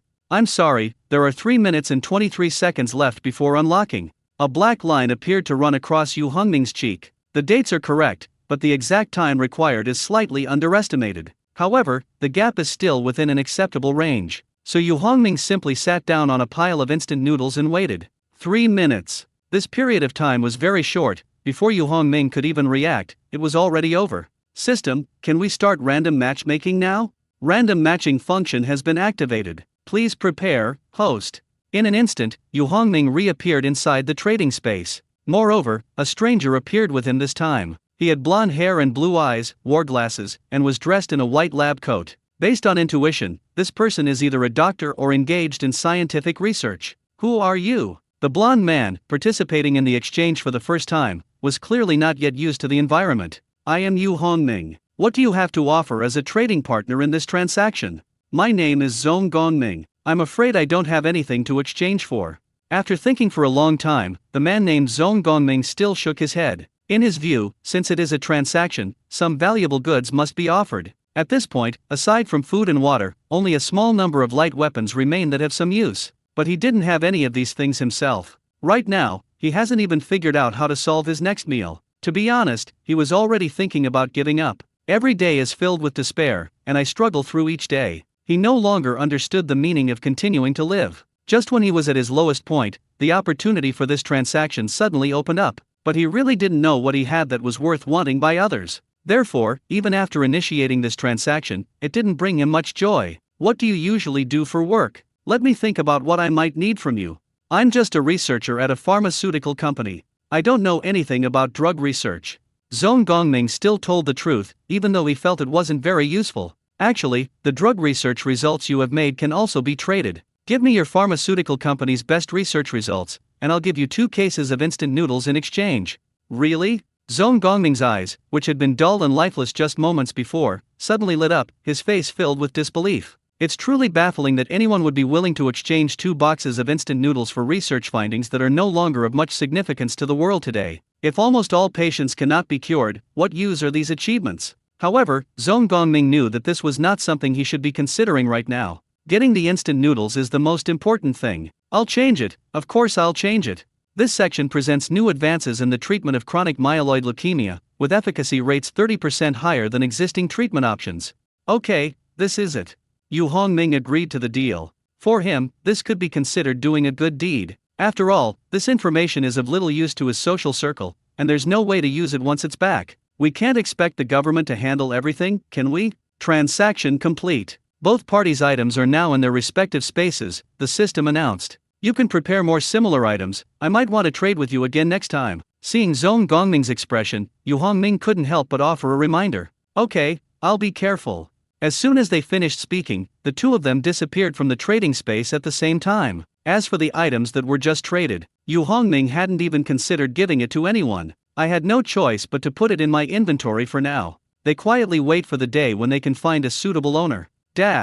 In an ancient kingdom. Inside a room deep within the castle. What's going on? Isn't that my dragon head? An elderly man in a black evening suit stared intently at the newspaper in his hands. This man was an earl named Diason. Although we live in the information age, Diason still prefers traditional things. For example, obtaining information from the outside world by reading newspapers. Even though this slows down the speed at which he receives information, Diason still can't break this habit. Moreover, Diason happens to be the holder of that dragon head. The dragon head that appeared at Christie's auction in Hong Kong earlier was consigned by him. He decided to sell it not because he liked it, but out of necessity. Simply put, even noble families face financial crises. On the surface, he was a nobleman and enjoyed a life of great prestige. But in reality, maintaining this identity is very expensive. When the family business is running well, it can still afford it. However, the company is currently going through a difficult period, and without stable income support, the cost of living has immediately become a heavy burden. Left with no other option, Diason had to sell some of his private collection to alleviate his immediate financial crisis. This includes the precious dragon head. In his vision, Easterners are people who are willing to spend a lot of money to buy back their cultural relics. In particular, the dragon head, one of the 12 zodiac animals, has a history of similar high-priced transactions. Diason was therefore full of anticipation, believing that the piece would fetch a good price. It might even surpass its previous level. He thought he could solve his immediate troubles by making money from selling the dragon heads. To everyone's surprise, no one paid any attention to it in the end. Instead, they were mocked by someone who offered a paltry 10 euros. Diason was so angry he almost fainted on the spot. In the end, they could only bring the dragon head back home with disappointment. Put it back in the corner of the storage room, because he had lost faith in the piece. Since it failed to sell at a high price the first time, it will probably be even more difficult to succeed again. However, he was unwilling to sell such valuable cultural relics at a low price, so he had no choice but to leave them aside for the time being. However, the contents of today's newspaper took him by surprise. The dragon head, which was just put back into storage 2 days ago, has now ended up in another country and has been donated to a museum. Impossible. Absolutely impossible. Diason was filled with questions. Immediately afterwards, his face turned extremely panicked, because he remembered something else. The Eagle Museum, where artifacts were once lost. Ordinary people don't know the truth, but Diason knows a lot of inside information. Investigators examined the items repeatedly, but still couldn't find any evidence of an inside job or unauthorized intrusion. Even the most skilled thieves cannot leave no trace. Therefore, both the museum and the police found the incident quite bizarre. I hope this kind of thing doesn't happen to me, Diason muttered to himself, his mind filled with doubt. My emotions also started to become anxious. After all, what happened to me was practically a carbon copy of the Eagle Museum incident. It's still the same museum in the Dragon Kingdom. It was still the donations from those kind-hearted people. Everything was so similar. Diason became restless. The dragon head was stolen. We hope the National Museum of China can return it. Suddenly, a message began to circulate among the crowd. But people reacted differently to this message. Some people have always been hostile to China. It should be returned. The owner has already reported it to the police as stolen, so China should return it. How dare the Dragon Kingdom Museum collect such illegally obtained funds? The dragon head is the private property of Earl Diason. It cannot be violated and must be returned. Not only the dragon head, but I also think that the admonitions of the lady's painting should be returned to the Eagle Museum. Others have spoken out in defense of the Eagle Museum. Yes, we strongly condemn this theft, and the Dragon Kingdom Museum is complicit in covering up the crimes of thieves. But another group of people have the exact opposite view. These people generally have good relations with the Dragon Kingdom. That thief is a chivalrous thief, representing justice. The person who said this is shameless. They don't even know where these cultural relics originally came from. Is this a case of the thief crying "Stop thief"? What accomplice? The National Museum simply accepted the donation. It was a donation, that's true, so how can you call it receiving stolen goods? I think this kind-hearted person should be awarded a certificate to commend his good deed. Yes, we encourage this kind-hearted person to continue their efforts and bring back more Chinese cultural relics from overseas. Especially those things that were taken by robbers should be returned. The cultural relics of the Dragon Kingdom should rightfully belong to the Dragon Kingdom. Yu Hongming, have you seen what happened regarding the dragon head? Yu Hongming was having dinner with Yu Xingxin when Yu Xingxin happened to see this message. I've heard a little about it. Yu Hongming nodded, picked up his water glass, and took a small sip, trying to hide his unease. I never imagined that philanthropist was so capable. Not only did he steal treasures from the Eagle Museum, but he also went after an earl's house. Is there any place in the world that he wouldn't dare to go? Yu Xingxin didn't notice Yu Hongming's strange behavior and continued chatting non-stop. It's not actually that amazing, Yu Hongming thought to himself. But he said, it's really amazing. Although this statement sounds a bit boastful, Yu Hongming had no choice but to say it, otherwise he would seem particularly strange. What do you think that philanthropist's next target will be? Yu Xingxin became more and more excited as she talked. Finally, he offered his own guess. Is it a Kangxi jade ruyi? Or a Guanyin and ape painting? I heard that both of these items are very valuable. Who knows? Yu Hongming said this on the surface, but secretly he made a note of the two names. If there's an opportunity in the next transaction, prioritize exchanging for these items. Let's eat. We can just watch this kind of thing as a spectacle. Okay, let's eat. Yu Xingxin nodded and began to eat. By the way, I saw a news article this morning that is related to your company. What news? Yu Xingxin blinked and looked at Yu Hongming. Is it true that a pharmaceutical startup that just made some progress had its data stolen by a technician and taken abroad? You invested in this company. If Yu Xingxin hadn't been involved, Yu Hongming wouldn't have paid much attention. That's true. Yu Xingxin sighed and put down her chopsticks. I've lost my appetite and am not in the mood for it, because this matter is really terrible. This could cause the company significant losses. So what do we do now? Yu Hongming looked at Yu Xingxin. What else can we do? We'll just have to wait for that company to go bankrupt and then recover whatever we can. Yu Xingxin appeared relaxed, as if she didn't care at all. Finally, I consoled myself by saying, that's just how investing is, you can't be successful every time. It's okay, I'll take care of you from now on. Yu Hongming knew that Yu Xingxin was just pretending to be strong, but he still offered her a few words of comfort. Suddenly, Yu Hongming remembered something. I have something here, I don't know if it will be of any help to you. What is that? I haven't looked at this drug research data in detail. You can take it back and take a look. Oh, how do you have something like this? Yu Xingxin looked at Yu Hongming with a surprised expression. Even if Yu Xingxin didn't know exactly what Yu Hongming did, it should be unrelated to medicine. I don't understand how he got the drug research data. It was a gift from a business partner, but I won't tell you who it is.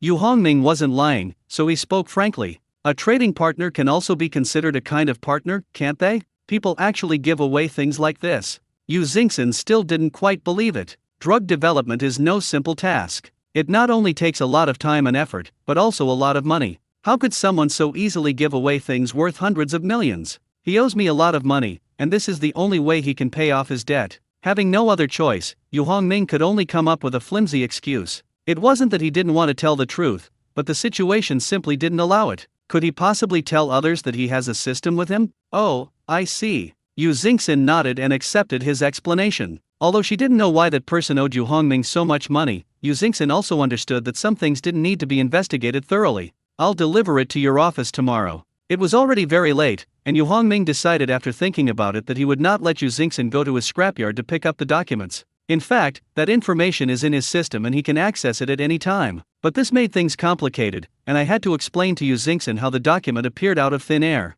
After much thought, Yu Hongming decided that it would be best to deliver it personally tomorrow, as it would save him trouble and be more convenient. Fine, do as you please. Yu Xingxin did not object. Moreover, she didn't have high expectations for this material. However, seeing how concerned Yu Hongming was, Yu Xingxin didn't want to dampen his enthusiasm. Okay, it's settled then. Let's continue eating. You need to be well fed to have the energy to deal with problems, right?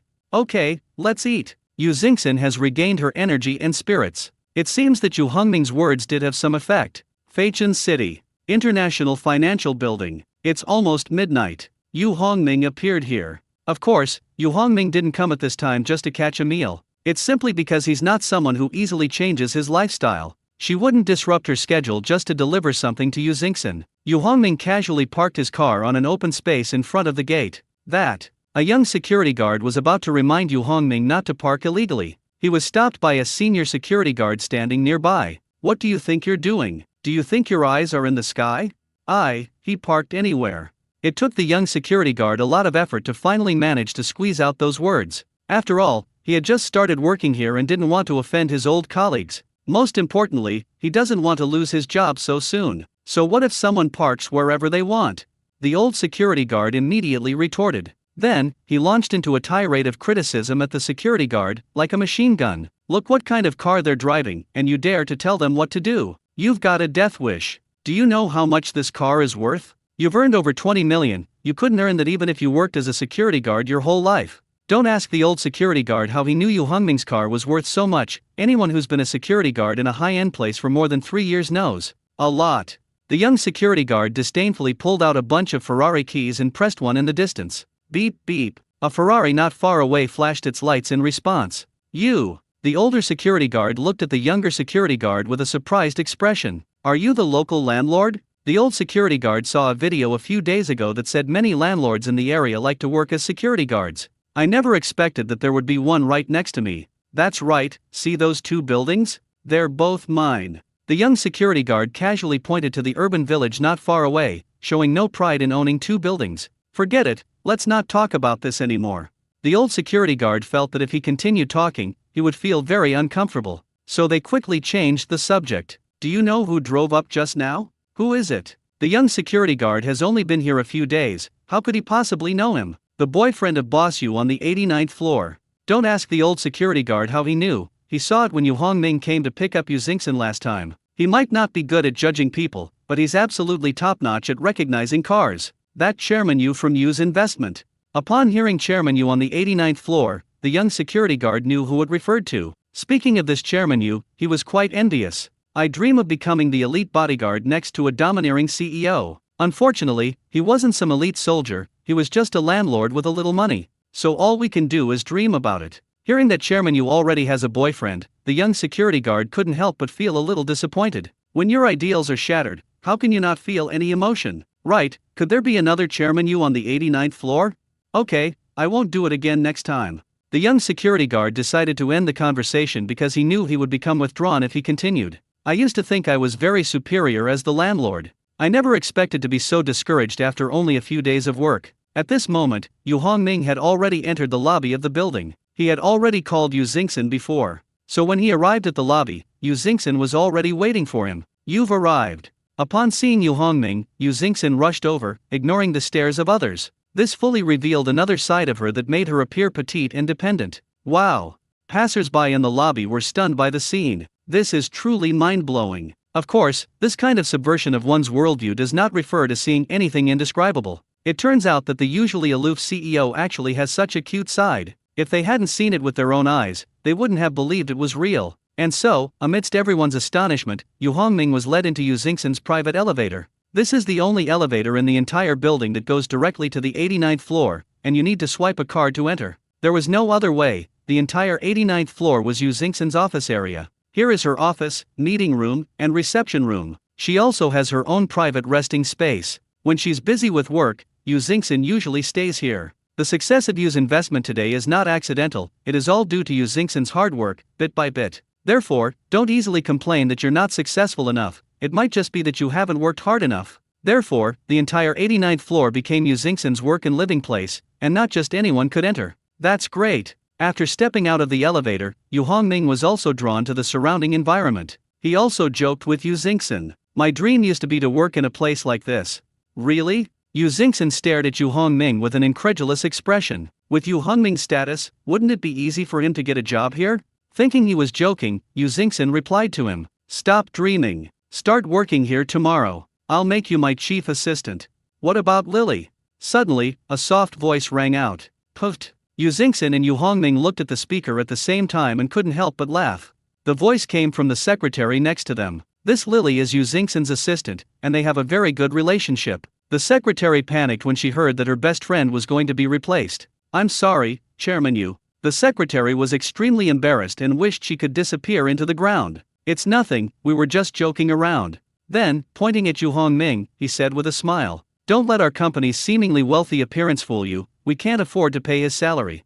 Don't listen to Chairman Yu, my net worth is only slightly higher. Upon hearing Yu Hongming's words, the secretary's face darkened. Are you all showing off your wealth? Whether we admit it or not, that's the truth. The secretary's gaze also began to linger on Yu Hongming. I never expected this to look so ordinary. No, that's a misuse of words. He was dressed simply. He actually has a net worth of over 10 billion. Okay, we know you have money now. Yu Xingxin seemed to sense her secretary's feelings and couldn't help but glare at Yu Hongming. Let's go to my office. Good. Yu Hongming responded and followed Yu Xingxin into her office. It must be admitted that Yu Xingxin's boldness once again shocked Yu Hongming. This office is at least 200 square meters and is decorated in an extremely luxurious manner. Did you bring the items? After pouring Yu Hongming a cup of tea, Yu Xingxin reached out to him for something. It wasn't because she particularly wanted this item, she just wanted to get this matter resolved as soon as possible. Then there will be enough time to take Yu Hongming out for lunch. Oh, here it is, for you. Yu Hongming took a USB drive out of his handbag and handed it to her. When Yu Hongming handed it over, it was as simple as a USB drive. As for what's inside, even Yu Hongming hadn't seen it. When asked, I can only say I don't know. We can only hope that the system or the trading partner, Zhong Gongming, is reliable. Okay, let's leave it here for now and go eat, shall we? Seeing that it was just a USB drive, Yu Xingxin was too lazy to open it and directly invited Yu Hongming to dinner. Okay, I'll do as you say. Yu Hongming didn't think much of it. Now that the goods had been delivered, he no longer cared about how to handle them. Besides, I was really hungry. I haven't had breakfast yet. Yu Hongming does need to eat, so what reason does he have to object? Let's go. Yu Xingxin casually put the USB drive in the drawer and pulled Yu Hongming out. The two drove away again amidst the envious gazes of the crowd. After finishing the meal, Yu Hongming took Yu Xingxin back to her company, did not disturb her work, and left. Upon returning to the company, Yu Xingxin immediately threw herself into her work, completely forgetting about the USB drive. It can be said that it was completely forgotten. That's all. 3 days have passed in a row. When Yu Xingxin opened the drawer to look for documents, she finally saw the USB drive again. I actually forgot about you. Yu Xingxin looked at the USB drive, a slight smile playing on her lips. A happy smile spread across his face. However, this sense of happiness did not come from the USB drive, but from Yu Hongming. Seeing this USB drive is like seeing Yu Hongming himself. That radiant, sunny smile captivated her. Every time she thinks of it, it brings her a great sense of happiness. Since he gave it to us, let's take a look. Yu Xingxin muttered something to herself, took out the USB drive, and plugged it into the computer. Luo Hua. Upon opening the USB drive, Yu Xingxin was instantly stunned. There is only one file on the USB drive, and the file name begins with the words Luo Hua. In the pharmaceutical industry, the name Luo Hua is very well known. Especially in the field of innovative drugs, it is almost irreplaceable. In fact, the reason why Yu Xingxin couldn't ignore Luo Hua was precisely because Luo Hua had caused her to lose hundreds of millions of yuan. She already knew that the person who stole the technology from the pharmaceutical startup she had invested in was Luo Hua. Therefore, Yu Xingxin had almost no good feelings towards Luo Hua. Did Luo Hua owe Yu Hongming money? Yu Xingxin suddenly remembered something. Yu Hongming had mentioned before that these documents were collateral for the money he lent to others. However, Luo Hua is so wealthy that he spends tens of billions of dollars on research every year. Moreover, this unit is US dollars, which is roughly hundreds of billions of yuan. How could a company that invests hundreds of billions in R&D owe Yu Hongming money?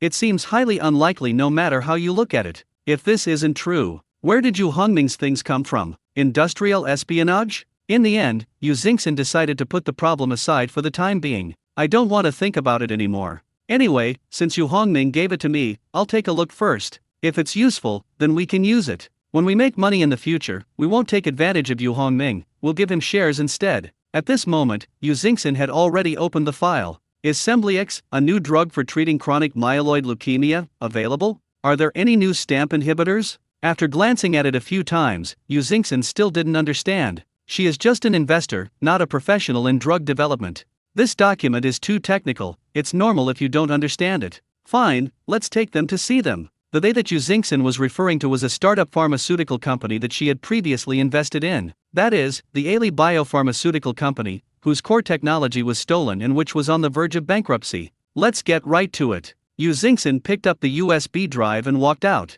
When I passed by my assistant Lily's place, come with me to Ailey Pharmaceuticals.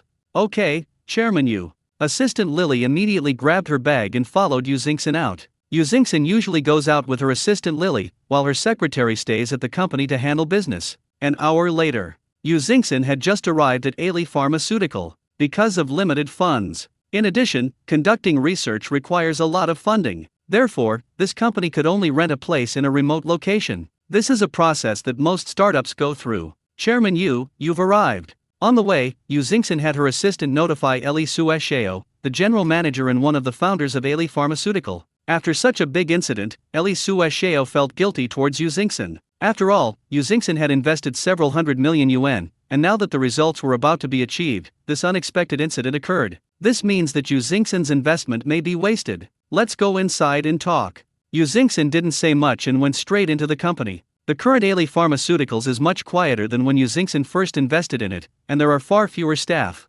Many people left after they learned that Ailey Pharmaceuticals was in trouble and the company was on the verge of collapse. This incident made Eli Suesheo realize something profound. Starting a business is not easy. There may be many people in the world who are willing to share your success, but very few who are truly willing to share your hardships. Okay, Chairman Yu. Although he didn't know what Yu Xingxin's purpose was in coming, Eli Suesheo was still mentally prepared. He would accept being scolded. It's normal for someone to complain after losing hundreds of millions. Eli Suesheo has the capacity to handle this much. Sit down, let's sit down and talk. Upon entering the meeting room, Eli Suesheo was not met with a barrage of criticism. Instead, Yu Xingxin calmly invited him to sit down. Chairman Yu, go ahead and curse if you want. However, Eli Suesheo was a little hesitant to sit down, mainly because he felt ashamed to face her. Who's insulting you? Sit down and help me check if this document is useful. Yu Xingxin pouted at Eli Suesheo and made him sit down again. In the past, Eli Suesheo would never have received such treatment. A good scolding would be the least of their worries. Don't forget, Yu Xingxin has the nickname Living Yama in the investment circle. This title is well deserved. It was built step by her own hard work. Otherwise, Yu's investment could not have achieved a market value of over 30 billion in just a few years. Here, take a look first.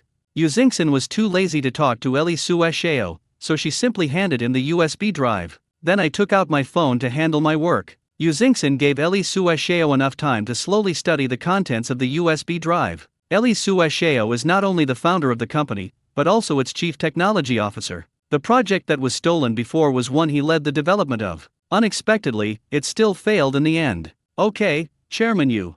Eli Suesheo took the USB drive without refusing. To be precise, he didn't even have the right to refuse. Insert the USB drive. After opening, he was stunned when he saw the name Luohua. However, he only paused for a moment before continuing to open the file. Stamp therapy for chronic myeloid leukemia? To be fair, he did have some knowledge of this research. He knew that this was actually a project that Luohua had started several years ago, because his senior colleague worked at Luohua and had complained to him about the situation of this project. In fact, Eli Suesheo hated Luohua to the core, because it was Luohua who almost caused his company to go bankrupt. The technician who stole the data also switched jobs and went to Luohua. Although Luohua is a large organization, it has done a lot of despicable things. Did Luohua sell this project to use investment? This shouldn't be happening.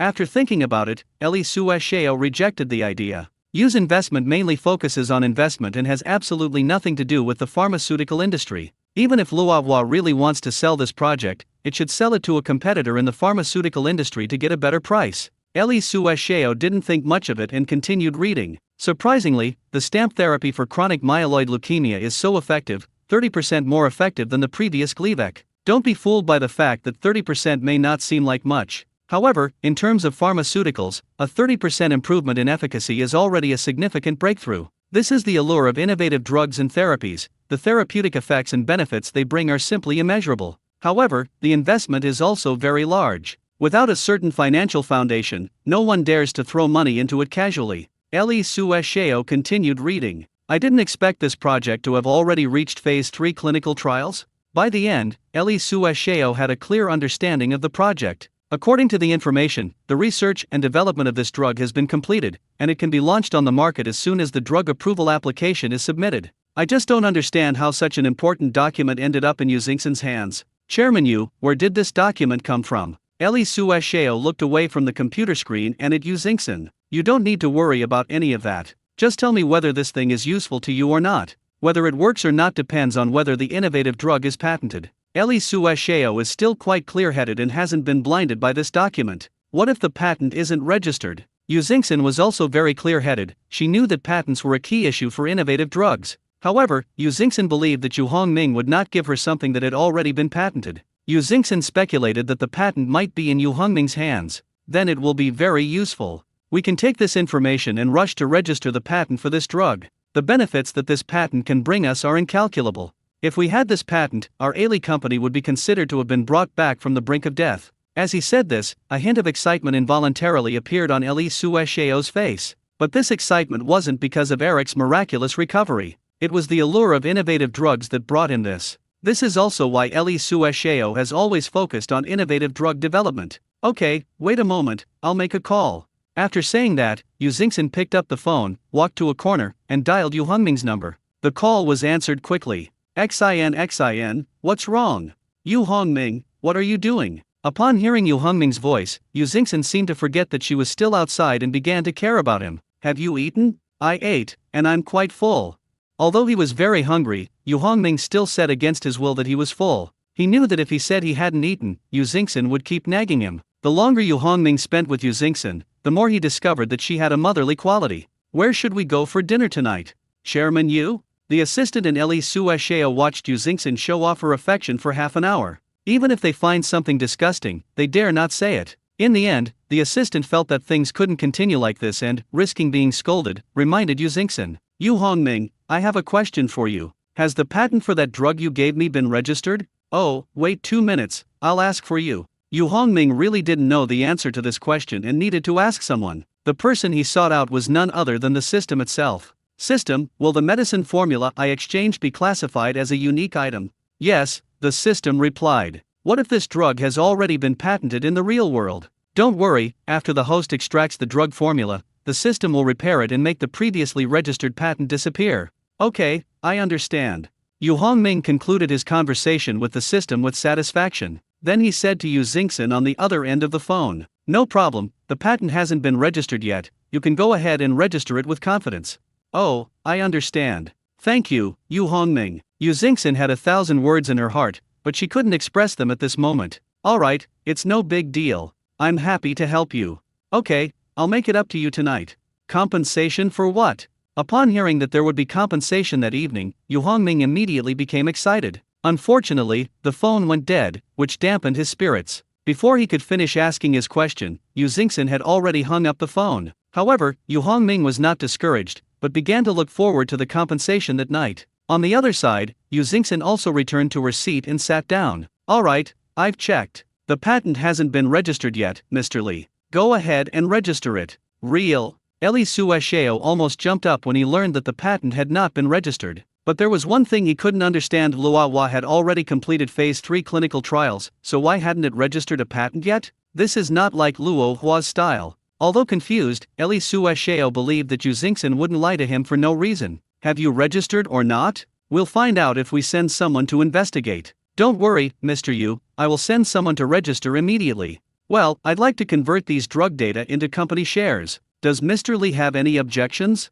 Yu Xingxin certainly wouldn't give things away for nothing. She had already thought it through. If the information is useful, give Yu Hongming the corresponding shares. We're just proceeding according to plan now. No problem. We'll recalculate the company's shares once the patent is granted, Mr. Yu. Is that alright? Eli Suesheo had no reason to refuse. They considered this to be a matter of course. In the chairman's office of Shangming Optoelectronics, the factory building has been completed. The company secretary reappeared here and reported a situation to Sumucha. Is it finished? So fast? Is the quality guaranteed? Sumucha was also somewhat surprised. The project, which was originally expected to take 2 months, was completed in just 1.5 months. Although he was quite happy, Sumucha was still very concerned about the quality of the project, because if the speed is increased, the quality may be compromised. Don't worry, Chairman, the quality of the project is absolutely guaranteed. We speed up the process by adding more manpower, we haven't cut corners.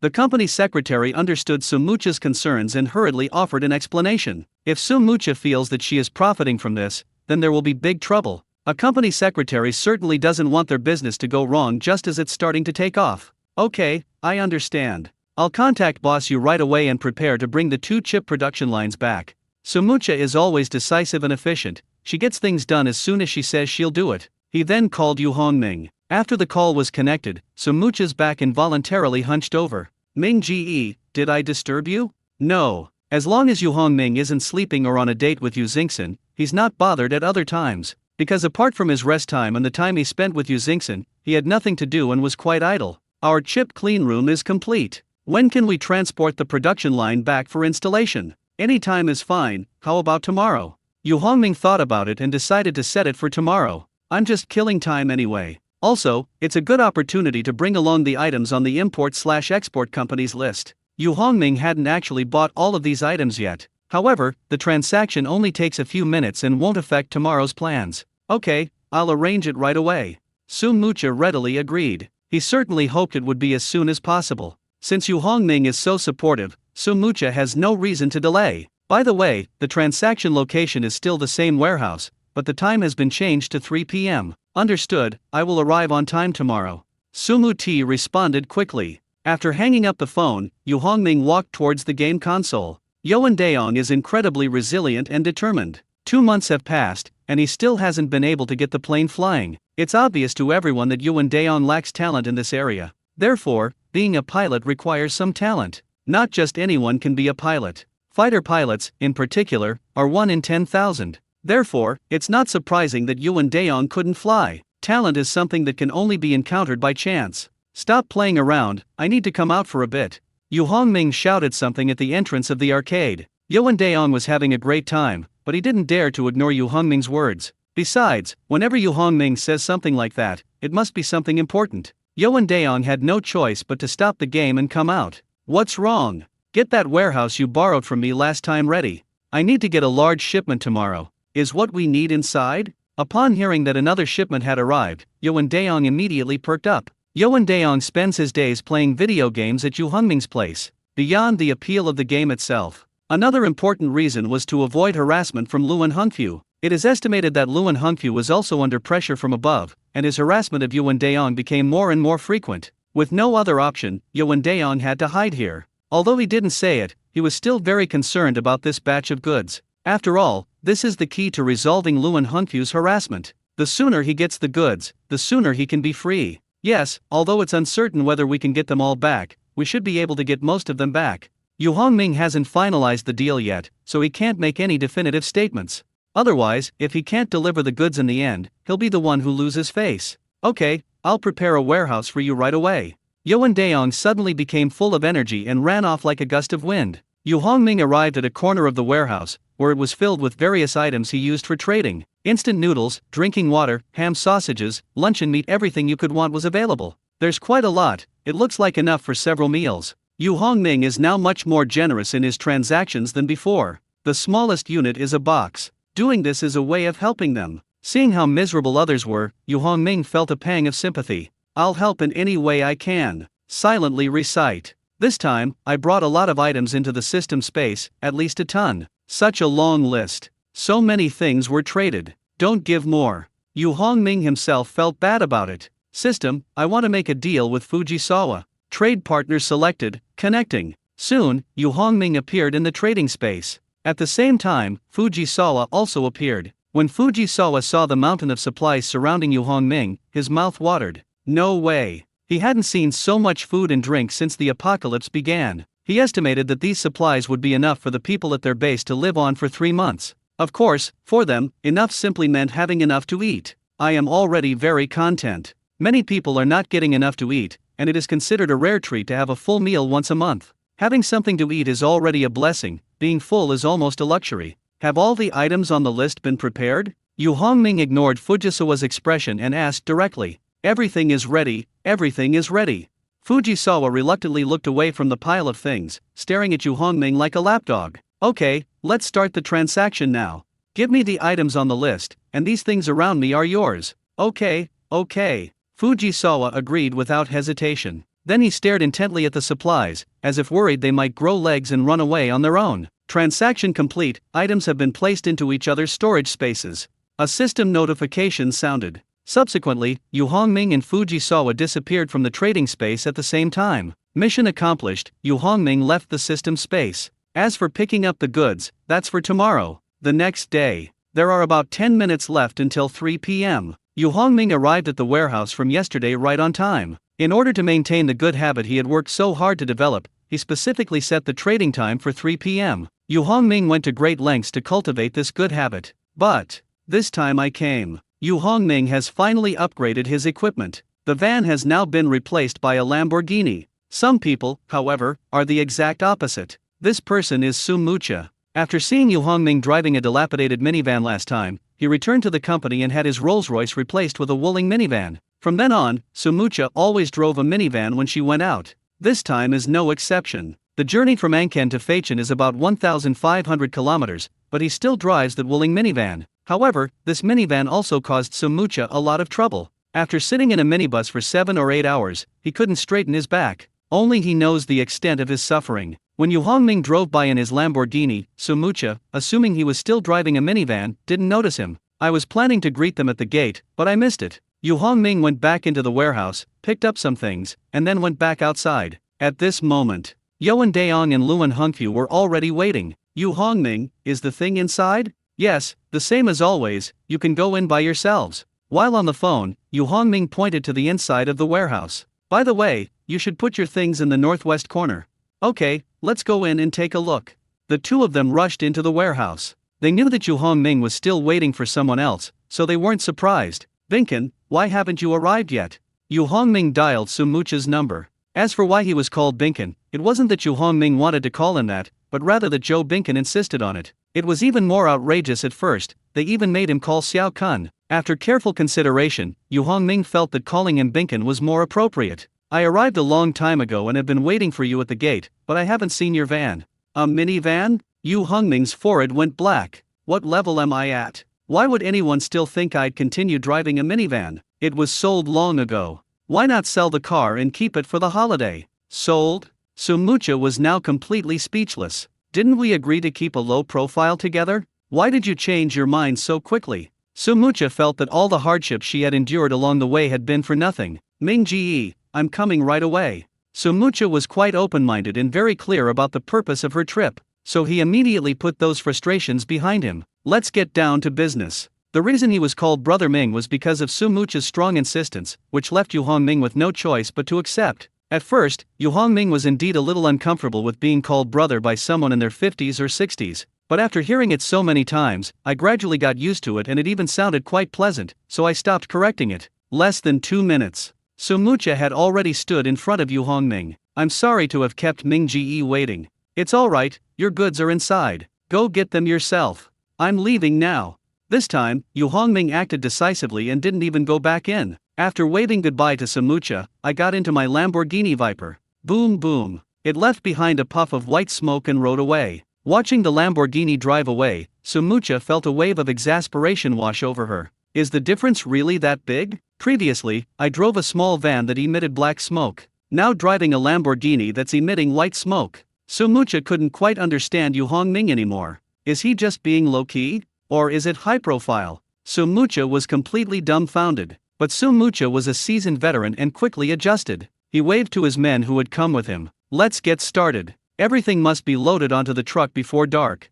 Yes, Chairman. He was accompanied by the same group of people as before, so everyone knew the way well. They all rushed into the warehouse excitedly. Bright Electrons. It is located in the northeast of the industrial area. There is a newly constructed factory area. This space will be used to install 2 new chip production lines. The factory has been built, and the chip production line has already been shipped back. The workers are busy installing it inside day and night. Today, we have some unexpected guests here. These uninvited guests were employees of Weitong Company. The lineup this time is bigger than before. Zhao Yujian, the CEO of Weitong Company, personally led a team to visit. Naturally, Zhao Yujian was accompanied by Guan Yanlei, who was in charge of the chip project, and Zhang Jianbing, the person in charge of the mobile phone project. The two followed closely behind Zhao Yujian. This is our new chip production line. Sumucha personally hosted the group of guests from Weitong and took them on a tour of the new chip production workshop. Let them see the production line installation process. The reason Sumucha was so hospitable was to establish a cooperative relationship with Weitong as soon as possible. It would be terrible if the production line started but there were no orders. Sumucha didn't want the equipment she had gone to so much trouble to be idle for even a minute. That's really good. Very good. Zhao Yujian praised him the whole way. Even he himself had to admit it. Although Shengming Optoelectronics' previous chip manufacturing was not top-notch, it did have its own unique approach in certain aspects. The group toured the place like they were on a whirlwind tour. I looked at both the production lines that were being assembled and the wafer production lines that had been put into operation earlier. Finally, everyone returned to the conference room to discuss the next steps in the collaboration. Please have a seat, everyone. As the host, Sumucha naturally sat in the main seat. The rest of the people sat down in order. Zhao Yujian stood right next to Sumucha. Others from the 2 companies sat next to the 2 leaders in turn. Mr. Zhao, now you should have no more doubts about our production line, right? Sumucha looked at Zhao Yujian with deep eyes and asked.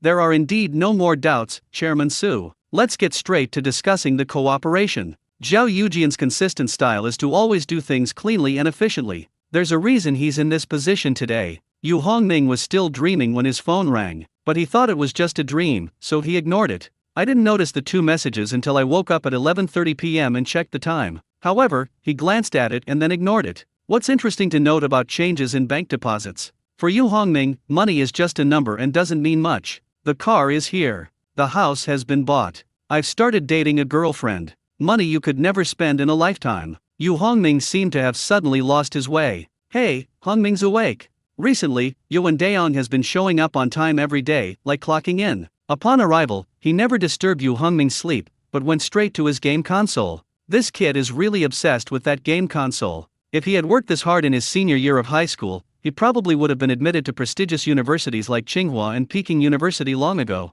Have you eaten? Want to order takeout? I arrived here at 7 in the morning, do you think I would be hungry?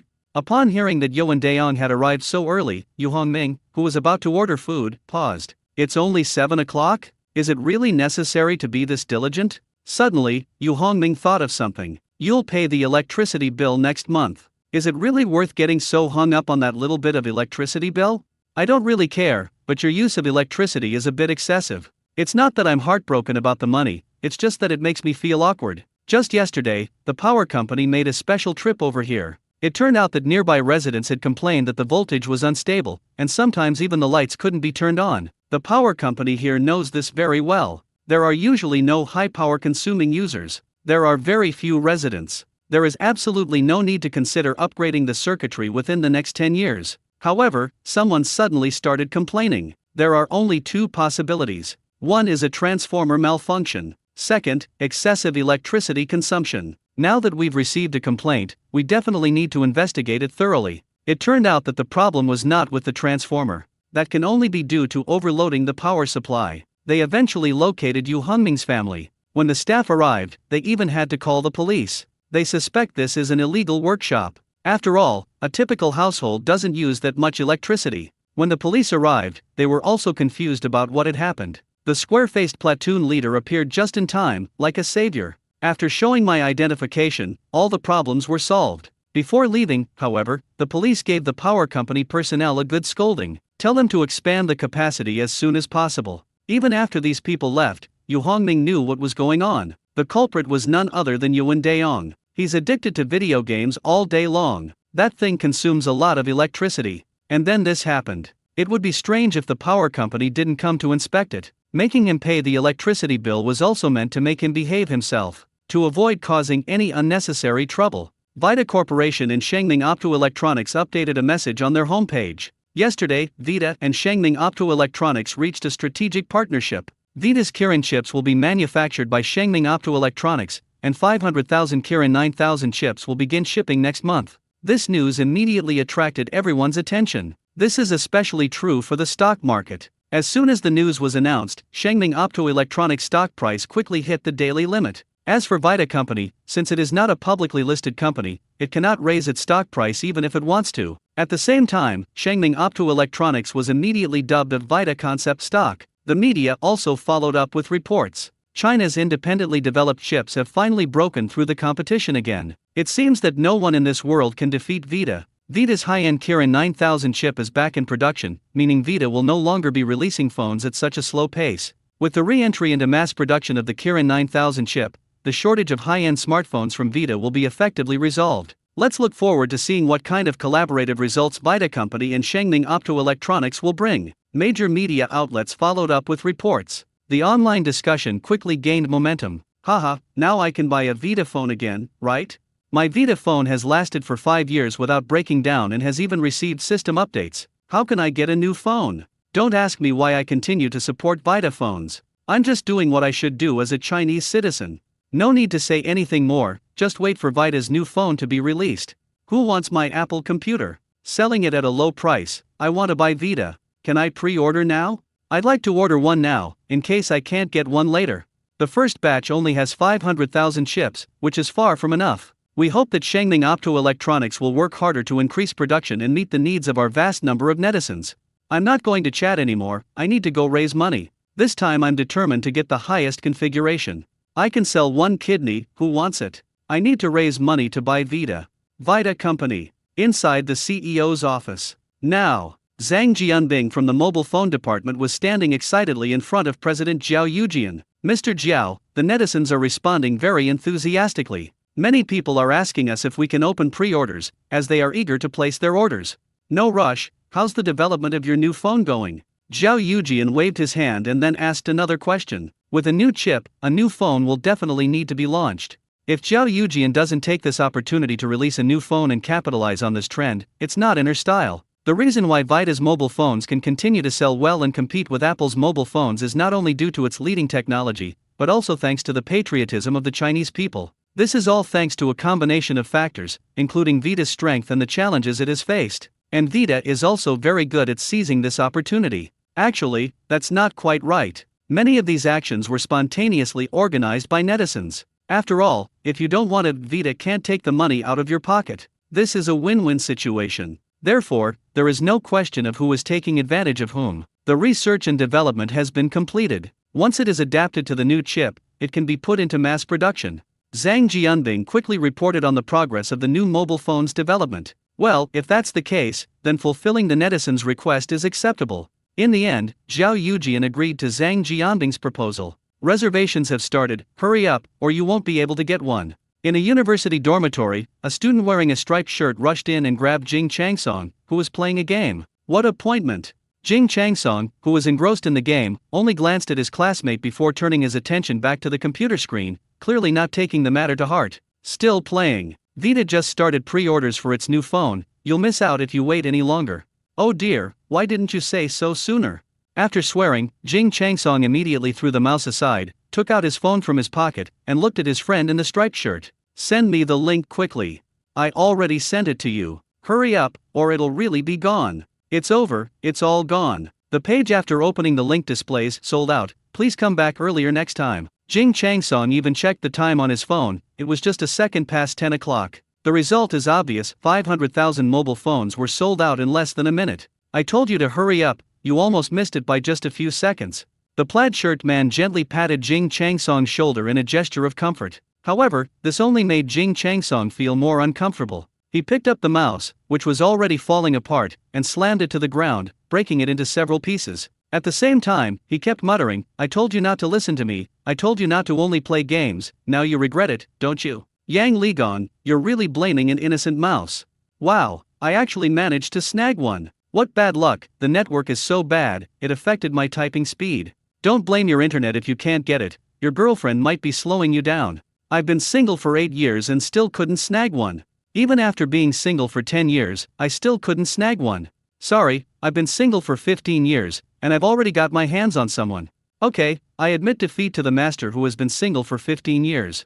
The same things are happening in different corners. Everyone who had prepared the money was desperately trying to seize this opportunity. Ultimately, it turned out that those who had been single for over a decade had a higher probability of winning. Yu Hongming, did you buy the new phone from Vita? Not long ago, Yuan Daong also participated in this buying frenzy. Surprisingly, he actually succeeded. His more than 20 years of solitude were not wasted. It seems that hand speed and the length of time one is single are indeed directly proportional. I didn't buy it. Yu Hongming shook his head. It wasn't because he couldn't buy it, nor because he was slow to react. Rather, he didn't even try to steal it. In his view, as long as the phone works, he won't do anything pointless about it. Of course, this does not mean that Yu Hongming did not love his country. He simply felt that loving one's country doesn't necessarily have to be expressed by buying a mobile phone. If he weren't patriotic, why would he give away F-22 fighter jets worth billions and aircraft carriers worth hundreds of billions for only 10 million? It's just that everyone expresses themselves differently. By the way, there are 2 things here. Could you please take them to the museum for me?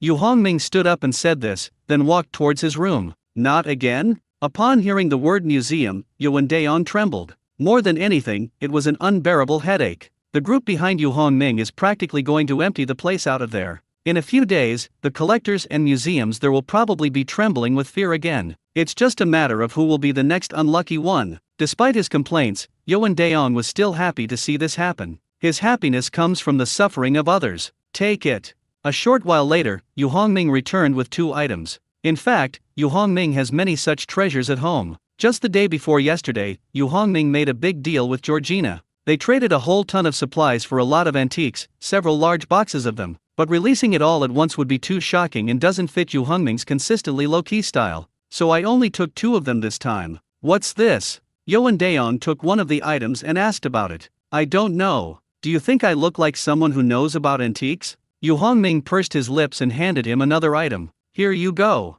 Seeing Yu Hongming's ruthlessness, Yuan Daong looked frustrated. I was thinking of having a chat, but I decided against it. He knew that arguing with Yu Hongming about these things would ultimately only hurt him. Having suffered enough setbacks recently, Yuan Daong decided to let go of his resentment. After all, there's a saying that forgiving others is like freeing yourself. If you want to live a more relaxed life, remember this saying. In the end, Yuan Daong left dejectedly. Before leaving, they didn't forget to take their own fun with them. The next day, National Museum. The curator has been feeling particularly exhausted lately, but I don't really want this fatigue to disappear so easily. I'm actually quite conflicted. There is no other reason. The mysterious donor sent 2 more treasures. One is a jade ruyi from the Kangxi era, and the other is a painting of Guanyin, a monkey, and a crane. They are all national treasures. Although these items were hot to handle, the curator couldn't put them down. If this complex feeling were written into a story, it would surely be hundreds of pages long. Director, we've arrived. Soon, several experts responsible for appraising jade artifacts and calligraphy in paintings also arrived one after another. Meanwhile, the elderly gentlemen who specialize in the appraisal of calligraphy in paintings, such as Mr. Bian, Mr. Fu, and Mr. Gong, arrived almost in a flash. You don't need to ask them why they are so enthusiastic. it's simply because the curator mentioned that philanthropists have brought new treasures to the museum. The phrase philanthropist has now become a prestigious brand, signifying not only the authenticity of the product but also a series of pleasant surprises. There's no need to elaborate on the authenticity of the artifacts, but this mysterious man's every move is astonishing, as if there's nothing he can't do. In the past, museums have tried their best to bring back cultural heritage scattered overseas, but with little success. But the situation is quite different for philanthropists. Neither the Eagle Museum nor any Count's mansion could stop him from taking what he wanted. Even more surprisingly, just a few days later, this kind person sent another treasure. And they send 2 items at a time. This skill is truly unmatched, no one can match it. Now that everyone is here, let's begin. Seeing that most of the people had arrived, the curator ordered the appraisal to begin. Although philanthropists have always been reputable, in the spirit of rigor, these necessary procedures should still be followed. Okay, let's get to work. Upon hearing the curator's words, everyone immediately got to work. In the small room specifically used for authentication, everyone except the curator was automatically divided into 2 groups. A group of people were busy working around the Ruyi scepter, which was said to be from the Kangxi era. The other group focused on studying the guanyin, ape, and crane painting. These are all top experts in the field, and there are already many research records on these 2 items, so it is not difficult to determine their authenticity. About an hour later, everyone reached a consensus and solemnly signed their names on the appraisal report. Curator, we believe this Kangxi jade Ruyi is indeed genuine. Curator, we have also identified the guanyin, ape, and crane painting as an authentic work.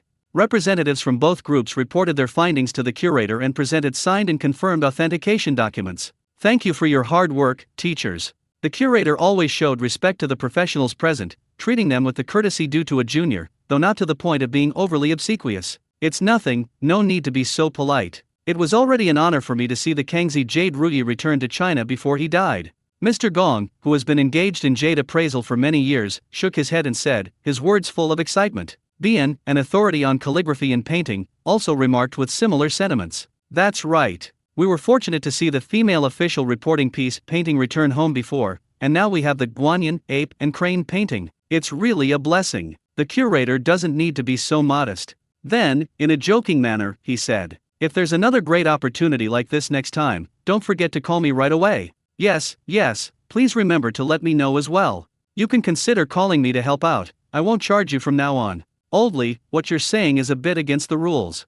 However, if you need my help, I'm happy to provide it free of charge. How could you do this? I wanted to get involved too. In fact, I'm willing to contribute a little extra. Yes, the museum has had a tough time these past few years, and I'm willing to contribute my share. After Bian Lao started speaking, the others also rushed to express their opinions, completely abandoning their usual noble and virtuous demeanor, and instead appearing very eager and even somewhat disregarding their image. Faced with the experts who were usually quite respected suddenly becoming so direct, the curator was at a loss for words. However, he knew that he could not reduce their payment because of this. As a senior industry veteran once said, such behavior is tantamount to violating industry norms. The curator didn't want to be the first bad example. Once the news got out, his position in the circle would be in jeopardy, and he might even be seen as taking advantage of others. As for directly deducting money, even if you had 10 times the courage, you wouldn't dare to do that. Doing so would not only break the rules, but would also set an extremely negative precedent, becoming a laughingstock in the entire collecting world and being despised by everyone. Since the appraisal fee doesn't come from him personally, why bother doing something that harms others and doesn't benefit himself?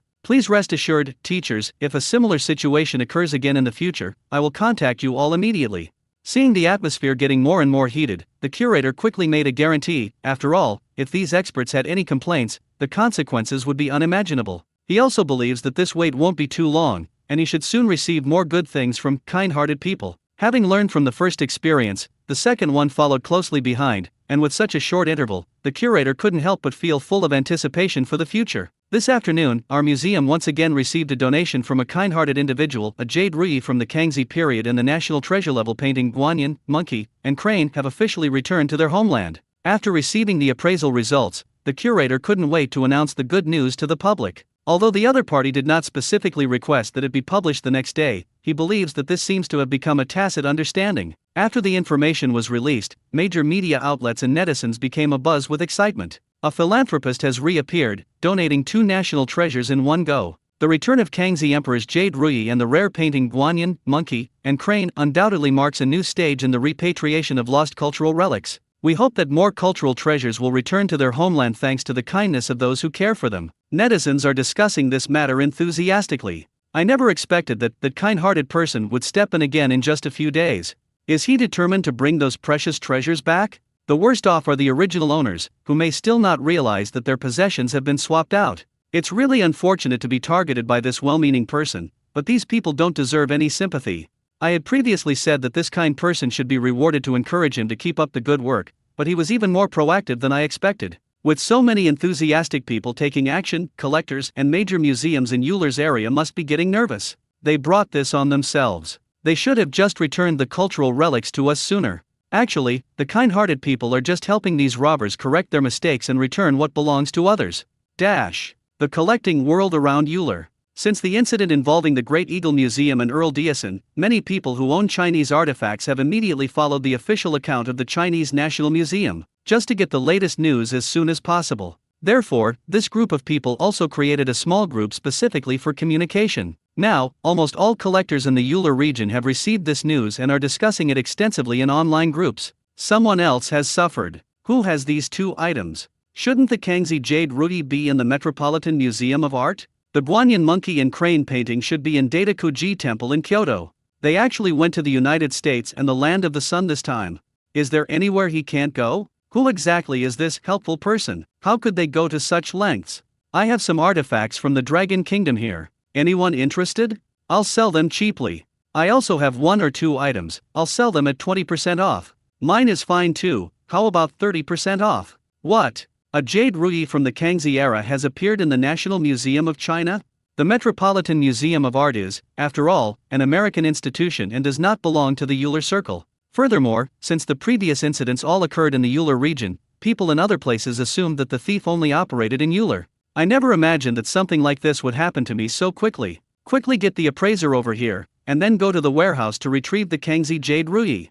Upon learning the news, Metropolitan Museum of Art Director Jason panicked immediately. How could he not be anxious? The examples of the Great Eagle Museum and the Earl of Diason are already before us. Jason had a strong premonition that his museum was about to become the third victim. If it is confirmed that the item was switched, Jason's career as curator is over, and he will have to undergo a thorough investigation. How could such an important cultural relic go missing without being investigated? Soon, the appraiser and the Jade Ruyi arrived together. After the appraisal was completed, judging from the appraiser's expression, Jason could already foresee his fate. You all go out first, let me have some peace and quiet. Jason chased everyone away and quietly looked at the fake. At the same time, a similar incident occurred at Daidakuji Temple in Kyoto. Even worse, the person in charge of keeping the Guanyin, ape, and crane painting collapsed. But this is not surprising, that's just how the culture is there.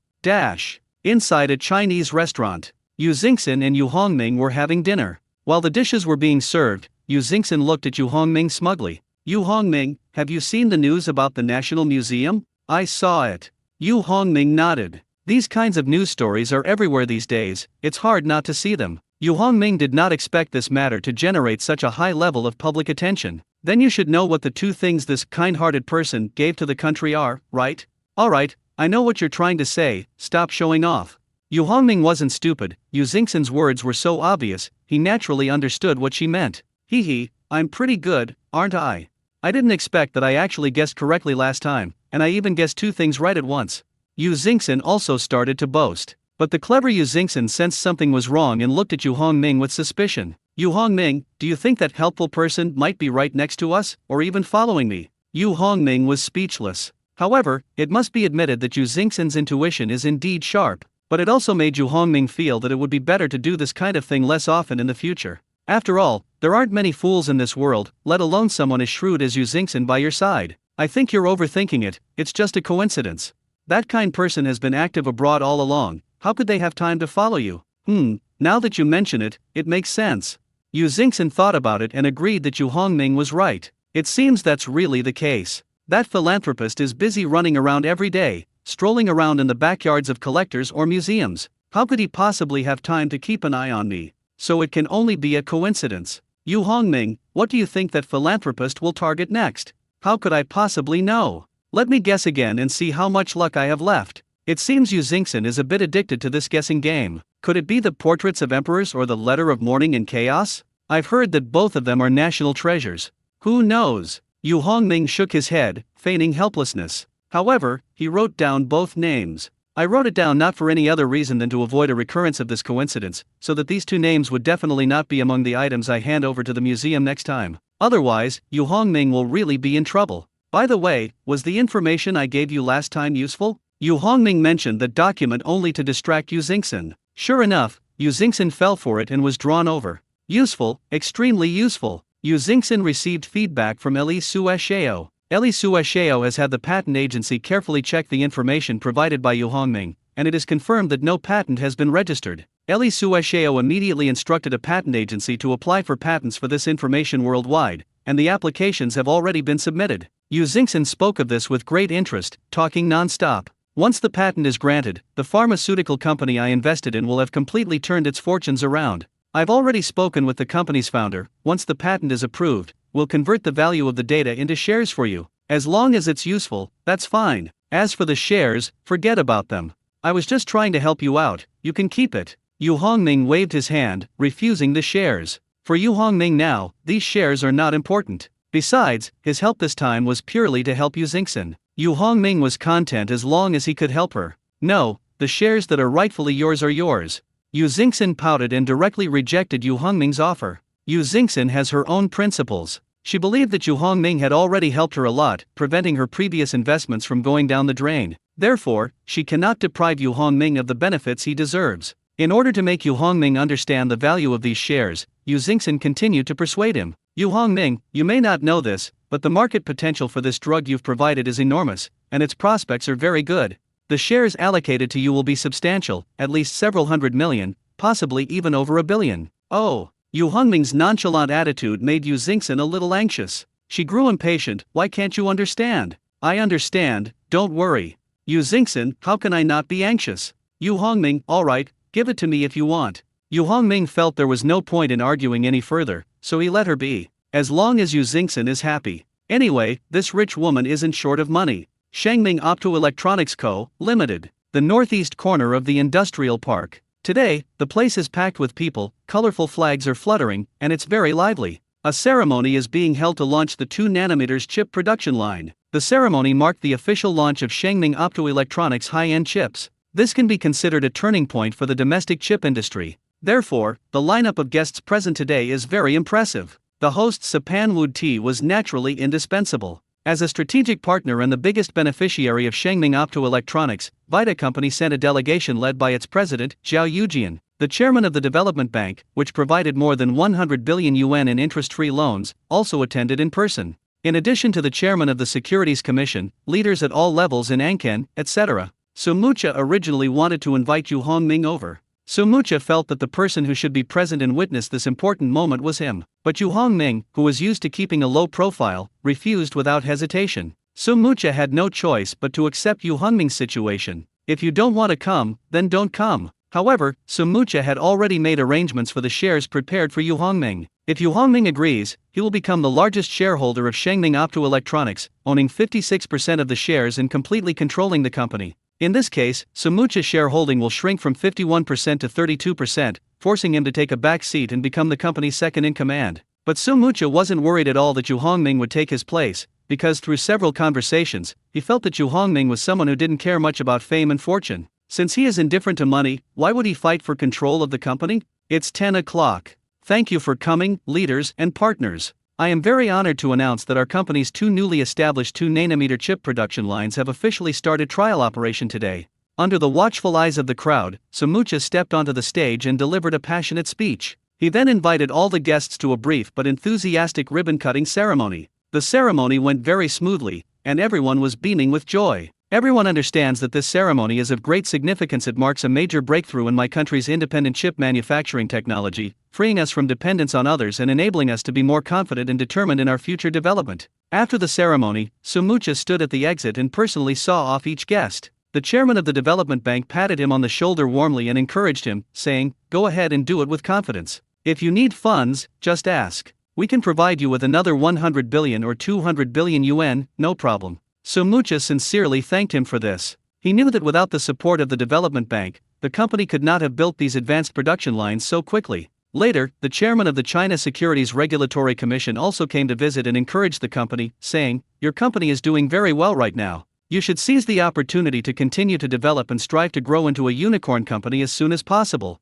Sumucha responded that she would definitely seize the opportunity. Following that, Zhao Yujian from the Vita Group also visited with his team, expressing high hopes for the upcoming mobile phone chip. Sumucha assured that it would complete the delivery on time. Subsequently, several key leaders of Anken City also expressed their attention to and support for the project, and stated that they would continue to provide policy support. After watching all the guests leave, Sumucha finally breathed a sigh of relief. In fact, many media reporters were present to cover the event. Articles about the event quickly appeared online, sparking heated discussions among netizens. The day has finally come. My new Vita phone is just around the corner. I have to admire Shengming Optoelectronics' efficiency, they truly deliver on their promises. The Chip Sanctions Alliance must be having a headache now. At the same time, in the conference room of ASLM's China branch, the group of people who had wanted to see him make a fool of himself last time gathered together once again. ASLM's Douglas, with a grave expression, swept his stern gaze across the crowd and asked, "What do you all think?" A man sitting at the lower end of the table stood up and replied, "Mr. Douglas, I think these are all illusions. We've already investigated thoroughly, not a single machine has been leaked, so it's impossible for them to have actually built a production line." Upon hearing this, Douglas nodded, then expressed his confusion. Then why do they hold such a grand ceremony? Another person offered their speculation, maybe they just want us to think they've solved the equipment problem, so they can put pressure on us to get lower prices and more orders. This view has been accepted by many people. Indeed, whenever China launches a new product developed independently, we use low prices to suppress them. Perhaps they want to take advantage of this time as well. But some disagreed. What benefit would Shengming Optoelectronics gain from doing this? Douglas posed the final question. Although everyone's points are valid, there is still one aspect that is difficult to understand. Shengming Optoelectronics has taken such a huge risk, and now it's being blocked by the Chip Alliance. What are they after? It seems they didn't gain anything for themselves, except for benefiting others. This situation is indeed quite unreasonable. Perhaps they are conspiring to put Shengming Optoelectronics in the spotlight while other companies behind the scenes quietly rake in the profits and then split them up. Yes, that possibility certainly exists. Douglas agreed with this assumption. In that case, we must not let them succeed. I suggest we postpone the delivery time of all equipment orders from China by 1 year and increase the price by 50%. Let them understand how serious the consequences of offending us are. Agreed, I'll make the arrangements when I get back. The participants unanimously supported Douglas's viewpoint. The chip companies in China have gone too far this time. They definitely deserve to be taught a lesson. Moreover, we must strike hard and thoroughly cripple the entire chip industry in China. That way they won't dare to cause trouble again in the future. The conference had a profound impact on China's chip industry after it ended. After returning to their respective companies, the attendees immediately began to take action. They located all their customers in China and called them one by one to inform them of the order delays and the 50% price increase. Instantly, the entire chip industry in China was filled with lamentations. The small group chat with the chip tycoon was especially lively at this time. Have you all received notifications from the chip consortium's manufacturers?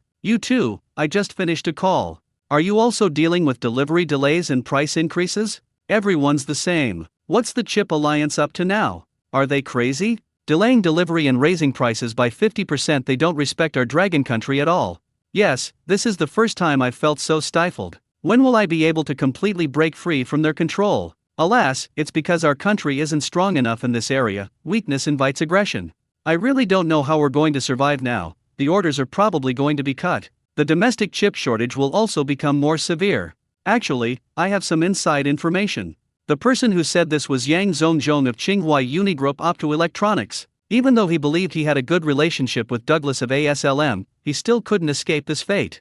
However, given their past friendship from playing golf together a few times, Douglas still revealed some information to him. Although not all of it, Yang Zhongzhong had already learned that it all stemmed from Shengming Optoelectronics. This was unbearable for Yang Zhongzhong. Although he had no way to deal with Shengming Optoelectronics, he decided to expose the truth. We cannot allow everyone to be in distress while the culprits go unpunished. Yang Zhongzhong's words immediately elicited a response from the group members. What's the inside story? Tell us quickly. Exactly, this whole thing is so confusing. What exactly happened? If you know, just say it. Don't keep it to yourself. Douglas told me himself that it was all because of Shengming Optoelectronics. Now their alliance suspects we've conspired against them, so they're resorting to this retaliatory measure. Yang Zhongzhong did not hide anything and told everyone what he knew. This immediately provoked a strong reaction. Damn, it turns out it was all caused by Subtitles. At Sumucha, aren't you going to explain yourself? It feels like all the good stuff has been taken by Subtitles, but we're the ones who are blamed. Actually, I'm really curious to know if Sumucha's 2nm production line is real. It doesn't look fake, but it also feels like it can't be real. Mr. Lee's summary is spot on, and I agree. How about we all go and check out that Sumuti company? This suggestion is exactly what I wanted. Go and see for yourself and you'll understand everything. Okay, let's set a time. Why bother setting a time? Let's leave now. We're in a crisis, why bother with these pointless things? Yes, I'm already on the bus. See you in 3 hours.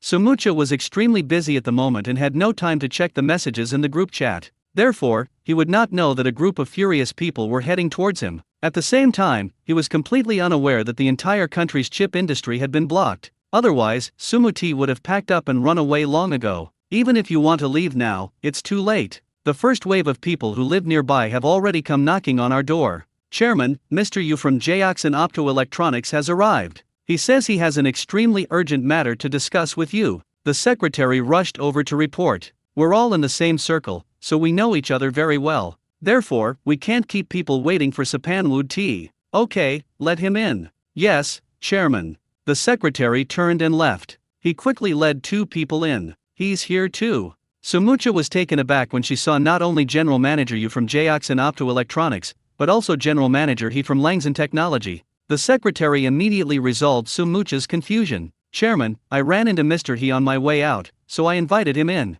It's alright, you go ahead and do your thing. After sending the secretary away, Sumucha warmly greeted the 2 guests. That gust of wind is really strong, it actually blew both President Yu and President He here in one go? It's all because of what you did. The 2 of them didn't give Sumucha a friendly look at all. However, this left Sumucha even more confused. What exactly happened? Chairman Lee from Hualun Crystal has arrived. Before Sumucha could figure out what was going on, the secretary came in again. This time, before Sumucha could even speak, Chairman Yu of Jackson Optoelectronics intervened directly, waving his hand to his secretary. Oh my, Oldly arrived so quickly. Hurry up and bring him in. Chairman. The secretary didn't dare to move, looking at Sumucha with an innocent expression. Sumucha could only wave her hand helplessly. Go ahead and bring Chairman Lee in as well. You stay outside and keep watch. If anyone else comes, just bring them in. Chairman He of Blue Core Technology also started giving orders to Sumucha's secretary without any hesitation. Chairman. The secretary looked at Sumucha again, appearing somewhat lost. Sumucha could only nod helplessly once again. Do as he says. Although the specifics are still unknown, Sumucha has already sensed something. These people must have come prepared today, and it seems that quite a few people are involved. Let's sit down and have a cup of tea first. Sumucha was too lazy to ask any more questions, she would wait until everyone was there before discussing it further. In addition, he believed it. Even if he doesn't ask, someone will tell him in a little while. As expected, Sumucha's judgment was correct. More and more people are coming. A rough count. Sapanwood tea was discovered. Almost all the top figures in the entire Chinese chip industry were present. If this place were to be attacked by artillery shells, it would be tantamount to declaring the complete demise of China's chip industry. Seeing that almost everyone had arrived, they decided not to wait any longer. With so many people present, they can already represent the opinions of the entire chip industry. Sumucha, if you don't explain this to us, we will suffer huge losses today because of you. Yes, Sumucha, you have to give us an explanation today, or I'm not leaving. That's right, Sumucha, you single-handedly dragged our entire chip industry into a pit. Please don't panic. Can you tell me what's going on? Everyone was busy blaming Sumucha, but no one explained what had happened to him. Sumucha was still completely confused and had to ask for help herself. You do not know? Miao, the vice president of Blue Core Technology, looked at Sumucha. Sumucha looked bewildered. Should I know? Didn't you receive a call from the Chip Alliance equipment vendors? This question was raised by Chairman Yu of Suntech Power. Sumucha maintained her innocent expression as before. Our company, Shangling Optoelectronics, has long been blacklisted by the Chip Alliance. Why do you think they would still contact us? Okay, you win. Chairman Yu of Suntech Power Electronics couldn't help but sigh. The others were also stunned before they realized what was happening. Although no one wants to admit it, it seems that Sumucha's words make sense. There's no way to refute it. Despite the unfavorable start, Chairman He of Blue Core Technology still explained the situation to Sumucha on behalf of everyone.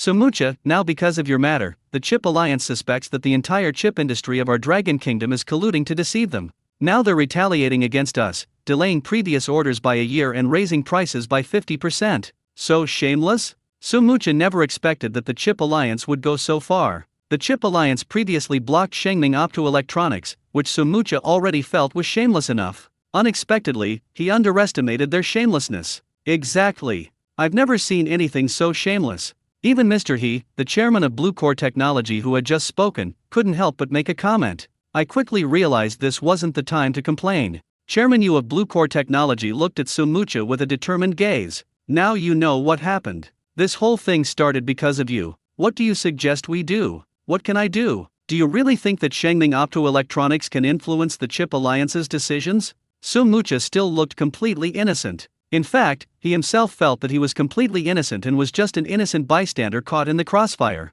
This Chip Alliance is so shameless, isn't it? Why come looking for yourself? He was just doing his job, is that wrong? Normally, Sumucha would definitely retort immediately. But in the current situation, he believes it's best not to provoke everyone. Most importantly, with so many people, things could get out of control. Sumucha was afraid that her life was in danger. But, this was caused by your Shengming Optoelectronics, we can't be made to bear the consequences. Although this statement is somewhat forced, it represents everyone's sentiments. As a result, many people followed suit. That's right, this mess was caused by Shengming Optoelectronics, we shouldn't be the ones to take the blame, right? That's right, Sumucha, people can't be so unreasonable. We were just focusing on chip research and development when Shengming Optoelectronics suddenly appeared and interfered. That's not right. How can you say we're here to cause trouble? In fact, we're also one of the affected parties. Being accused of being a vandal was something Sumucha found very difficult to accept. Even at the risk of getting beaten up, he still had to say a few words in his defense. Let's put that aside for now. The current situation is that we can't even buy the equipment we need. What do you suggest we do? As soon as these words were spoken, everyone present focused their attention on Sumucha. As everyone knows, the important part is about to begin. Although it wasn't said on the surface, everyone who came all this way had the same purpose. What can I do? It's not like I have the equipment to give you. At this moment, Sumucha had not yet fully grasped the deeper meaning behind the other's words, so he still wore an innocent expression. You must have a solution. Furthermore, you have the capability to provide us with this equipment, it's just a matter of whether you're willing to do so. If Sumucha still didn't understand the situation by this point, then he had indeed wasted the past few years. After a period of internal struggle, Sumucha scanned the room with an extremely determined look. I'm sorry, I really can't help with this. Sapanwood Tea is not that foolish. Helping these people is tantamount to indirectly supporting one's competitors. Currently, only Shengming Optoelectronics in the entire country is capable of producing high-level 2 nanometers chips. Since they have a unique advantage, why bother cultivating competitors? Even if Sumucha were the most magnanimous person, she would never do something that harms herself and benefits others. Sumas Tea, you should know that too. Simply refusing won't help. Why don't we all compromise? Ultimately, it was Mr. Lee from Hualun Crystal who proposed a compromise. How do you intend to give it up? Actually, Sumucha is not someone who doesn't listen to advice. If there is a win-win solution, he will still consider accepting it. He also realized that the problem would be difficult to solve without offering some incentives. It's very simple. Just help us retrieve the equipment that the Chip Alliance originally promised to deliver. That's not much to ask, is it? Okay. I can try to see if I can do it, but I can't guarantee I'll succeed. After much deliberation, Sumucha could only reluctantly nod in agreement. However, this was not a decision he could make alone. He simply approached Yu Hongming for help, hoping it would be worth a try. However, Sumucha felt that this matter should not be difficult to handle. Okay, as long as you do your best. Yes, just do your best. The others did not dare to pressure Sumucha too much. Otherwise, provoking him would backfire. If you completely anger Sumucha, it won't benefit anyone. Alright, give me the detailed list of requirements. Give me some time to organize it, and I'll get back to you as soon as I have any news. Having already agreed, Sumucha didn't want to say anything more. Before leaving, he didn't forget to give me a word of advice. I hope that each list will be accompanied by your previous order forms for reference. I believe you can understand my approach, right? I understand, it is indeed necessary to prevent certain people with ulterior motives from taking advantage of loopholes.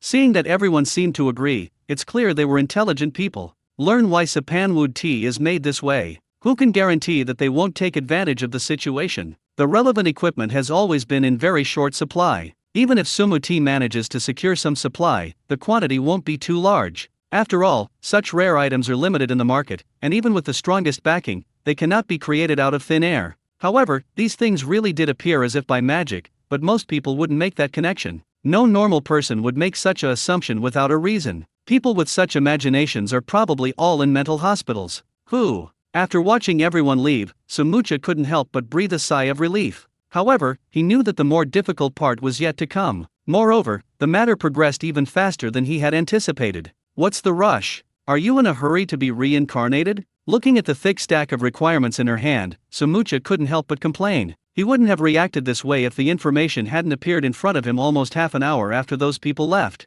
He began to suspect that these people had prepared this list long before they sought his help, just waiting for him to fall for it. They're a bunch of cunning old foxes. However, having made the promise, he would not easily give it up. Sumucha has always been a man of his word. He always demonstrates his sense of responsibility. Faced with so many demands, he felt it necessary to make the trip himself. The next morning, I set off with the list in hand. Having learned from the previous experience, Sumucha chose to travel by plane this time and booked a first-class ticket. Around 11 o'clock, he had already appeared at the entrance of Yu Hongming's scrap metal recycling station. Ding dong. I rang the doorbell for ages, but no one answered. This made Sumucha suspect that Yu Hongming was not at home. Buzzing. Just then, the door opened automatically. The person who opened the door was not the one he was looking for. However, he had two encounters with this Yuan Daong. They all met in the warehouse where the production line was set up. He knew that this person was not only an employee of an import and export company, but also a classmate of Yu Hongming. Upon seeing the other person, Sumucha quickly and politely asked, "Excuse me, are you Brother Yang?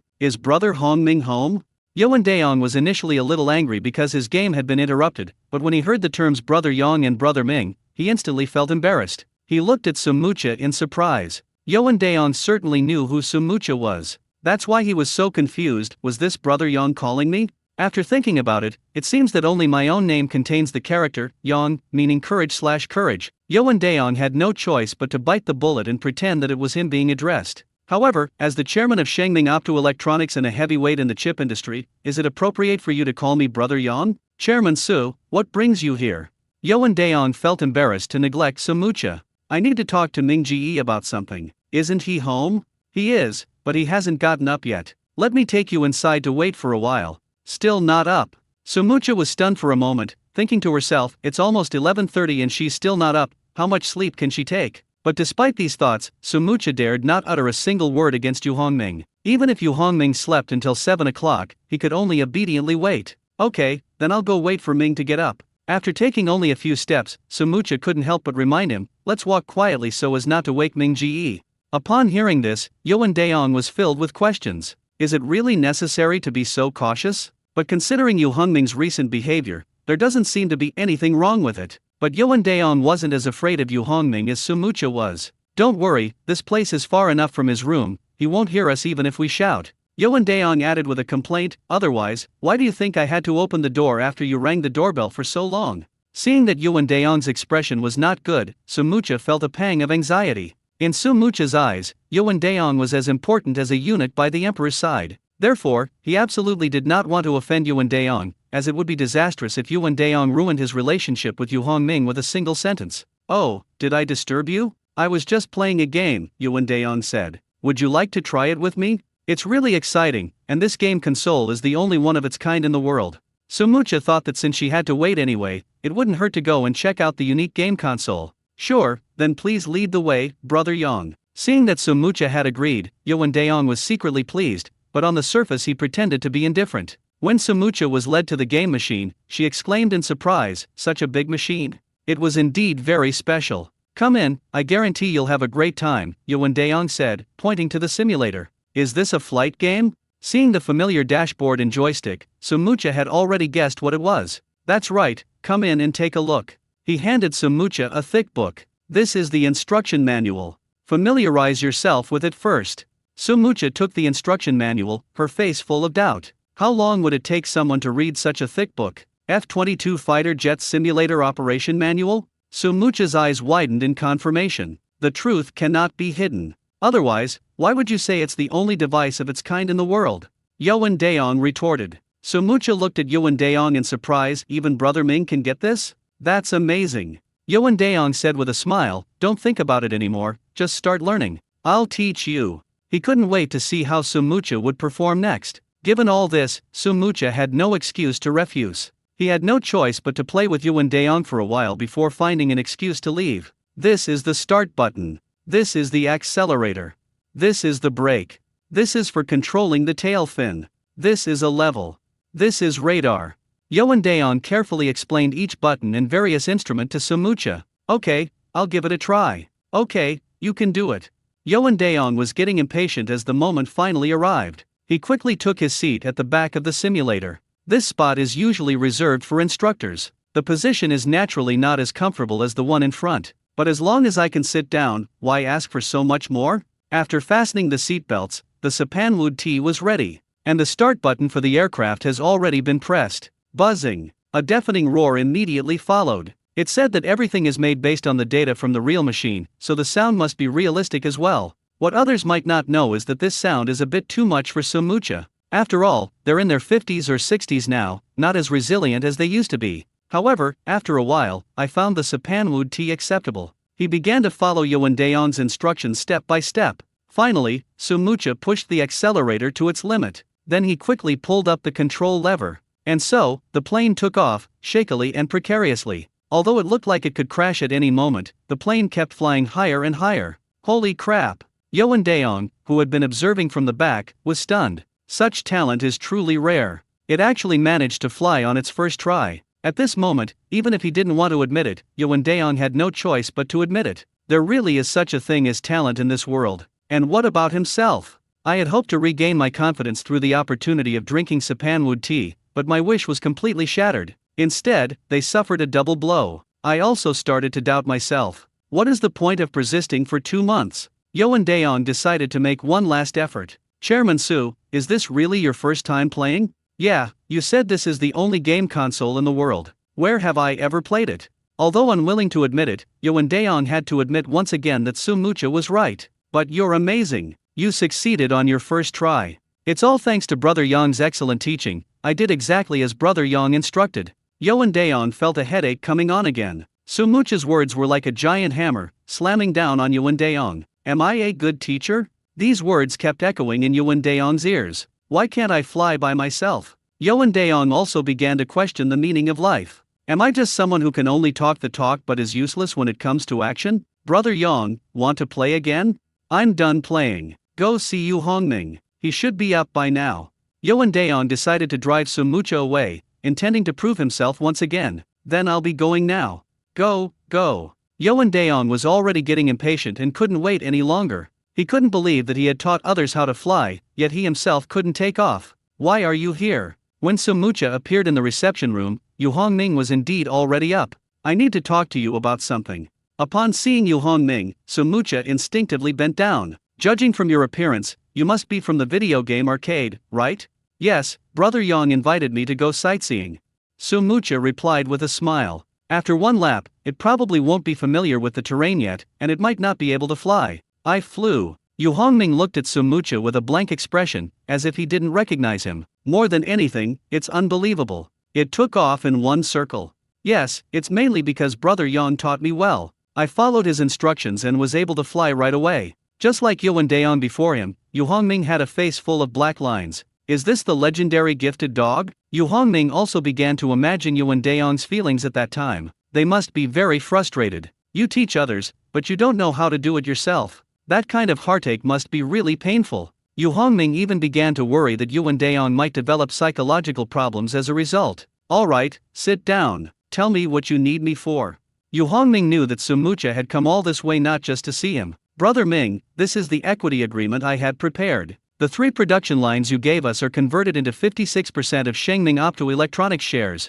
Once you sign, you will become the largest shareholder of Shengming Optoelectronics. Oh, here you go. Since the agreement had already been reached, and this property belonged to him, Yu Hongming would not be polite. After all, he wasn't very familiar with Sumucha. This collaboration was entirely based on mutual benefit, so Yu Hongming could find no reason to refuse. He signed both documents, then handed one to Sumucha and kept one for himself. Is there anything else? There's something else, but I'm not sure if I should say it. Sumucha's face showed a hint of hesitation. Just say what you have to say. If you're not going to say anything, then leave. Wait, I'll tell you right away. Upon hearing that she was to leave, Sumucha immediately became nervous. Here's the thing, the Chip Alliance is now going to impose sanctions on our country's entire chip industry. Is this really going too far? Even Yu Hongming, who is not in the industry, felt that this was particularly unfair. That makes perfect sense. That Chip Alliance is practically trying to drive us to the brink of despair. Sumucha couldn't help but complain. This incident truly broadened his understanding of the chip industry. So what are your plans? Yu Hongming asked Sumucha. Since Sumucha made a special trip to find him, she must have something to gain. Yu Hongming hasn't guessed exactly what they want yet, and probably won't be able to guess it anytime soon. After all, they are not from the same circle, their ways of thinking are completely different, and guessing is futile. Look, the Chip Alliance has postponed the delivery time of all equipment by a year, and everyone is quite anxious. So they asked me to come to you to see if I could help everyone get those devices as soon as possible. You're not going to tell me that the thick document you're holding right now is their equipment list, are you? At this moment, Yu Hongming noticed the large stack of papers in Sumucha's hand and couldn't help but ask a question. Such a thick stack of things is definitely not just for decoration. Hee, that's true. There are more than a dozen chip companies in China, and each one needs a different number of devices, ranging from dozens to a dozen. When you add them all up, that's how many there are. Sumucha gave an awkward smile, not daring to look Yu Hongming in the eye. He had to admit that presenting such a large number of requirements right off the bat was indeed a bit daunting. Alright, leave the list here, I'll go ask if I can help. Then on behalf of my friends in the chip industry, I thank you for your help, brother, Sumucha quickly said. Even if it's just doing someone else's favor, you still need to be polite. Alright, go back and wait for news. Yu Hongming waved to indicate that he could leave. Okay, goodbye, big brother. Sumucha wasn't unreasonable. After saying goodbye again, she took the initiative to leave. Yu Hongming ignored the thick list and headed straight for the game consoles. It was almost lunchtime, and Yu Hongming was about to order food, while also checking if Yuan Daong wanted anything to eat. However, that's not the key point. Yu Hongming actually wanted to know if Yuan Daong was still stuck in a rut and was considering whether to call a car to take him to Qingshan to recuperate for a while. Still haven't given up? Just then, Yuan Daong failed in the game again, and his plane crashed before it even took off. Yu Hongming, do you think I'm really bad? Upon seeing Yu Hongming arrive, Yuan Daong stopped and walked over with a defeated expression. Well, if we're only talking about this one thing, it's really pretty bad. Yu Hongming nodded, giving a fairly direct answer. Can we still be friends after you've acted like this? Yuan Daong couldn't take such bluntness anymore. I'm telling you the truth because I consider you a friend, because I'm afraid you're living in self-deception. After listening to Yu Hongming's earnest words, Yuan Daong was speechless for a moment, not knowing how to refute them. The words may be crude, but the principle is sound. Although unwilling to admit it, Yuan Daong knew that Yu Hongming was indeed right. After pondering for a while, he realized that he had indeed become too engrossed in the game recently. I'm about to order. Would you like to eat here with me? Seeing that Yuan Daong was still standing there in a daze, Yu Hongming gently patted him. No, I have to go back to work. Come to think of it, it's been a month since I last went there. Yuan Daong shook his head, self-deprecatingly commenting on his own carelessness. Haha, that's really surprising. I didn't know you still remembered you had a job. Yu Hongming didn't forget to make a few sarcastic remarks. Such a frivolous and unproductive work attitude as Yuan Daong is indeed rare. Most importantly, even so, none of his colleagues dared to say anything, which is what makes him so impressive. Alright, stop teasing me. I won't be coming here anytime soon. I need to go back to the company, work hard, and become a positive and motivated person. After making those bold pronouncements, Yuan Daong left. From behind, he really does resemble Su's Haimo. Okay then, I'll order takeout myself. Yu Hongming, too lazy to deal with Yuan Daong's affairs anymore, quickly ordered himself a takeout. After all, the area is remote, and food delivery takes a lot of time. In the airport's VIP lounge, Sumucha enjoyed meticulous service while waiting for her flight to Anken. At this moment, he took out his phone, opened a chat group full of chip industry leaders, and sent a message. The matter has been settled. My friend has agreed to help, so everyone can rest assured and wait for good news. Everyone has been busy with their own affairs lately, and this group has been quiet for a while, but now it's perfect for announcing the progress. After all the people who blocked him that day are here, so sending a message is much more convenient than contacting them one by one. Niu Cha is amazing, she solved the problem so quickly.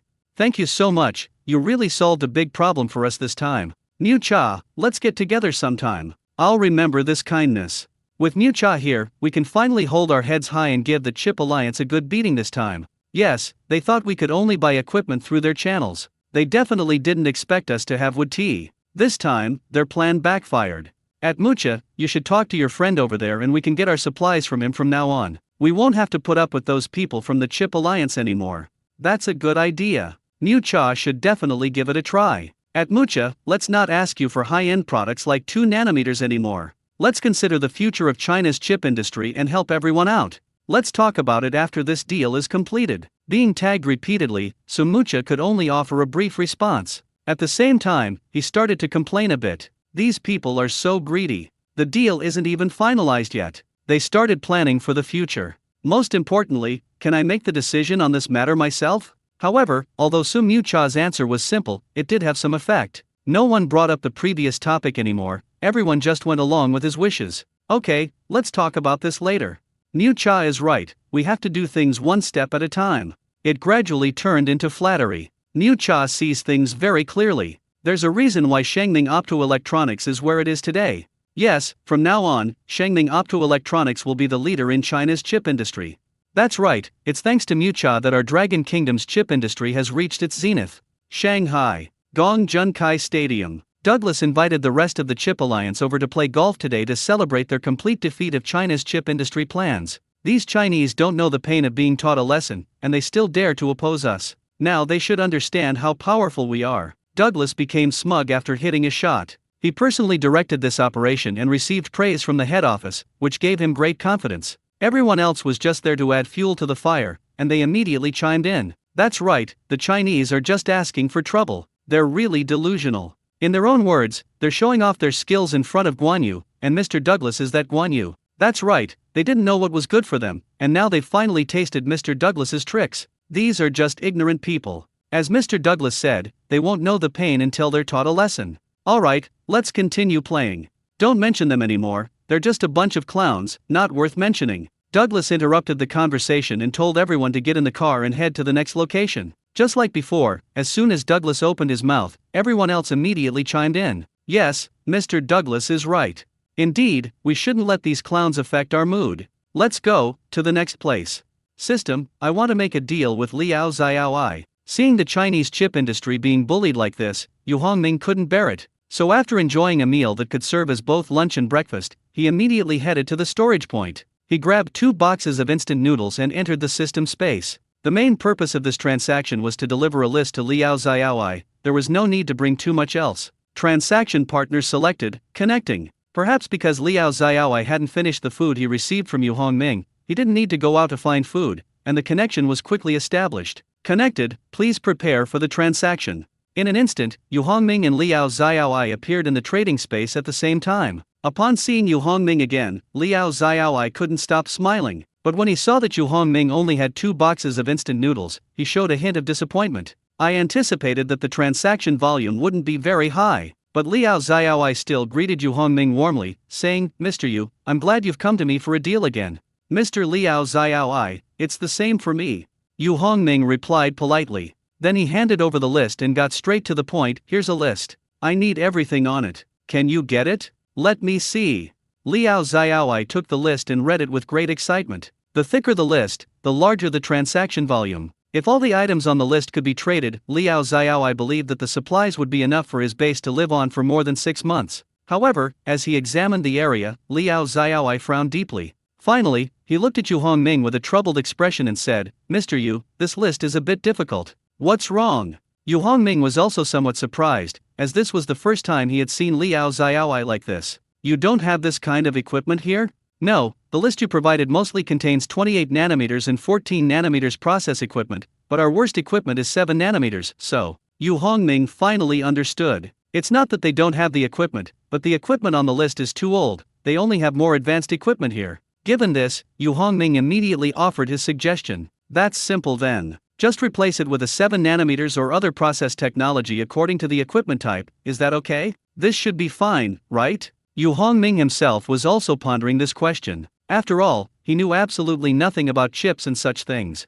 Would it be feasible to replace 28 nanometers and 14 nanometers devices with 7 nanometers devices? No problem. No problem. Liao Xiaoi hurriedly responded to Yu Hongming. Can you prepare it in a week? Of course, I will definitely prepare all these things for you within a week, Mr. Yu. Liao Xiaoi answered hurriedly again, his face unable to hide his excitement. The list in his hand was trembling slightly from shaking. This is all because he was too excited. Oh, right, there's this deal too. Just give me anything, and these 2 boxes of instant noodles are yours. I also have a Rolls-Royce Phantom, is that okay with you? Liao Xiaoai suppressed his excitement and looked at Yu Hongming cautiously. After all, apart from those useless production lines, he felt he had nothing else to offer in exchange. Like the Lamborghini Viper before. The same applies to Rolls-Royce today. Without gasoline, a car is practically useless as scrap metal. The transaction is complete, and each party's items have been stored in their respective storage spaces. The system's voice sounded again. Subsequently, both Yu Hongming and Liao Xiaoai disappeared from the trading space. After leaving the system space, Yu Hongming took out the Rolls-Royce he had just acquired. For now, park the car in the warehouse and let Yuan Daong handle the vehicle's paperwork when he comes over next time. However, it seems that Yuan Daong has recently reformed. Yu Hongming had not seen him for more than 3 days. Did this guy really go back to the company and start working seriously? Yu Hongming, I'm back. That's why you shouldn't speak ill of others behind their backs, and that's when Yuan Daong arrived. After a few days apart, Yuan Daong, whom everyone thought had reformed, reappeared in front of Yu Hongming. It seems I'm still too young. We shouldn't place our hopes on this kind of person. You're not going to work anymore? What kind of work? Yuan Daong started his rant. It took me 2 days at the company to realize that there was no place for me there at all. No one assigned me any work, and no one reported to me. I'm practically invisible at work, I just sleep and play games all day. It's better to be comfortable here. Okay, whatever you like. What else could Yu Hongming say? What's this? At this moment, Yuan Daong also spotted the Rolls-Royce in the warehouse. A new car? Change of taste? Even a novice like Yuan Daong knows that although Lamborghini and Rolls-Royce are both top-of-the-line luxury cars, the people who buy these 2 types of cars are 2 different kinds of people. One type is young people who enjoy passion, and the other is steady middle-aged business elites. If it's a gift from someone else, then don't worry about it. Just help me with the car paperwork.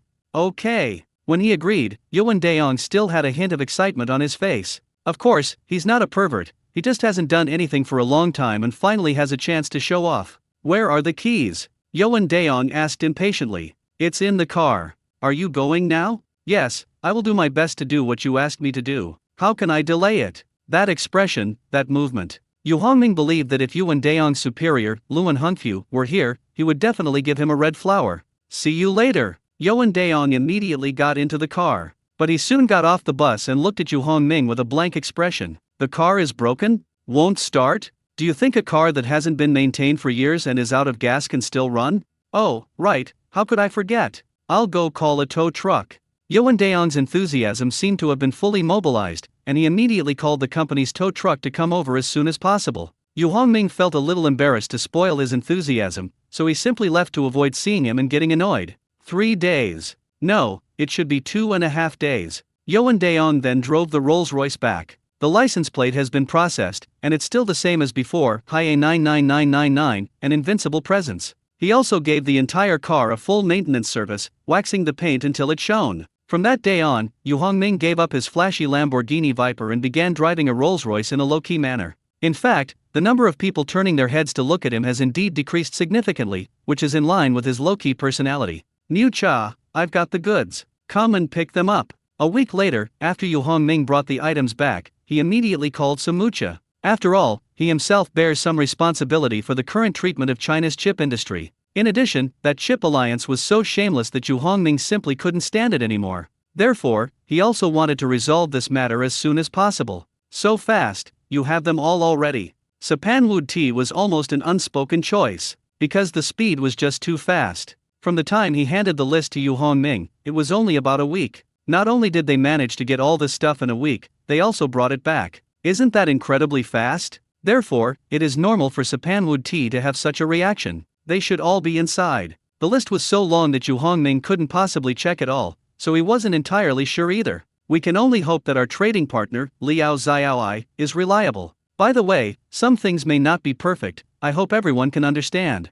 After thinking it over, Yu Hongming still felt it was necessary to give everyone a heads up in advance, to avoid the trouble of receiving goods that do not meet expectations. How serious are the problems? Upon hearing that the goods were defective, Sumyu Cha immediately became anxious. It shouldn't be too serious. Don't worry, if you're not satisfied, I offer a 7-day no questions asked return policy. Okay, I'll notify them to come and pick up the goods right away. Ming Ge, is it the same warehouse as before?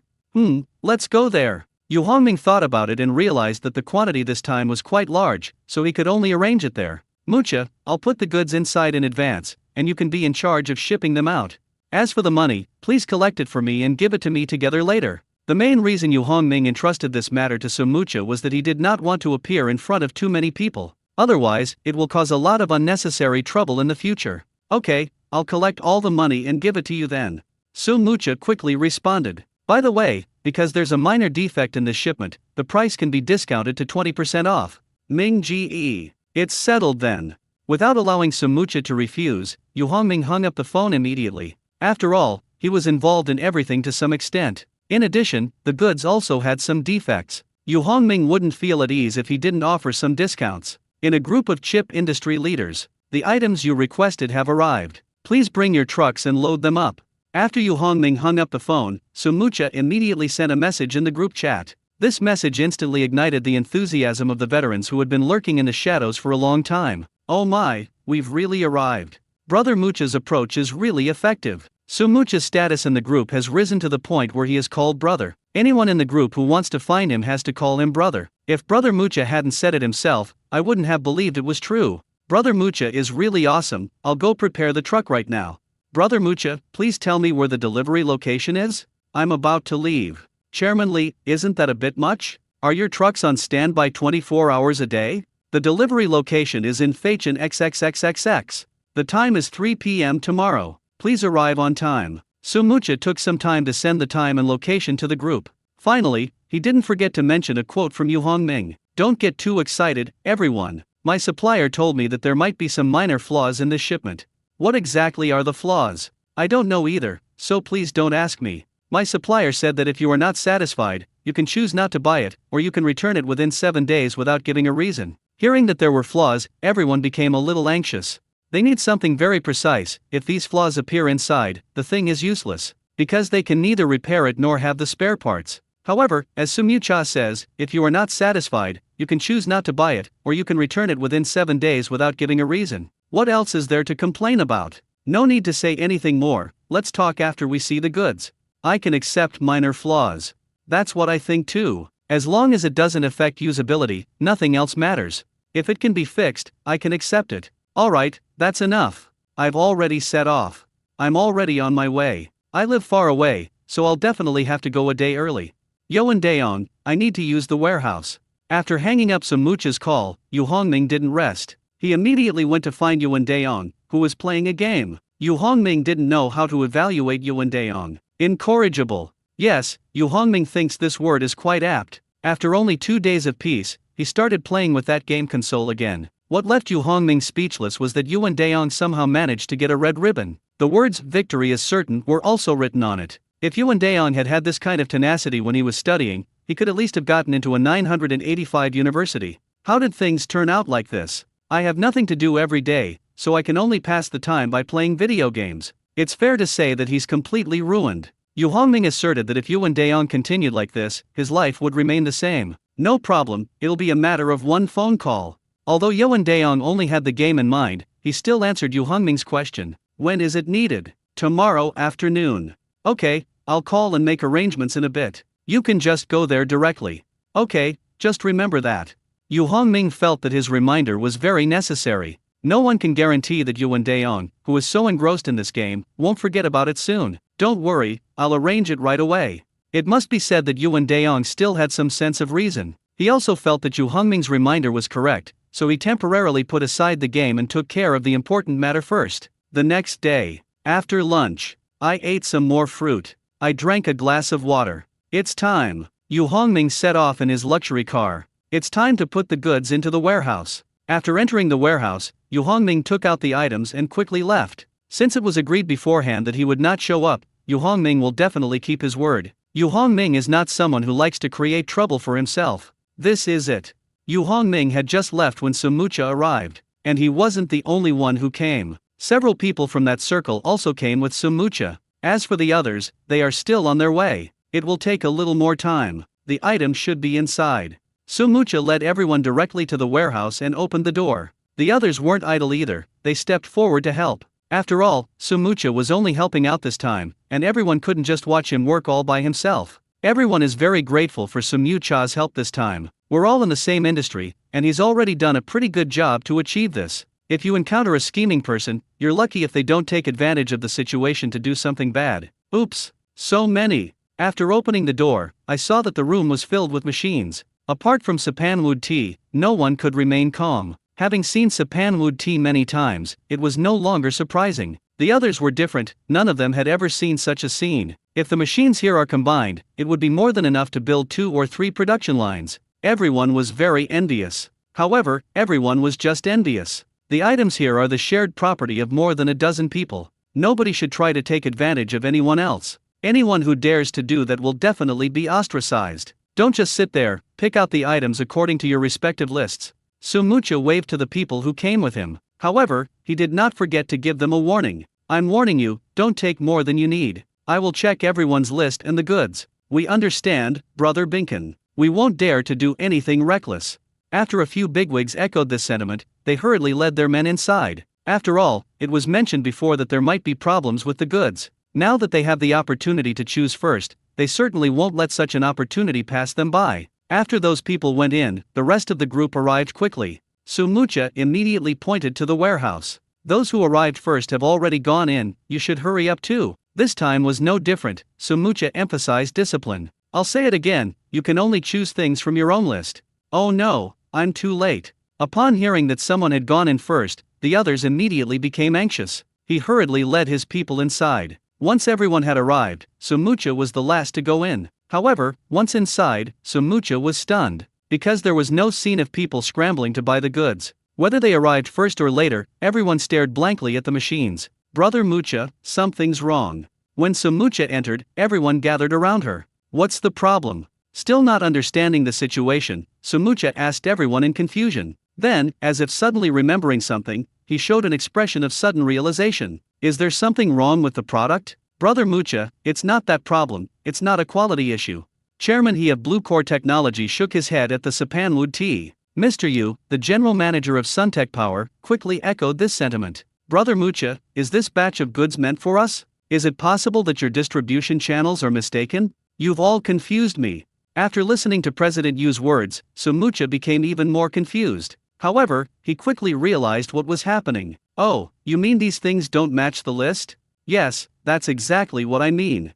Chairman Li of Huilun Crystal nodded in response to Sumucha's comment. How exactly does it not match? Sumucha continued to ask. He needed to understand the situation before he could ask Yu Hongming. The devices on our list are either 28 nanometers or 14 nanometers. But now we've discovered that there aren't any 28 nanometers or 14 nanometers chips here. The lowest is 7 nanometers, with some 5 nanometers and even a few 2 nanometers chips. Yes, that's it. Others echoed his sentiments. These goods are really good now, and we like them very much. But we don't know if there's a problem with your channels, Brother Mucha, so we don't know what to do. Brother Mucha, could you please ask your contact person if there's been a mistake? Okay, I'll go ask. After thinking it over, Sumucha agreed. Given the significant difference in their abilities, he was afraid that Yu Hongming might have made a mistake. Wait here for a moment, I'm going out to make a phone call. Since Sumucha couldn't make phone calls in front of everyone, she had to go outside to make them. The call connected quickly. You can get through to Yu Hongming on the phone as long as he's not asleep. What's wrong? Yu Hongming, who had just returned home, was a little puzzled by Sumucha's phone call. Ming Ji, something's not right with the things in the warehouse. What's wrong? Didn't we say before that there was a problem with this batch of goods? Oops. Sumucha felt a wave of helplessness, as if she had finally understood something. Could the problem Yu Hongming is referring to be replacing low-process equipment with high-process equipment? The more Sumucha thought about it, the more likely it seemed. But he still decided to confirm with Yu Hongming. Ming, is the problem you mentioned that you replaced some ordinary goods with high-end ones? According to Sumucha, 7 nanometers and 5 nanometers are high-end products. Not only him, but the entire chip industry believes that although 7 nanometers and 5 nanometers cannot compare with the most advanced 2 nanometers, they are still high-end products. Yes, you guessed right. My supplier couldn't get 28 nanometers and 14 nanometers chips, so I had him use 7 nanometers and 5 nanometers chips instead. Although some items are slightly different, I think that's a minor issue. After hearing Yu Hongming's words, Sumucha was speechless. Although it sounds a bit far-fetched, it does seem to make sense now that you put it that way. However, this so-called flaw became a highlight for the group of people inside. Were we planning to give these people a discount? Dream on. It's possible that the blow could cause a fracture. Brother Ming, I know what to do, so I won't bother you any longer. After hanging up the phone, Sumucha walked back with a complicated expression. Previously, I thought that helping these people get some cheap goods wouldn't have much impact on myself or Shengming Optoelectronics. But now we're getting high-end products like 7 nanometers and 5 nanometers, which has a huge impact. This is still a problem that Sumuti has to carefully consider. After all, selling these things to those people is indirectly cultivating competitors. Even Sumuti has to admit that the best-selling chips globally are still 7 nanometer and 5 nanometer chips. Since 2 nanometers technology is relatively new, it is mainly used in some high-end mobile phones. And because these phones are expensive, sales will not be very high. Therefore, 2 nanometer chips account for only a small portion of global production. Previously, Sumucha planned to build several 5 nanometer production lines with Yu Hongming after the 2 newly built 2 nanometer chip production lines were in stable production, in order to gain a larger market share. Who would have thought that before I even started, someone else would have beaten me to it? However, there is one thing that can still comfort Sumucha. That means that with all the equipment inside, it's indeed possible to build 2 or 3 production lines.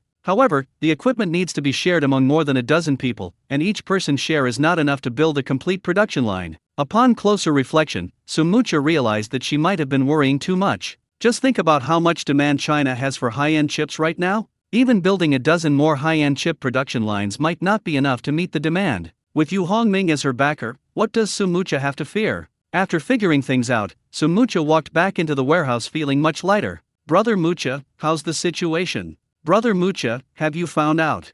Everyone immediately surrounded Sumucha. Their faces were filled with anticipation and unease, waiting for the verdict on Sumucha. Don't worry, I've already asked around. The items are fine, these are what we prepared for you. You guys really got a great deal this time. Hurry up and pick out the items from the list. Wow, it's actually true. It feels like I'm dreaming. Marvelous.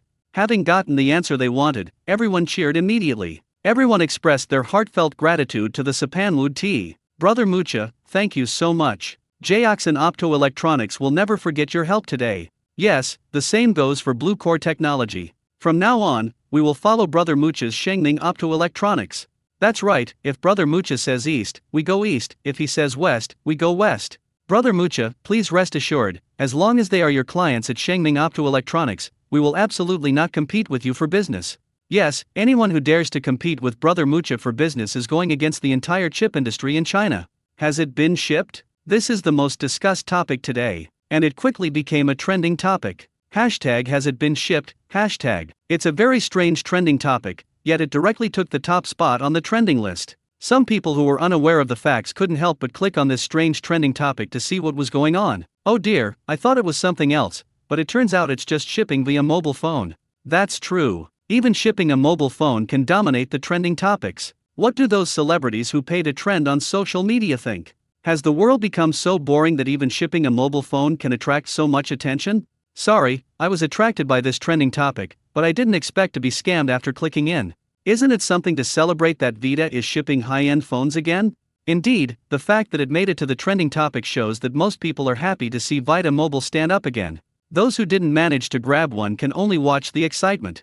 I've upgraded my internet speed to 2000 m. I'm sure I'll be able to snag a spot next time. You should give up upstairs. Whether you can get a spot doesn't really have much to do with your internet speed. But as the building gets taller, the topics of conversation drift further and further away. Yes, speed is the key. And hand speed is only directly proportional to the number of years one has been single. Those who have been single for more than 15 years should have managed to snag a bargain last time, right? Now it's our turn to show off our skills if we've been single for 10 years. Just wondering, is there still a chance for someone who's been single for 8 years? I can give it a try, but I don't think the chances are great. There are just too many single men these days, and many of them have been single for more than 10 years. That's right, I've been single for 12 years. Who needs a woman now? Women will only hinder my speed in drawing my sword. Shanghai, ASLM Corporation. Mr. Douglas, this is Vita's new phone. A man who looked like a secretary walked into the conference room with a cell phone and handed it to Douglas. The conference room was now filled with members of the Chip Alliance. The release of Vita's new phone has already made it to the top of trending topics, and Douglas couldn't possibly be unaware of it. As soon as he heard the news, he immediately had someone get one from a scalper. If you're looking for someone who can buy the latest mobile phone the fastest, then scalpers are undoubtedly the answer. Scalpers can handle almost everything in the country. After sending someone to buy back the phone, Douglas quickly brought the chip consortium members together again. I just wanted to see what secrets this new phone held. Mr. Douglas, is this really the new Vita phone? Yes, this is their new flagship model, the P60, which is said to use the latest Kirin 9000 processor. As he spoke, Douglas nodded and began to unpack the Vita phone. Others gathered around him as he unpacked the box, whispering amongst themselves. I didn't expect them to actually start selling it. Could it be that they've really built a production line for 2nm technology? The phones are already on sale, so it looks like they really have stock. I heard that 500,000 P60 phones were sold during the pre-sale period, which means that their first batch of chips produced at least 500,000 units. Based on this data, we can roughly estimate Shenming Optoelectronics' production capacity, which is at least 500,000 chips per month. I think this number will increase, because it is said that the two new production lines are still in the trial operation stage and have not yet reached their maximum capacity. To achieve such a large production capacity, a considerable number of production equipment is required. Where did Shenming Optoelectronics obtain this equipment? Especially high-end equipment using 2nm technology, which has always been prohibited from being exported to China. How did they manage to do that? What's even more puzzling is that there are only a few places in the world that have 2nm lithography machines, and these places don't even have enough machines for their own use. How could they possibly sell them to a chip company in China?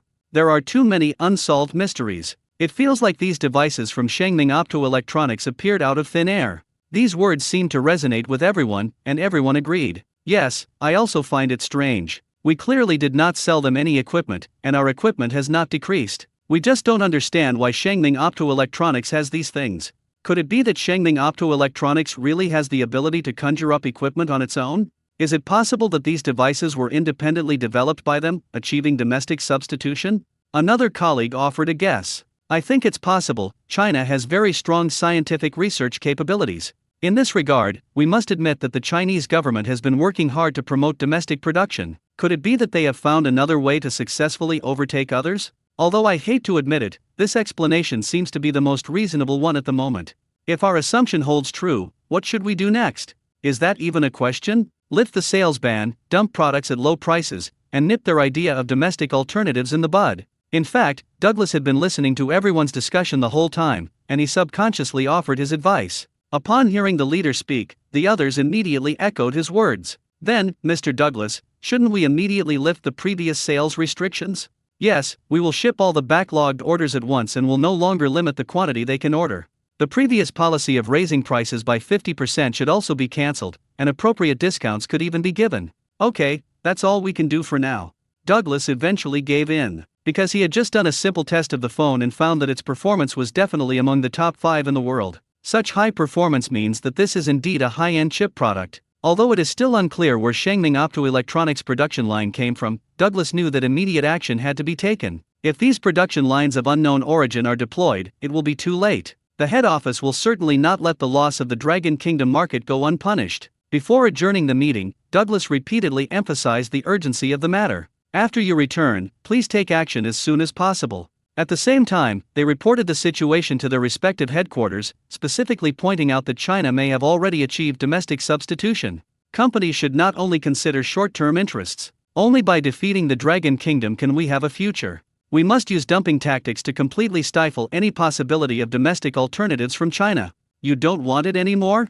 Douglas looked at his secretary in disbelief. Just now, Douglas instructed his employees to contact customers in China, inform them of the cancellation of purchase limits, and begin shipping. To everyone's surprise, the feedback was surprisingly consistent. No thanks. How could that be? Douglas could not believe it. Even if China achieves domestic substitution, the initial costs will certainly be very high. In this situation, how could someone be rejected after proactively lowering their price? Have you found out any news? Douglas hurriedly asked his secretary. I heard they have better equipment, more advanced production processes, and their prices are cheaper than ours. How is this possible? Douglas couldn't help but shake his head, his face full of confusion. Then he muttered to himself. High-precision production equipment is not something that can be obtained just by having it. The production of each piece of equipment is very time-consuming. And how could their price be lower than ours? We've already given them a 20% discount. Even if our dragon country has mastered the technology, surely we can still drive costs down this low? The same thing. This wasn't limited to ASLM. The other members of the Chip Alliance also suffered the same fate. I encountered the same problem as ASLM. At this moment, everyone panicked. In addition to reporting the situation to the head office as soon as possible, they also spontaneously went to Douglas's place to discuss how to deal with it. Mr. Douglas, what should we do now? That's right. Those chip companies from China not only cancelled their previous orders, but also made it clear that they will not order from us again in the future. We received the same message, and this is a big problem. There are no secrets in this world. News of what happened in the chip industry spread quickly online. Has this a retaliation after being sanctioned before? China's chip industry has finally turned things around. I just took a nap, and the chip industry in China has developed to this level. Who built the lithography machine? Why was there no word of it before? Is it the Chinese Academy of Sciences? Or Vita Company? Whichever it is, that chip alliance has finally tasted the bitterness of being suppressed. Last month they were trying to punish others, now they've reaped what they sowed. Therefore, those who do bad things will be punished sooner or later, and that day will come sooner or later. I hope that China can continue its efforts in other fields and achieve complete domestic substitution, so that we will never have to suffer from foreigners again. The inner circle of chip industry leaders. It was especially lively at that moment. This is the first time I've felt so relieved. Who can argue with that? When I rejected them, I felt like I was several years younger. I used to always have to watch their faces before I acted, but now I can finally stand up straight and be a person of integrity. I never expected that our dragon country's chip industry would reach such a moment so quickly. It's truly a case of fortune and misfortune being intertwined. Indeed, it all comes down to who has the last laugh. However, we have to thank Brother Yin Ranzuo. If it weren't for him, we don't know how much more humiliation we would have suffered. Yes, without Brother Mucha, we would still have to suffer that humiliation. From now on, China's chip industry can finally hold its head high. In fact, Sumucha had been secretly watching the discussions in the group chat, but he couldn't feel happy at all. The country's chip industry can finally hold its head high, but this comes at the cost of many of its interests. However, Sumuti had no other choice but to do this. There was no other way. It was an order personally given by Yu Hongming. Open up the supply of equipment to other chip companies. Not only that, the price was also significantly discounted. Judging from this stance, Yu Hongming clearly intends to completely destroy the chip alliance. This is also the main reason why domestic chip companies collectively rejected the chip alliance. Although he lost a lot of profits, Sumucha felt very relieved to see the chip alliance suffer a setback. But he was also aware of one fact. Even if Yu Hongming doesn't start this trend, that day is not far off. Sumucha had learned from some friends that the Chinese Academy of Sciences had made a major breakthrough in the development of lithography machines. A 14-nanometer lithography machine has been manufactured, and efforts are underway to overcome the 7-nanometer technology.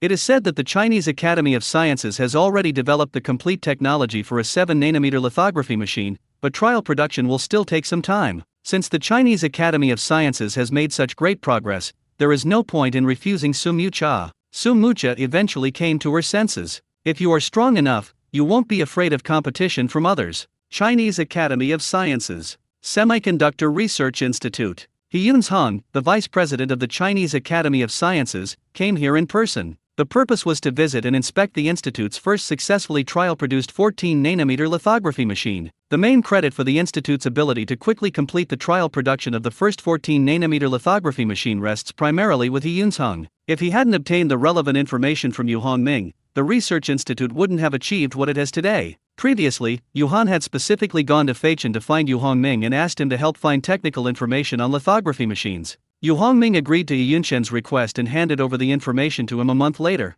After obtaining the materials, He Yunzhang immediately sent them to the Semiconductor Research Institute. As a crucial component of semiconductor manufacturing, lithography machines are also an important research focus for semiconductor research institutes. With the information, the research institute was greatly empowered. The first 14-nanometer lithography machine was successfully prototyped in just 1 month. Meanwhile, the theoretical research on the 7-nanometer lithography machine has been completed, and the trial production is about to begin. He Yunzhang came here this time to inspect the trial production results. Let's begin. Yes, Dean He. The operator solemnly pressed the start button. Buzzing. The machine started operating with a slight vibration. The work began according to the preset procedure. Half an hour later, the first batch of 30 photolithographically processed wafers has been produced. The operators immediately removed the wafer and examined the photolithography effect under a microscope. That is, the yield rate. A moment later, the operator returned with a report. Dean He, the lithography results are excellent, with a yield rate of 96%. Very good, you've worked hard.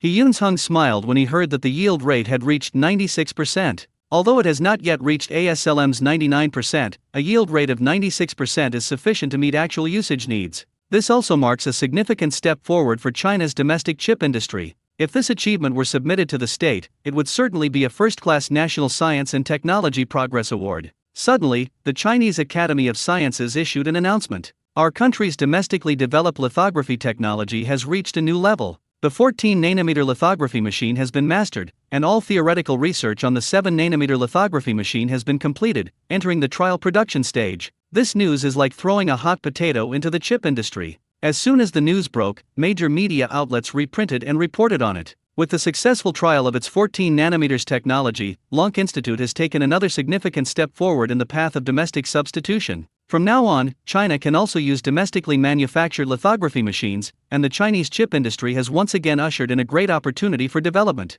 Let's cheer for Lonk Institute. They've made another breakthrough in the development of lithography machines. As the news gained traction, online discussions became increasingly heated. The Dragon Academy of Sciences was fantastic this time. It really boosted the prestige of the Dragon Kingdom. This can be considered a natural outcome. After so much research on lithography machines by Lonk Institute, it has finally come to fruition. The Lonk Academy truly lives up to its reputation as the leading science and technology institution in our country. In such a significant scientific research project, we really have to rely on the nation. The Dragon Academy of Sciences is amazing, and China is awesome too. Now I understand why domestic chip companies can be so confident. It turns out it's because Lonk Institute has achieved considerable success. With the support of the China Academy of Science and Technology, our country's chip industry can finally hold its head high. In the future, our chip companies will use their own lithography machines to produce chips, and foreign competitors can just sit back and relax. That's right, we can't let them take advantage of us anymore. It's time for us to fight back. Big names in the chip industry were also discussing it in the group chat. I never expected the Dragon Science Academy to be so capable. It's unbelievable. With the path paved by Brother Mucha first, there's now a new channel from Lonk Academy. The road ahead seems much smoother. That's right. It feels like fate has started to be kind to us, finally allowing us to stand out in the chip industry. In the future, our Dragon country's chip industry will not have to fear anyone. We can work together to defeat our foreign competitors. Yes, we should form our own alliance and work together in the future. This is a good idea. We need to work together as one and show foreigners our strength. This matter needs to be put on the agenda immediately. I think the position of the first president should belong to Brother Mucha. You guys don't have any objections, right? Agreed, I wholeheartedly agree. That's right, I'll never forgive anyone who disagrees. Brother Mucha has made a huge contribution to China's chip industry, and he truly deserves the title. At Mucha GE, are you reading the discussion in the group? Share your thoughts. So Mucha, who was secretly reading the chat history, was immediately speechless. It's not screen spying at all. However, Sun Yu Cha still responded. That's fine, but let's talk about the chairmanship later. It doesn't necessarily have to be me. We can just hold an election later. No need to choose, it's definitely Brother Mucha. Upon seeing Sun Mucha's answer, everyone joined in the teasing. Yes, even if it's an election, Brother Mucha will definitely be elected in the end. If anyone doesn't choose Brother Mucha, they're an ingrate. People like that shouldn't stay in our team. That's right, our alliance must unite and not tolerate those who break their promises. Damn it! After seeing the announcement released by Lonk Institute, he threw a tantrum in his office. She also smashed her most beloved crystal ornament. What's going on? How did Lonk Research Institute suddenly manage to develop a lithography machine? At that moment, Douglas felt he understood everything. Why do chip companies in China refuse their equipment? They probably dared to be so audacious because they received advance notice from Lonk Academy. This is a huge problem. Douglas had already foreseen the predicament he might face in the future. He only had two paths ahead of him: either lower the price to enter the Chinese market, either pack your things and leave. There is no third option. Losing the Dragon Kingdom market means Douglas will lose everything. It absolutely cannot end like this. Thinking of this, Douglas's eyes turned red, as if he wanted to devour someone. Tell everyone to come to the meeting room, I need to start a meeting. He called out to the secretary at the door. Then he sat down dejectedly. Yu Hongming, you single-handedly made China's chip industry thrive. Yuan Daong, who was eating takeout with Yu Hongming, was scrolling through his phone and joking around. Although others were unaware of the inside story, Yuan Daong knew it all. Whether it's the lithography machine that suddenly appeared in China, or it could be a new production line, or the development of lithography machines by Lonk Institute. It can be said that all of this is inextricably linked to Yu Hongming. Although Yuan Daong did not participate in the project himself, he knew that these achievements were all the work of Yu Hongming. What does this have to do with me? I just sold some things. I'm not taking the blame for this. Don't wrong me. Yu Hongming knew in his heart that this matter was indeed related to him, but he resolutely denied it. He's someone who hates trouble, and admitting it means endless trouble. Keep pretending. Be careful you don't get struck by lightning. You're the one who won't get struck by lightning. Boom boom. Before he could finish speaking, a loud clap of thunder came from outside, startling Yu Hongming. I couldn't say anything more. Look, even God can't bear to see you putting on airs. Yuan Daong pointed to the sky and continued to tease Yu Hongming. Okay, try not to talk too much while eating, it will affect your digestion. You're such a grown-up, don't you understand this principle? Yu Hongming cast a deathly glare at him. Yuan Daong immediately backed down. Okay, you win. I'm not good with words, alright? Then I'll leave right after I finish eating, is that alright? Yuan Daong decided to stop arguing with Yu Hongming. Let's finish eating quickly and leave, we'll come again tomorrow. Ailey Pharmaceuticals. Today, Ailey Pharmaceuticals will usher in a historic moment. The drug information that Yu Hongming gave to Yu Xingxin has now been successfully registered as a patent. The intermediary who handled the application also delivered the patent certificate. The message can be released now. Holding the patent certificate in his hand, Eli Suesheo couldn't help but mutter to himself. After suppressing my feelings for so long, I can finally hold my head high. And you can also take revenge on someone else's arrow. It's time for Luo Hua to taste the bitter fruit of his own actions. Good news, Ailey Pharmaceuticals has achieved a new breakthrough in the field of chronic myeloid leukemia, with a 30% improvement in efficacy compared to Levotop's Gleevec. Once approved, it can be listed on the stock exchange. It is 50% cheaper than Gleevec. At Luo Hua. Soon, Ailey Pharmaceuticals issued its announcement. Normally, such startups receive little attention, but because it tagged Luo Hua, this action attracted attention. Why is Ailey Pharmaceuticals tagging Luo Hua, a Fortune 500 pharmaceutical company? Are they trying to ride on its coattails? Ailey Pharmaceuticals, did you ask Luo Hua for their consent before tagging them? Is Ailey Pharmaceuticals openly provoking Luo Hua? Am I misunderstanding something? Remove the should, and Ailey Pharmaceuticals is indeed openly provoking Luo Hua. Regardless of the quality of their drugs, are all small pharmaceutical companies this arrogant these days? Can they really provoke Fortune 500 companies so easily? You probably don't know the reason behind this. This is a counterattack by Ailey Pharmaceuticals. Luo Hua was the one who started the trouble first. A different voice suddenly emerged from the crowd that had been condemning Ailey Pharmaceuticals. Moreover, the way he spoke made it seem like he knew a lot of inside information, which attracted everyone's attention. Is there something going on inside? Did Luo Hua do something shady to Ailey Pharmaceuticals? Although Luo Hua is a Fortune 500 company, it has done a lot of dirty things. Could Luo Hua have stolen Ailey Pharmaceuticals' research results with money again? This is a common tactic used by large pharmaceutical companies, so don't be too surprised. Whoever knows, tell me the details. That's how it is. Last month, Luo Hua plagiarized important research results from Ailey Pharmaceuticals, almost bankrupting Ailey. The person who spoke earlier has also answered everyone's questions. And this person was Eli Suesheo, who was secretly watching the screen. He sent the message not only to laugh at Luo Hua, but also to hope that netizens would see Luo Hua's true colors. This will make everyone realize that in addition to the expensive drugs, Luo Hua's methods are also extremely vicious. Eli Suesheo had another purpose in doing this. As a startup, Ailey Pharmaceuticals has very low brand recognition. Take this opportunity to increase our visibility. Even if it can't become a household name, at least it won't be completely unfamiliar to people. Even the best wine needs advertising. Eli Suesheo went to great lengths to promote this medicine. I never expected Luo Hua to be like this. Selling expensive drugs is one thing, but doing such dirty things is another. But Ailey Pharmaceuticals is weak. Can it compete with Luo Hua? That goes without saying. Luo Hua could crush Ailey under his feet with a flick of his finger. I hope that Ailey Pharmaceutical can hold on this time. The world cannot only have the world's top 500 pharmaceutical companies. I also support Ailey Pharmaceuticals, but Ailey himself needs to stay strong. Ailey Pharmaceuticals is quite impressive. Despite having its achievements snatched away by a Fortune 500 company, it persevered and developed new drugs. Don't you all find it strange? Since Ailey Pharmaceuticals almost went bankrupt, how could they develop such an outstanding new drug within a month? There must be more stories waiting for us to discover. Things are getting more and more interesting. It feels like a big show. Luo Hua, Dragon Country Branch. The CEO's office. Impossible. We've already mastered the best results from Ailey Pharmaceuticals. How could such a drug appear? When Talafu, the president of Lua Walong's branch in China, saw the news about Aili Pharmaceuticals, he was filled with disbelief.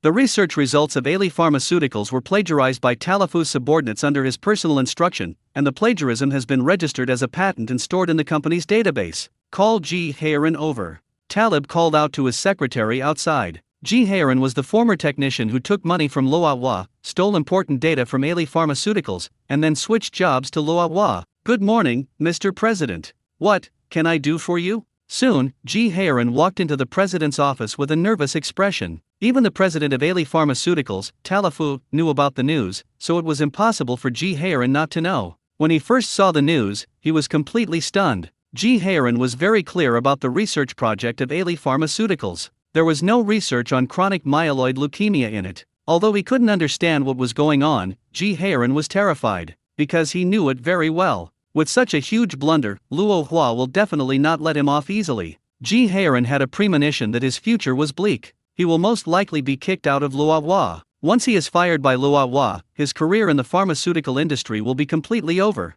No one wants to hire a technician who has betrayed the company, let alone someone who has stolen important research results. It's simply despicable behavior. At that moment, Ji Haerin felt a pang of regret. He should never have betrayed Aili Pharmaceuticals for money. Upon hearing President Talafu's summons, Ji Haerin knew that he would eventually have to face this problem. Ji Haerin, aren't you going to explain what's going on here? President, I really don't know what happened. Even though he had already foreseen the outcome, Ji Haerin still wanted to make one last effort to fight for it. I didn't know they were working on this project before I left Eric. Don't know? Do you think it's possible to research a drug in a short time? Talafu immediately retorted. President, I also think it's impossible for it to be this fast, but I really don't know. Ji Haerin was still trying to explain. Alright, that's enough. Pack your things and get out of Lua Hua right now. In the end, Talafu didn't give Ji Haerin a chance and gave the final order. Indeed, Ji Haerin was driven away by Luo Hua. President, Ji Haerin was full of resentment and wanted to make a last-ditch effort. Get out, I don't want to say it again. But Talib firmly refused any room for negotiation. It's pointless to discuss morality with someone who's unscrupulous. Realizing that all was lost, Ji Haerin could only leave the office dejectedly and begin packing his personal belongings to leave Lua Hua Company. This is probably my retribution. Ji Haerin gazed at the azure sky, knowing that from now on, he would have no place under this beautiful sky. After kicking Ji Haerin out, Talafu immediately had his secretary bring him the relevant information about the patent for the new drug, Alixin. Print me a copy of the new drug document from Aili Pharmaceuticals. He wanted to know what Aili had come up with. Talai felt that if he didn't have something to rely on, Ali would never have dared to provoke Luo Hua. As many had guessed, it seemed that Ali had challenged Luo Hua. Talafu was not immediately consumed by anger. He knew that he had to understand his opponent to secure victory, one of the few lessons he had learned since arriving in the Dragon Kingdom. This is what you're looking for. Soon after, the secretary brought over a copy of a document from the official registry. Okay, you can go back now. After the secretary left, Talafu began to carefully study the materials. Although the description is not detailed, the technical approach behind the new drug, Alixin, can still be discerned from it. Something's not right. After only a few glances, Talib felt that something was amiss. Even as the head of a local branch, he still had some understanding of the key research and development areas of the head office. As far as he knew, the new product that Ali developed for chronic myeloid leukemia actually adopted the exact same novel treatment approach as a certain project of Lova. This sent a chill down Talafu's spine. Is it possible that someone who is used to taking advantage of others never expected to be retaliated against? Indeed, it's typical bandit thinking. Next, Talafu hurriedly opened the document records in the company system, which included all the startup projects and patent registration information. Although traces of the project proposal can still be found, the subsequent experimental data is completely blank, even the patent section is empty. Based on memory, this drug has at least entered the third phase of clinical trials. Why can't I find anything now? And the other party has already applied for the patent. In Talafu's mind, it was impossible for headquarters to have made such a huge oversight. With many doubts in mind, he decided to immediately call his superiors to verify. The call was quickly connected, and it was President Wilhelm's voice on the other end. What's the matter, Talafu? Mr. Wilhelm, please listen to me. I have discovered that all the records related to a drug we are working on for chronic myeloid leukemia have disappeared, while at the same time, a local biopharmaceutical startup has successfully filed for the same invention. What? This actually happened. Even Wilhelm, who had been as calm as still water, couldn't help but raise his voice upon hearing the news. Okay, I'll arrange an investigation right away. Wilhelm hurriedly hung up the phone and immediately dialed another number. This call was made to the company's technical lead. At Lova, everything related to drug development is managed by the technical department. Mr. Willem, you wanted to see me? Asked Samantha, the technical lead. Samantha, what have you done with the technical department? Willem's tone was unpleasant from the start. Given what happened, the technical department, as the competent authority, must certainly bear responsibility. Mr. Wilhelm, please don't rush, tell me what happened first, Samantha explained. The tech department is in big trouble, do you know that? Wilhelm said, still angry. We have a very important research project, but not only has the data in the database been lost, but the patent has also been registered by someone else. How do you explain this? Wilhelm questioned. Which project is it specifically? Despite knowing the seriousness of the situation, Samantha remained calm. Understanding the facts clearly is the only way he can remedy the situation. The STAMP inhibitor therapy for chronic myeloid leukemia. Mr. Willem, please wait a moment while I check. Samantha, I'll give you 1 hour. I expect to hear a reasonable explanation in 1 hour. Okay, Mr. Willem, I will get back to you in an hour. Despite the time constraints, Samantha agreed.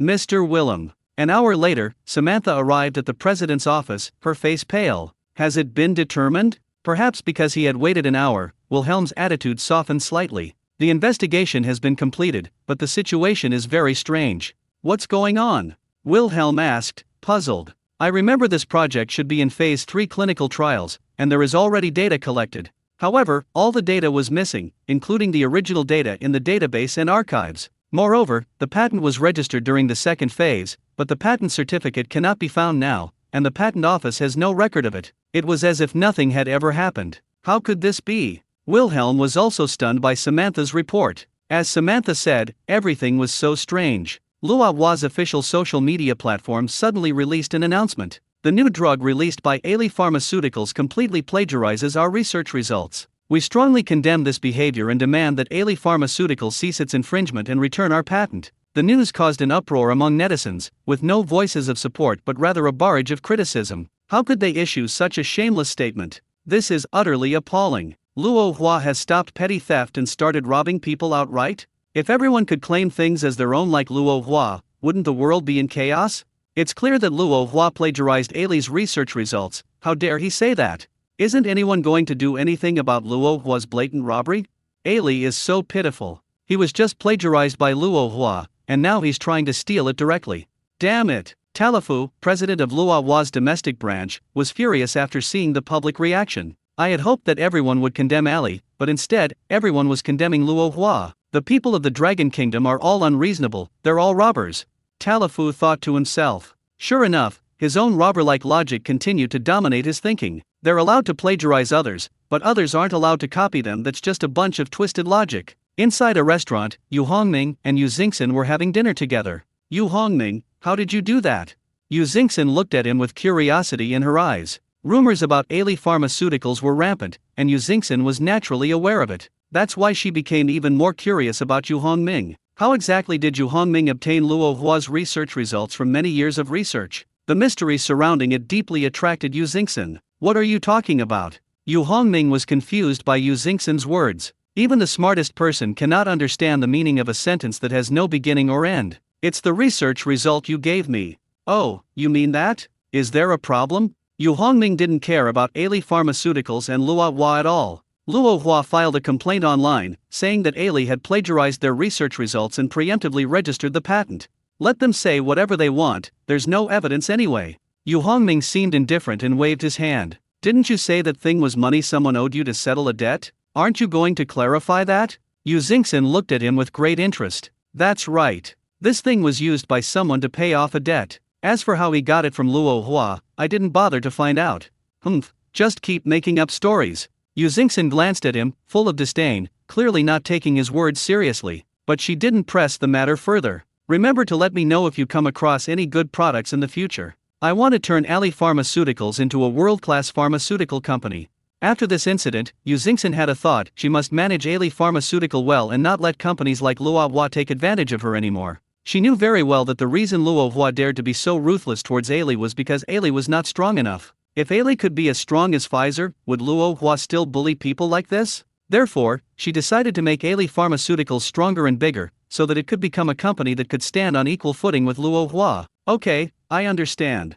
Next time I see that person, I'll ask them about it for you. Although Yu Hongming did not object to the suggestion, he still glanced at Yu Xingxin a few more times, feeling somewhat curious. I was puzzled by Yu Xingxin's sudden strong interest in the pharmaceutical industry. Although he was not very clear about the specific business of the Yu Group, he knew that their main investment targets were high-tech companies. Aili Pharmaceuticals was their only foray into the pharmaceutical industry, and the investment was not very large, only a few hundred million yuan, which was only a small part of all the projects of the Yu Group. In China, trending topics change rapidly. Just moments ago, everyone was discussing the feud between Aili Pharmaceuticals and Luohua, and now a new hot topic has appeared at the top of the trending search list. The nation is about to launch its fourth aircraft carrier construction project, and this new carrier will be nuclear-powered. It seems that people are more interested in aircraft carriers than gossip. The moment the news broke, all other discussions instantly lost their luster. We've only just welcomed our third aircraft carrier, and the fourth is already under construction. Our development speed is really fast. This time we're going straight for nuclear power. That's the standard configuration for an aircraft carrier. Indeed, it's not appropriate to use conventional fuel for such a large ship. I've heard that American aircraft carriers are designed with 4 catapult runways, and only nuclear power can meet this requirement. We are on the right track.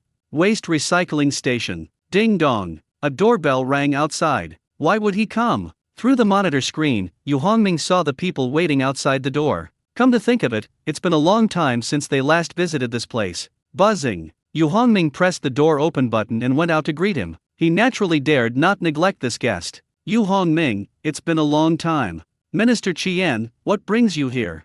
Dongfeng, I'm here to discuss business with you. Alright, let's go inside and talk in detail.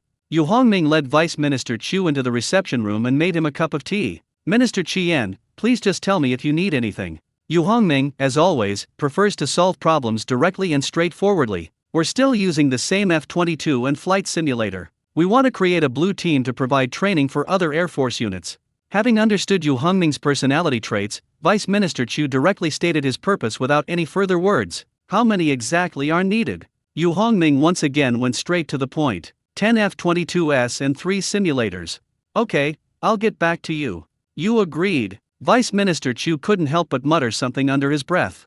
Even though he had always thought he had overestimated the power and influence behind Yu Hongming, Vice Minister Chu was still somewhat surprised by Yu's easy agreement. It seems that for Yu Hongming, this was an easy task. Vice Minister Chu was at a loss for words to describe his feelings. It felt as simple as asking Yu Hongming for a few pieces of bread. Nothing unexpected happened. There was no excitement, nor was there any sense of urgency. The fact that something that seemed extremely difficult was solved so easily forced Vice Minister Chu to consider another issue. Before departure, the company held a special meeting to discuss this matter. After all, the procurement cost of this batch of equipment is not small. The regular price of 10 F-22s would definitely exceed 10 billion yuan. Although you previously bought 3 planes for only 30 million, it's impossible for them to always be willing to sell them to you at a discount. I made sacrifices out of patriotism, but that doesn't mean I can take without limit. Therefore, large-scale purchases that could amount to tens of billions of dollars definitely require careful discussion at a plenary meeting. During the meeting, in addition to deciding to purchase the 10 F-22s and their 3 simulators, someone suggested that it might be possible to try to get another B-2.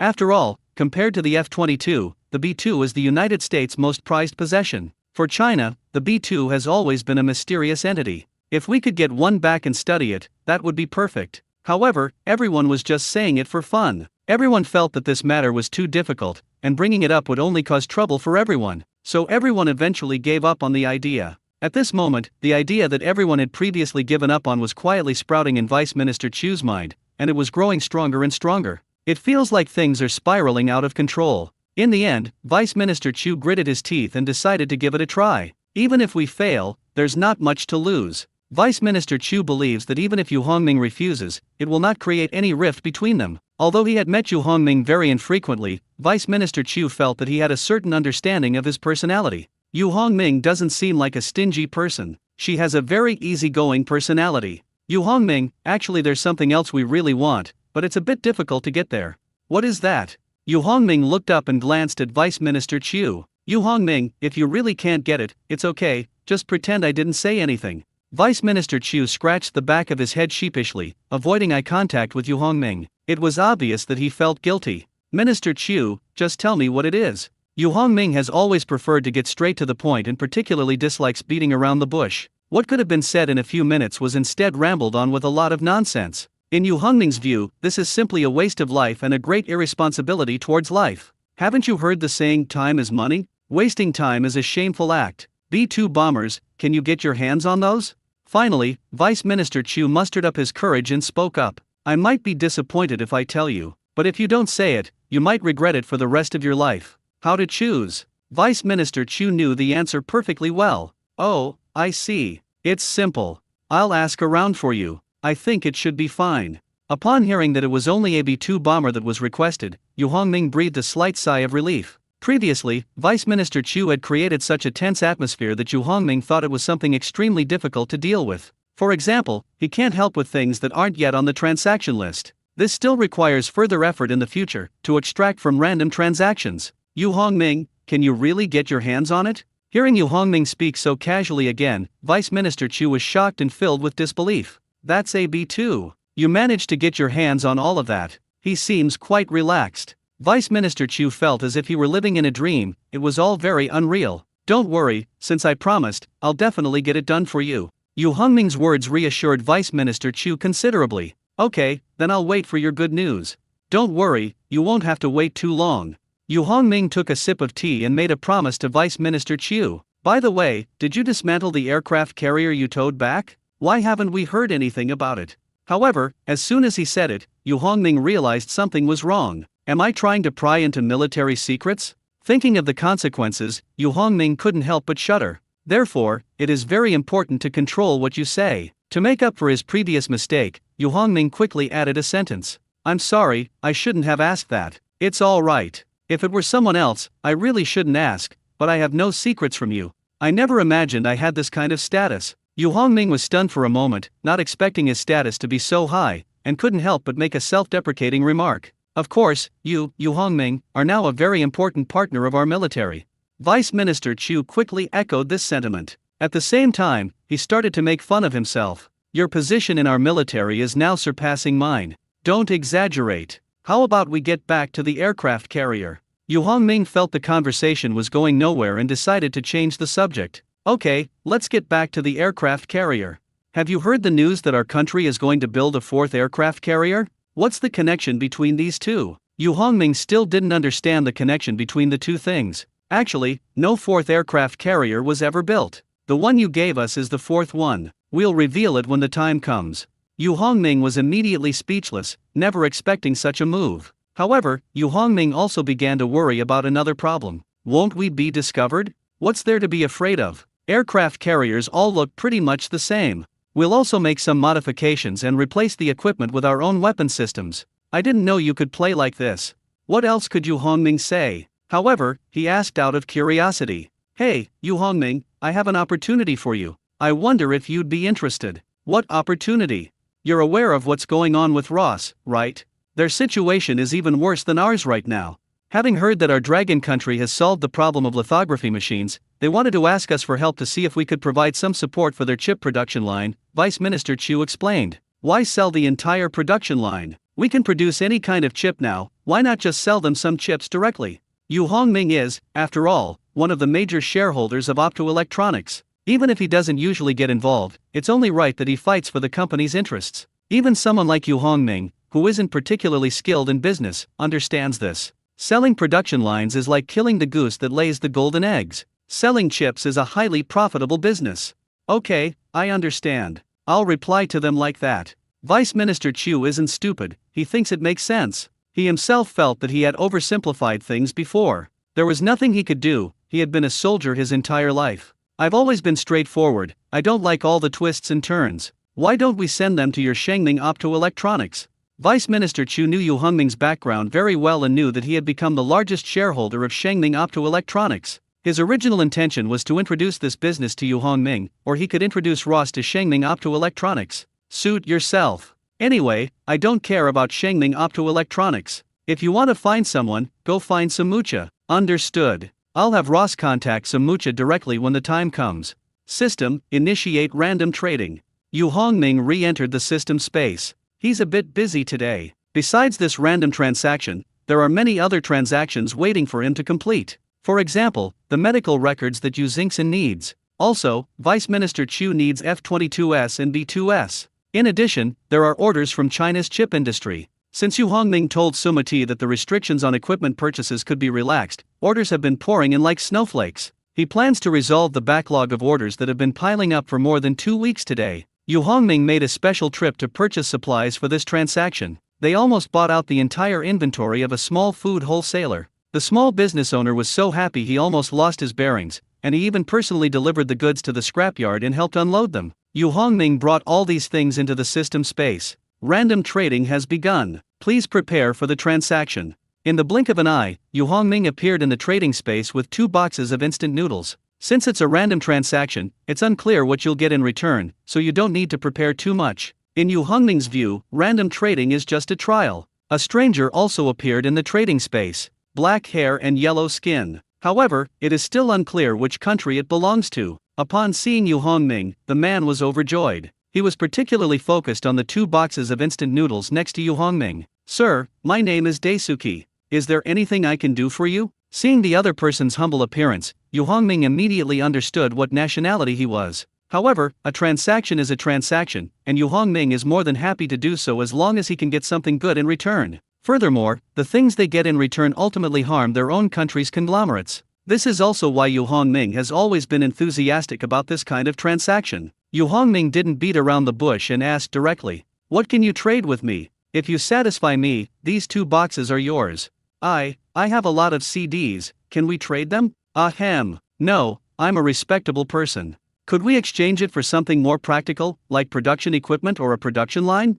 "Oh, so this is what you want, sir. That's easy. I brought a lot of lens production equipment and high-end sensor production lines with me this time." Upon hearing that only these few items were needed, Daisuke's eyes lit up immediately. He never imagined that the equipment and production lines, which had become scrap metal, could be exchanged for food. For Daisuke, who hadn't had a proper meal in a long time, Yu Hongming was like a godsend. "Then let's trade high-end sensor production lines." Yu Hongming chose this option without hesitation. Although he didn't quite understand what it was, the word high-end made him think it must be valuable. If it's considered a high-end product even in a technologically advanced place, it's bound to be just as good in China. Despite China's rapid development, there are still gaps in some areas. The gap is even more pronounced, especially in some high-tech fields. The previous lithography machine is one example. If it weren't for Yu Hongming's emergence, China's chip industry would continue to be hampered by the lack of advanced lithography machines. Okay.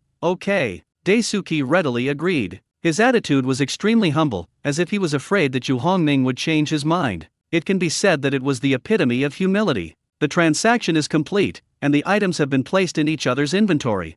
The system's voice sounded again. Daisuke visibly relaxed upon hearing this voice. Yu Hongming and Daisuke disappeared from the trading space at the same time. After returning to the system space, Yu Hongming did not rush to leave, because he still has some deals to complete. "System, I want to make a deal with Zhong Gongming." "Okay, the trading partner has been selected, connecting. After waiting for 15 minutes, the system was still repeating the same sentence. "System, can I change the trading partner?" Since there were other transactions to complete, Yu Hongming didn't want to just wait around. If he can change the object, he can complete the others first. "Can." The system responded. "Okay, let's change it to Sima Minghao then." "Okay, the trading partner has been confirmed, establishing a connection. Connection successful. Please prepare to proceed with the transaction." This time, Yu Hongming was not disappointed. A few seconds later, the system indicated that the connection had been successful. In an instant, Yu Hongming and Sima Minghao appeared together in the trading space. "Mr. Yu, it's a pleasure to see you again." Sima Minghao, "Me too. What does Mr. Yu need this time? Please tell me directly. Do you have 10 F-22 fighter jets, 3 F-22 simulators, and 1 B-2 bomber in stock?" Yu Hongming got straight to the point, directly stating Vice Minister Chu's needs. Yes.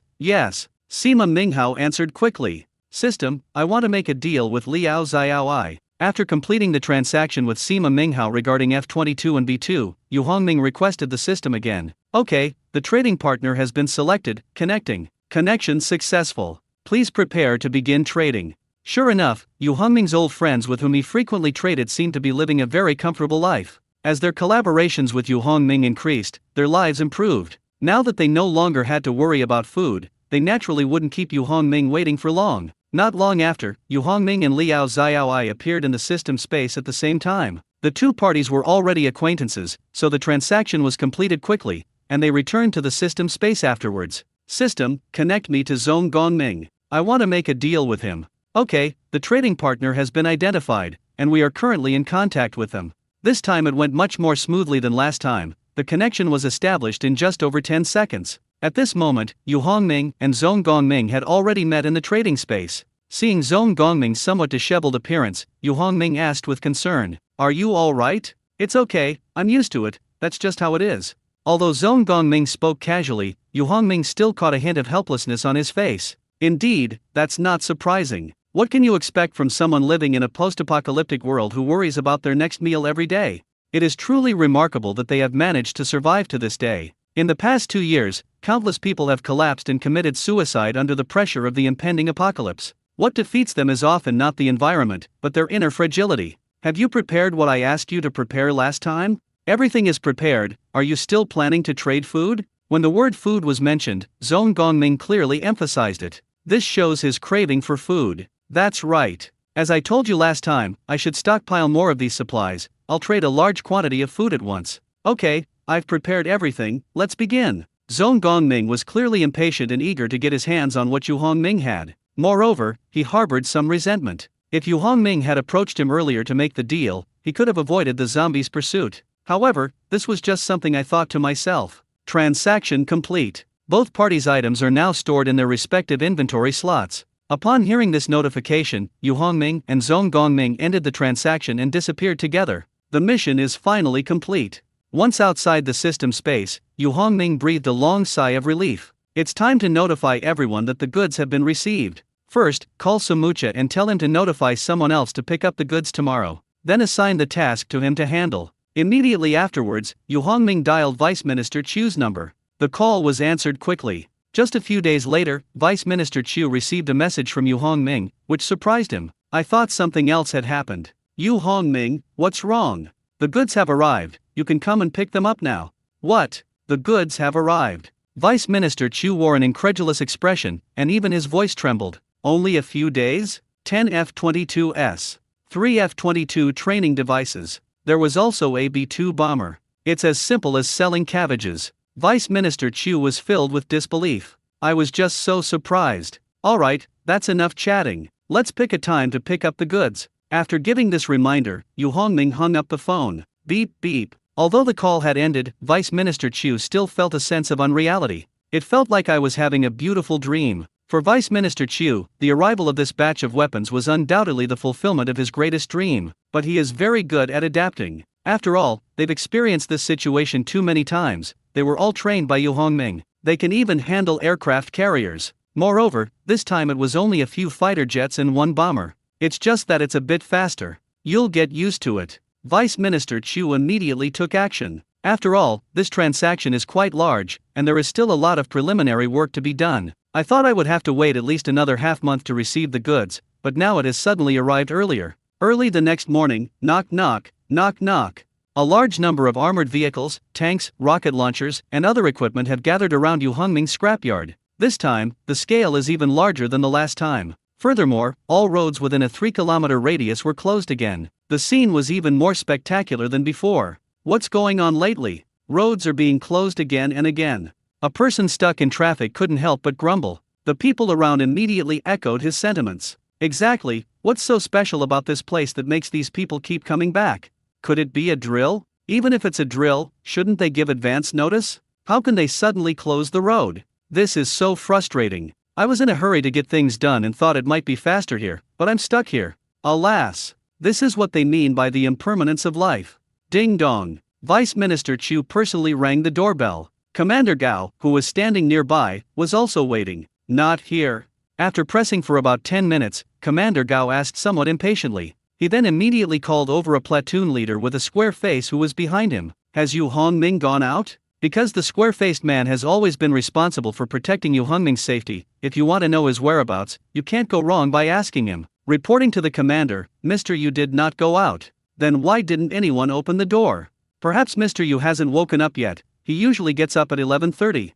After observing for a period of time, the square-faced platoon leader knew Yu Hongming's living habits very well. 11:30? Commander Gao and Vice Minister Chu both showed a hint of surprise. I couldn't help but feel resentful, but I didn't know whether I should say it out loud. Sigh. Young people these days. Ding dong. The doorbell kept ringing. Although it didn't wake up Yu Hongming, who loves to sleep, it did disturb Yuan Daong, who was playing a game. At this time, the entire junkyard was surrounded by a large number of armored vehicles and helicopters, but Yuan Daong was completely unaware of it. This wasn't because his headphones had good noise isolation, it was simply because the music in the game sounded somewhat similar to outside sounds. So it wasn't until he lost the game that Yuan Daong noticed the noise outside and the incessant doorbell ringing. Seeing that the doorbell showed no sign of stopping, he had no choice but to pause the game to see who was so patient. But as soon as he stepped out of the house, everything in front of him completely stunned him. My God, what's going on? Is it going to be a war? These words were almost blurted out by Yuan Daong. Although I've seen many situations with Yu Hongming, they pale in comparison to the current situation. Anyone who saw a dozen fully armed helicopters circling overhead would probably be terrified. More importantly, these are not ordinary helicopters, but combat helicopters loaded with ammunition. Even if he only fired one shot, Yuan Daong estimated that he would go straight to heaven. Fortunately, the helicopter merely hovered above the junkyard and did not take any further action. Meanwhile, the doorbell was still ringing. Having no other choice, I mustered my courage and walked toward the door to see what was going on. Outside the door at this moment. Sir, should I go in and wake Mr. Yu? Seeing that Commander Gao was getting impatient, the square-faced man offered a suggestion. If approved, he would be happy to provide wake-up services. Go! Commander Gao was indeed getting impatient. If it were serious business, it wouldn't matter, but knowing that Yu Hongming was just sleeping in, I felt no burden at all. Squeak! Just as the square-faced man was about to take action, the sound of a door opening came from inside the house. The prepared actions were immediately stopped, and the gaze was turned to the room. When the door opened, Yuan Daong was also startled. My heart was pounding. Any normal person would be scared if they saw two cannons pointed at them as soon as they stepped outside. It's already commendable that they didn't wet their pants in fear. Feeling uneasy, I started to have all sorts of wild thoughts. Did Yu Hongming do something wrong that attracted the attention of the military? Yuan Daong knew nothing about the deal between Yu Hongming and the military, only that a soldier had once come to him, but it is completely unclear what he actually did. He always thought that Yu Hongming was just someone who provided machine tools or lithography machines to others. But that's hardly enough to cause such a commotion, with helicopters and tanks involved. Who are you? Where is Yu Hongming? Upon discovering that the person who opened the door was not the target, Commander Gao couldn't help but ask Yuan Daong. Although Commander Gao had never met Yuan Daong, Vice Minister Chu did have an impression of him. However, Yuan Daong was merely a guide at the time and did not leave a deep impression on anyone. It was quickly forgotten. Therefore, in Vice Minister Chu's view, the other party was a complete stranger. I'm Yuan Daong, Yu Hongming's classmate. He should still be sleeping. He stammered as he spoke. Then hurry up and wake him up, we'll wait in the warehouse. Commander Gao said crisply and decisively. Okay. Faced with the imposing presence emanating from Commander Gao, Yuan Daong simply couldn't refuse. No, to be more precise, he didn't even dare to think about refusing. Without saying anything more, he ran straight to Yu Hongming's bedroom. He felt dissatisfied as he ran. The outside world was in complete chaos, so how could Yu Hongming still be sleeping soundly? One can't help but wonder if even the end of the world could wake him up. Finally, she went to the bedside and said, "Wake up, you're still lying there." After saying that, he kicked Yu Hongming on the bed. Having just suffered a lot of anger outside, Yuan Daong wanted to regain some face here. Yuan Daong, what are you up to? Although Yu Hongming was not fully awake, he already knew that the person who kicked him must have been Yuan Daong. In this world, only Yuan Daong would do something so shameless. While enjoying the benefits provided by Yu Hongming, they showed him no respect whatsoever. Not only did they take over Yu Hongming's game console, but they also provided him with free food and lodging every day. But to be honest, Yu Hongming couldn't do anything about him either. After all, this is the only friend I can still get along with now. What if we lose even this? When Yu Hongming felt lonely and isolated, he had no one to talk to. As for Yu Xingxin, let's not even mention her. Do you want a busy CEO who's always available to chat with you? Besides, having gone through many trials and tribulations with Yuan Daong, Yu Hongming still cherishes this friendship very much. The world is about to end, and you're still sleeping. What do you mean it's almost over? Yu Hongming, who was initially a little sleepy, immediately became fully awake. My heart was pounding. There was no way around it. The parallel world they were trading with was a post-apocalyptic world. If the world over there can experience an apocalypse, then there's nothing strange about our own world. This is why Yu Hongming immediately believed what Yuan Daong said. Yu Hongming quickly got up and ran to the window, slightly pulling back the curtains. While observing the situation outside, he whispered to Yuan Daong, "Are there zombies attacking outside?" Seeing Yu Hongming like this, Yuan Daong, who had just been angry, was instantly stunned. "I was just exaggerating my current situation. How could he actually take it seriously?" Yuan Daong really couldn't understand why Yu Hongming would react this way. "You're overthinking it. There are no zombies. Isn't this a zombie version of the apocalypse?" Yu Hongming looked puzzled and muttered something to himself. Yuan Daong sighed in exasperation, utterly speechless. "I think Yu Hongming is hopeless. Do we really hope it's the end of the world? Another zombie version? Do you really think this is a game? There are several versions. Okay, there was no apocalypse at all. But a lot of troops came from outside, tanks, armored vehicles, and helicopters, and they all surrounded this place." Left with no other choice, Yuan Daong had to tell Yu Hongming the truth, because he didn't know what shocking things Yu Hongming would say if he didn't explain clearly. Finally, he looked at Yu Hongming with a worried expression. A series of problems followed. "Yu Hongming, you haven't done anything wrong lately, have you? Or have your connections already attracted the military's attention? Do you want me to cover your escape? You're the one who needs to run away." Yu Hongming looked at Yuan Daong with a helpless expression as he retorted. At that moment, he realized that Yuan Daong was frightened. Well, Yu Hongming also knew that this matter could not be blamed on Yuan Daong, but only on himself for having made too many transactions with those people from the apocalypse recently. "It's making me a little neurotic. Otherwise, they wouldn't be so nervous just because of the phrase, 'the end of the world is coming.' He wouldn't have done this before." "Alright, where are they?" "Oh, I'll be waiting for you in the warehouse." Yuan Daong also remembered what the soldier had said earlier and quickly repeated it. "Okay, I'll wash my face and go." Yu Hongming glanced at the time, feeling utterly helpless. "I broke my rule and woke up early again today, but I had no choice but to get up. No matter who else you can ignore, you cannot overlook Vice Minister Chiu. It's unreasonable for him to be sleeping while others are waiting outside." "Yu Hongming, are you really alright?" Clearly, Yuan Daong was still thinking about the scene he had just imagined. Yu Hongming sighed again and shook his head at Yuan Daong. "It's nothing, what could possibly happen?" After thinking about it, I decided to remind Yuan Daong, "You can continue playing your game. Don't worry about what's going on outside, and don't wander around. I'm doing this for your own good." "Okay, I promise I won't look at or listen to anything."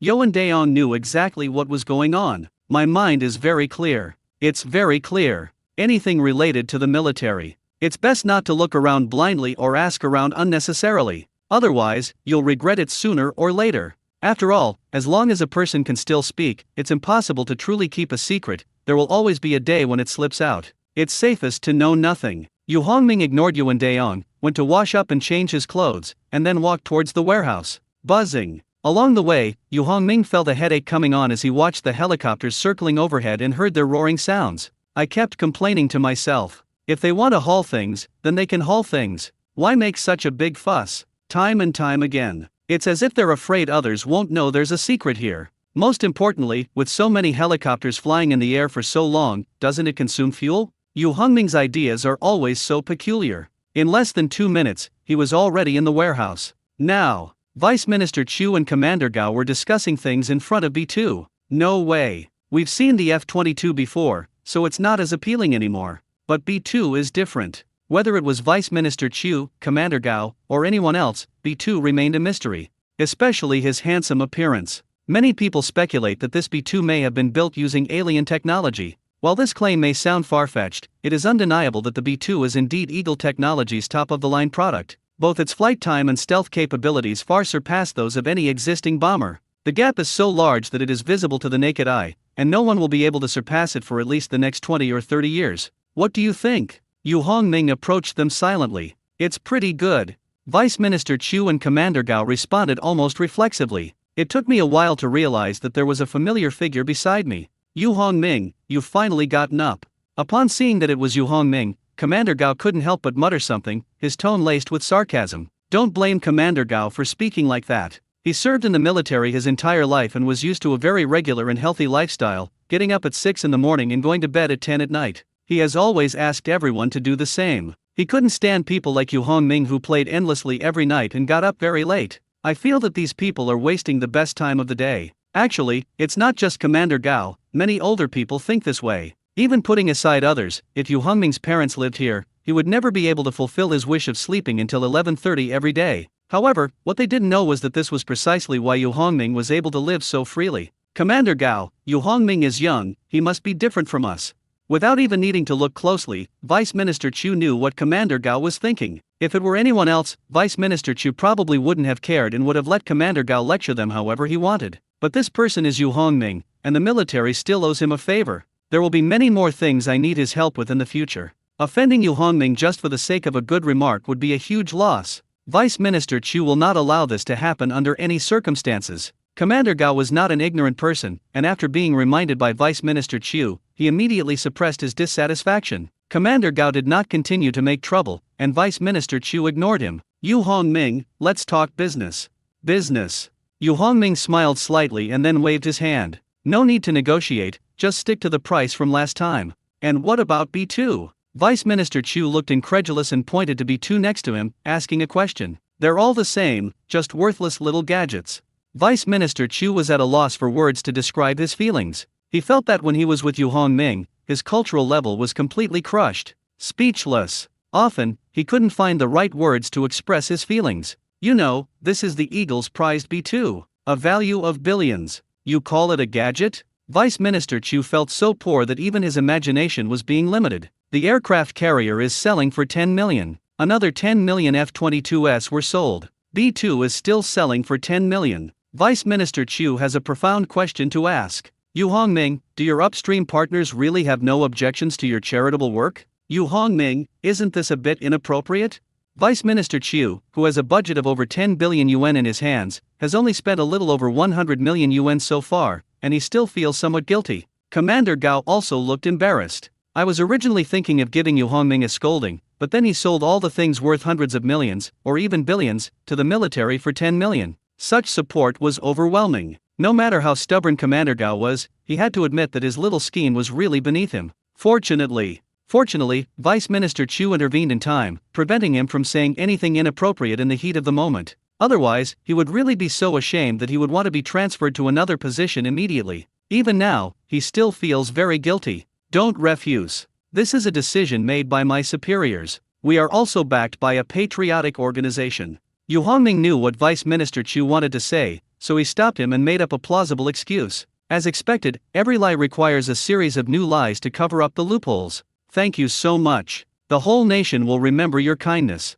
At this moment, Vice Minister Chu had a lot to say, but in the end, he only managed to utter this polite remark. Despite this, he still held Yu Hongming and the so-called patriotic organizations behind him in high esteem. The same goes for Commander Gao. Thinking about her previous attitude, her face turned bright red, and she wished she could disappear into the ground. It was incredibly embarrassing. I felt I wasn't even worthy to stand in front of Yu Hongming. Alright, you guys hurry up and deliver the goods. I need to go home and take another nap.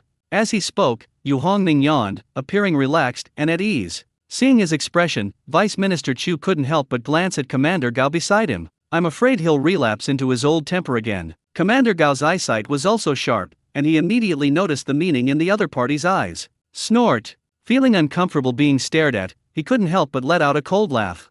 Then he muttered something under his breath. Am I really that immature? That's seriously underestimating me. However, since Yu Hongming was still present, he could only grumble in hushed tones. Alright, leave the rest to us. You can go back and rest if you want.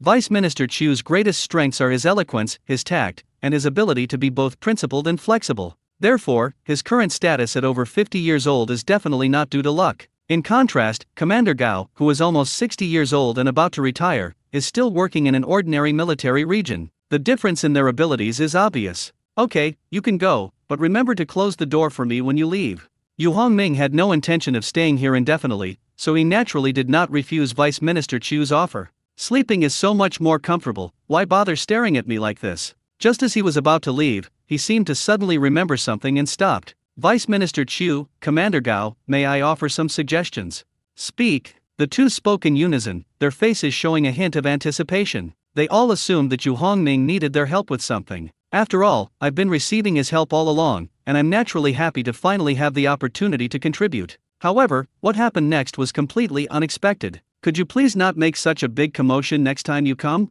You always make such a big fuss about it. Aren't you just blatantly telling everyone that I have something here? Besides, you're letting a bunch of helicopters circle overhead. It's noisy, and don't you think it's a waste of fuel? Don't you know how expensive gas is these days?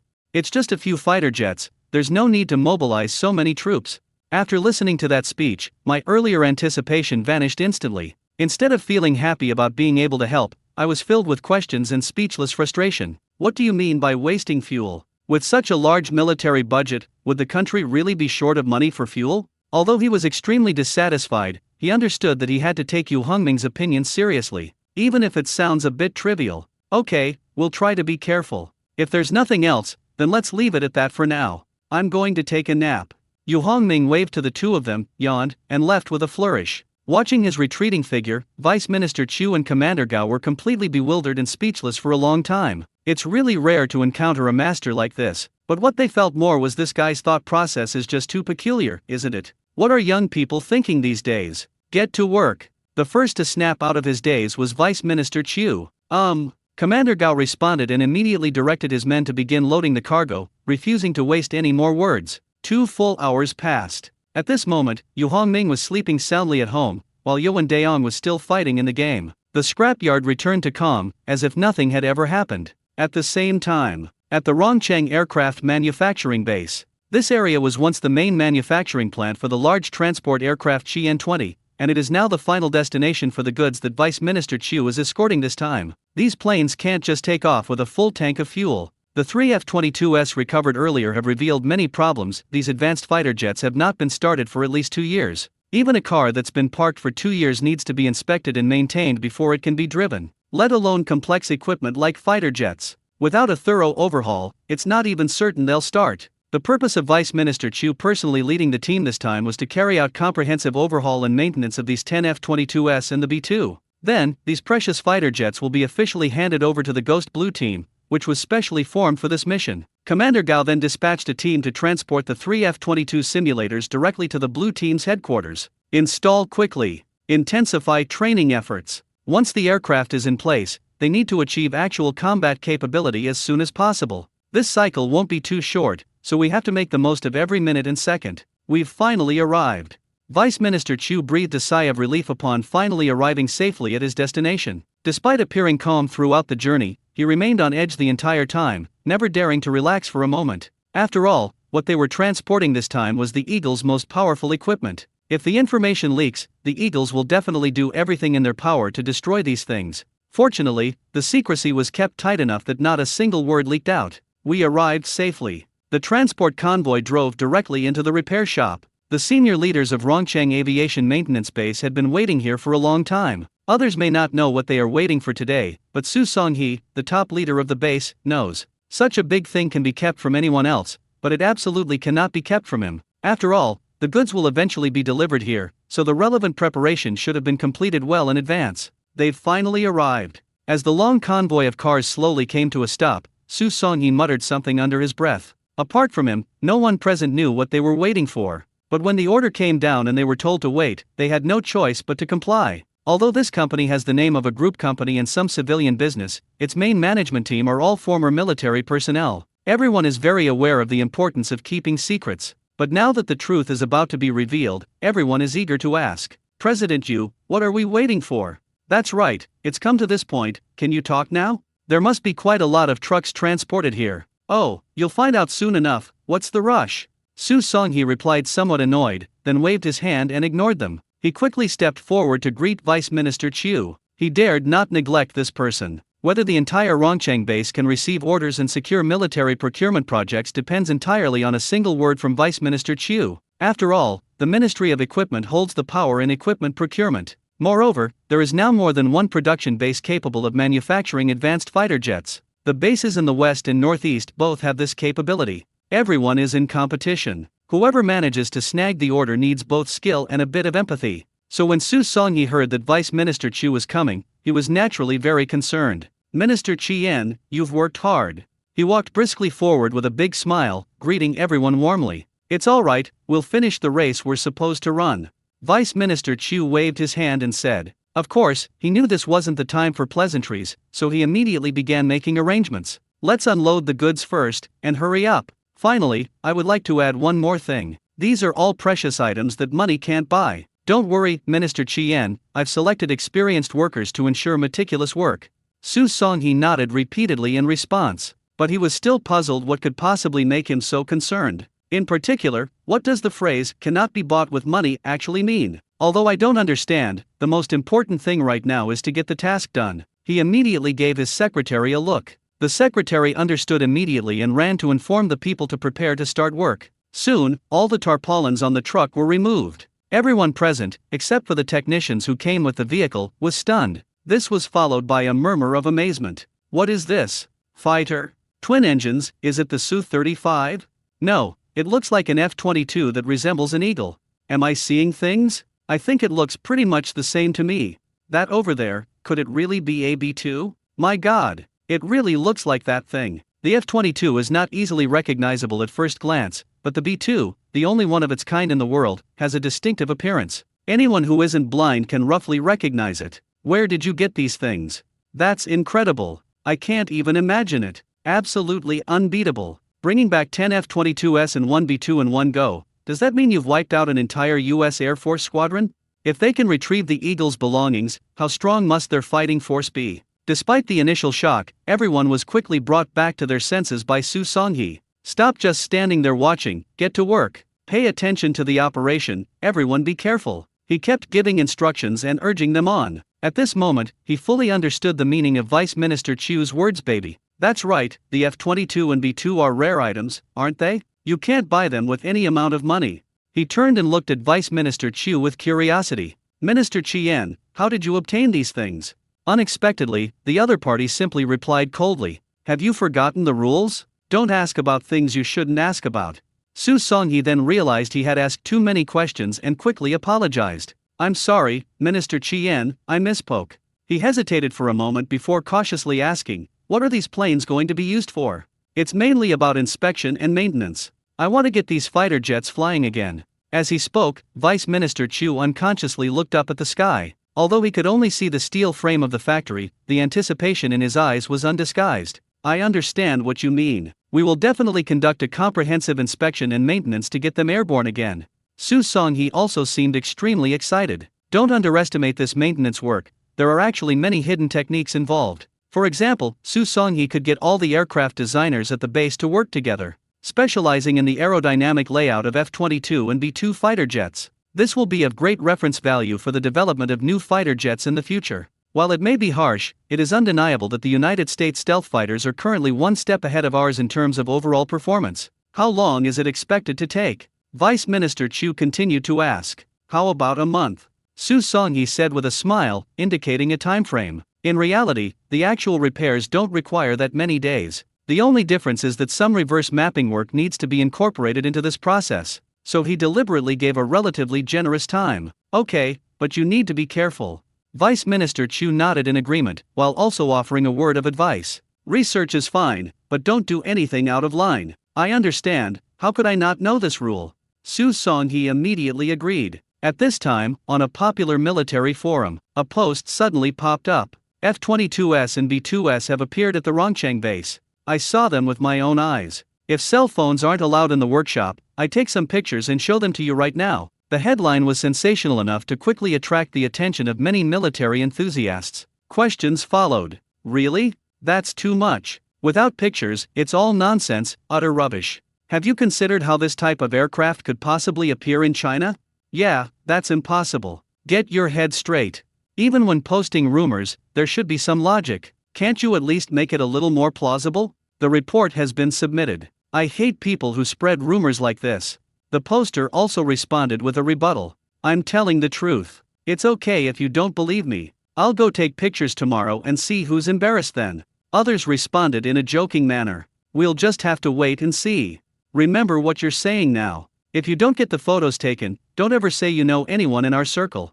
That's right, if you can't keep your promise, you might as well get lost. Fuzhou, an aircraft manufacturing plant. At this time, an employee named Meng Zifang came to work as usual, but his expression was clearly dazed, and his eyes were wandering. It seems like he's hiding something on his mind. His coworkers couldn't help but ask with concern, "What's wrong with you? You're acting strangely."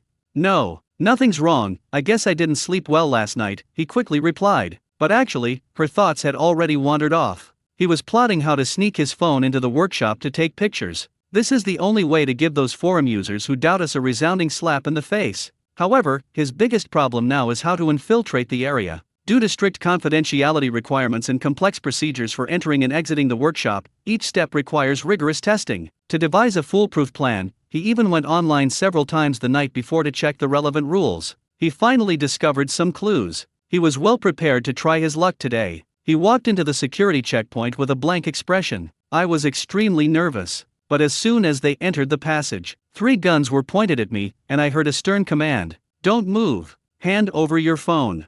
At that moment, his mind went blank. It's over. The problem was that he was too naive to believe he could find a way to pass the review. In any popular military enthusiast community, the National Security Department will not overlook this valuable resource. Ever since his revelation, someone has been monitoring his every move. He was added to the QON roster after mentioning the word Rongcheng in his post. If he had only been making empty threats at first, it wouldn't have been a big deal. Now that he is actually planning to leak the information, he has completely crossed the line. Therefore, staff were already deployed in the security checkpoints during the morning rush hour. We were just waiting for Meng Zifang to step on the landmine, so we could catch him on the spot with witnesses and all the evidence. This matter soon reached Su Songhe's ears. Su Songhe was so frightened that he almost had a heart attack. He quickly took some life-saving pills to stabilize his heartbeat. Even now, thinking back on it still sends shivers down my spine. Besides feeling fortunate, he also thought, I'll definitely give the relevant department an extra chicken leg next month. He then issued an order to implement a 1-month internal confidentiality training program for the entire factory starting that day, and employees had to pass the assessment to be considered qualified.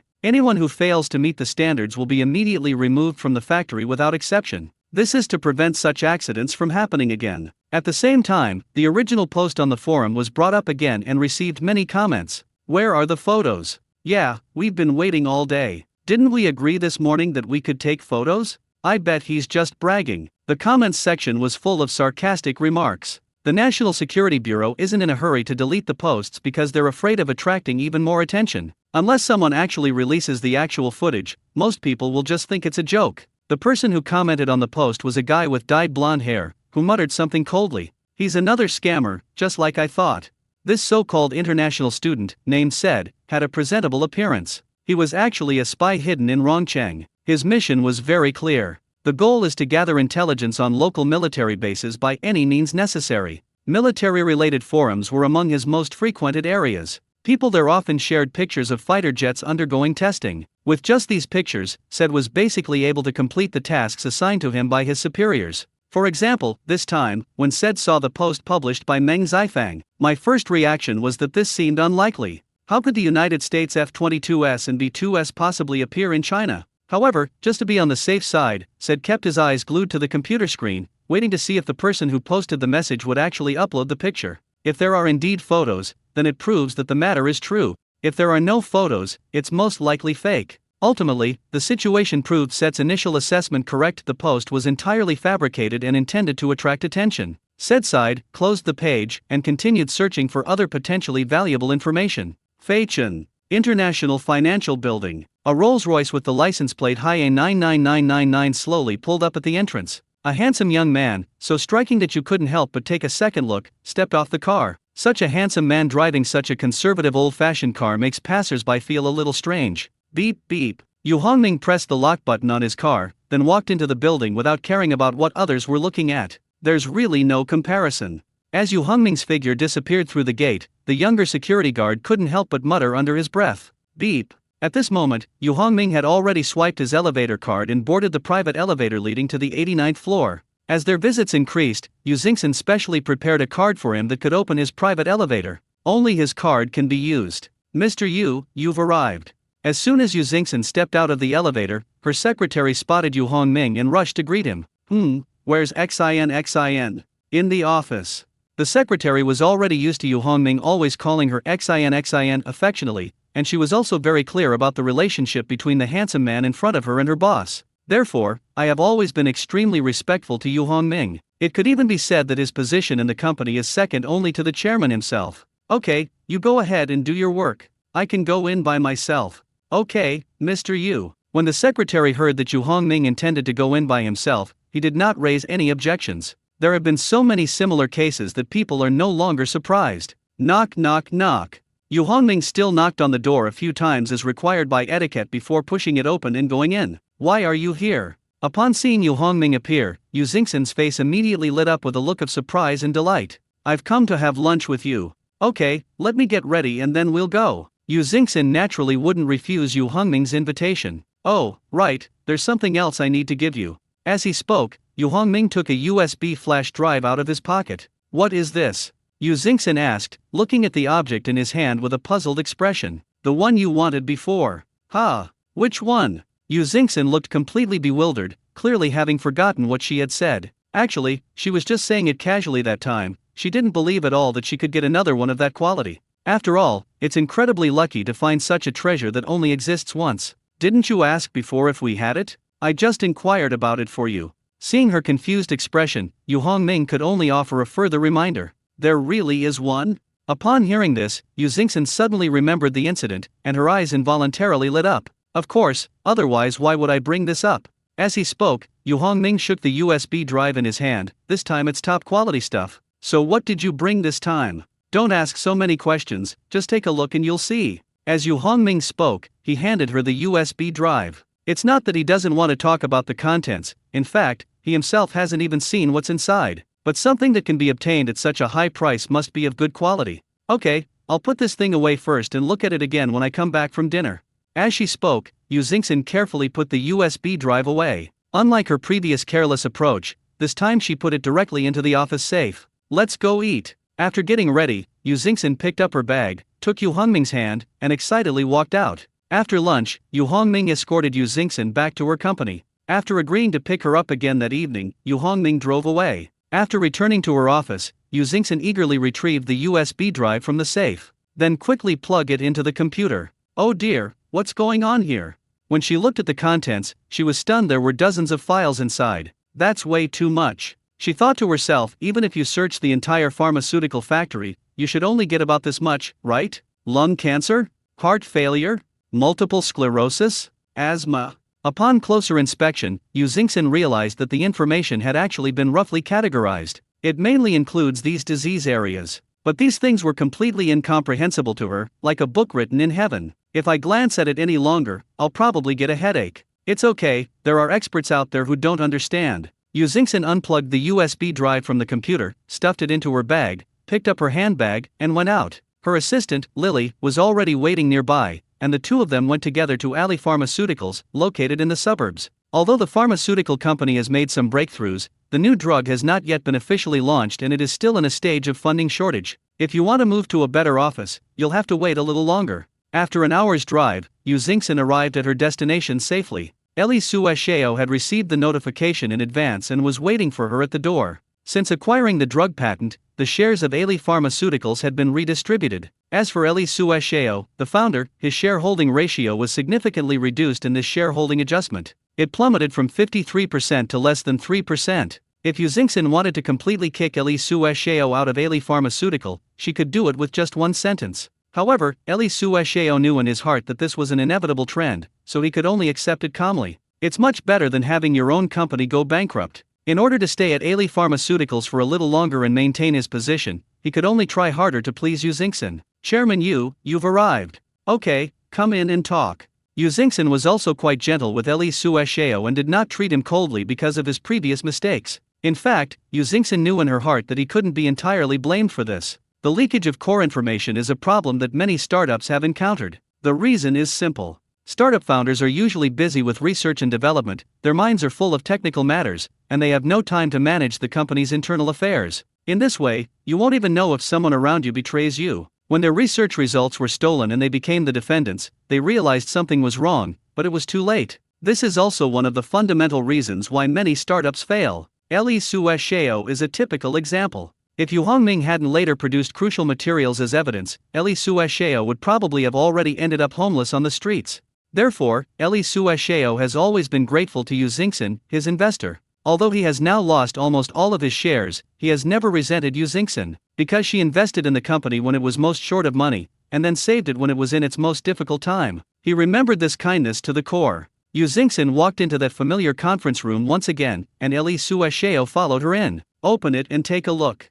After sitting down, Yu Xingxin didn't exchange any more pleasantries. She immediately took out a USB drive from her bag and handed it to Eli Suesheo. What? Upon seeing the familiar USB drive, Eli Suesheo was immediately struck by a jolt. The excitement in my heart was hard to hide. Could it be that same life-saving thing again, like last time? You'll know once you open it and take a look. Yu Xingxin didn't directly explain the contents, she just wanted him to see it for himself. After all, she wasn't entirely sure how valuable the items inside were. Okay, Chairman Yu, please wait a moment. Eli Suesheo took the USB drive with trembling hands and tried to plug it into the computer interface 3 times before finally succeeding. With a ding sound, the device has been successfully recognized. He quickly opened the folder. Holy crap! When Eli Suesheo saw the densely packed files on the USB drive, he was stunned. Such a large quantity. Before he could even examine the contents in detail, he could already feel the heavy weight of the USB drive. Lung cancer MET inhibitors? Loratadine, a heart failure treatment? Vannin, a new drug for multiple sclerosis? Is Montesone a medication for asthma treatment? There were many more, and he didn't have time to scroll through them all at once, but just the names of these few projects made Eli Suesheo's heart race. If these drugs can all be successfully patented by Eli Pharmaceuticals like the previous batch, the company will definitely take off, and it will be an unstoppable, meteoric rise. He couldn't help but steal a glance at Yu Xingxin. He wondered how Yu Xingxin could have gotten her hands on something so important. Could it be that she has a mastermind behind her who stole a pharmaceutical company's core database? That's only one thing. Another matter has been puzzling Eli Suesheo for a long time. It's the drug formula we managed to snatch that time. He was 100% certain that it was definitely a research result from Luohua Pharmaceutical. But the question is, how did Eli Pharmaceuticals manage to register the relevant patents so easily? If Luohua were to appeal using the original research data, even if we had registered the patent first, it might still be deemed invalid and revoked. Strangely, Luohua only issued a protest online once, and then did nothing else. This made Eli Suesheo feel very strange. Don't stare at me, look at your information carefully. Yu Xingxin immediately noticed that Eli Suesheo kept secretly watching her, and couldn't help but scold him. He's been stealing glances at her so many times, there's no way she couldn't have missed it. Moreover, she was also waiting for his feedback. The last time I sneaked a glance, my eyes met Yu Xingxin's. I was so embarrassed. Okay, I'll check it right away, immediately. Eli Suesheo quickly lowered his head and focused on browsing the documents. The more I looked at it, the more horrified I became. These documents look just as detailed and standardized as the ones we received last time. It includes the initial design ideas of the drug, the results of animal testing, the process of the first human experiment, the statistical data of the second phase of effects, and the records of the third phase of large-scale follow-up surveys. All the data and conclusions are clearly listed in the document. The only thing Leg Zucheo needs to worry about now is whether the most crucial patent has already been registered. But to be honest, he didn't have much hope. With so many research findings, unless Luohua is out of his mind, he wouldn't have applied for intellectual property protection sooner. This is probably another wasted effort. So what's the information like? Finally, Yu Xingxin spoke first. Seeing that Eli Suesheo had been searching for a long time, there was still no movement, and she was getting impatient. I really don't know what to say. Eli Suesheo looked troubled, which made Yu Xingxin feel uneasy. My temper flared up immediately. What's there to be ashamed of? Why don't you just say it directly? This thing is indeed a good thing, but unfortunately we can't use it. Is it meaningful for you to leave things unsaid? Can't you just speak clearly and directly? Her anger flared up again, and she stared intently at Eli Suesheo. When Eli Suesheo saw her expression, he panicked a little and quickly explained. The USB drive contains a lot of key information about drug development, but I think that Luohua has probably already obtained the patents, so even if we get them, it won't be of much use. Oh, so that's what you're worried about. After hearing what he said, Yu Xingxin's anger subsided considerably, and a suggestion was also made. What's so complicated about that? Just ask a few professional patent search companies, right? Okay, but I feel like this might be a waste of money. Although he was reluctant to waste the money, seeing that Yu Xingxin insisted, Eli Suesheo could only nod in agreement. Upon hearing this, Yu Xingxin couldn't help but purse her lips. What's there to be afraid of? We don't lack this expense.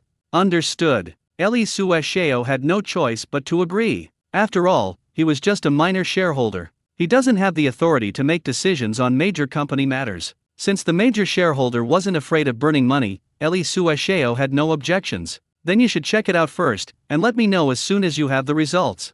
Yu Xingxin knew in her heart that this matter could not be resolved in a short time, so of course she couldn't just wait here. Eli Pharmaceuticals was just a small part of her many investments, and she couldn't possibly devote all her time to it. Okay, I reckon we'll get feedback in a day or two at the earliest.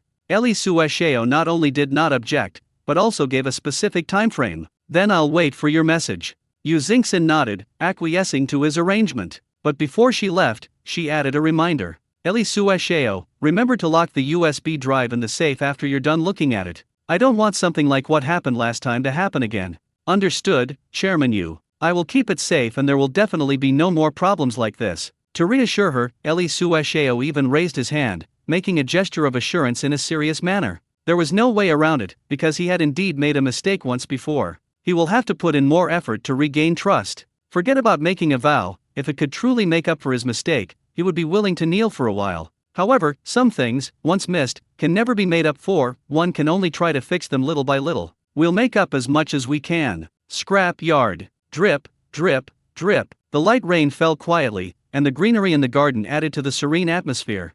At this moment, Yu Hongming was drinking tea, looking out the window, and listening to the knocking sounds coming from under the eaves, appearing relaxed and carefree. If you add a couple of lines of poetry, it really does have the feel of a refined scholar. What's going on with this rain? It just keeps falling. It was rare to have Yuan Daong, who was usually holed up playing games, accompany me for tea, but this rain had been going on for far too long and was acting very strangely. It made him unable to resist complaining. It's not as exaggerated as people say, it's only the second time it's rained this month. I'm telling you, I can understand being bored, but you can't be blind. You've only played 2 games, haven't you? I've calculated it all. The first round lasted 18 days, and the second round lasted a full 12 days. That makes 2 rounds in total, doesn't it?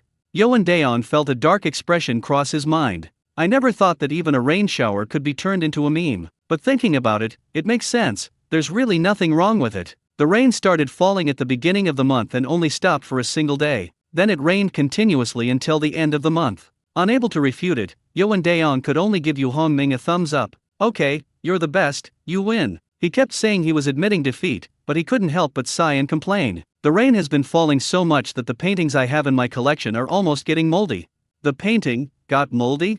Yu Hongming's eyes widened immediately. Suddenly, a thought flashed through my mind, and I realized. He didn't even bother to drink his tea. He rushed out of the reception room and plunged into the backyard warehouse. The small hut used for storing odds and ends contained several boxes of old paintings that he had previously traded for from outside. The entire environment is now very damp, and with spots appearing on the furniture and walls, he is naturally very worried that the paintings will also be ruined. He would be truly heartbroken if these works were ruined in his hands. Since the genuine calligraphy and paintings are now in my own hands, what I'm collecting elsewhere might be fakes. If it's destroyed, then it's completely gone. At this moment, Yu Hongming had already entered the small warehouse, walked quickly to the wooden boxes, and directly opened the box containing the calligraphy and paintings. In fact, when the items were returned from the transaction, all the artifacts were packed into different boxes according to their categories. The calligraphy and paintings were stored together in one of the boxes. Thankfully, it hasn't gone moldy yet. Seeing the condition inside the box, Yu Hongming finally felt a little more at ease.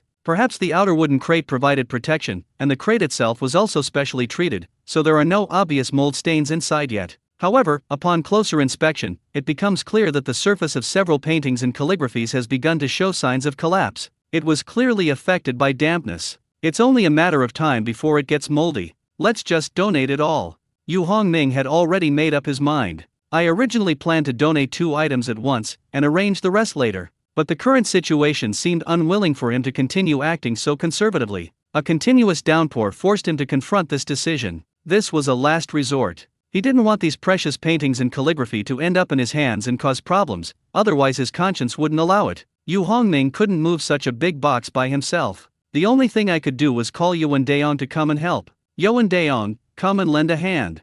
What help are you? Where are you right now? Yuan Daong was stunned when he heard the phone call, completely bewildered. Yu Hongming left in a hurry just now, so he had no idea what had happened. Don't ask so many questions here, just come over here quickly. Okay, I got it.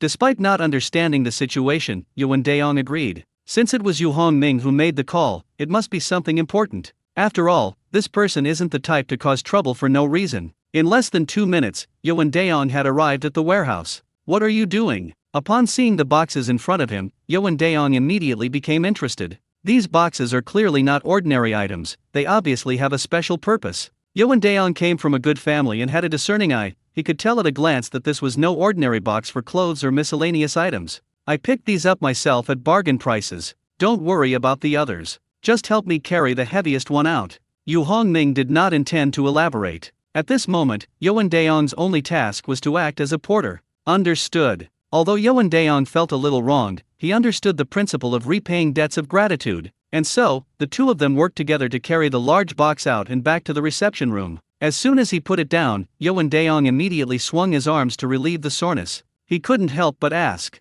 "What's in this box? Why is it so heavy, like I'm carrying bricks?" "If you want to know, just open it and see. They're making it all mysterious. I'm curious to see what treasures are inside." Driven by intense curiosity, Yoan Daong opened the box himself. Wow, that's way too much. Upon opening it, Yoan Daong was completely dumbfounded. The whole box was full of calligraphy and paintings, all of which looked very old and didn't seem like modern handicrafts at all. A whole box of antique calligraphy and paintings. Even the well-informed Yoan Daong couldn't help but wonder if he was dreaming. "Yu Hongming, what's going on?" Yoan Daong, still reeling from the shock, stared at Yu Hongming in astonishment. Yu Hongming rolled his eyes and said, "Didn't I tell you before? This is something I took back." The whole box was full of? Yoan Daong still couldn't believe it. "Yes, is there a problem with that?" At this moment, Yoan Daong was completely bewildered. That's understandable. Who has ever seen someone buy up a complete set of antique calligraphy and paintings in bulk? All of the more than 100 pieces were acquired in one go? How big of a deal is that? He was at a loss for words to describe the situation before him. He thought for a moment and then asked another question. "Then why did you take these out?" "I'm going to donate them all. I'm afraid they'll get damp and cause problems if I keep them any longer." "Donate everything?" Yoan Daong's mouth was so wide open that an egg could fit inside. If all these paintings and calligraphy are genuine, each one could fetch an astronomical price at auction. Now they're saying we have to donate everything? That's incredibly generous. Although Yu Hongming had made several donations before, this time his generosity was truly unimaginable. "Why don't you keep a couple to pass on to your descendants?" "No, I'm not interested in collecting these things." Yu Hongming refused outright and decisively. In his eyes, collecting is synonymous with trouble. Yu Hongming, on the other hand, naturally disliked tedious matters, so collecting was a completely different thing from him. "Alright, you're truly invincible. Since the other party's attitude is so firm, what can Yoan Daong, as an observer, say?" Recently, his impression of Yu Hongming can be summed up in 2 words: insane. "I'll make a call to arrange an escort vehicle to take us directly to the Beijing Museum." After saying that, he went to make a phone call to arrange transportation. A whole box of cultural relics worth tens of billions of yuan like this can't just be taken away casually, it has to be transported through official channels. Not long after, Yoan Daong returned from his business and continued chatting. "Yu Hongming, those boxes you had in the warehouse earlier weren't all of this quality, were they?" The thought suddenly flashed through his mind while he was on the phone, so he immediately came back to check the situation. Yu Hongming shook his head and replied, "No. Thank goodness it wasn't, otherwise I would have really suspected that you went straight to the museum and brought back a whole box of them." Upon learning that only one box contained genuine artifacts, Yoan Daong felt a strange sense of relief. Seeing that he didn't suspect anything, Yu Hongming also quietly breathed a sigh of relief. But upon further reflection, Yu Hongming realized that what he said wasn't wrong. The remaining boxes were indeed not filled with calligraphy and paintings like the first ones. After waiting for about half an hour, the escort vehicle finally arrived at the scene. This is a large armored vehicle, equipped with a full 15 escort personnel. The quantity was not much less than when gold was transported before. Yoan Daong arranged for people to use multiple high-security locks to firmly secure the box from 4 directions. It is said that the box itself was specially made, with a locking mechanism pre-installed at the opening and closing. This makes locking it very convenient. Set off. After locking the door, Yoan Daong issued the order to proceed without hesitation. Throughout the entire process, he never revealed to the escort personnel what was being transported. The goal is simple: to ensure that nothing goes wrong. It is important to know that human nature is unpredictable, and greed can arise in an instant.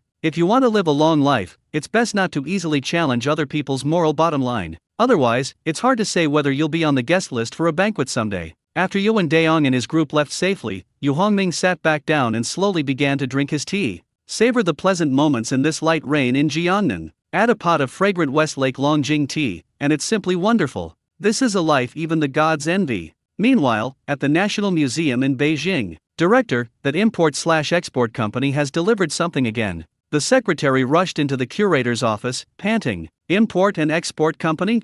The curator instinctively shouted out the word upon hearing it. He immediately stood up from his seat. He looked tense, his face stiff with excitement. In the past, the curator wouldn't have paid any attention to the news that an import/export company was sending things over, because the items sent previously were generally not of very high value. But things changed after that mystery donor appeared. The cultural relics recently sent over are all of great importance, each a national treasure. From that moment on, the curator dared not neglect his duties. The moment I hear the words import and export company, my heart starts pounding uncontrollably. Of course, please don't misunderstand, this is simply a reaction caused by excitement. Let's go pick them up quickly. The curator was already getting impatient. They couldn't wait to step right in front of the national treasure. Yes, he was now certain that the item being delivered this time was exceptionally precious. What usually takes him 7 or 8 minutes to walk, he ran in less than 3 minutes this time. Moreover, upon seeing Vice President Miao of the Import and Export Company, he immediately went to greet him. Vice President Miao, it must have been hard for you to make this trip in person. You're welcome, it's what I should do. Vice President Miao was also very polite and did not put on airs in front of the curator. As for why he came in person, it was because Yuan Daong informed him on the way. Yuan Daong might keep things from others, but he dared not do that to Vice President Miao. Therefore, after Vice President Miao learned that Yuan Daong was escorting a whole large box, reportedly containing hundreds of ancient paintings and calligraphy, into Beijing, he couldn't even attend to his work. I immediately cancelled all my plans for the day, ran to the highway exit to wait for them, and even went to the National Museum with the group. Where is it? The curator was too lazy to continue the pleasantries and went straight to the point. Let's unload the goods. Vice President Miao did not answer him, but instead turned to instruct the escort team to unload the goods. Opening the car is not a simple process. After about 5 minutes of fumbling around, the carriage door was finally opened. The heavy, large box inside immediately attracted everyone's attention. This suitcase is so big. Could it be that it brought a lot of good stuff this time? The curator was also startled by the box in front of him, and turned to look at Vice President Miao with an incredulous expression, asking a question. In fact, Vice President Miao was also quite shocked. Even though Yuan Daong mentioned it to him a few times on the way, saying that it was quite a lot. But there's a huge difference between hearing others talk about it and seeing it with your own eyes. More or less. Although quite surprised, Vice President Miao still answered the curator's question as usual. He also remembered that Yuan Daong had said that this time it might exceed 100 paintings. The number is indeed astonishing, but no one can be 100% sure until they actually open the box. Let's move in first and talk about it later. Deputy General Manager Miao waved to direct the escort personnel. Yes, move in quickly. The curator immediately seconded the motion. After all, this kind of place isn't suitable for opening and looking. Soon after, the box was carefully delivered to the museum's authentication room. The transport team outside quickly withdrew. Only Yuan Daong and Vice President Miao remained at the scene. Yuan Daong wasn't idle either, he had the key in his hands. He immediately set to work, unlocking the 4 locks on the large box one by one. Just as he unlocked the last lock, the curator couldn't resist and stepped forward to open the box himself. Holy crap! Upon seeing what was inside the box, even though the curator always considered himself very cultured, he couldn't help but blurt out. There's no way around it, any collector would be astonished to that extent upon seeing that item. Anyone who can remain calm and composed in this situation is no ordinary person, they are an immortal, a saint. You don't need to look at anyone else, just look at Vice President Miao's face and you'll know what happened. Like the museum owner, Vice President Miao froze on the spot the moment he saw the treasures inside, as if he had been struck by acupuncture. They didn't even dare to blink, staring intently into the box. If someone who didn't know the situation glanced at him, they would think he was staring at a fairy. Because without realizing it, drool was already dripping from the corner of his mouth, and he looked extremely excited, like a mouse stealing food. It's not entirely fair to blame Vice President Miao for being too excited. After all, he's also a seasoned calligraphy and painting enthusiast. He wasn't the only one who reacted this way. Anyone who truly appreciates calligraphy and painting would have had a similar reaction. If anyone can remain calm after seeing this spectacle, it only proves one thing: that person has no hobby and is just pretending to be cultured. Quickly go and call over Elder Bien, Elder Fu, and Elder Gong from the calligraphy and painting group.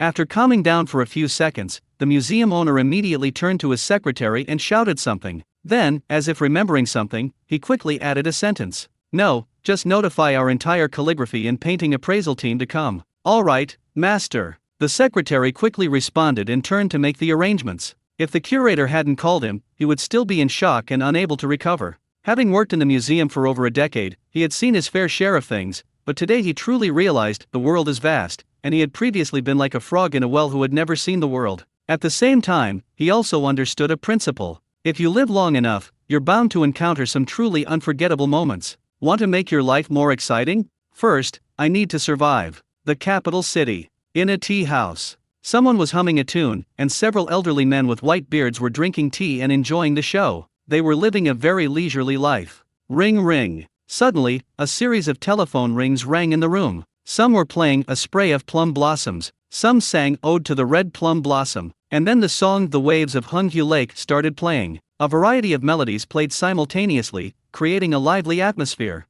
The person who was singing on stage was also startled and stopped. He looked at the group of elderly men on the phone below the stage with a surprised expression. Those who received the calls took out their phones one after another. Museum. Almost in unison, everyone exclaimed the same word. Everyone's face was filled with undisguised excitement. Those who weren't making calls nearby grew anxious and crowded around to ask more questions. They are all experts from various appraisal teams within the museum, all insiders, and know each other very well. When they don't have any tasks, they usually get together to drink tea and listen to opera to pass the time. As industry professionals, we are naturally very interested in the museum's recent activities. Some people have even personally participated in the evaluation of some projects, and envy and anticipation are written on everyone's faces. Now, 4 or 5 calls are coming in from the museum all at once, and those who haven't answered are naturally anxious. What's going on? Why are you all getting calls?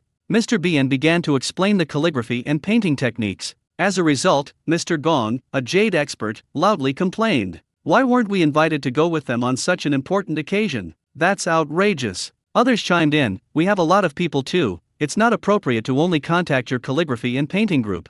Didn't you say last time we'd take turns next time? The group started shouting at each other, each saying their own opinion. To everyone's surprise, Bien Lao's words left everyone stunned. He said, this batch of calligraphy and paintings was donated by kind-hearted people. Which team do you think we should contact? Do you want to switch careers and learn calligraphy and painting? Upon hearing this, the faces of the people from the other departments flushed red and then turned pale, and they were speechless for a long time. But the old man was very competitive and refused to back down easily, stubbornly continuing to shout. They're all paintings and calligraphy, are we not even allowed to look at them? That's right, we can't compare to you in terms of appraisal skills, but can't we join in the fun? This philanthropist is really something, why only donate calligraphy and paintings? Yeah, that's so unreasonable. If I find out who it is, I'll definitely have to find them and get them to settle this. Alright, let's stop talking about this and get going. Don't keep the curator waiting. Okay, let's go. And so, the members of the calligraphy and painting group watched as the others, who seemed even more enthusiastic than themselves, strode away, their eyes wide with astonishment. Even so, Elder Bien and the others were not too worried. After all, this is a job that not just anyone can snatch up. The opportunity that belongs to them will return to them. About 20 minutes later, a large group of people arrived at the museum. Why are there so many people here? Even the security guard at the gate was stunned. In the past, there were usually only 2 or 3 of these experts present. This time, a huge group arrived, unlike anything seen before. Could it be that all the appraisers who signed contracts with the institution have been mobilized? Why are there so many? The museum owner was completely bewildered when he saw this large group of people approaching menacingly. Then his gaze swept across the room and landed on the secretary behind him. The secretary immediately understood his meaning and quickly explained. Master, I really didn't call them. I only notified the calligraphy and painting group. I didn't contact anyone else. Hearing the secretary's explanation, the museum owner became even more confused. But now is not the time to study this. The important thing is to take good care of these big shots first. Otherwise, you'll just have to deal with all the trouble yourself. He quickly adjusted his mindset and strode forward to meet them. Why are all the seniors here? Master Lang, you don't need to worry about us. We just came to take a look. Gong, representing the Jade Group, and other members waved their hands in acknowledgement. People weren't very interested, they were just watching. Where is it? Meanwhile, the calligraphy and painting group members, led by Mr. Bien, looked at the museum owner with eager expressions. The main focus this time is calligraphy and painting, that's their main attraction. Moreover, I heard there are a lot of them, and everyone is eager to see what the quality is. 4 or 5 paintings? A dozen or so? Just how large is it? It's all in this box. The curator pointed to the large wooden box. I was quite excited. I wonder what kind of expressions these people will have when they see the treasure inside. It sounds amazing. As expected, it did not disappoint. Wow, this is way too much. All of them? Really? That's way too exaggerated. Isn't this philanthropist going all out? Could it have been stolen from some big collector's house? When the box was opened, everyone was stunned almost simultaneously. They were all dumbfounded, their mouths agape, frozen like stones, too afraid to move. I was just wondering what the standard was for that large batch. All I can say now is that we were too young. Not only were the calligraphy and painting group stunned, but even Mr. Gong and others who had originally planned to just watch from the sidelines began to feel that their trip today was well worth it. Let's get started. Old Bien was the first to come to his senses. He was beaming with excitement, unable to hide the smile on his face. Time to get to work, time to get to work. The others quickly realized what was happening and began to act. With so much work to do, if we dawdle any longer, we'll have to work overtime. However, everyone absolutely loves this kind of busy job. I hope we can come here several times every year. As the ancient paintings were unfurled one by one, the audience was once again filled with amazement. Sparse Pines and Secluded Peaks Pavilion. This is my painting. What I received was the flower painting. I never dreamed I'd actually see illustrations of stories by Tao Yuanming in person. Come quick, this is the Portraits of Emperors, a national-level cultural relic. Yours is too ordinary. Look at this, the letter of mourning and chaos, it has finally reappeared. Wow, my legs are too weak to walk. What's going on? How come every single one of them is a national treasure? The onlookers ran over to see what was going on, their feet practically out of control, until finally they couldn't move. These authentic works by famous artists are appearing one after another, there's simply not enough time to see them all. They're all getting on in years, they can't withstand all that back and forth. The National Museum's official Weibo account just posted a notice after we finished taking photos here. Recently, our museum received a donation from a kind-hearted individual, and the famous painting pavilion by Sparse Pines and Secluded Peaks has officially returned to the motherland. Since the last few sensational events, the official Weibo account has already surpassed 200 million followers. This shows that there is a great deal of attention being paid to the repatriation of cultural relics from overseas. Adding to the previous discussions that had trended on social media, this incident has pushed the level of attention to its peak. This person's good deeds are too excessive. Shouldn't we leave him a way out? Haha, the more ruthless people like this, the better. I bet those Euler collectors are sweating bullets right now, aren't they? They'll probably have to stay on edge, because this mysterious philanthropist doesn't seem to be stopping at all. Just wait and see, I think the next artifact is already on its way to the National Museum. Oh no, here it comes again. On Euler's side, there are also some collectors who have been keeping a close eye on news from the National Museum. Upon seeing the announcement from the museum, these people immediately panicked. I quickly forwarded the message to their small group chat for collectors. Something's happened. That mysterious person has made a move. Whose painting is that pavilion by Sparse Pines and Secluded Peaks? Go check if the one you have has been switched. Luckily, I've already stored my flower painting in a bank vault. I refuse to believe that someone could steal it. My stories of Tao Yuanming painting has long been entrusted to a security company for safekeeping. If you want to steal it, go after them. This person is completely lawless. Is there no one who can stop him? Can they stop them? Didn't we call the police before? The police investigated and found no clues. Sigh, who exactly is this person? How did he suddenly appear out of nowhere and become such a troublemaker? Our museum recently received a donation from a kind-hearted individual, and the national first-class cultural relic, flower painting, has officially returned to the motherland. Just when everyone thought the matter was over, the National Museum dropped another bombshell. The enthusiasm that had just subsided suddenly exploded again, and the internet was in complete uproar. Isn't this pace a bit too fast? This person is busy all year round, without even taking a break. This kind person is exaggerating. Don't the Tibetans in Euler's area get a good night's sleep? Support the Good Samaritans. They brought this on themselves for refusing to return our national treasures before. That makes sense, I agree. Euler's WeChat group for collectors. After only half an hour of calm, the chat exploded again. Who was that person who just said they put their flower painting into a bank vault? Why is the painting still in China? This shows that banks are not 100% safe. Then you'd better be careful with that painting you left with the security company. If even the banks can't be protected, the security companies probably won't be able to protect them for long either. What can we do? Just sit here and wait for this person to steal it? What else can you do? Just let it be. If you're really that tough, try sending it to the police station for safekeeping and see if they'll take advantage of it. Great idea, I'll send all the treasures I collected from the Dragon Kingdom to the police station. Just when people thought the storm had passed, the National Museum immediately began bombarding social media. Recently, our museum received a donation from a mysterious person, and the immortal mountain painting has now officially returned to China. Recently, our museum received a donation from a mysterious person, and the chart of the emperors has now officially returned to China. Recently, our museum received a donation from a mysterious person, and the monkey painting has now officially returned to China. Recently, our museum received a donation from a mysterious person, and the letter of mourning and chaos has now officially returned to China. Publishing a news item every 20 minutes is absolutely outrageous. In the words of netizens, this guy really went too far. Netizens were collectively outraged. This guy hasn't just been busy for a year, he's completely given it his all.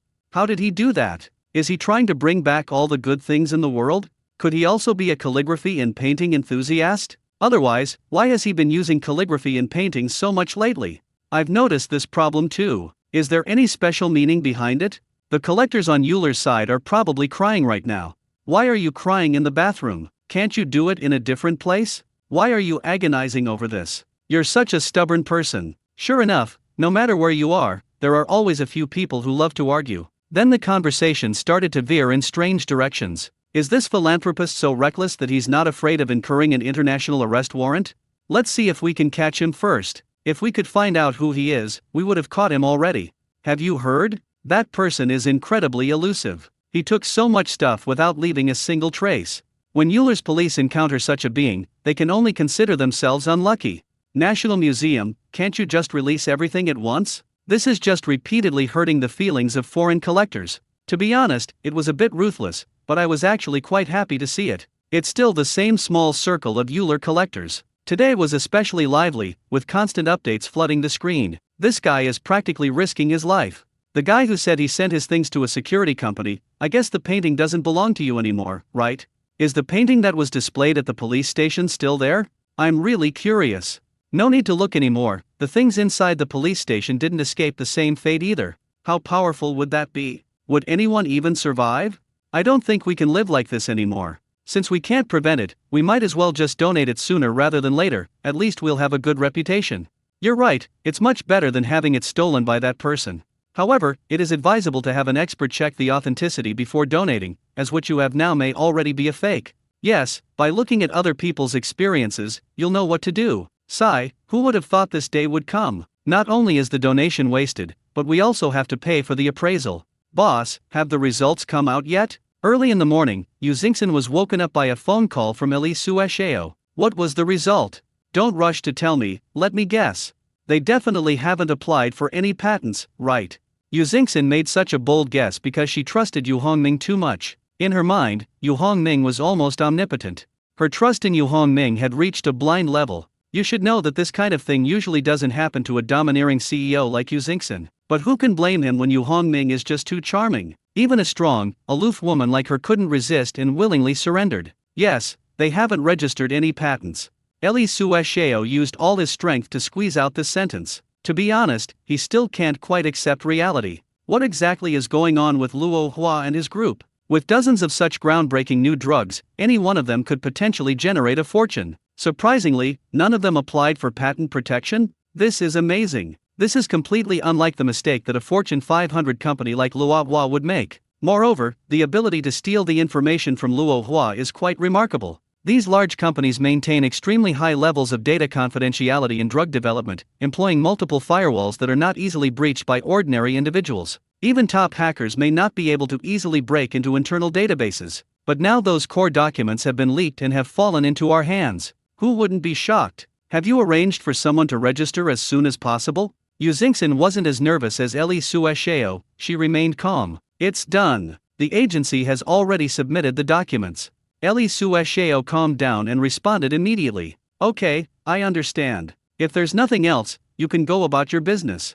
Having achieved her goal, Yu Xingxin didn't say anything more, hung up the phone, and continued working. Actually, she really wanted to talk to Yu Hongming about this as soon as possible, but after thinking about it, she decided to save it for dinner that evening. Lanchinge, a remote and sparsely populated place. There is almost no sign of human habitation within a radius of hundreds of kilometers. No one lives there year-round, except for a few adventure enthusiasts who occasionally wander in. In the very center of this area, there is a military camp. It has a runway and a control tower. Anyone with eyes can see that this is a military airfield. This is actually a training base specifically set up for the blue team of 10 F-22s. Code name, Ghost. It was lunchtime. The cafeteria is serving meals. Although the food was plentiful, no one seemed to have much of an appetite. Their minds weren't on the food, they were focused on other things. It's clear that people have two different attitudes. Some people couldn't eat and kept complaining. Tell me, What are we doing all this training every day? What are we even doing it for?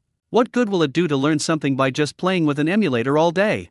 Exactly. It's already impressive that they were able to get an F-22 simulation system. Could they possibly bring back a few actual aircraft? Is it really meaningful to practice so many simulations without any real-world opportunities? It's a complete waste of time. I used to fly the Chi-N-20, but now I've been transferred to this godforsaken place. Who isn't? I'm the top ace pilot in the squadron. Stop arguing, complaining won't help. I believe the higher UPS have their own plans.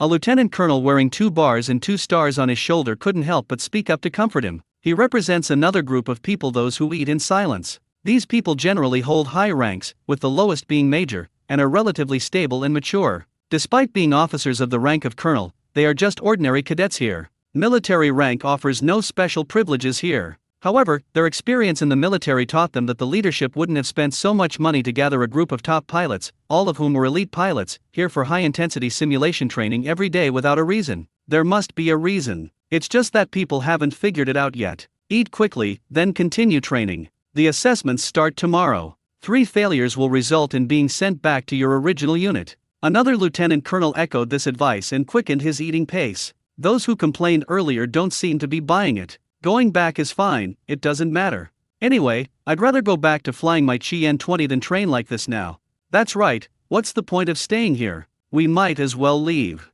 I have already written my application and am ready to return to my original workplace. Alright, then I hope you won't regret it later.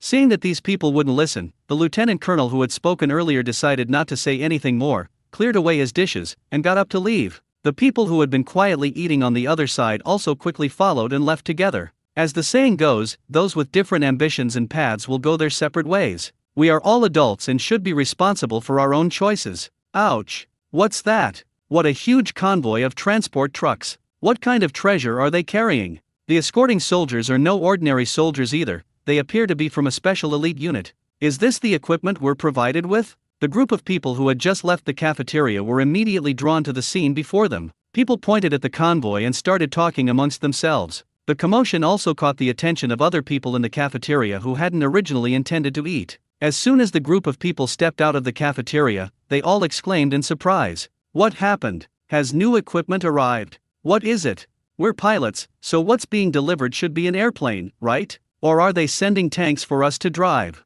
Could it be the Intrepid 20? I used to fly the Intrepid 11B, but the one I most want to challenge is the Intrepid 20. Who knows? No matter which model it is, it definitely won't be the F-22. Yeah, if it really is an F-22, I can wash my hair upside down right now.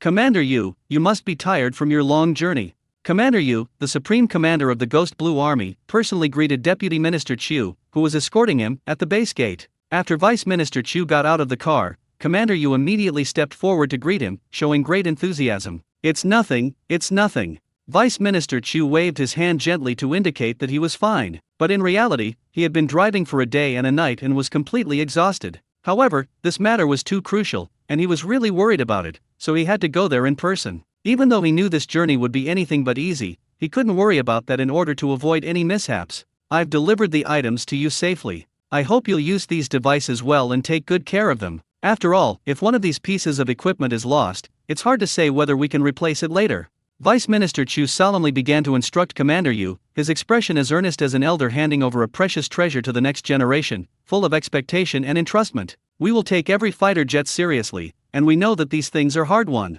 Commander Yu responded solemnly, his face full of seriousness. Although Commander Yu didn't know where these fighter jets came from, he understood one thing: the process must have been far from simple. That's why he was so strict when selecting pilots. Not only did he choose only the best, but the training was also extremely rigorous. This is one of the reasons why many pilots have private opinions. Not only do they train hard every day with high intensity, but they also don't have the chance to practice in real matches. Any normal person would feel emotional. If it has no emotions, it's just a cold, emotionless machine. What is the current progress of pilot conversion training? Vice Minister Chu then began to worry about another key issue. Flight accident rates depend to a large extent on the pilot's skill level. He didn't want a serious accident to occur right after the equipment was delivered. Minister Chien, please rest assured, the training will go smoothly. We will arrange the first test tomorrow. Anyone who fails will not be allowed to touch the real plane. If they fail to meet the standard 3 times, they will be sent back to their original unit. We don't keep useless people here. To demonstrate the base's firm resolve to Vice Minister Chu, Commander, you also specifically mentioned some internal regulations. Okay, then I'll stay one more day and see what tomorrow's exam is like. No problem, Minister Chien, please take a rest. We can handle the rest. Okay, then you go and make the arrangements. After speaking, Vice Minister Chu followed a major to his residence for a short rest. After watching him leave, Commander Yu immediately took action and arranged for vehicles to drive towards the aircraft hangar. This batch of supplies will eventually be stored in the hangar for sorting. Let's go take a look.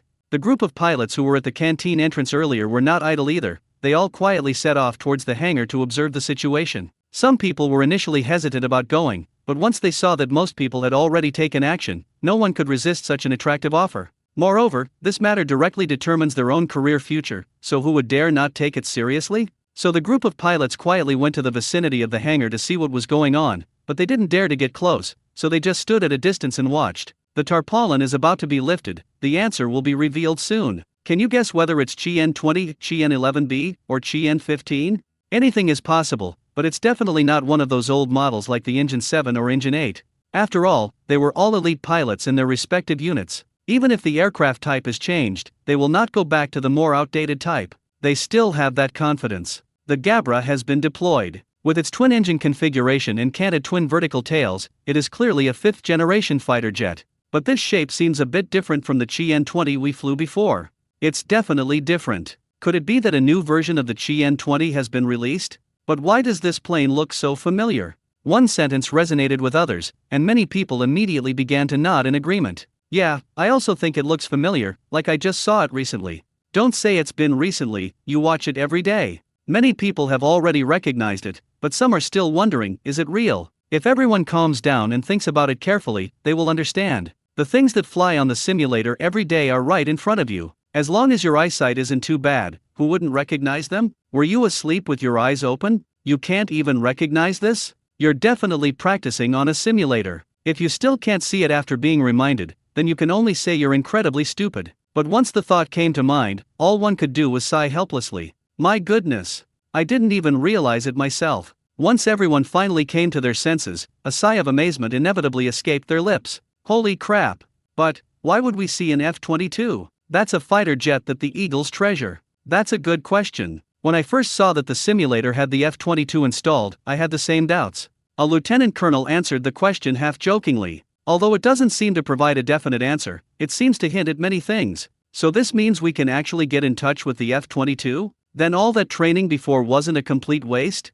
Isn't it obvious? Upon hearing this, the person who had been complaining about this and that and hadn't trained properly suddenly felt a pang of regret. They finally realized that they were still too young. You're oversimplifying the problem. The military has invested so many resources and effort in building the Ghost Blue team, even using the F-22 simulator they'd never seen before for training. How could it be just for casual play? There must be a deeper purpose. And just like that, reality taught them a lesson. No, I have to get back to training right away. I'll stay up all night tonight. Wait for me, I need to make up for it too. Me too. If I don't pass this time, I'll definitely be sent back.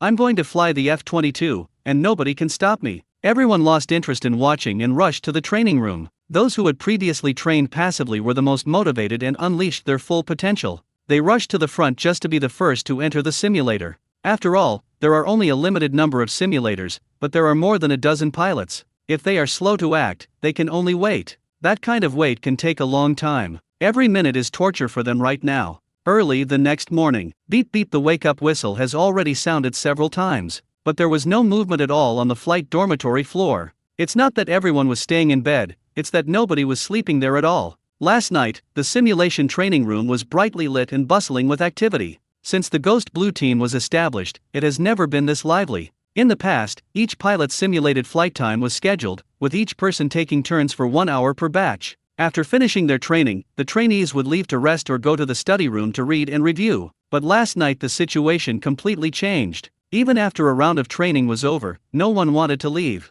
It's all for the purpose of securing a spot in the next round. Although the wait may be long, none of them are willing to give up. In my free time, I don't just sit idly. You can also watch videos to learn from others' experiences and improve your own skills. How could I possibly let such an opportunity slip by? Therefore, no one wanted to leave. Another important reason is that tomorrow is the day of the formal assessment. Everyone wants to be the first to get the chance to actually fly. For this opportunity, it's worth fighting for. These kids, they only put in the effort when they see hope. Now they know they regret it. Base Commander Yu Qinglin was well aware of everyone's condition. However, he didn't interfere too much. They're all adults now, it's time to learn to be responsible for themselves. This is a good opportunity to teach these usually irresponsible troublemakers a lesson. The commander is right, these guys need to be taught a lesson. The head instructor immediately expressed his agreement. Alright, ignore them. Has Minister Chien gotten up yet? They're up and already eating breakfast. Okay, let's go over there too. After breakfast, we'll officially begin the assessment phase. After saying that, Commander Yu led the way to the canteen. At 9 a.m. sharp, the formal exam has begun. Keep going, don't be nervous. You can do it. Life or death, success or failure, all hinges on this one round. Although everyone had dark circles under their eyes, they still looked excited. They also cheered themselves up. Besides, anyone who's been in the military for a long time knows that not sleeping for one night is nothing. The exam only lasts a few hours, just bear with it and it'll be over. At this moment, the head instructor had already walked onto the podium, ready to speak. I'd like to say a few words before the exam.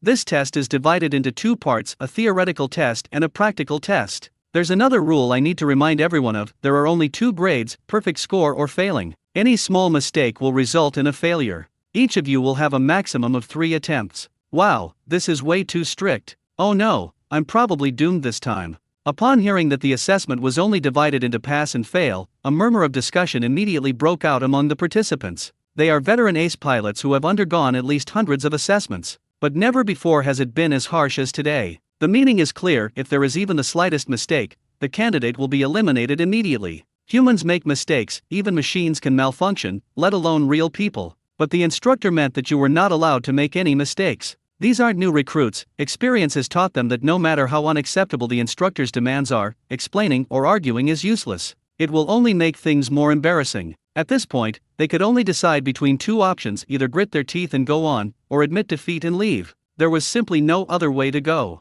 The exam begins. The head instructor announced the start of the assessment as soon as he finished speaking. Immediately afterwards, people began distributing the test papers. This test paper is easy in some ways, but quite difficult in others. Why do I say that? The written test questions were all taken from the F-22 operator's manual. As long as you memorize this manual, getting a perfect score is not a problem, but that's where the difficulty lies. How easy is it to memorize a manual that is several hundred pages? Russell. After receiving the test papers, everyone immediately started answering the questions, filling in as many as they could. Regardless of whether it passes or not, let's fill in the blanks first. An hour later, the written test officially ended. When the papers were collected, some were happy while others were sad. Those who took the special training seriously beforehand found this exam a piece of cake. Those who had been slacking off were now finally paying the price, unable to answer more than half of the questions. Their assessment can be said to have ended ahead of schedule. Go to the computer room immediately.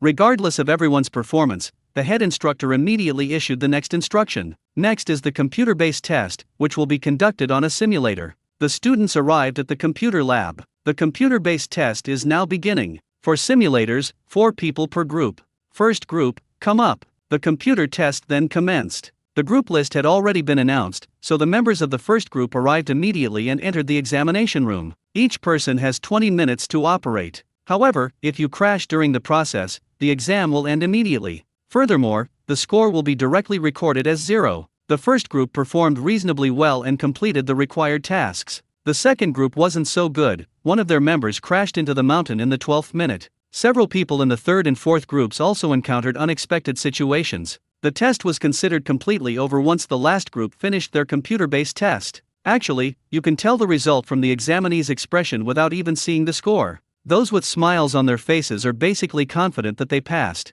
He looked dejected, probably knowing full well that it was hopeless. Good. After observing the entire assessment process, Vice Minister Chu gave his evaluation. There's absolutely no fluff in this. Those who are capable will stay, and those who are not will be automatically eliminated. Therefore, he highly approves of this assessment. Before the final result was even out, he had already asked Commander Yu to send him away. The final results came out quickly, and 10 people passed, which was exactly half. A pass rate of 50% in such a rigorous assessment is already quite high. Moreover, these trainees are all elite pilots. If you have a solid foundation, you'll naturally pick it up quickly. Land City, the Ghost Base. Today is the first day of my first real-world driving experience. Only those who successfully passed the previous assessments are eligible to participate. Today's lesson was simple: takeoff and landing. Only those who successfully complete these two tasks are eligible to continue with the subsequent training. You could call it a warm-up exercise. However, since they had already passed through layers of selection and were already expert pilots, such subjects were as easy as cutting vegetables for them. Therefore, all 10 trainees successfully completed the task. The difficulty gradually increased over the next few days.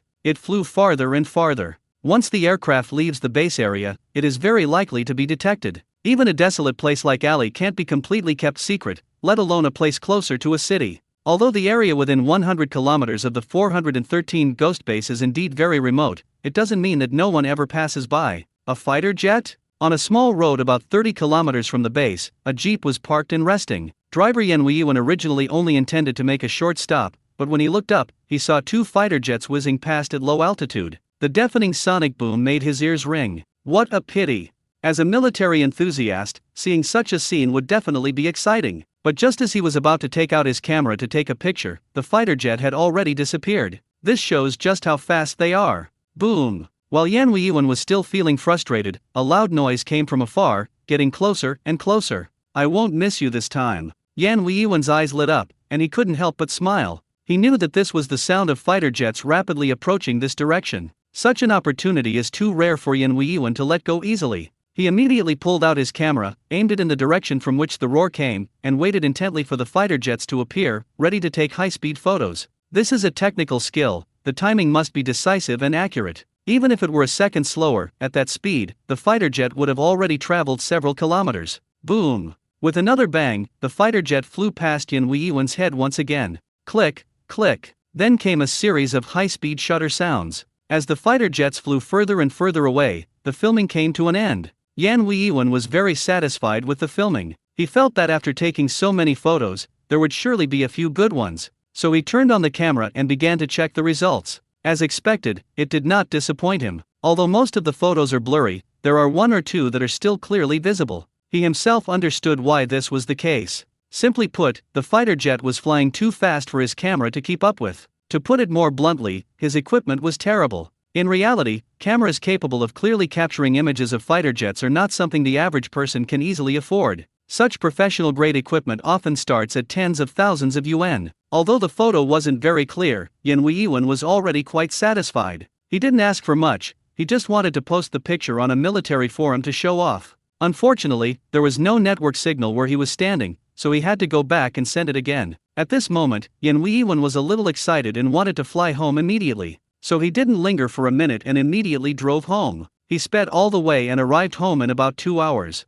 As soon as I entered the room, I imported the photos from the camera to the computer. He carefully selected the clearest photos and uploaded them to the military forum. The title reads, "Encountered a fighter jet. The sonic boom effect was amazing. Don't know what model it is, just look at the pictures." The post, complete with pictures and text, was seen by everyone shortly after it was published. This post quickly attracted attention. Comments started popping up one after another. "Op is so lucky, you actually stumbled upon such a scene. If this was really taken by the poster himself, then it's truly amazing. The picture is too blurry, I can't see the model. Although the photo isn't great, the outline suggests it's a 5th-generation fighter jet. Our country only has the Chi-N-20 as a 5th-generation fighter jet, but it doesn't look quite right to me. Let me post a picture for you to see, I feel it's closer to this one."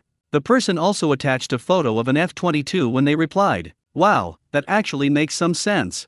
However, common sense tells me that this is impossible. I think it's just an optical illusion caused by image jitter. How could we possibly have an F-22? Yeah, you think our air defense system is just for show? Wrong. Said, who had been watching the post closely, immediately noticed something amiss. Said was the spy who studied abroad and spent years infiltrating these forums to gather intelligence. Others might not understand the F-22, but he truly does. As a military enthusiast, he has done in-depth research on the US military's F-22. Therefore, it is immediately obvious that the fighter jet in the photo is most likely an F-22. But he kept denying this idea. This is so strange. How could the most advanced American-made fighter jets possibly appear in the heart of China? If it happened at sea, that would be acceptable, since there are often US aircraft carriers operating there. This matter must be clarified. Although it is unbelievable, I had previously trained said not to jump to conclusions and to verify things beforehand. Without saying a word, he opened Yan Weiwen's private message window and sent him a message.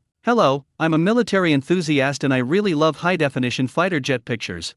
Since I don't have time to go to the actual location to take photos, I wonder if it would be convenient for you to take a few clearer pictures for me. I will provide a professional high-speed camera and pay a reward of 30,000 yuan. If you are interested, please call the following number 1xxxx. Ding dong. Yan Weiwen was browsing the comments when his phone suddenly beeped. He immediately opened it to check, and his eyes lit up when he saw it was this private message. That's such a great deal. Who wouldn't want more money? Only a fool wouldn't take the role. 30,000 is equivalent to 2 months of my income. With just a little effort, I could probably make it in a day. Yan Weiwen couldn't find a reason to refuse. Without saying a word, he immediately took out his phone and dialed the number in the message. After some discussion, he raised the price, only agreeing to pay 40,000 yuan. They also demanded a deposit of 20,000 yuan upfront, requested that the equipment be shipped to them first, and left their address. Set off. After receiving the advance payment and professional equipment, Yan Weiwen drove off in his jeep. This time, the target is still the location where the fighter jet was photographed last time. About 2 hours later, he returned to the same place. All that's left is to wait for the plane to arrive. However, when Yan Weiwen's car reappeared in the area, it had already attracted the attention of the relevant authorities. Because this place is less than 30 kilometers away from a secret Air Force base. In fact, it had already entered the restricted area long ago. There are many hidden checkpoints along the way that ordinary people can't see at all. At that moment, a drone was quietly approaching him, silently monitoring his movements from a distance. Generally speaking, no one would enter this special area twice within a month. Yan Weiwen broke this pattern and became the focus of attention. This person's behavior is abnormal. The captain on duty immediately realized something was wrong based on the footage transmitted back from the remote drone. Would a normal person hold a camera and point it at the sky for an hour or two to take pictures? That makes no sense at all. The rumbling sound came again. They're here. Upon hearing that familiar voice, Yan Weiwen perked up completely. He knew his chance to make a fortune had come again. It was as if he could see the remaining 20,000 yuan waiting for him not far away. As the engine sound grew closer, Yan Weiwen unconsciously tightened his grip on the camera. His eyes were fixed on the distant horizon, as if afraid of missing any detail. It's about to appear. Boom! A series of sonic booms followed, and Yan Weiwen finally spotted the fighter jets. He quickly pressed the shutter button and began frantically snapping photos. We've made a killing this time. Yan Weiwen quickly realized that there were actually as many as 10 planes flying in, and he had captured them all on camera. The sheer number of fighter jet photos filled Yan Weiwen with anticipation. It seemed the previously negotiated price could be raised further. Let's do it. Just as Yan Weiwen finished filming, the captain monitoring the scene immediately ordered the operation to be carried out. It was obvious that this was a meticulously planned act of espionage. If we don't arrest this kind of person immediately, when will we ever get around to it? At the same time, we can go back and report now. Having completed his mission, Yan Weiwen carefully put the equipment back into the car and got in to return home. Humming a song, I felt very relaxed. He was completely unaware that a group of people were quietly approaching him. What awaited him was not receiving payment for the transaction, but prison life. Don't move. Sure enough, Yan Weiwen had only driven a few hundred meters when he was surrounded by a group of armed soldiers. Several guns were thrust into the car through the window, pointed directly at him. This scene terrified Yan Weiwen, making his legs go weak. Brother soldier, what are you doing? Before he could even react, Yan Weiwen was mistaken for a spy target and questioned him in a panic. The officer with the gun ignored him and coldly gave the order. Put your hands behind your head and slowly get off the bus. Okay, I'll do as you say. Yan Weiwen didn't dare to disobey when he heard the sound of a gun being cocked. Life is the most important thing, everything else can wait. He got out of the car shakily, his hands still trembling. Crouched down. As soon as he finished speaking, he was kicked in the thigh. Yan Weiwen was so thin that he couldn't stand up, so he had to kneel down. Although I haven't been forced to put both knees on the ground yet, it's already quite difficult to squat halfway down. Brother soldier, what exactly have I done wrong? Yan Weiwen, who had already behaved himself, still wanted to find out what was going on, but only received a cold warning in return. Shut up. When the time comes, you'll have to confess everything. He was then grabbed by the arm and pulled into a car, and escorted to the military camp. Upon arriving at the base, Yan Weiwen underwent rigorous questioning and investigation, and as predicted, it was confirmed to be a long-planned espionage case. However, the person involved was completely unaware that they had been used and had unwittingly become a tool. However, the law will not forgive him just because it was unintentional. The charge of espionage has now been established. I've become a spy too? If you still don't realize you've fallen into a trap at this point, you're a complete fool. He wasn't stupid, he immediately understood what had happened. He also came to realize that there really is no such thing as a free lunch in the world. Who among ordinary people would spend so much money on a few photos? What's more, the other party even lent him hundreds of thousands of dollars worth of expensive photography equipment. Yan Weiwen knew the cost of this equipment, it was incredibly expensive. Would such high-end equipment be easily handed over to complete strangers? The more I think about it, the more foolish I feel. So many suspicious points, yet I didn't even raise any alarm. He was greedy for short-term gains, but ended up ruining himself. The terrifying scene of him working on a sewing machine in prison every day kept flashing through his mind. Sir, I'm innocent. Please let me go. Thinking of those days, Yan Weiwen finally couldn't help but shout out his despair and grievances. But no one paid attention to his cries, and he truly experienced what it meant to be isolated and helpless. This matter did not end with the conclusion of the investigation into Yan Weiwen. On the contrary, this was just the beginning of the whole plan. The real goal is to find the big shot behind him. Through meticulous investigation, a foreign student named Seth attracted the attention of the intelligence agency. A secret arrest operation was subsequently launched. Meanwhile, in the dormitory, Seth was instilling dreams in a girl, saying that he would take her to live abroad and enjoy a wonderful life, and so on. As professional spies, they are not only adept at winning people over, but also skilled at manipulating emotions. With their handsome looks and silver tongues, many female students are key figures in their network of recruits. Knock, knock, knock. A knock on the door suddenly broke the silence, interrupting the two people who were engrossed in their conversation. Who is it? This is a routine inspection by our property management staff. Is this ever going to end? Seth reluctantly opened the door. Do not move. But as soon as the door opened, a group of people rushed in, pinned him down, and subdued him. It's over. Seeing that the people who came were all dressed as soldiers, Seth knew that everything was over. He knew all too well what it would mean to be arrested and become a prisoner. At the same time, Shenzhen Vita Company. Inside the CEO's office, Zhang Jianbing, the head of the mobile phone division, looked at his boss Zhao Yujian with a worried expression. Boss, you have to help me make a decision. I really have no idea what to do. His brows were furrowed, his eyes filled with urgency and helplessness, and his gaze was fixed on the other person. After hearing this, Zhao Yujian could only sigh. You think I haven't tried? I'm at my wit's end too. He was truly at his wit's end. Vita has just weathered the storm of the chip supply disruption. Who would have thought? This time, the foreign countries aren't going to let them off the hook. This time, they directly targeted Vita's camera supply. Just minutes ago, Vita received a notification from Sally that their lens production was too slow and they were temporarily unable to supply Vita, and the time for resuming supply was uncertain. Zhao Yujian understood perfectly well that the so-called production capacity issue was just a pretext.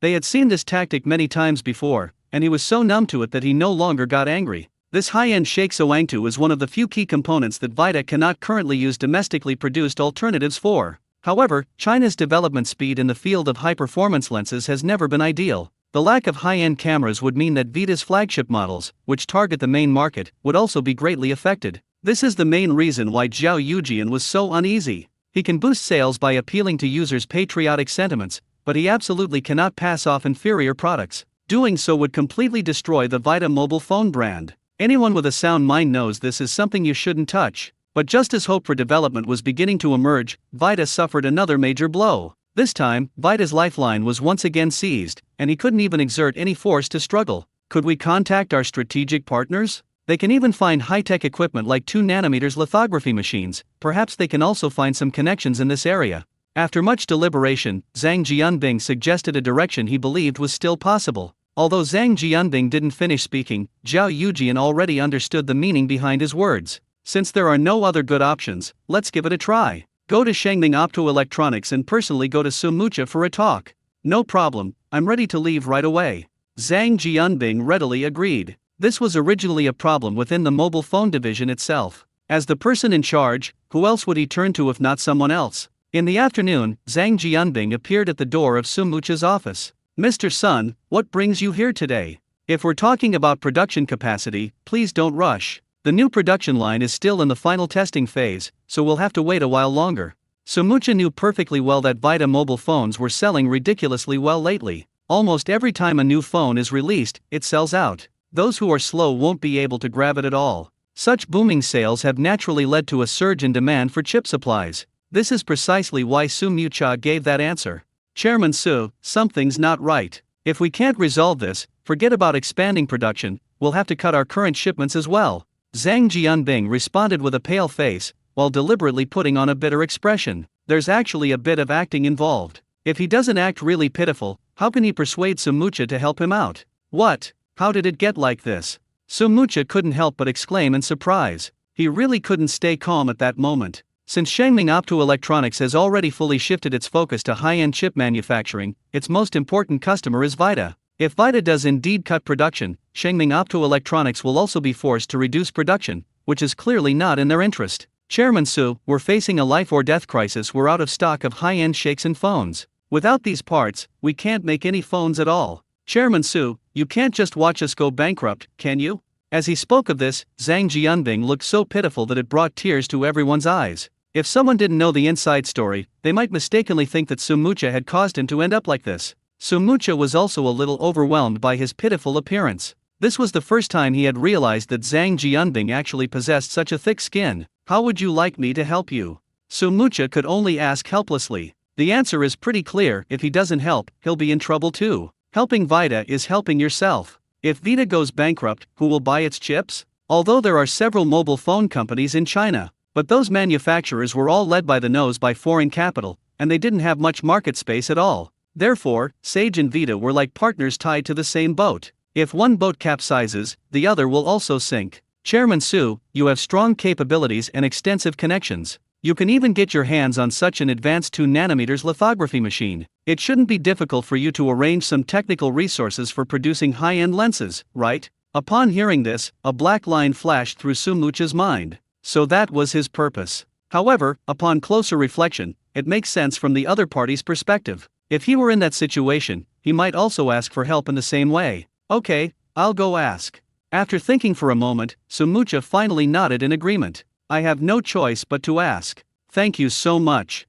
Zhang Jianbing nodded gratefully to him. With this first step of response, there is hope for the future. As for the outcome, we can only leave it to fate. Some things cannot be achieved through effort alone. Zhang Jianbing knows this better than anyone else. During the chip ban period, he tried to find ways to circumvent it, but ultimately had to accept reality. Then let's go back and wait for news, Sumucha said, standing up and ending the meeting. Because this matter was so urgent, he needed to go to Feichen in person to report it. Now, for any major matters, he is used to communicating and confirming with Yu Hongming in person as soon as possible. Actually, this could have been resolved with a simple phone call. But he prefers to make the trip himself, because he knows which influential person brought him these opportunities. Making phone calls is too casual. Visiting in person shows true sincerity. After seeing Zhang Jianbing off, Sumucha set off. He arrived in Feichen quickly, 3 hours later. The Feichen branch also arranged for someone to pick up Sumucha. This branch company did not exist originally.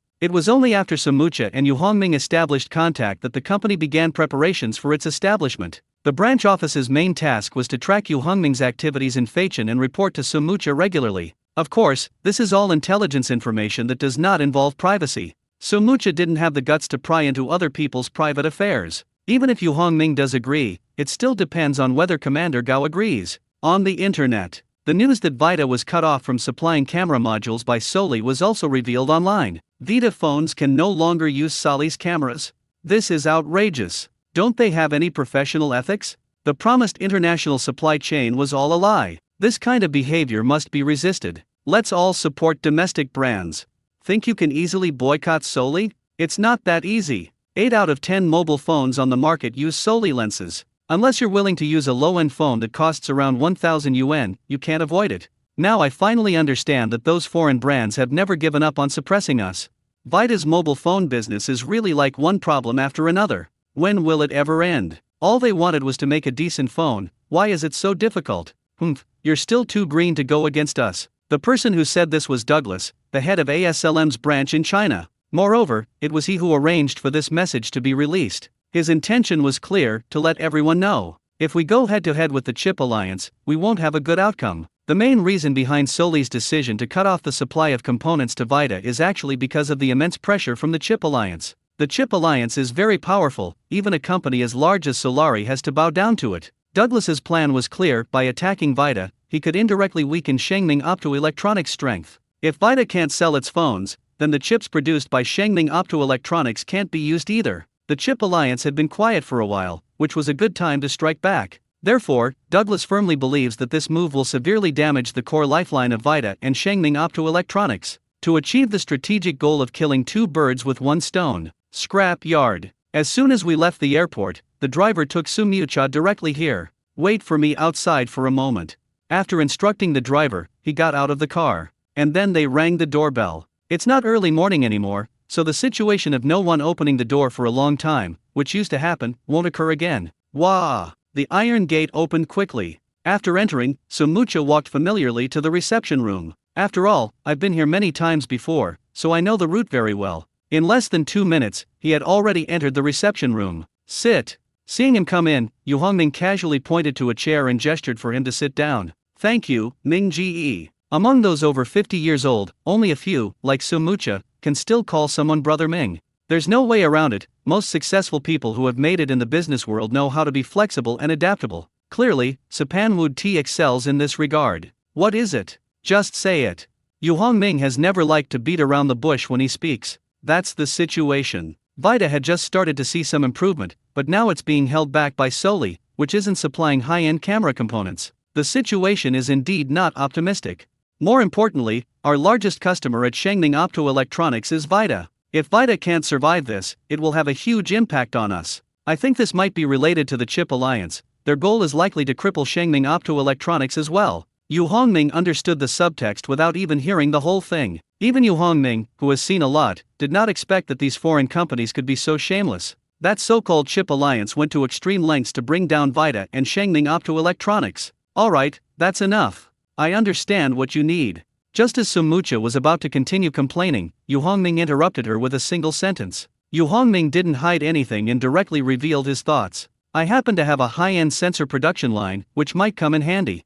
Real. Sumucha was overjoyed to hear this. Yu Hongming's actions have never disappointed. No matter how difficult the problem, it seems that he can turn danger into safety. From early wafer fabs, to later 2nm chip production lines, and now to high-end sensor lines. Some people might ask, if what Vita lacked was camera components, then why did Yu Hongming provide a sensor production line? The answer is actually quite simple. The most crucial component in determining the quality of a camera is its image sensor. Only high-quality image sensors can support the manufacture of high-performance cameras. So why have domestic companies been unable to produce high-end camera modules? Because they have been unable to develop or procure key components such as top-tier image sensors. As for why they don't develop it themselves? This is not something that can be overcome simply by hard work. The problem is a huge technological gap that no matter how hard anyone tries to catch up over several years, they will not be able to bridge. Advances in certain core technologies not only require hard work, but also time and gradual accumulation. Could it be fake?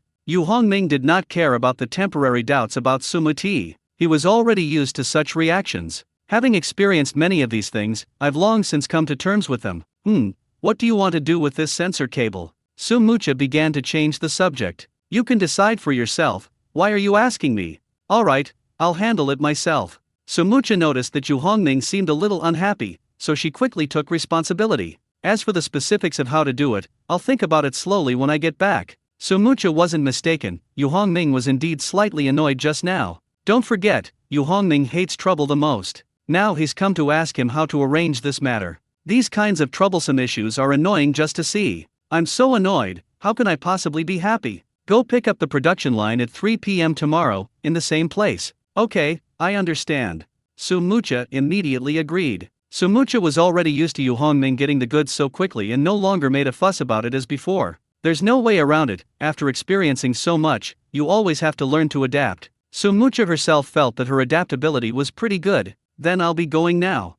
Sapanwood Tea never does anything that people dislike. He had long been aware of Yu Hongming's personality. He doesn't like people hovering around him unless there's something particularly important to do, especially strangers. Although Sumucha always called Yu Hongming Brother Ming whenever they met, and Yu Hongming never refused, Sumucha knew in her heart that their relationship was at most a half acquaintance. To put it bluntly, they are still outsiders. That's how he sees himself. So he always comes to do serious business, and leaves immediately after finishing his business. I never dawdle or procrastinate there. The next afternoon. It was just past 2:30. All done, work finished. Yu Hongming walked out of the warehouse. He had already put the production line into the warehouse 2 minutes ago. This warehouse now belongs to Yu Hongming. No need to submit a report to Yuan Daong every time you use it. Yu Hongming can use it whenever he wants. Moreover, only his things are stored here, nothing else is mixed in. This space has been completely created for him personally. As soon as Yu Hongming left, Sumucha arrived.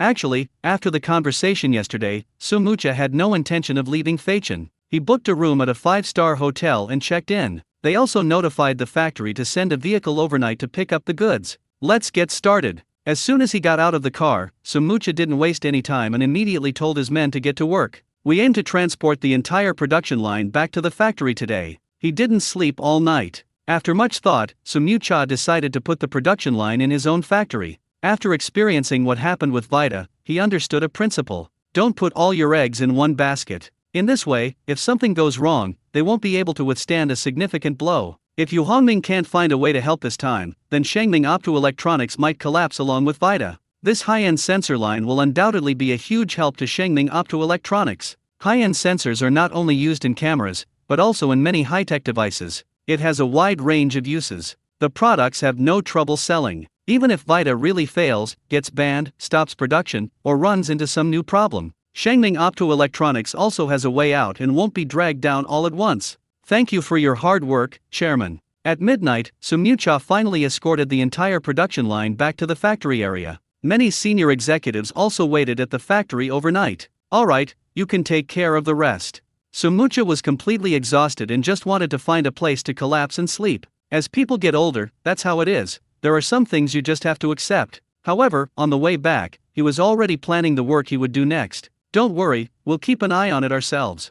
The company secretary stepped forward and firmly stated his position. According to his plan, the production line should be installed tonight. The factory buildings already exist, so there's no need to worry about that aspect. In fact, the company has been expanding ever since it acquired 5,000 acres of land from the city. The funds are backed by the development bank. In addition, the cash flow generated by the successive commissioning of chip production lines continues to rise. The company has never stopped investing in clean rooms. Therefore, once the production line was brought back, there were virtually no issues with its resettlement. It can be put online and running as quickly as possible. Once the sensor line gets moving, Vita's problems can be alleviated or even solved. With Vita stabilizing, Shengming Optoelectronics naturally stabilized as well. No matter what moves the Chip Alliance makes, it won't cause any trouble. The next morning, we should have a result by now. Zhang Jianbing from Vita's mobile phone division visited Shengming Optoelectronics again. After receiving Sumucha's call last night, he immediately bought the earliest flight and flew over. He appeared outside Sumucha's office at 8:30 in the morning and waited. At this time, the Sapanwood tea had not yet arrived. It wasn't that he was neglecting his work or being lazy. I was too tired the night before and overslept. However, this late start is not common in the daily routine of Sumuti. He has always lived a regular life and done things methodically, and he rarely loses his rhythm. However, this time it didn't cause any major problems. Before 9 o'clock, Sumucha was already standing at the door of her office. I'm so sorry to have kept you waiting so long. As soon as he entered, he immediately apologized to Zhang Jianbing. Although his Sumuti business is growing bigger and bigger, he has always maintained a peaceful mind. If you're wrong, and you have to take responsibility for it. It's okay, I only waited a little while. Zhang Jianbing naturally dared not put on airs in front of Sumucha, let alone making him wait for a morning or a whole day. Even if you make him wait for a week, he can only obediently wait. He is willing to cooperate to the end as long as this matter can be resolved. However, Zhang Jianbing didn't actually have high expectations for the outcome. Even this time when he came, he felt that Sumucha probably just wanted to inform him of the progress. Let's talk about what to do next. After all, this incident has far-reaching implications, affecting not only Vita mobile phones but also the development of Shengming Optoelectronics. Chairman Su, how's the situation? Zhang Jianbing is a pragmatic person who is also brave enough to face reality. Vita has recently encountered a series of setbacks, and his heart has hardened long ago. He can handle any bad news. Don't worry, the situation isn't too bad. Seeing Zhang Jianbing so calm, Sumucha decided not to keep beating around the bush and trying to rub salt in the wound. What's the meaning? Upon hearing that it was good news, Zhang Jianbing immediately perked up and quickly asked more questions. Sumucha didn't mince words and went straight to the point. I have secured a high-end sensor production line, so your supply problem is solved. High-end sensor production line? Zhang Jianbing could tell the value of this news and immediately couldn't help but exclaim in surprise. It just slipped out of my mouth. That's right, it's a high-end sensor production line. Sumucha smiled and confirmed it again. At this moment, Sumucha became a dazzling presence in Zhang Jianbing's eyes, making him stare wide-eyed. Seeing his expression, Sumucha couldn't help but get goosebumps and felt extremely uncomfortable. Mr. Sun, I need to make one thing clear beforehand, I'm not interested in boys. Cough cough cough. This sentence made Zhang Jianbing choke on his breath and start coughing violently. After finally catching his breath, Zhang Jianbing quickly explained. Chairman Su, you're overthinking it. That's not what I meant. I was just too excited and lost my focus. Okay, as long as everyone is normal, then there's no problem. Sumucha still looked a little nervous, which made Zhang Jianbing feel bitter but unable to express it. He quickly came to his senses and turned his attention to another crucial issue. Chairman Su, are you going to use this new production line yourself? Yes, we must do this in order to improve the overall resilience of Shengming Optoelectronics. Upon hearing this, Zhang Jianbing gave a wry smile. Although it wasn't explicitly stated, he understood the implied meaning. In short, Shengming Optoelectronics is worried about another unexpected supply disruption from Vita, which is why it wants to take control of its production line. This is to leave yourself a way out. At the same time, the latest announcement was also updated on the official website, Weibo, and WeChat official account of Vita Mobile. Due to Soli's sudden supply disruption and misconduct, Vita will terminate all future cooperation with Soli and blacklist it from the supply chain. Regarding the issue of sourcing high-end sensors needed for mobile phones, we have found an alternative solution. Our long-term chip partner, Shengming Optoelectronics, will undertake the production. Shengming Optoelectronics is currently building a high-end sensor production line with an annual output of 30 million units. We have reason to believe that, with the support of Shengming technology, the user experience of Vita products will not be inferior to previous levels. Furthermore, combined with our self-developed Hongmeng system optimization, it will reach international cutting-edge standards. The news immediately caused a sensation among fans. It quickly became the #1 trending topic. Hashtag Vita announces change in sensor supplier hashtag. Hashtag Shengming Optoelectronics begins construction of high-end sensor production line hashtag. And incidentally, it also successfully climbed the rankings, with topics related to Shengming Optoelectronics ranking second on the trending searches. Netizens were thrilled, and the comments section instantly became lively. I told you, nothing can really defeat Vita Mobile. As expected, they are impossible to defeat. Shengming is still as reliable as ever. Whenever Vita is lacking something, it can fill the gap. Great! I can finally grab a machine without worry. I didn't expect this to ruin everything just as I was about to make my move. I've been single for 10 years and still can't snag one. I feel like I have no hope. I hope Vita will stop using scarcity marketing tactics and make it available to ordinary people like us. It seems the single dog joke is about to circulate again. Some people couldn't stand this kind of teasing. Can we not go off topic? The term single dog shouldn't be used to make fun of others, right? Exactly, it feels like being single is becoming a joke more and more. Others seize the opportunity to stir up controversy, emphasizing their passion for domestically produced goods. Instead of scrambling for phones, shouldn't we condemn those who still use other brands? Isn't that indirectly supporting foreign manufacturers? A bunch of responses followed immediately. That's right. If domestic products are severely suppressed in the future, we will be the ones who suffer. I agree. Supporting domestic products starts with switching to a Vita car. It's our responsibility.